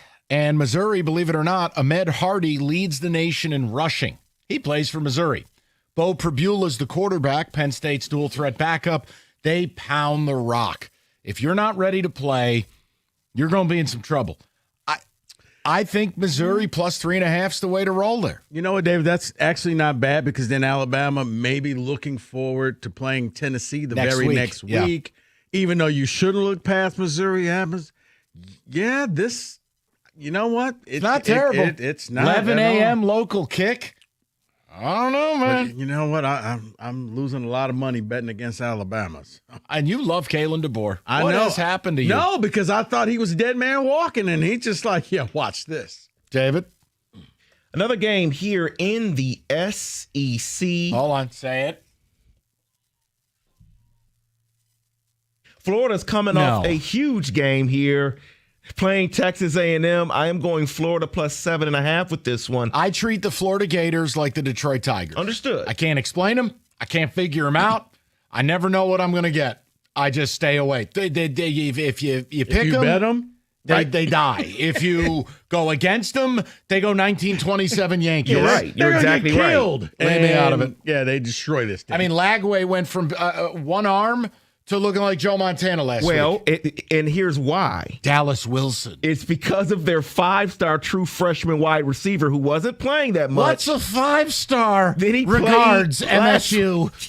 He played last week and got 100 yards. And you're right, Lagway looked like a totally different quarterback with him on the field. Why are we talking about outer space? So you're saying take Florida in the same play. Take Florida with plus 7.5 with this one. That game is Chernobyl. Leave me out of it. This one here, I'm taking Arkansas, Tennessee. I can't wait for this game. This game is on Friday. Can't wait for it. It is number 24 South Florida at North Texas. I know why David's excited about this. Not because of the blackout. It's a blackout, baby. No, not because of that. It is a blackout in Denton, Texas. Here's what I'm taking. No, he's inside, Mike. He's not out there. It's a blackout. They're wearing the matte black helmets with the huge mean green eagle on them. It's going to be nice. The over-under is 1,000. 67.5. And I know people listening like, wow, that's a lot of points. Well, I'm taking the over. Okay. These offenses North can Texas score. runs a play every 21 seconds, and the nation needs to be introduced to Drew Metzenmaker. Stud. One of only 4 quarterbacks in America who has not thrown an interception and has double-digit touchdowns. Really? He's excellent. Yeah, and by the way, fun fact, starting last night, 49 straight days of college or pro football, going all the way up until the day before Thanksgiving. Cue the movie drop. Oh, no. Oh, no. And the Tigers. And I may as well just move to the moon. Go ahead. So this next game, I don't actually have a pick for it. Let me see if I can help. But I want to know something about it. I want Kenny's help as well because it involves his team. Oh, baby. It is number 10 Georgia at Auburn. Georgia's only favored by 3.5, though, and that confuses me. Yep. I just don't know what else to do. Kenny, take the lead here. Talk to me. How nervous are you for this game? Not nervous, but regarding the spread, that is a weird number. I'm staying as far as humanly possible away from that as I can. Yeah, I lean Auburn. Not that they're going to beat Georgia, but it is the SEC at night. I do have questions about Georgia. Like, look, I'm not going to hold the Bama loss against them.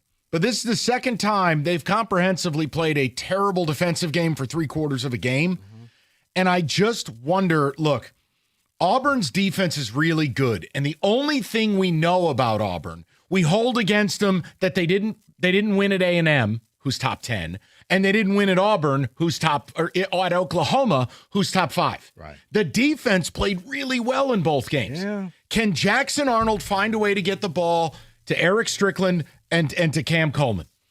Singleton, rather, excuse me. The two huge, amazing wide receivers.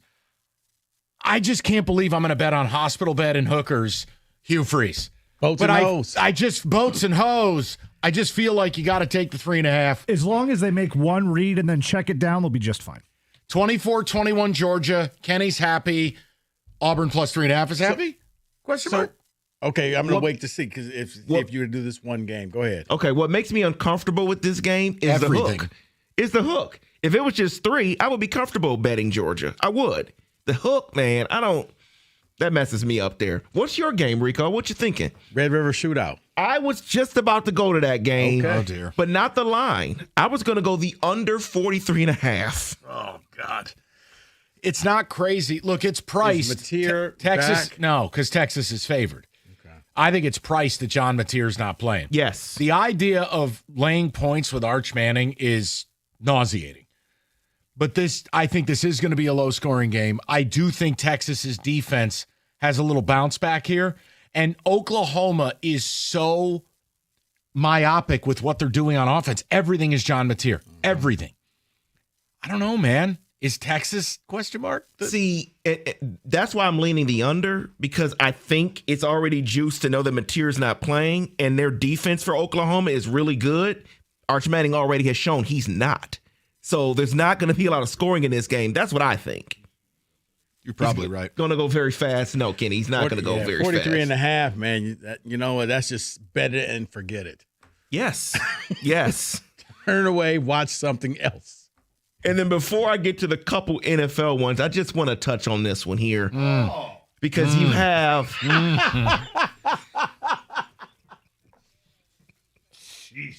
you have California going to North Carolina. Nope. And usually, what do we say about East Coast going west or West Coast going east? California is favored by 13.5. Nope. For this one. But here's why I'm focused on it. So much noise is coming out of North Carolina this week. The AD at 11 o'clock p.m. Eastern time released a statement of support for your coach. Who was the dude who saved the homeless girl in Cleveland? And he's like, dead giveaway, dead giveaway. I was that guy last time. Like, dead giveaway.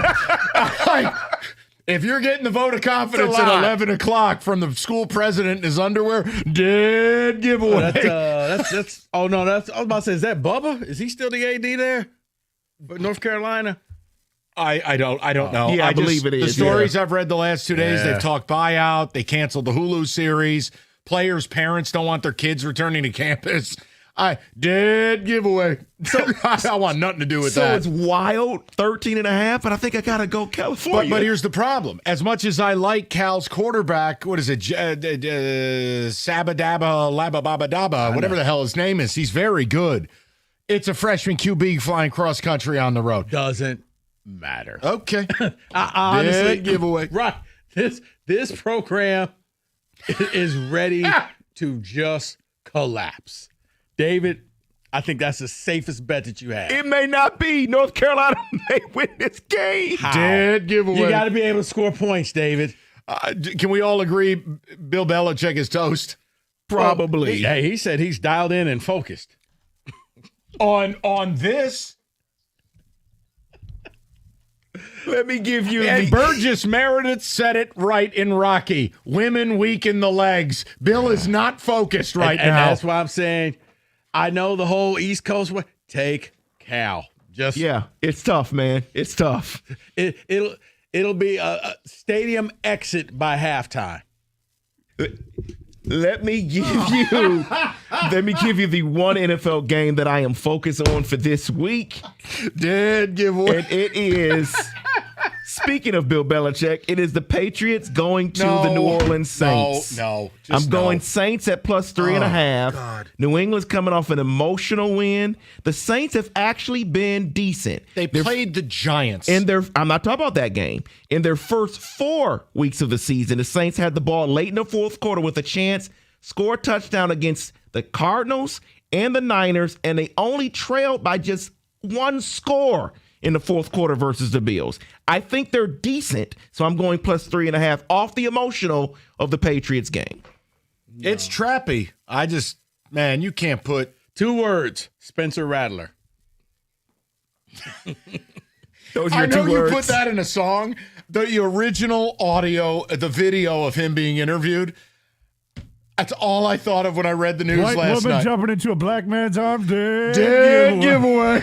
I'm like, vote of confidence at 11 p.m. Dead giveaway. Those are your best bets of the week.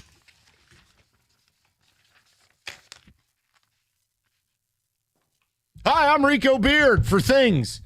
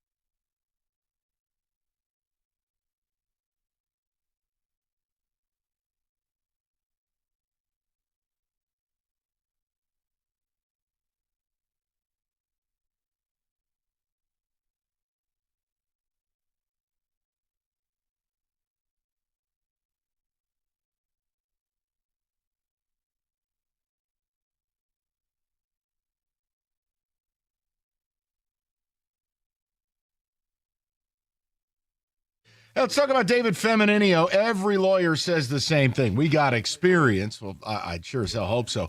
But experience doesn't mean a whole lot if you're treated just like a number. For David, it is personal from day one. You call him, he gets to work for you, and he fights for you. Experience matters. So if you've been in a car accident, call 855-65-CRASH or visit online anytime at getdavidgetpaid.com.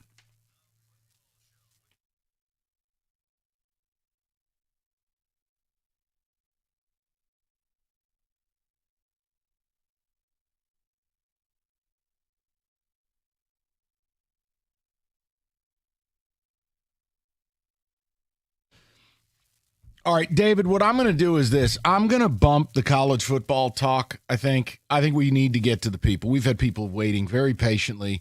Tigers at the forefront, Red Wings opening of the Centennial in the background.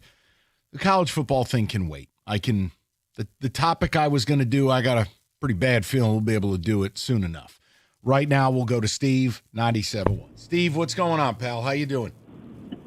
Hey, can you hear me all right? Yes, sir. All right. Hey, I am calling from beautiful Maine up here. Just went on a camping trip with my pops. Excellent. Been listening on the Odyssey app the whole time. I'm telling you, this thing's a lifesaver. Got me through the whole trip without missing anything. Well, thank you, Steve. That's tremendous. And Maine is beautiful. So congrats. It's a nice place. Oh, beautiful indeed. Man, this Tigers team is... That last game was a microcosm of the whole season. I mean, I turn it on and we're down 3 and I'm just rolling my eyes. I hop out and I start casting some lines, fishing. Then my dad waves me down and it's like, we're going on a rally. I had to put the fishing pole down and just take a minute and just listen to the game.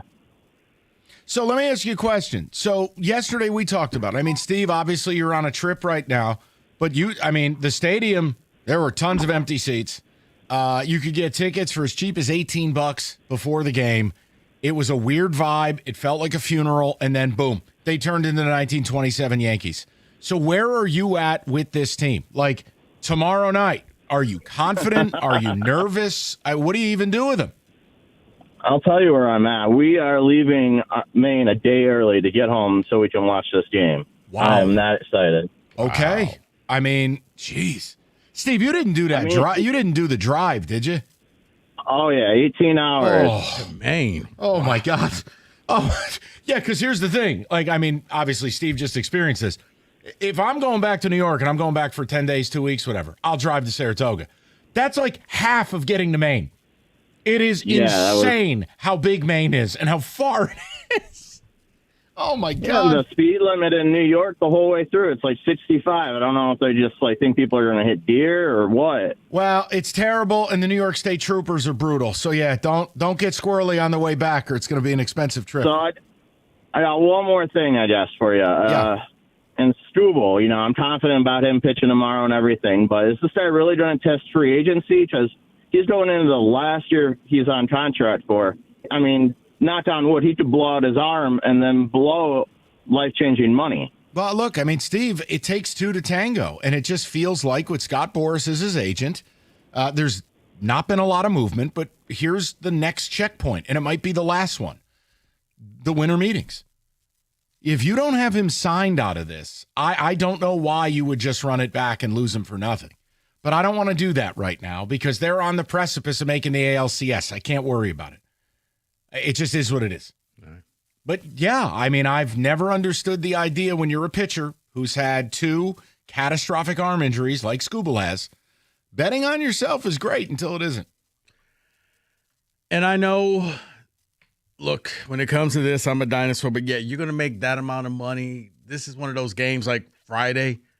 I need 7. Am I allowed to say I need a complete game from you? No. Okay.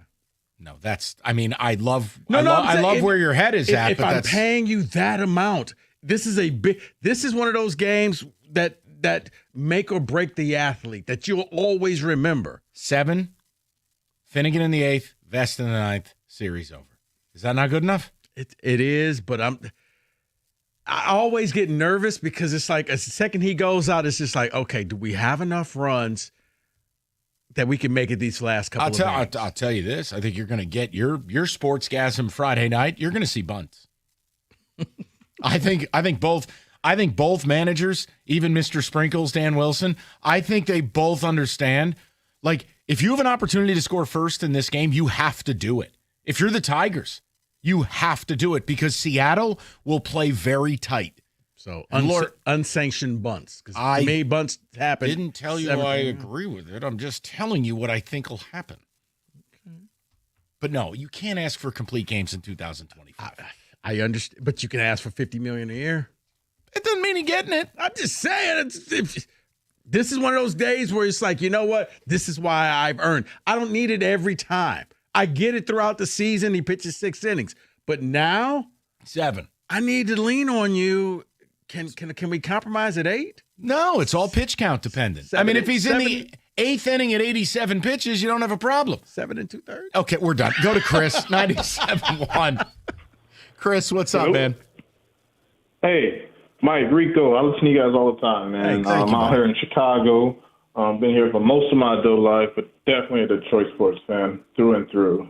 These Tigers have been driving me nuts. I can't stand it, man. I turned on the game at work, and they were down 3, and I'm like, man, just end it already. And then they go on this run, and now we're here for Game 5, and I really don't know how to feel about it.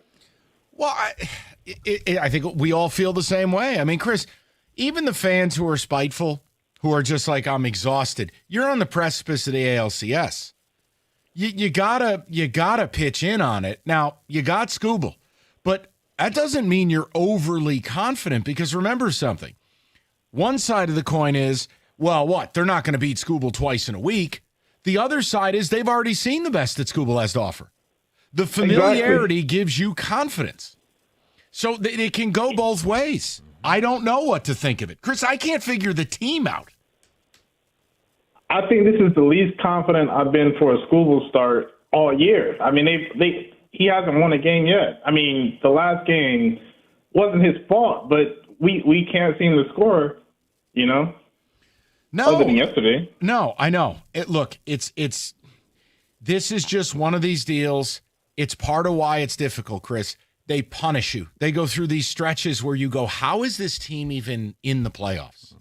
And then they go through another stretch where, oh, look, it's Game 3 in Cleveland. Oh, look, it's yesterday.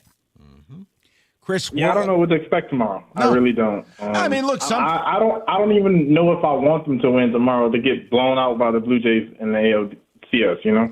You know what? Okay, but let me say this. All right, Chris, I don't think we get to – look, I won't pick them in the ALCS because I think from a format standpoint, it's too much exposure on your pen. I don't love your pitching. I don't love what they're doing with Mize, where basically he's turned into an opener. And that lineup with Toronto, they don't strike out. They put it in play. And here's where Rico's going to get all bricked up. They lead the league in sacrifice bunts. The point is, I don't think it's fair to the Tigers to talk blowouts or talk domination. Because the one thing the Tigers have, if you doubt everything else, they do not quit. They are a barnacle on the bottom of that boat. You cannot scrape it off. They don't quit. I'm going to respect them enough to tell you that no one's going to bury them. But how am I going to pick them in a 7-game set? It'll be very difficult, especially without Skubal being able to line up for Game 1 and give you the advantage. Yeah, you're looking at pitching chaos for Game 1. And then Skubal Game 3 or 4? It'll be Game 3 and 7 for Skubal. Yeah. That's the way it lines up unless I have done a woeful job. So the problem is, you're right. You've got chaos games. You'll get 2 games of chaos almost guaranteed. Well, I'm factoring in Casey Mize's chaos. They're not letting him get out of the second, third inning. Still don't understand that. I didn't like the move. It's like, what? Why is he getting pulled? Is he injured? Dead giveaway. No, let's. I'm sorry. I apologize. Let's go to Brian, 97.1. Brian, what's going on? Oh, nothing, man. And you're talking about returning to the homeland, and I went to New York, Mike. Well, did you enjoy it, or did you come back here running? So I finally got the chance to go to MetLife. Went to a concert last month. Excellent. But I got to tell you, that stadium is just like concrete and piping. It's Brian. the concourses are just like Brian, they wasted $1 billion. piping. It's awful. It's next to a gigantic shopping mall, which I don't know why anyone would build a mall in 2020. Brian, it's terrible. It's a giant erector set in a swamp. It's not sexy. It's not. It's terrible. So my analogy with the Tigers, Mike, and Rico would probably get more out of this since I know you hate the guy, but you ever see the movie American Dream, the Jackson movie, 92, Yes. Angela Bassett and Lando Calrissian? Billy D. Williams was in this film? Yeah, he was Barry Gordy. Lando Yeah. So, Rico. All right. So you got Joe Jackson, the Tigers organization, and he's always beating the crap out of the boys, right? Us, the fans. And then it's like he pops out the guitar one day. This is for Tito. Fans rewarded. And that to me is every time I watch this team, that's what I think. And I think that movie and those poor kids getting the snot beat out of them. So that's just kind of my stance, but it's Brian, let me tell you this. First of all, I didn't even have this. I didn't think I'd be hearing the Jackson American Dream story. I get what you're saying. Okay, guys, when I come home, I need you to move these bricks from this side of the driveway to that side of the driveway. But then, here's presents for everybody. Let's hop in the van. We're going to Motown. Man, hey, if I could get a drop, guys, please. Yes. How about the one where Wojo sounds like he's taking it from the behind? Hey! Okay. Not sure. Okay, we're just going to move on from that. I don't know. I don't have a drop like that. I just hit the button. Okay, good talk. 248-539-9797. Every Thursday, your chance to bet against the New York Giants and hit a jackpot on FanDuel. It's FanDuel's Thursday touchdown jackpot. You win a share of $2 million in bonus bets each week. Now, to win this bet, you have to bet a player to score the first or last touchdown of a game. And if history tells if history tells us anything, the Giants do not score those. So pick every Eagle, I guess. FanDuel.com/ticket. You can take a shot at that jackpot. Play your game with FanDuel, an official sports betting partner of the NFL. 21 and up, present Michigan. Opt-in is required. Must apply Profit Boost token or select market. Prize pool be split equally among all eligible participants who made the correct first or last TD pick. Bonus issued is non-withdrawable bonus bets that expire 21 days after receipt. Restrictions apply. See terms. Sportsbook.fanduel.com. You got a gambling problem? Call 1-800-GAMBLER.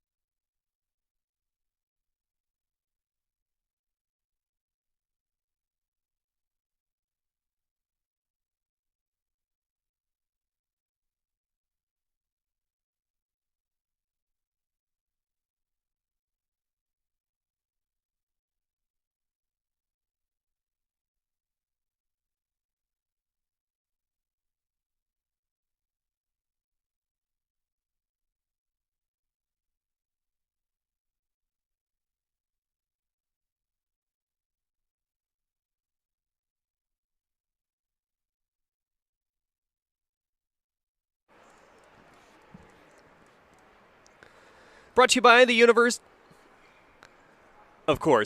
University of Michigan Credit Union. The Lions practice report is out. Defensive back Brian Branch was limited again with a hamstring injury. Kick returner Khalif Raymond returned to practice in a limited capacity after missing with a neck yesterday. Terrion Arnold, Taylor Decker, and Kirby Joseph were all absent. The Red Wings open up the regular season at LCA tonight with John Gibson in goal. Hear that 6:45 pregame right here on the ticket as well. That means WWJ will cover the Pistons tonight in their preseason opener at 8. The GM poll had Detroit tied for 5th in the East this year with Milwaukee. The Tigers are enjoying an off day in Seattle before the best-of-5 series wraps up tomorrow at 8:08. At the Corwell Health Sports Desk from LCA, I'm Jeremy Otto. More at 5 or at 971theticket.com.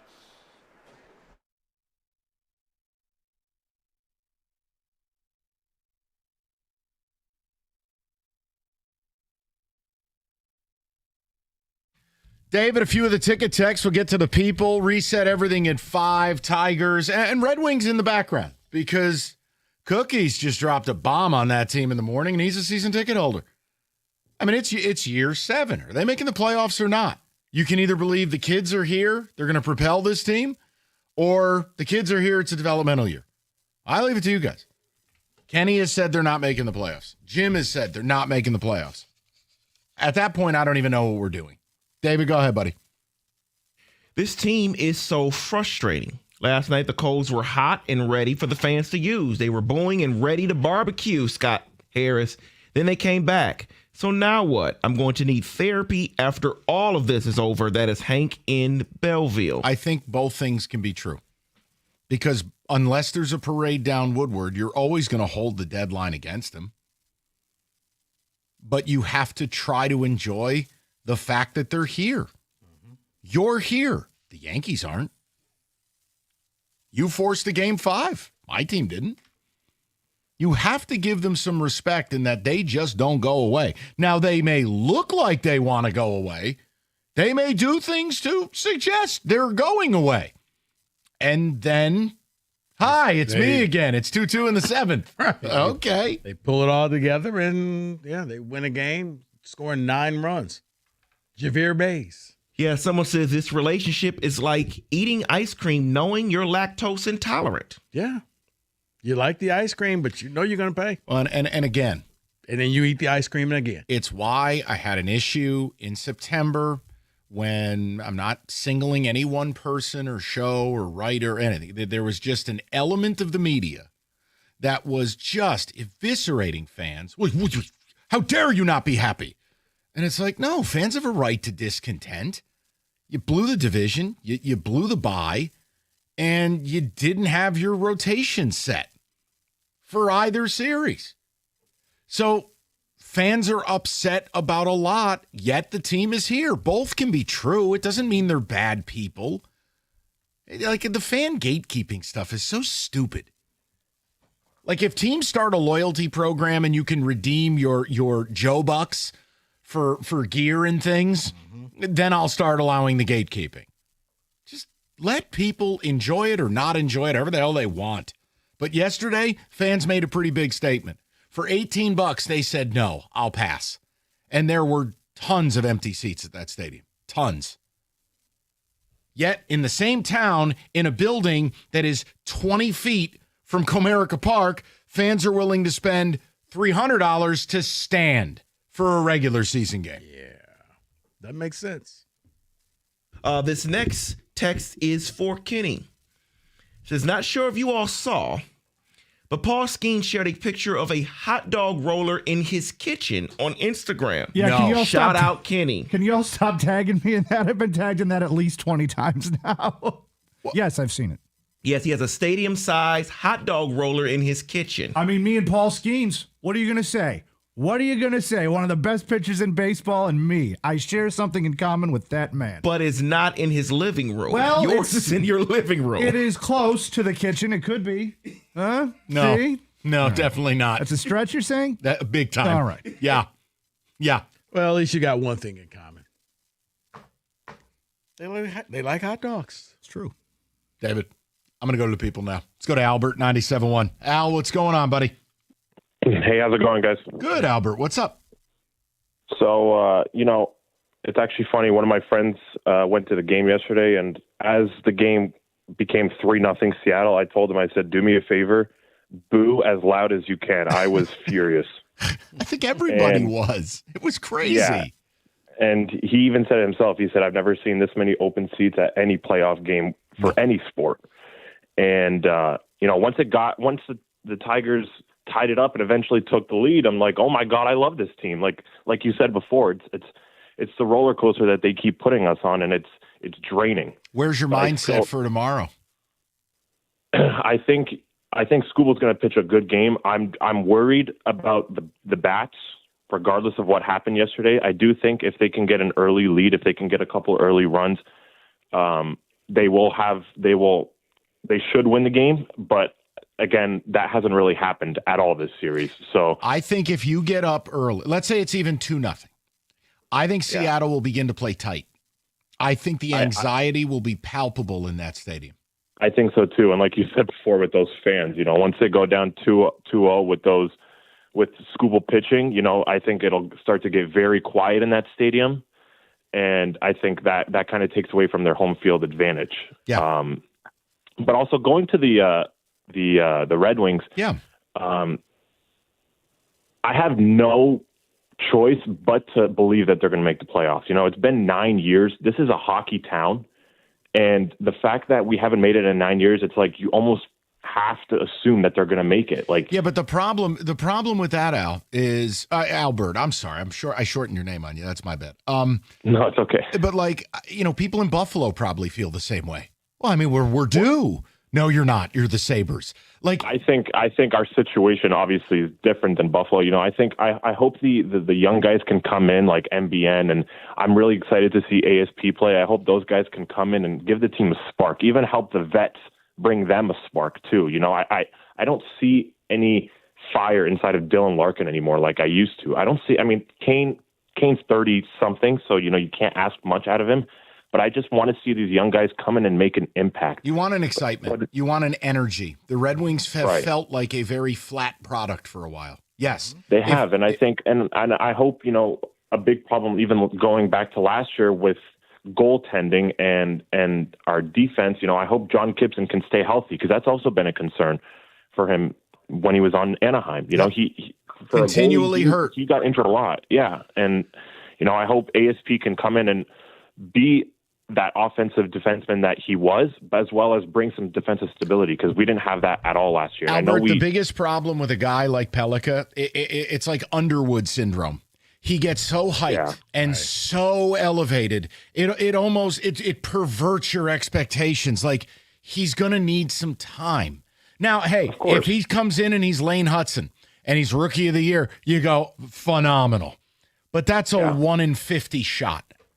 But, even guys like, I hope Edvinson can make that even more of a jump this year, or Seider become that elite defenseman that we know he can be. Well, here's what it'll be, too. Seider's going to be out of excuses, meaning, he plays the toughest minutes and he's always in his own end. If reinforcements are here, he has to become a better two-way defenseman. He has to become more dominant. No one is saying he's not good. He's very good, but he's not great. That's the problem. Kenny, you're the arbiter of justice. You have the T-shirt. Nothing you have said so far has been unfair. Okay, thank you. That means a lot, because I know the hockey elite get very angry. No, but that means they take my card away. The hockey elite does. So you know what? Why did you let that pepperoni box talk?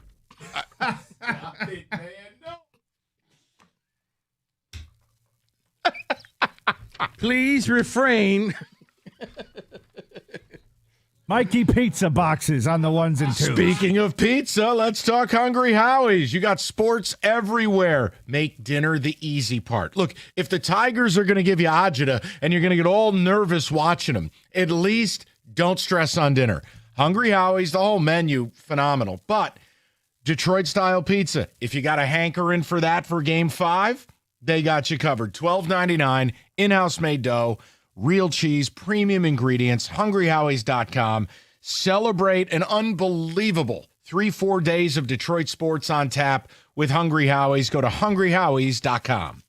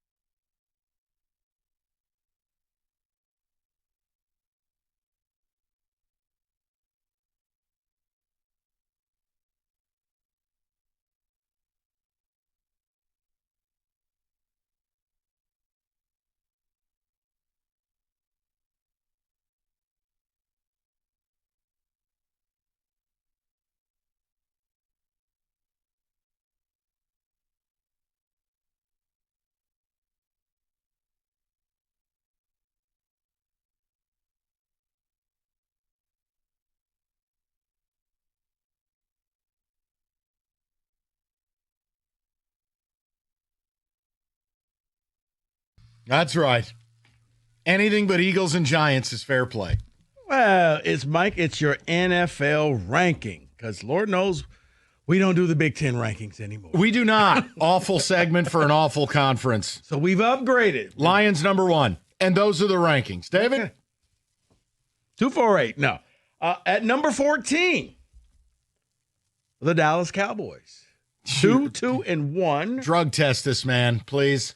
Well, Mike, I said they're 14 because the other ones are slim picking. Okay. Cowboys are not a playoff team, therefore. No, okay, it's for right now. It's not. We're not forecasting. We're talking right now. Go Okay. ahead. Just I've said everything I need to say. Cowboys suck. Next. At number 13, the Seattle Seahawks. 3-2. Should be 4-1. They found every way to blow that game last week. I'd probably have them a little bit higher, but they're going to get tested. They got a road trip to Jacksonville this week. The travel's tough. The humidity's going to be tough. And Jacksonville's kind of feeling themselves. Maybe Liam Cohen will come out in a bedazzled fishing vest this week. I'm good with it. Jacksonville is on this list, and we'll get to them later. All right. At number 12, fresh off of their 2 weeks in Europe, the Minnesota Vikings. Again, drug tested immediately. Get this man a urine cup, please. Are you insane? Mike? Carson Wentz and the Vikings ahead of the Seattle Seahawks. Yes. Okay. Guys, I can't work with a drug addict. I can't do it. They did it overseas, Mike. The 2 comeback victories. When did Charlie Sheen, circa 2013, start hosting this show? Did you just blast a rock? The Vikings at 12? Yes. No, someone help me. Where would you put the Vikings? 30th. Okay. So you put the Texans in there? No. Okay. Like I said, Mike, these are bad teams. Would you put the Ravens? Would you put the Cardinals, the Panthers, the Bengals? Like the teams underneath them, trust me when I say, when you get to the bottom of this list. Oh, man. Go ahead. David, I see you searching. Keep searching. Tell me if you find something better. At number 9, the Green Bay Packers. 2-1. I mean, I'll be honest with you, I probably have them a little lower. They've played like straight ass. They are the Cam Ward Memorial Team. Keep it a buck, as Cam says. They ass. I mean, they went from being the best team in football the first couple of weeks to losing to the Browns, having that awful tie against Dallas. I need to see more from them. You put 120 awful minutes of football on tape. Mm-hmm. At number 8, the Denver Broncos. Should be higher. There's my problem. They should definitely be higher. They're going to win the West. 8? They got effed in Indy. They got that game stolen from them. Huge win in Philly. Yeah, they're going to go pip, pip, cheerio against Aaron Glenn and the Jets this week. That, to me, is the team that's winning the West. That, to me, they're in conversation to be the second best team in the AFC. Okay. At number 7, I have the New England Patriots. Over the Broncos? Huh? Okay. Okay, you know what? Kenny, go get him a cup. Who'd the Patriots just beat? Listen, the Bills. Listen. Okay. So head-to-head doesn't count for anything. It does. No, not when you struggled all year. You lost to the Raiders. You lost to old balls. Not David, as I point to him, but Aaron Rodgers, who David represents as old balls. But they go to Buffalo, and they get the victory. You ready to complain more? No, I've cast my vote. Okay. Keep moving. All right. At number 6, I got the 49ers. Oh, okay. Injury-riddled team. Mike, all they've done is win games with backup quarterbacks and third-string receivers and new kickers. If the Broncos play the 49ers on a neutral field, you would pick the Niners. Mike, I'm not saying I would pick them, but they just keep winning. They're what terrible. am I supposed to reward? They're terrible. I can't reward a team for winning? No. 2 of their 4 wins are against New Orleans and Arizona. 2 You mean good teams. The Cardinals team that somebody told me. I got it wrong. That's not a flex. Win the whole I got it wrong. Cardinals are not I got it wrong. good. David, I got it wrong. David, they're undefeated in their division. They go to L.A. and win. I can't knock them for lose. They didn't lose. I'm not saying knock them, but put them down to maybe 10. Okay. That's all. They're at 6. At number 5, I have the Indianapolis Colts. No issue. Yes, I like that. What? got one right. It's not right or wrong. It's sensible and drugs. Wow. And that's it. That's your grading It's scale. just a difference of opinion for The me. Colts That's are a all. monolith, and now they're favored by 7 for the first time in franchise history. Better not screw up against the Cardinals. At number 4, I have the New York Giants. Just seeing if you're listening. They're not fourth in their own practice facility. Just seeing if you're listening. At number 4, I have the Tampa Bay Bucks. Okay. I mean, it's tough because they keep rescuing it from the fire. I mean, that's 4 under 3-minute fourth quarter comebacks I for know. Baker. You can't live that way, but they are. They're going to get Mike Evans back. Big game this week against the number 6 rated Niners. God, I hope they blow their doors off. You know if they win. Oh, it's disgusting. I won't be able to handle it. Awful. At number 3, the Jacksonville Jaguars. Oh, no. No.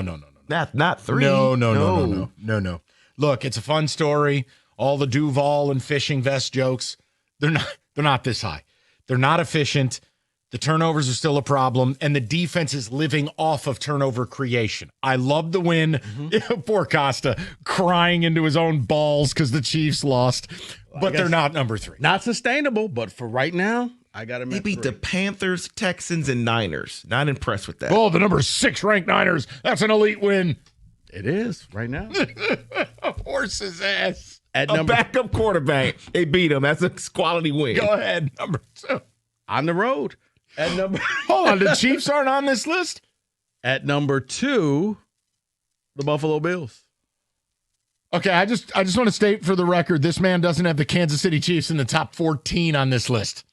Mike, you got to win games. Okay. You know what? Here, on my list, you don't get credit for what I think you're going to be. It's where you are right now. And right now, the Kansas City Chiefs are a 2-3 team. This segment has caused a headache. Okay, if that's the case, you know what? Maybe I should put the Ravens in here because I think they're going to be good later. No, they're terrible. That's okay. Hey, Chiefs, win some games and you'll make the list. Oh, boy. All right, number Am 1. I asking for too much? Just tell me number 1's the Lions, please. At number 1 is the Lions. Thank at God. 4-1. I disagree. Whoa, Say no. Hold on. As Ronnie the limo driver once said, stop the clock. Where are the Eagles?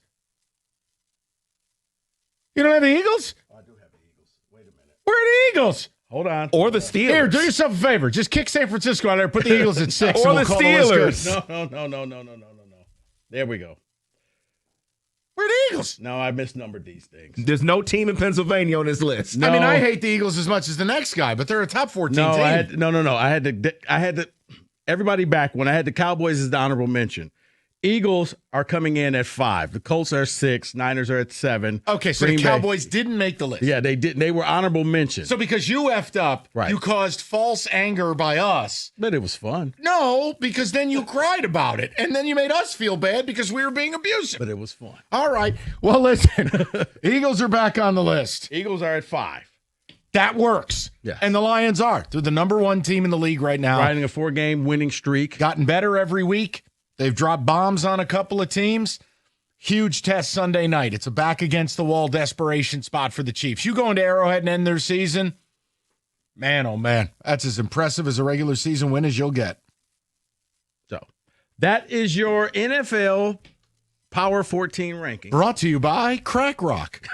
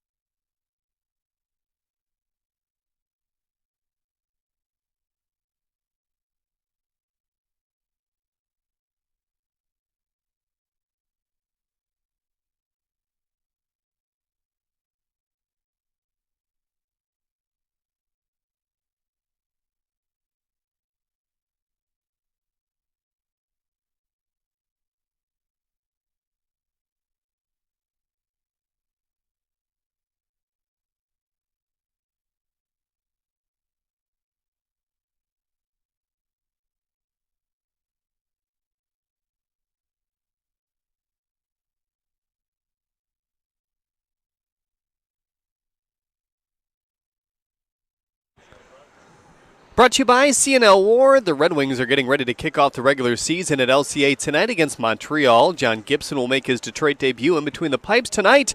Mark the first time in his 14th season in the league that he doesn't suit up as a Duck, where he holds a career 289 goals against. The likes of Michael Brandsegg-Nygaard, Emmett Finney, and Axel Sandin-Pellikka will skate in their first regular season game as well. Their head coach Tom McClellan on how to make sure they have success tonight.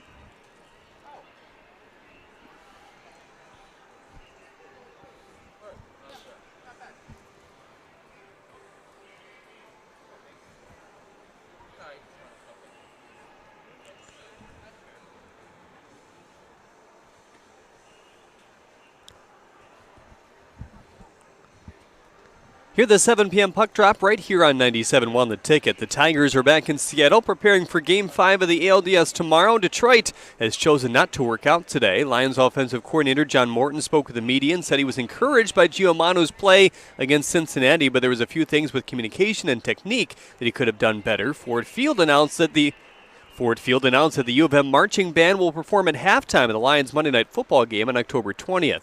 The Pistons also have their second preseason game on the road tonight against the Bucks. That's a 7:35 pregame over on WWJ News Radio 950. Jalen Duren was out last game. At the Corwell House Sports Desk, live from the Comerica entrance at LCA, I'm Jeremy Otto. For more, go to 97.1 The Ticket or Odyssey.com. 5 o'clock, great to have you with us. We've got a couple of things in the hopper. Obviously, the front page is going to be the Tigers, and I'll set it up the way I did at 2 o'clock. Yesterday, if a fan from the future came back and said, tell me about the 2025 Tiger experience, yesterday from start to finish would be what I'd show them. First of all, you had a stadium where, by playoff standards, place is empty. Open seats everywhere. And I'm not just talking about the upper decks. It was everywhere. Tickets were $18. This is the same town where people stand to watch a regular season Lions game for $250. For $20, you could watch playoff baseball. But fans spoke with their wallets. They've had enough. This team punishes you. They test you. They get you right to the point where you want to turn the TV off. And then they're like, it's me again. 2-2 in the seventh. You go into the stadium, and team got booed off the field multiple innings. They're down 3-0. It felt absolutely hopeless. And then Babe Ruth, DiMaggio, Mickey Mantle, and Roger Maris came to the plate. And you destroyed the Mariners' pen, including their best lefty, Inspire. And now we got a Game 5 tomorrow. So I think, look, we've talked about this. I don't think anyone's feelings are invalid on this baseball team. But the bottom line of it all is no matter where on the spectrum you are emotionally with the Tigers, they're a game from the ALCS with Skubal on the mound tomorrow night. So I'm just trying to figure out where you're at. But comprehensively, Rico, that game, that day, there was so much to unpack from yesterday. You know where I'm at. I picked them to beat the Mariners in the series, and I didn't give you great reasons. Because of things and stuff. I know. My point is that's where I've arrived at with this team, is that the one thing I know they're going to do, they're going to show up and they're going to try their ass off. Now, they're going to fail a lot, but they're going to try. They don't go away. No. So I have arrived at a point of, don't ask me what's going to happen. Yeah, and don't ask me to make sense of it. It was like yesterday, the gym class heroes showed up late in the game and knocked the cover off the ball. And runners in scoring position, how about we just knock them all in and we just go out there and beat the brakes off the Mariners, who are 11 outs away from getting ready to play the Blue Jays, and now they got to face Skubal. I don't know. I can't call it either way. I could see 2 blowouts. I could see 2 close games. You could tell me they won the World Series. I don't think at this point I'd be shocked, because the roller coaster of best team in baseball into garbage deadline into fall down flight of stairs, ass first, no division, no bye week, into almost blow the Cleveland series but rescue it from the fire, into Mariners series where you don't win the Skubal game but you do win the bullpen game. Right. All of it. Comprehensively, you're here. So we're asking people, where are you at with the team? Because I do think people spoke with their wallets. Mm-hmm. This is a great sports town. I've never seen a playoff game empty like that by playoff standard. Well, no, in a game that could have been the last game for Comerica for the season at Comerica Park, a game where the crowd could have and they did kind of affect the game, and seats were cheap. $20, man. Come on. Right. It would cost you more to park than it would to go into the game. That's when you know seats are cheap. 248-539-9797. So where are you at with this baseball team? Yesterday, they drove you to madness until they didn't. And it is an arduous experience. I have said this, it is the most confounding team in my 21 years on the air here. Nothing has approached this edition of Tiger Baseball. Now, the other topic we're bringing up, happy centennial, Kenny. Red Wings season opener tonight. They're at home, Montreal in town. And Kenny said they're not making the playoffs. And Cookie said they're not making the playoffs. What's the juice level here for Centennial? The kids are up, including Pete Finney, or who's the guy on the first line? Alquadine. John Finney, I believe. John Finney. What is it? John Finney. It's not John Finney. He's shaking his head no. Joe Finney. Who is it? It's a guy no one's ever heard of. He's Finney a former Smith? 7th round pick. Is it Finney Smith, Kenny? Oh, he's on the phone. No, that's a Dallas Maverick and a Laker. Dorian Finney-Smith. Yes. The bottom line is the kids are here. It's either they're going to provide the juice. Emmett Finney. Welcome to the team. The point is the young players are either going to propel this thing with an energy and hopefully some speed and skill, or it's going to be a developmental year. And the way Cookies was talking, he's a season ticket holder. And he's like, nope, they're not making the playoffs. They're going to take a step back. Yeah. Well, then why'd you write the check? Because he's not going to see wins. The Wings have become an event for him. It's not watching the game. So he's one of the daiquiri people? Yes. He's hockey daiquiri? He is. It's an event. He goes with his wife or his buddies, and they just go to hang out, catch up, have fun. And if you win, great. If they lose, oh, well, we had fun. Daiquiri. Yeah, Red Wing daiquiri fan. So you got Tigers and you got Red Wings. You guys can pick a direction you want to go. And again, I don't think this has not been the show where we're mad at anybody. I understand fans that are like, look, man, I don't care. This team has sucked. Their entire existence has largely sucked. We're in the playoffs. I'm going to enjoy it. Go ahead. But I don't think you get a right to gatekeep people who call up and go, I hate watching this team play. They just rip your guts apart. But I'm here. I don't know what else to say. I've never seen a team make the playoffs in this town and be this divisive and have fans bite back where they didn't show up to a playoff game. That's unheard of in this town. That's actually a good call. I can't ever recall that because normally you make the playoffs, whether you have a legitimate shot or not, fans are 100% behind. Amen, man. This town shows out. And here it's, okay, are you a team of destiny or are you just a lucky team? No, you don't have to answer that. I'm saying. I think that's where fans are at. Like either this is a team of destiny, or you look at this team as this is just a lucky team. I can't explain any of it. I just even the way the season broke down to being 23-24 over 500 to then under 500 over an 80-game spread and blowing a 15-game divisional lead. Rico, I don't have anything to compare it to, but they're a game from the ALCS. No. Sure. And they the win funny tomorrow, and I thing won't be is- shocked in the least. No, and the funny thing is, and I think maybe people get this twisted, it's like, we're not rooting against them. Like, everybody wants them to win. It's just so frustrating because you get behind them and then they fall down the stairs and you're like, all right, well, you know what? It was a nice wait. What do you mean we just won? No, I just think it's easy. Oh, look, see, you're going to make me be insulting, and I don't want to. I'm in a good mood. The people who do that are idiots. If you have a critique, all of a sudden you're what? A human being with free thought? Like, I'm not doing this lemming radio. The day I start doing that type of crap, I won't be here. I'll leave. I'm not talking. I'm just saying in general. Like you said, most of the time, fans will 100% support the team, whether they know they're going to win or not. But this team is so frustrating. This team hurt their fans, a portion of the fans, because with that deadline. Right, because they do things that are so confusing and can't be explained, and they won't explain it to you. So you're like, well, they can't. Take us at our word, and the sportsmen in you are like, but I can't. No, This and it's doesn't make also sense. look for the lemmings out there. God bless. That's fine, but you're never going to get what you want. You just want fans to not talk about reality. That's what you're asking. Unless they win the World Series, that deadline is going to go down in infamy. It is the worst deadline for an elite contending team in recent MLB history. And see, I think if they do win the World Series, this argument grows exponentially because then it's like, see, you don't have to do anything and you can win a World Series. That's a dumb argument. It's a completely ridiculous argument because ultimately you're saying that by adding help, you would have been worse. No, but then they're going to scoreboard. Look, we told you. You told us what? No. You defended doing nothing. See, when you argue with idiots, you become one. I'm not doing it. I understand. People you mentioned, I don't want to meet them. I don't ever want to talk to them. Don't come Then my you way. know what? Don't go to the parade. If they win, let's just say they win the World Series, avoid the parade. Why? Because that's you're gonna see. There's no see. You know, I want The them to come and ballpark was see me. empty for a bleeping elimination game. Meet me at the Spirit of Detroit. Let's have a conversation if this happens. I'm just making a point. You can't act that way because guess what?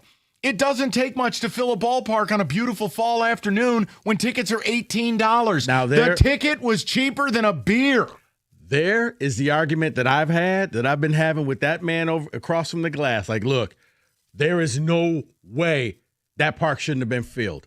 I see people, and opening day, I'm like, I see people fall out drunk in the parking lot for opening day, but you couldn't support your team for a game that actually means But I'm something. not mad at the fans. They made their choice. Think about this. No, I'm not mad either, but it's just like, guys, if you were ever going to go to a game, here it is. Here's reality, right? This is my last word to the Lemmings. The front office told you they didn't care. Period. Okay. That's what that deadline said. No. So you can't get mad when people go, where is it? Well, nope, that's the wrong one.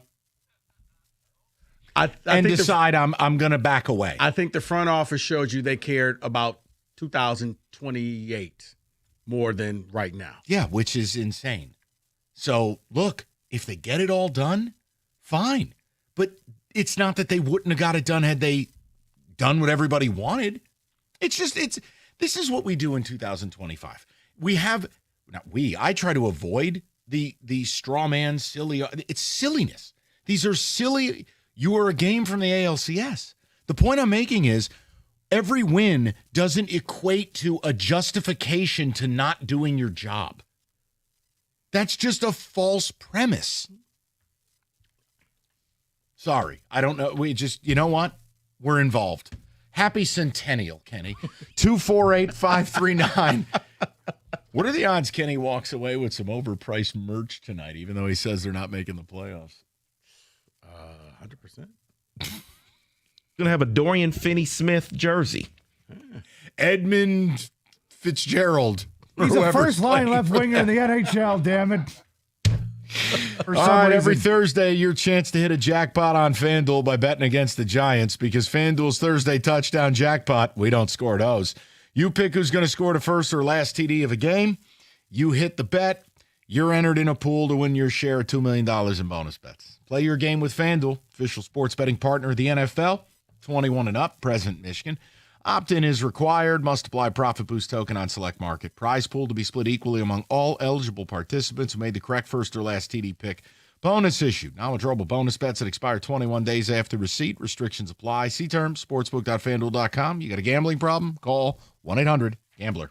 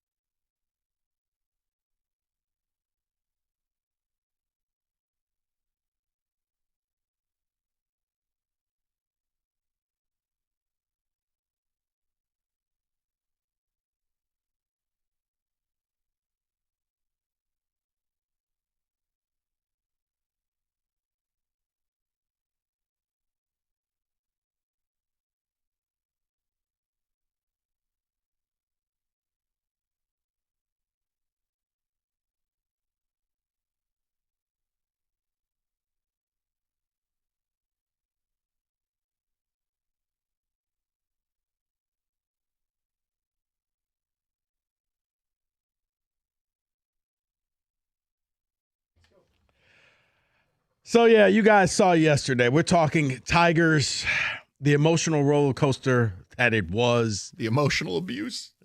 The game was over. They were getting booed by the fans who were there. And then all of a sudden, everything changed. And now we're off to Seattle with Game 5. Tigers 17, Mariners 2. Okay. I've given up trying to figure the team out. I'll watch the game tomorrow night. That's all I can offer you. And if you tell me they're going to sweep Toronto, I don't know, go for it. Sure. Why not? At this point, I can't figure them out. I don't think they can figure themselves out. We'll go to Mike, 97.1. Mikey, what's going on, buddy? Not too much. How you guys doing? Good, Mike. What's on your mind, pal? So, at the end of the season, my biggest thing was I wanted to watch the Tigers lose every single game and then just barely slip into the playoffs just because Houston couldn't get off of the plate, really. And going into the Seattle series, after Skubal, you lose the Skubal start, how embarrassing the second loss was at Comerica, I couldn't even enjoy yesterday's game. Even after they score all these runs and everything, all the home runs, fun, I was sitting there just almost upset because they're not even letting me enjoy the winning even. It's so terrible, but now I'm ready to be hurt again. It sucks, but I'm here. I'm ready to be hurt again tomorrow. You have to be. You don't have a choice. They're a game from the ALCS. Like, you have to be open to the pain. And forgetting about everything and just putting it in the past and say, I'll accept it from this point on. If you win, let's go and take care of business against the Blue Jays. Exactly. Go Red Wings. Hope Kenny has a great time. Thanks, fellas. You got it, brother. Look, the Wings thing is something else, too. And I know with the Tigers taking most of the oxygen, rightfully so, it's been a split card. It's 50-50. A lot of people doubt they're going to make the playoffs. I mean, I'm not ready to be that bold. I don't have any expectation. It's been a failed rebuild. All I have is hope, and that is far from a strategy. Well, it's hope because, okay, you're finally bringing up all of the kids that we've been waiting on. So will they strike gold? Will Yzerman say, hey, see, I told you, once these guys got here, you're going to see us in the playoffs going for a cup? Or is it going to take a few more years, but at least there's movement in the organization? You don't have to hear about the kids. You're actually watching the kids. On some level, there's satisfaction that we at least get to see them. Yeah. Because I got tired of the slow roll. The problem is, if you're excited to see the young players here, you're going to have to accept failure. 2 years of pain. Like the way Cookies put it this morning, I kind of agree with him. I mean, you've got 4 young players on this roster. How do we know that it's just not development? Mm-hmm. Well, you have to be ready for, I would at least say 2 years of pain. No. No, come on, no. Young players, man. No. No. I sound like Michael Scott. No. Let's go to Tony, 97.1. Tone, what's going on, bud?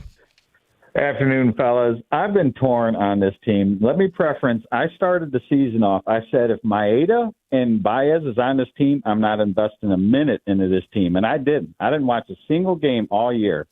But now with the way they're fighting, I'm sitting there, do I support the players and still want management to lose? But how do we get that? How do I get the players to succeed but management to lose? You get what I'm saying? Yeah, so you I'm don't. So torn. I don't know how to do it. I don't even know how to root for this team.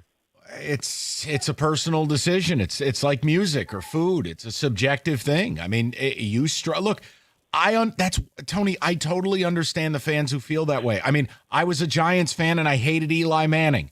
Emotional damage. You know, I'm a Yankee fan, but I hate Aaron Boone and Brian Cashman. Emotional damage. You root for the logo. That's really what it is. You have to separate. And Tone, I have to do it. Like, I can't let go of that deadline and the message it sent to the clubhouse and to the fans, the customers at large. But they're a game from the ALCS. I got to play pretend, I guess. Right. Is that a successful season? You made the ALCS? But like I said, like Baez, I understood re-signing that contract because nobody else is going to pick it up. But Maeda, why did you ever bring that guy back? It's Maeda, Cobb, but it's like, what was they thinking? Yeah. So I'm like, if management doesn't care, why should I care? I'm also the wrong person to ask about a successful season, Tony. My standards are way out of whack. To me, there's one team that has a great year. Am I a closet case Yankees fan? Because it's like World Series or bust now? No, I think when you haven't won one in 42 years, you got a right to demand one. You got a right to raise the bar, Tone. Now, listen, last year was an unmitigated success. It was incredible. But, like, for the Lions, the first year they made the playoff and won a home playoff game, won 2 of them, went to the NFC title game. A+, 4 stars, all of it. It was fabulous. But last year was a disaster. 15-2, blow it out your ass. You lost to a rookie in the divisional round. Expectations got raised, and you wanted to see the team go further than they went the year before. This year, if the Lions go 14-3 and don't win a Super Bowl, don't even make the Super Bowl, it's a failure. So, like, I'm with Tony in that you do elevate your standards at a certain point. Now, look, I think the Pistons are in a weird spot because the NBA operates differently. It's not an any given Sunday league. The favorites win the championship. Damn near mortal certainty. Yeah, but every year it seems like there's a new favorite. So who's the new favorite? I'm just saying it's like been a new favorite every year. I mean, a new champion every year. Right, except that team was the favorite. Right, I'm just... Yes, who the favorite has been has changed. I agree. But Rico, start the year as the 8th best odds in the East. You're not winning a championship. Not a Cinderella story. So, I got to give the Pistons a little more time. It'd be like the Wings. The Wings' success would be make playoffs. Miss playoffs, failure. But for the Tigers and the Lions, who are now playoff repeaters, it's a championship or bust mentality. For me, I can't put that on anybody else. Like we talked about it. Success for Michigan State would have been 7 or 8 wins. Correct. Not 5. 6? Not for me, it's not. No, not it's when not, you played no. a 1AA team. No, it's not. Not when your best win this year was 1-4 Boston College. Look, don't believe me? Google it. We ran out of time this week. I have a big presentation we can do. We'll get. I have a feeling we'll get to it. Trust me. Let's go to Paul, 97.1. Paulie, what's going on, buddy? Hey, good hearing you guys. Question for you regarding the trade deadline. And I agree with you guys. They didn't make any moves, and it sounds like, he's never going to get Scott Harris is never going to get forgiven. Would you have agreed with him, trading or picking up Suarez instead of keeping his prospects close to his vest? Would that have been a good move? It depends on who. I'm not trying to be coy with you, Paul. I mean, obviously, you're not trading any of your top 4 guys, right? You're not going to trade Rainier. You're not going to trade Clark. You're not going to trade McGonigal. I don't think you would have needed to. I was never yelling about Suarez. He's a rental. I don't love his approach at the plate, but he does bring a presence. He is someone you have to deal with, and he factually has hit 50 home runs. I would have been good with it. I wouldn't have overpaid. Would it have traded? Would you have had a better feel about Scott Harris today, even if he just made the move? Yes, 100%. Yeah, I would. I mean, Paul, and it doesn't mean I'm right, but I'm being honest with you, Paul. Yes. Or if he had gotten the second reliever I wanted. Right now, think about what your pen would look like if you had Yohan Duran and Finnegan. See, that's what's hard to let go of because, Paul, look, let's say they win and they're in the ALCS. That's fantastic. But no matter what, you wouldn't be worse with those additions, right? So you would have been all right with them if he goes just pitchers, no bats, because that seems to be the big argument. I would have been fine with it. No, I think they needed everything, Paul. So, yes, I'd be just fine. Here's what it is for me, and I want to know what you think, Paul. But for me, making an acquisition to get better comprehensively, whether it was a starter, a real high-end reliever with term, so whether it was a Duran, a Bednar, etc., or a bat, yeah, because you got better. Yeah, I mean, in my opinion, just making a move tells your fans, tells your team, we're trying to win this year. We're trying to go for it now. Not, hey, we're looking way into the future. Like, we want to win now. This would be a sign to go toward that goal. Yeah, and you know what, Paul? This is what really chapped my ass. There were players available with term, meaning they become a part of your core. Mm-hmm.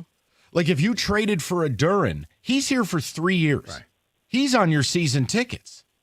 That's not. I don't view that as a move I regret. Right. That even if you gave up, 3 or your third or fourth best prospect, it's what you know. It's he's here. He's tangible. He's, as you say, he's going to be on the season tickets. You don't know what guy in minor league is going to be. And Paul, I think if they made the moves we're talking about, made one of them, I don't think there's empty seats yesterday. I don't think we have any of the fan debates, even if they fell off a cliff but still got in, because fans would be able to say they believe in the team and they believe in us and we're going to do this. Versus, here's the dead body of Chris Paddock with a maraschino cherry on his head. Like, huh? 248-539-9797. Rico, tell them. You're looking for the best deal on the hottest Chevy models?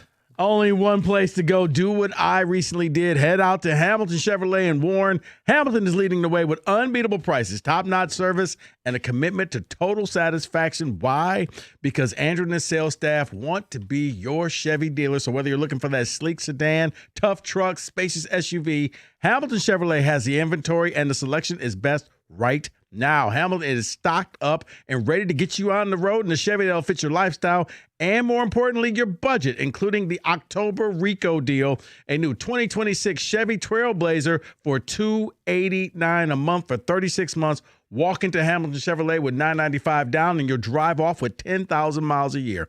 Guys, you know what I say. The best deals are found at 14 Mile and Mound. Go see my guys at Hamilton Chevrolet for details and find out why Hamilton is leading the way.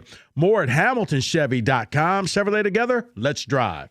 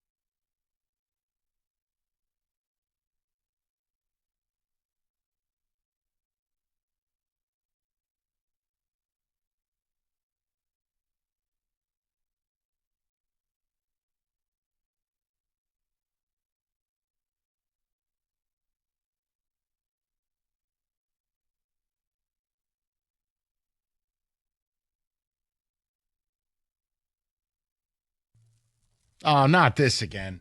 Oh, God. All right, let's see. This is just a point. You thought your list was disagreement? David brings up some of the happiest horse bleep on the planet. Go ahead. Actually, I think I got some decent picks this week. Let's start in the SEC, Alabama and Missouri here. I'm going to go with Missouri at plus 3.5. Hit the bell, please. Here's why. Missouri hasn't played in 2 weeks. They're coming off a bye week. And for those 2 weeks, Alabama played very important games. Emotional games. Very emotional games. And I believe that they're going to have a letdown going to Missouri. Here's another thing. Mizzou, it's an 11 a.m. local kick. And Missouri, believe it or not, Ahmed Hardy leads the nation in rushing. He plays for Missouri. Bo Pribula's the quarterback, Penn State's dual threat backup. They pound the rock. If you're not ready to play, you're going to be in some trouble. I think Missouri plus 3.5 is the way to roll there. You know what, David? That's actually not bad because then Alabama may be looking forward to playing Tennessee next week. Even though you shouldn't look past Missouri. Yeah, this, you know what? It's not terrible. It's not. 11 a.m. local kick. I don't know, man. But you know what? I'm losing a lot of money betting against Alabama. And you love Kalen DeBoer. What has happened to you? No, because I thought he was a dead man walking, and he just like, yeah, watch this. David? Another game here in the SEC. Hold on, say it. Florida's coming off a huge game here, playing Texas A&M. I am going Florida plus 7.5 with this one. I treat the Florida Gators like the Detroit Tigers. Understood. I can't explain them. I can't figure them out. I never know what I'm going to get. I just stay away. If you pick them, bet them, they die. If you go against them, they go 1927 Yankees. You're right. You're exactly killed. right. Lay me out of it. Yeah, they destroy this team. I mean, Lagway went from one arm to looking like Joe Montana last week. And here's why. Dallas Wilson. It's because of their 5-star true freshman wide receiver who wasn't playing that much. What's a 5-star? Then he Regards, played MSU. He played last week and got 100 yards. And you're right, Lagway looked like a totally different quarterback with him on the field. Why are we talking about outer space? So you're saying take Florida in the same play. Take Florida with plus 7.5 with this one. That game is Chernobyl. Leave me out of it. This one here, I'm taking Arkansas, Tennessee. I can't wait for this game. This game is on Friday. Can't wait for it. It is number 24 South Florida at North Texas. I know why David's excited about this. Not because of the blackout. It's a blackout, baby. No, not because of that. It is a blackout in Denton, Texas. Here's what I'm taking. No, he's inside, Mike. He's not out there. It's a blackout. They're wearing the matte black helmets with the huge mean green eagle on them. Brought to you by Northville Lumber. The Red Wings are back in the ice tonight to kick off their centennial season at home. John Gibson will start in between the pipes, and the three youngsters will also debut as well. The gates are open here at LCA where the team will honor North Texas runs a play every the game right here on 21 the seconds, and the nation needs to be introduced to Drew Metzenmaker. Stud. One of only 4 quarterbacks in America who has not thrown an interception and has double-digit touchdowns. Really? He's excellent. Yeah. And by the way, fun fact, starting last night, 49 straight days of college or pro football. Going all the way up until the day before Thanksgiving. Cue the movie drop. Oh, no. Oh, no. And the Tigers. And I may as well just move to the moon. Go ahead. So this next game, I don't actually have a pick for it. Let me see if I can help. But I want to know something about it. I want Kenny's help as well because it involves his team. Oh, baby. It is number 10 Georgia at Auburn. Georgia's only favored by 3.5, though, and that confuses me. Yep. I just don't know what else to do. Kenny, take the lead here. Talk to me. How nervous are you for this game? Not nervous, but regarding the spread, that is a weird number. I'm staying as far as humanly possible away from that as I can. Yeah, I lean Auburn. Not that they're going to beat Georgia, but it is the SEC at night. I do have questions about Georgia. Like, look, I'm not going to hold the Bama loss against them. But this is the second time they've comprehensively played a terrible defensive game for 3/4 of a game. Mm-hmm. And I just wonder, look, Auburn's defense is really good. And the only thing we know about Auburn, we hold against them that they didn't win at A&M, who's top 10, and they didn't win at Auburn, or at Oklahoma, who's top 5. Right. The defense played really well in both games. Yeah. Can Jackson Arnold find a way to get the ball to Eric Strickland and to Cam Coleman? Singleton, rather, excuse me. The two huge, amazing wide receivers. I just can't believe I'm going to bet on hospital bed and hookers, Hugh Freeze. Boats and hose. Boats and hose. I just feel like you got to take the 3.5. As long as they make one read and then check it down, they'll be just fine. 24-21 Georgia. Kenny's happy. Auburn plus 3.5 is happy? Question mark? Okay, I'm going to wait to see because if you were to do this one game, go ahead. Okay, what makes me uncomfortable with this game is everything. The hook. It's the hook. If it was just 3, I would be comfortable betting Georgia. I would. The hook, man, that messes me up there. What's your game, Rico? What you thinking? Red River Shootout. I was just about to go to that game. Okay. Oh, dear. But not the line. I was going to go the under 43.5. Oh, God. It's not crazy. Look, it's priced. Is Mateer Texas, back? No, because Texas is favored. I think it's priced that John Mateer's not playing. Yes. The idea of laying points with Arch Manning is nauseating. But I think this is going to be a low-scoring game. I do think Texas's defense has a little bounce back here. And Oklahoma is so myopic with what they're doing on offense. Everything is John Mateer. Everything. I don't know, man. Is Texas ? See, that's why I'm leaning the under, because I think it's already juiced to know that Mateer's not playing, and their defense for Oklahoma is really good. Arch Manning already has shown he's not. So there's not going to be a lot of scoring in this game. That's what I think. You're probably right. Going to go very fast. No, Kenny, he's not going to go very 43.5, man. You know what? That's just bet it and forget it. Yes. Yes. Turn away, watch something else. And then before I get to the couple NFL ones, I just want to touch on this one here. Because you have...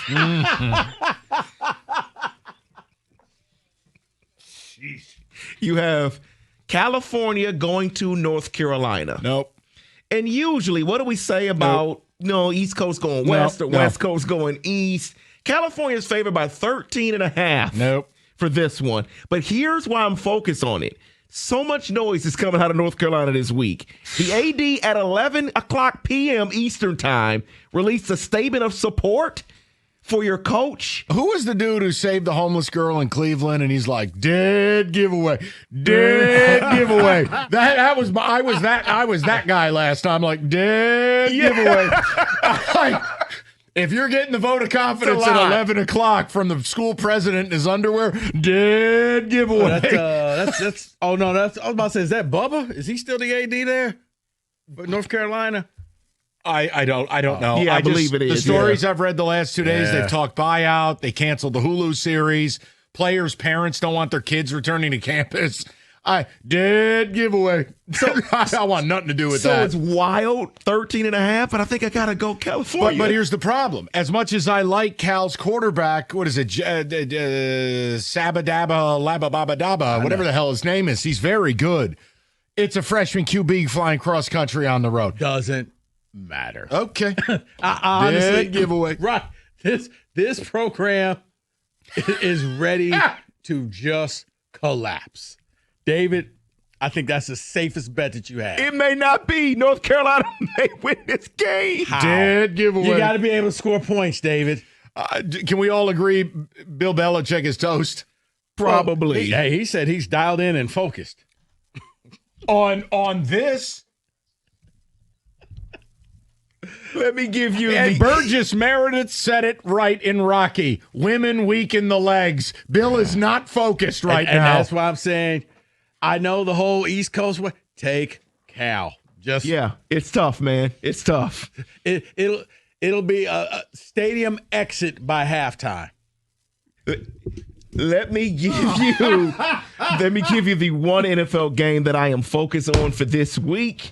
Dead giveaway. And it is, speaking of Bill Belichick, it is the Patriots going to the New Orleans Saints. I'm going Saints at plus 3.5. God. New England's coming off an emotional win. The Saints have actually been decent. They played the Giants. I'm not talking about that game. In their first 4 weeks of the season, the Saints had the ball late in the fourth quarter with a chance, score a touchdown against the Cardinals and the Niners, and they only trailed by just 1 score in the fourth quarter versus the Bills. I think they're decent, so I'm going plus 3.5 off the emotional of the Patriots game. It's trappy.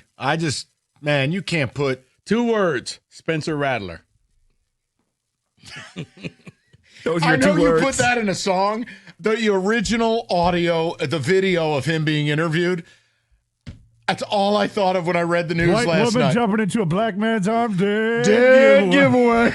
I'm like, vote of confidence at 11 p.m. Dead giveaway. Those are your best bets of the week.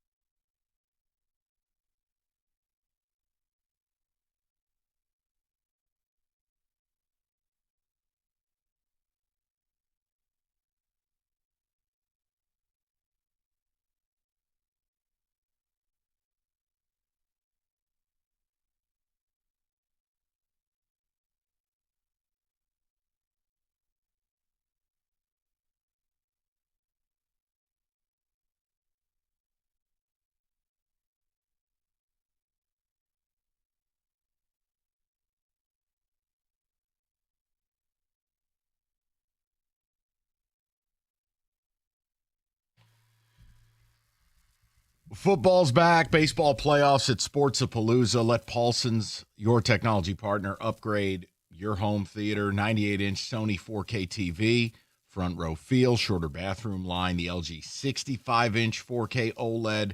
Nobody's got more product. Nobody has more demos, and that includes October 15th, 5:30 to 8:30, the Video Matters 2 event, reps from Sony and LG and all the big brands. And you can see the new things like a 163-inch TV wall that they're debuting there as well, the largest on display in Metro Detroit. Sell it, install it, design it. They do it all. It's Paulson's, your technology partner in Farmington Hills, 248-553-4100. It's Paulson's Audio and Video.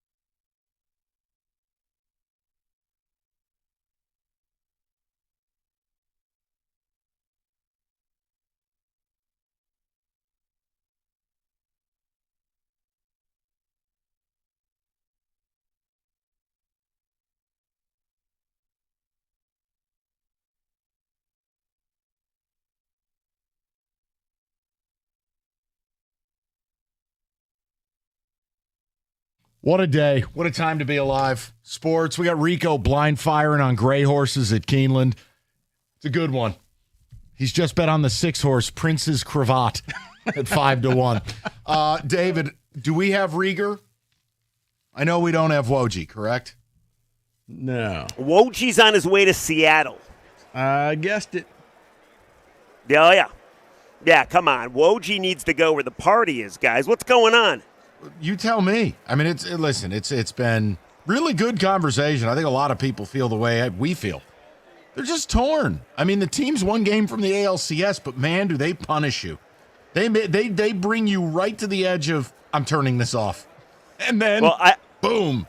I think you guys did a good job today because I think your analogy yesterday was everything that this season has been. They make you quit, they piss you off, they make you boo, and next thing you know, you're cheering them because you have to, because they're one game away from the ALCS. And Mike and Rico, I think they win tomorrow. I'm going to give reasons why, but I need to ask you guys something. Is there a chance that Dan Wilson, who is not as good of a manager as A.J. Hinch, and the Seattle Mariners do the unthinkable and fake an injury and make sure Brian Wu pitches tomorrow, at least for a little bit? And if you say no effing way, the Dodgers just did it. They kicked Tanner Scott off their roster with some injury, and they brought up Justin Wroblewski. And interestingly enough, Seattle has yet to name a starter, and I was talking to some Seattle people yesterday, sound the siren, and they said it's a possibility. Rieger, So it's not a. I can't sit here and say no, Jeff. That's a conspiracy. That's actually The only that's issue. The gamesmanship. only issue. No, and I don't. Again, hey, newsflash: Josh Naylor was stealing signs last night. It's what goes on, right, Michigan fans? The whole point is no competitive advantage. None was gained. The whole point. Yeah, it's possible. But the other thing is, look, man, you got George Kirby. You have Luis Castillo. Like, they have good arms lined up. It's not like, dude, I would have done it yesterday. You pitched Bryce Miller, for God's sakes. No, that's a good point. That's a very good point. And maybe they were hoping they wouldn't have to do it, and then you can use them in game one of the ALCS against the Jays. But I don't know, just something I was kind of thinking about. But here it is, Rieger. Maybe they bring him in case of an emergency. You know what? It goes to extra innings, and it's a 1-1 game. You don't know. Like, they may not pitch him at all, but if we have to, he would be available because, somebody pulled a hamstring. It also depends on whether he's up to it. I mean, that's a pec injury. He wasn't up to it to make the series. To me, if biggest game of the season. If he was going to pitch by game 3 or 4, I put him on the roster. So that's fair. I don't know. And look, Dan Wilson's a doorknob. I comped him out. Oh, my God. He is. I comped him out to Mr. Sprinkles from Mrs. Doubtfire. He's the mailman. Like, what was he thinking yesterday with Dominic Canzone? I have no idea. I'm going to pinch hit for the dude in the 4th inning that got me one of my ribbies? That doesn't seem like a good idea. What was he thinking bringing in a lefty against Parker Meadows? Did he think that A.J. Hinch wasn't going to counter with Jahmai Jones? Right, no, what was he thinking? He's not thinking. He's Mr. Sprinkles with the mailbag. Hey, Mrs. Doubtfire, I brought you a letter. Look, we'll see you tomorrow night. We'll be back tomorrow. Yeah. It's a Football Friday. Rieger, all right, then. Rieger, happy centennial. Okay, guys, it is electric down here. Electric. I just saw Chris Osgood. I mean, all the dignitaries are here, and Ozzie thinks they're making the playoffs because of Todd McClellan.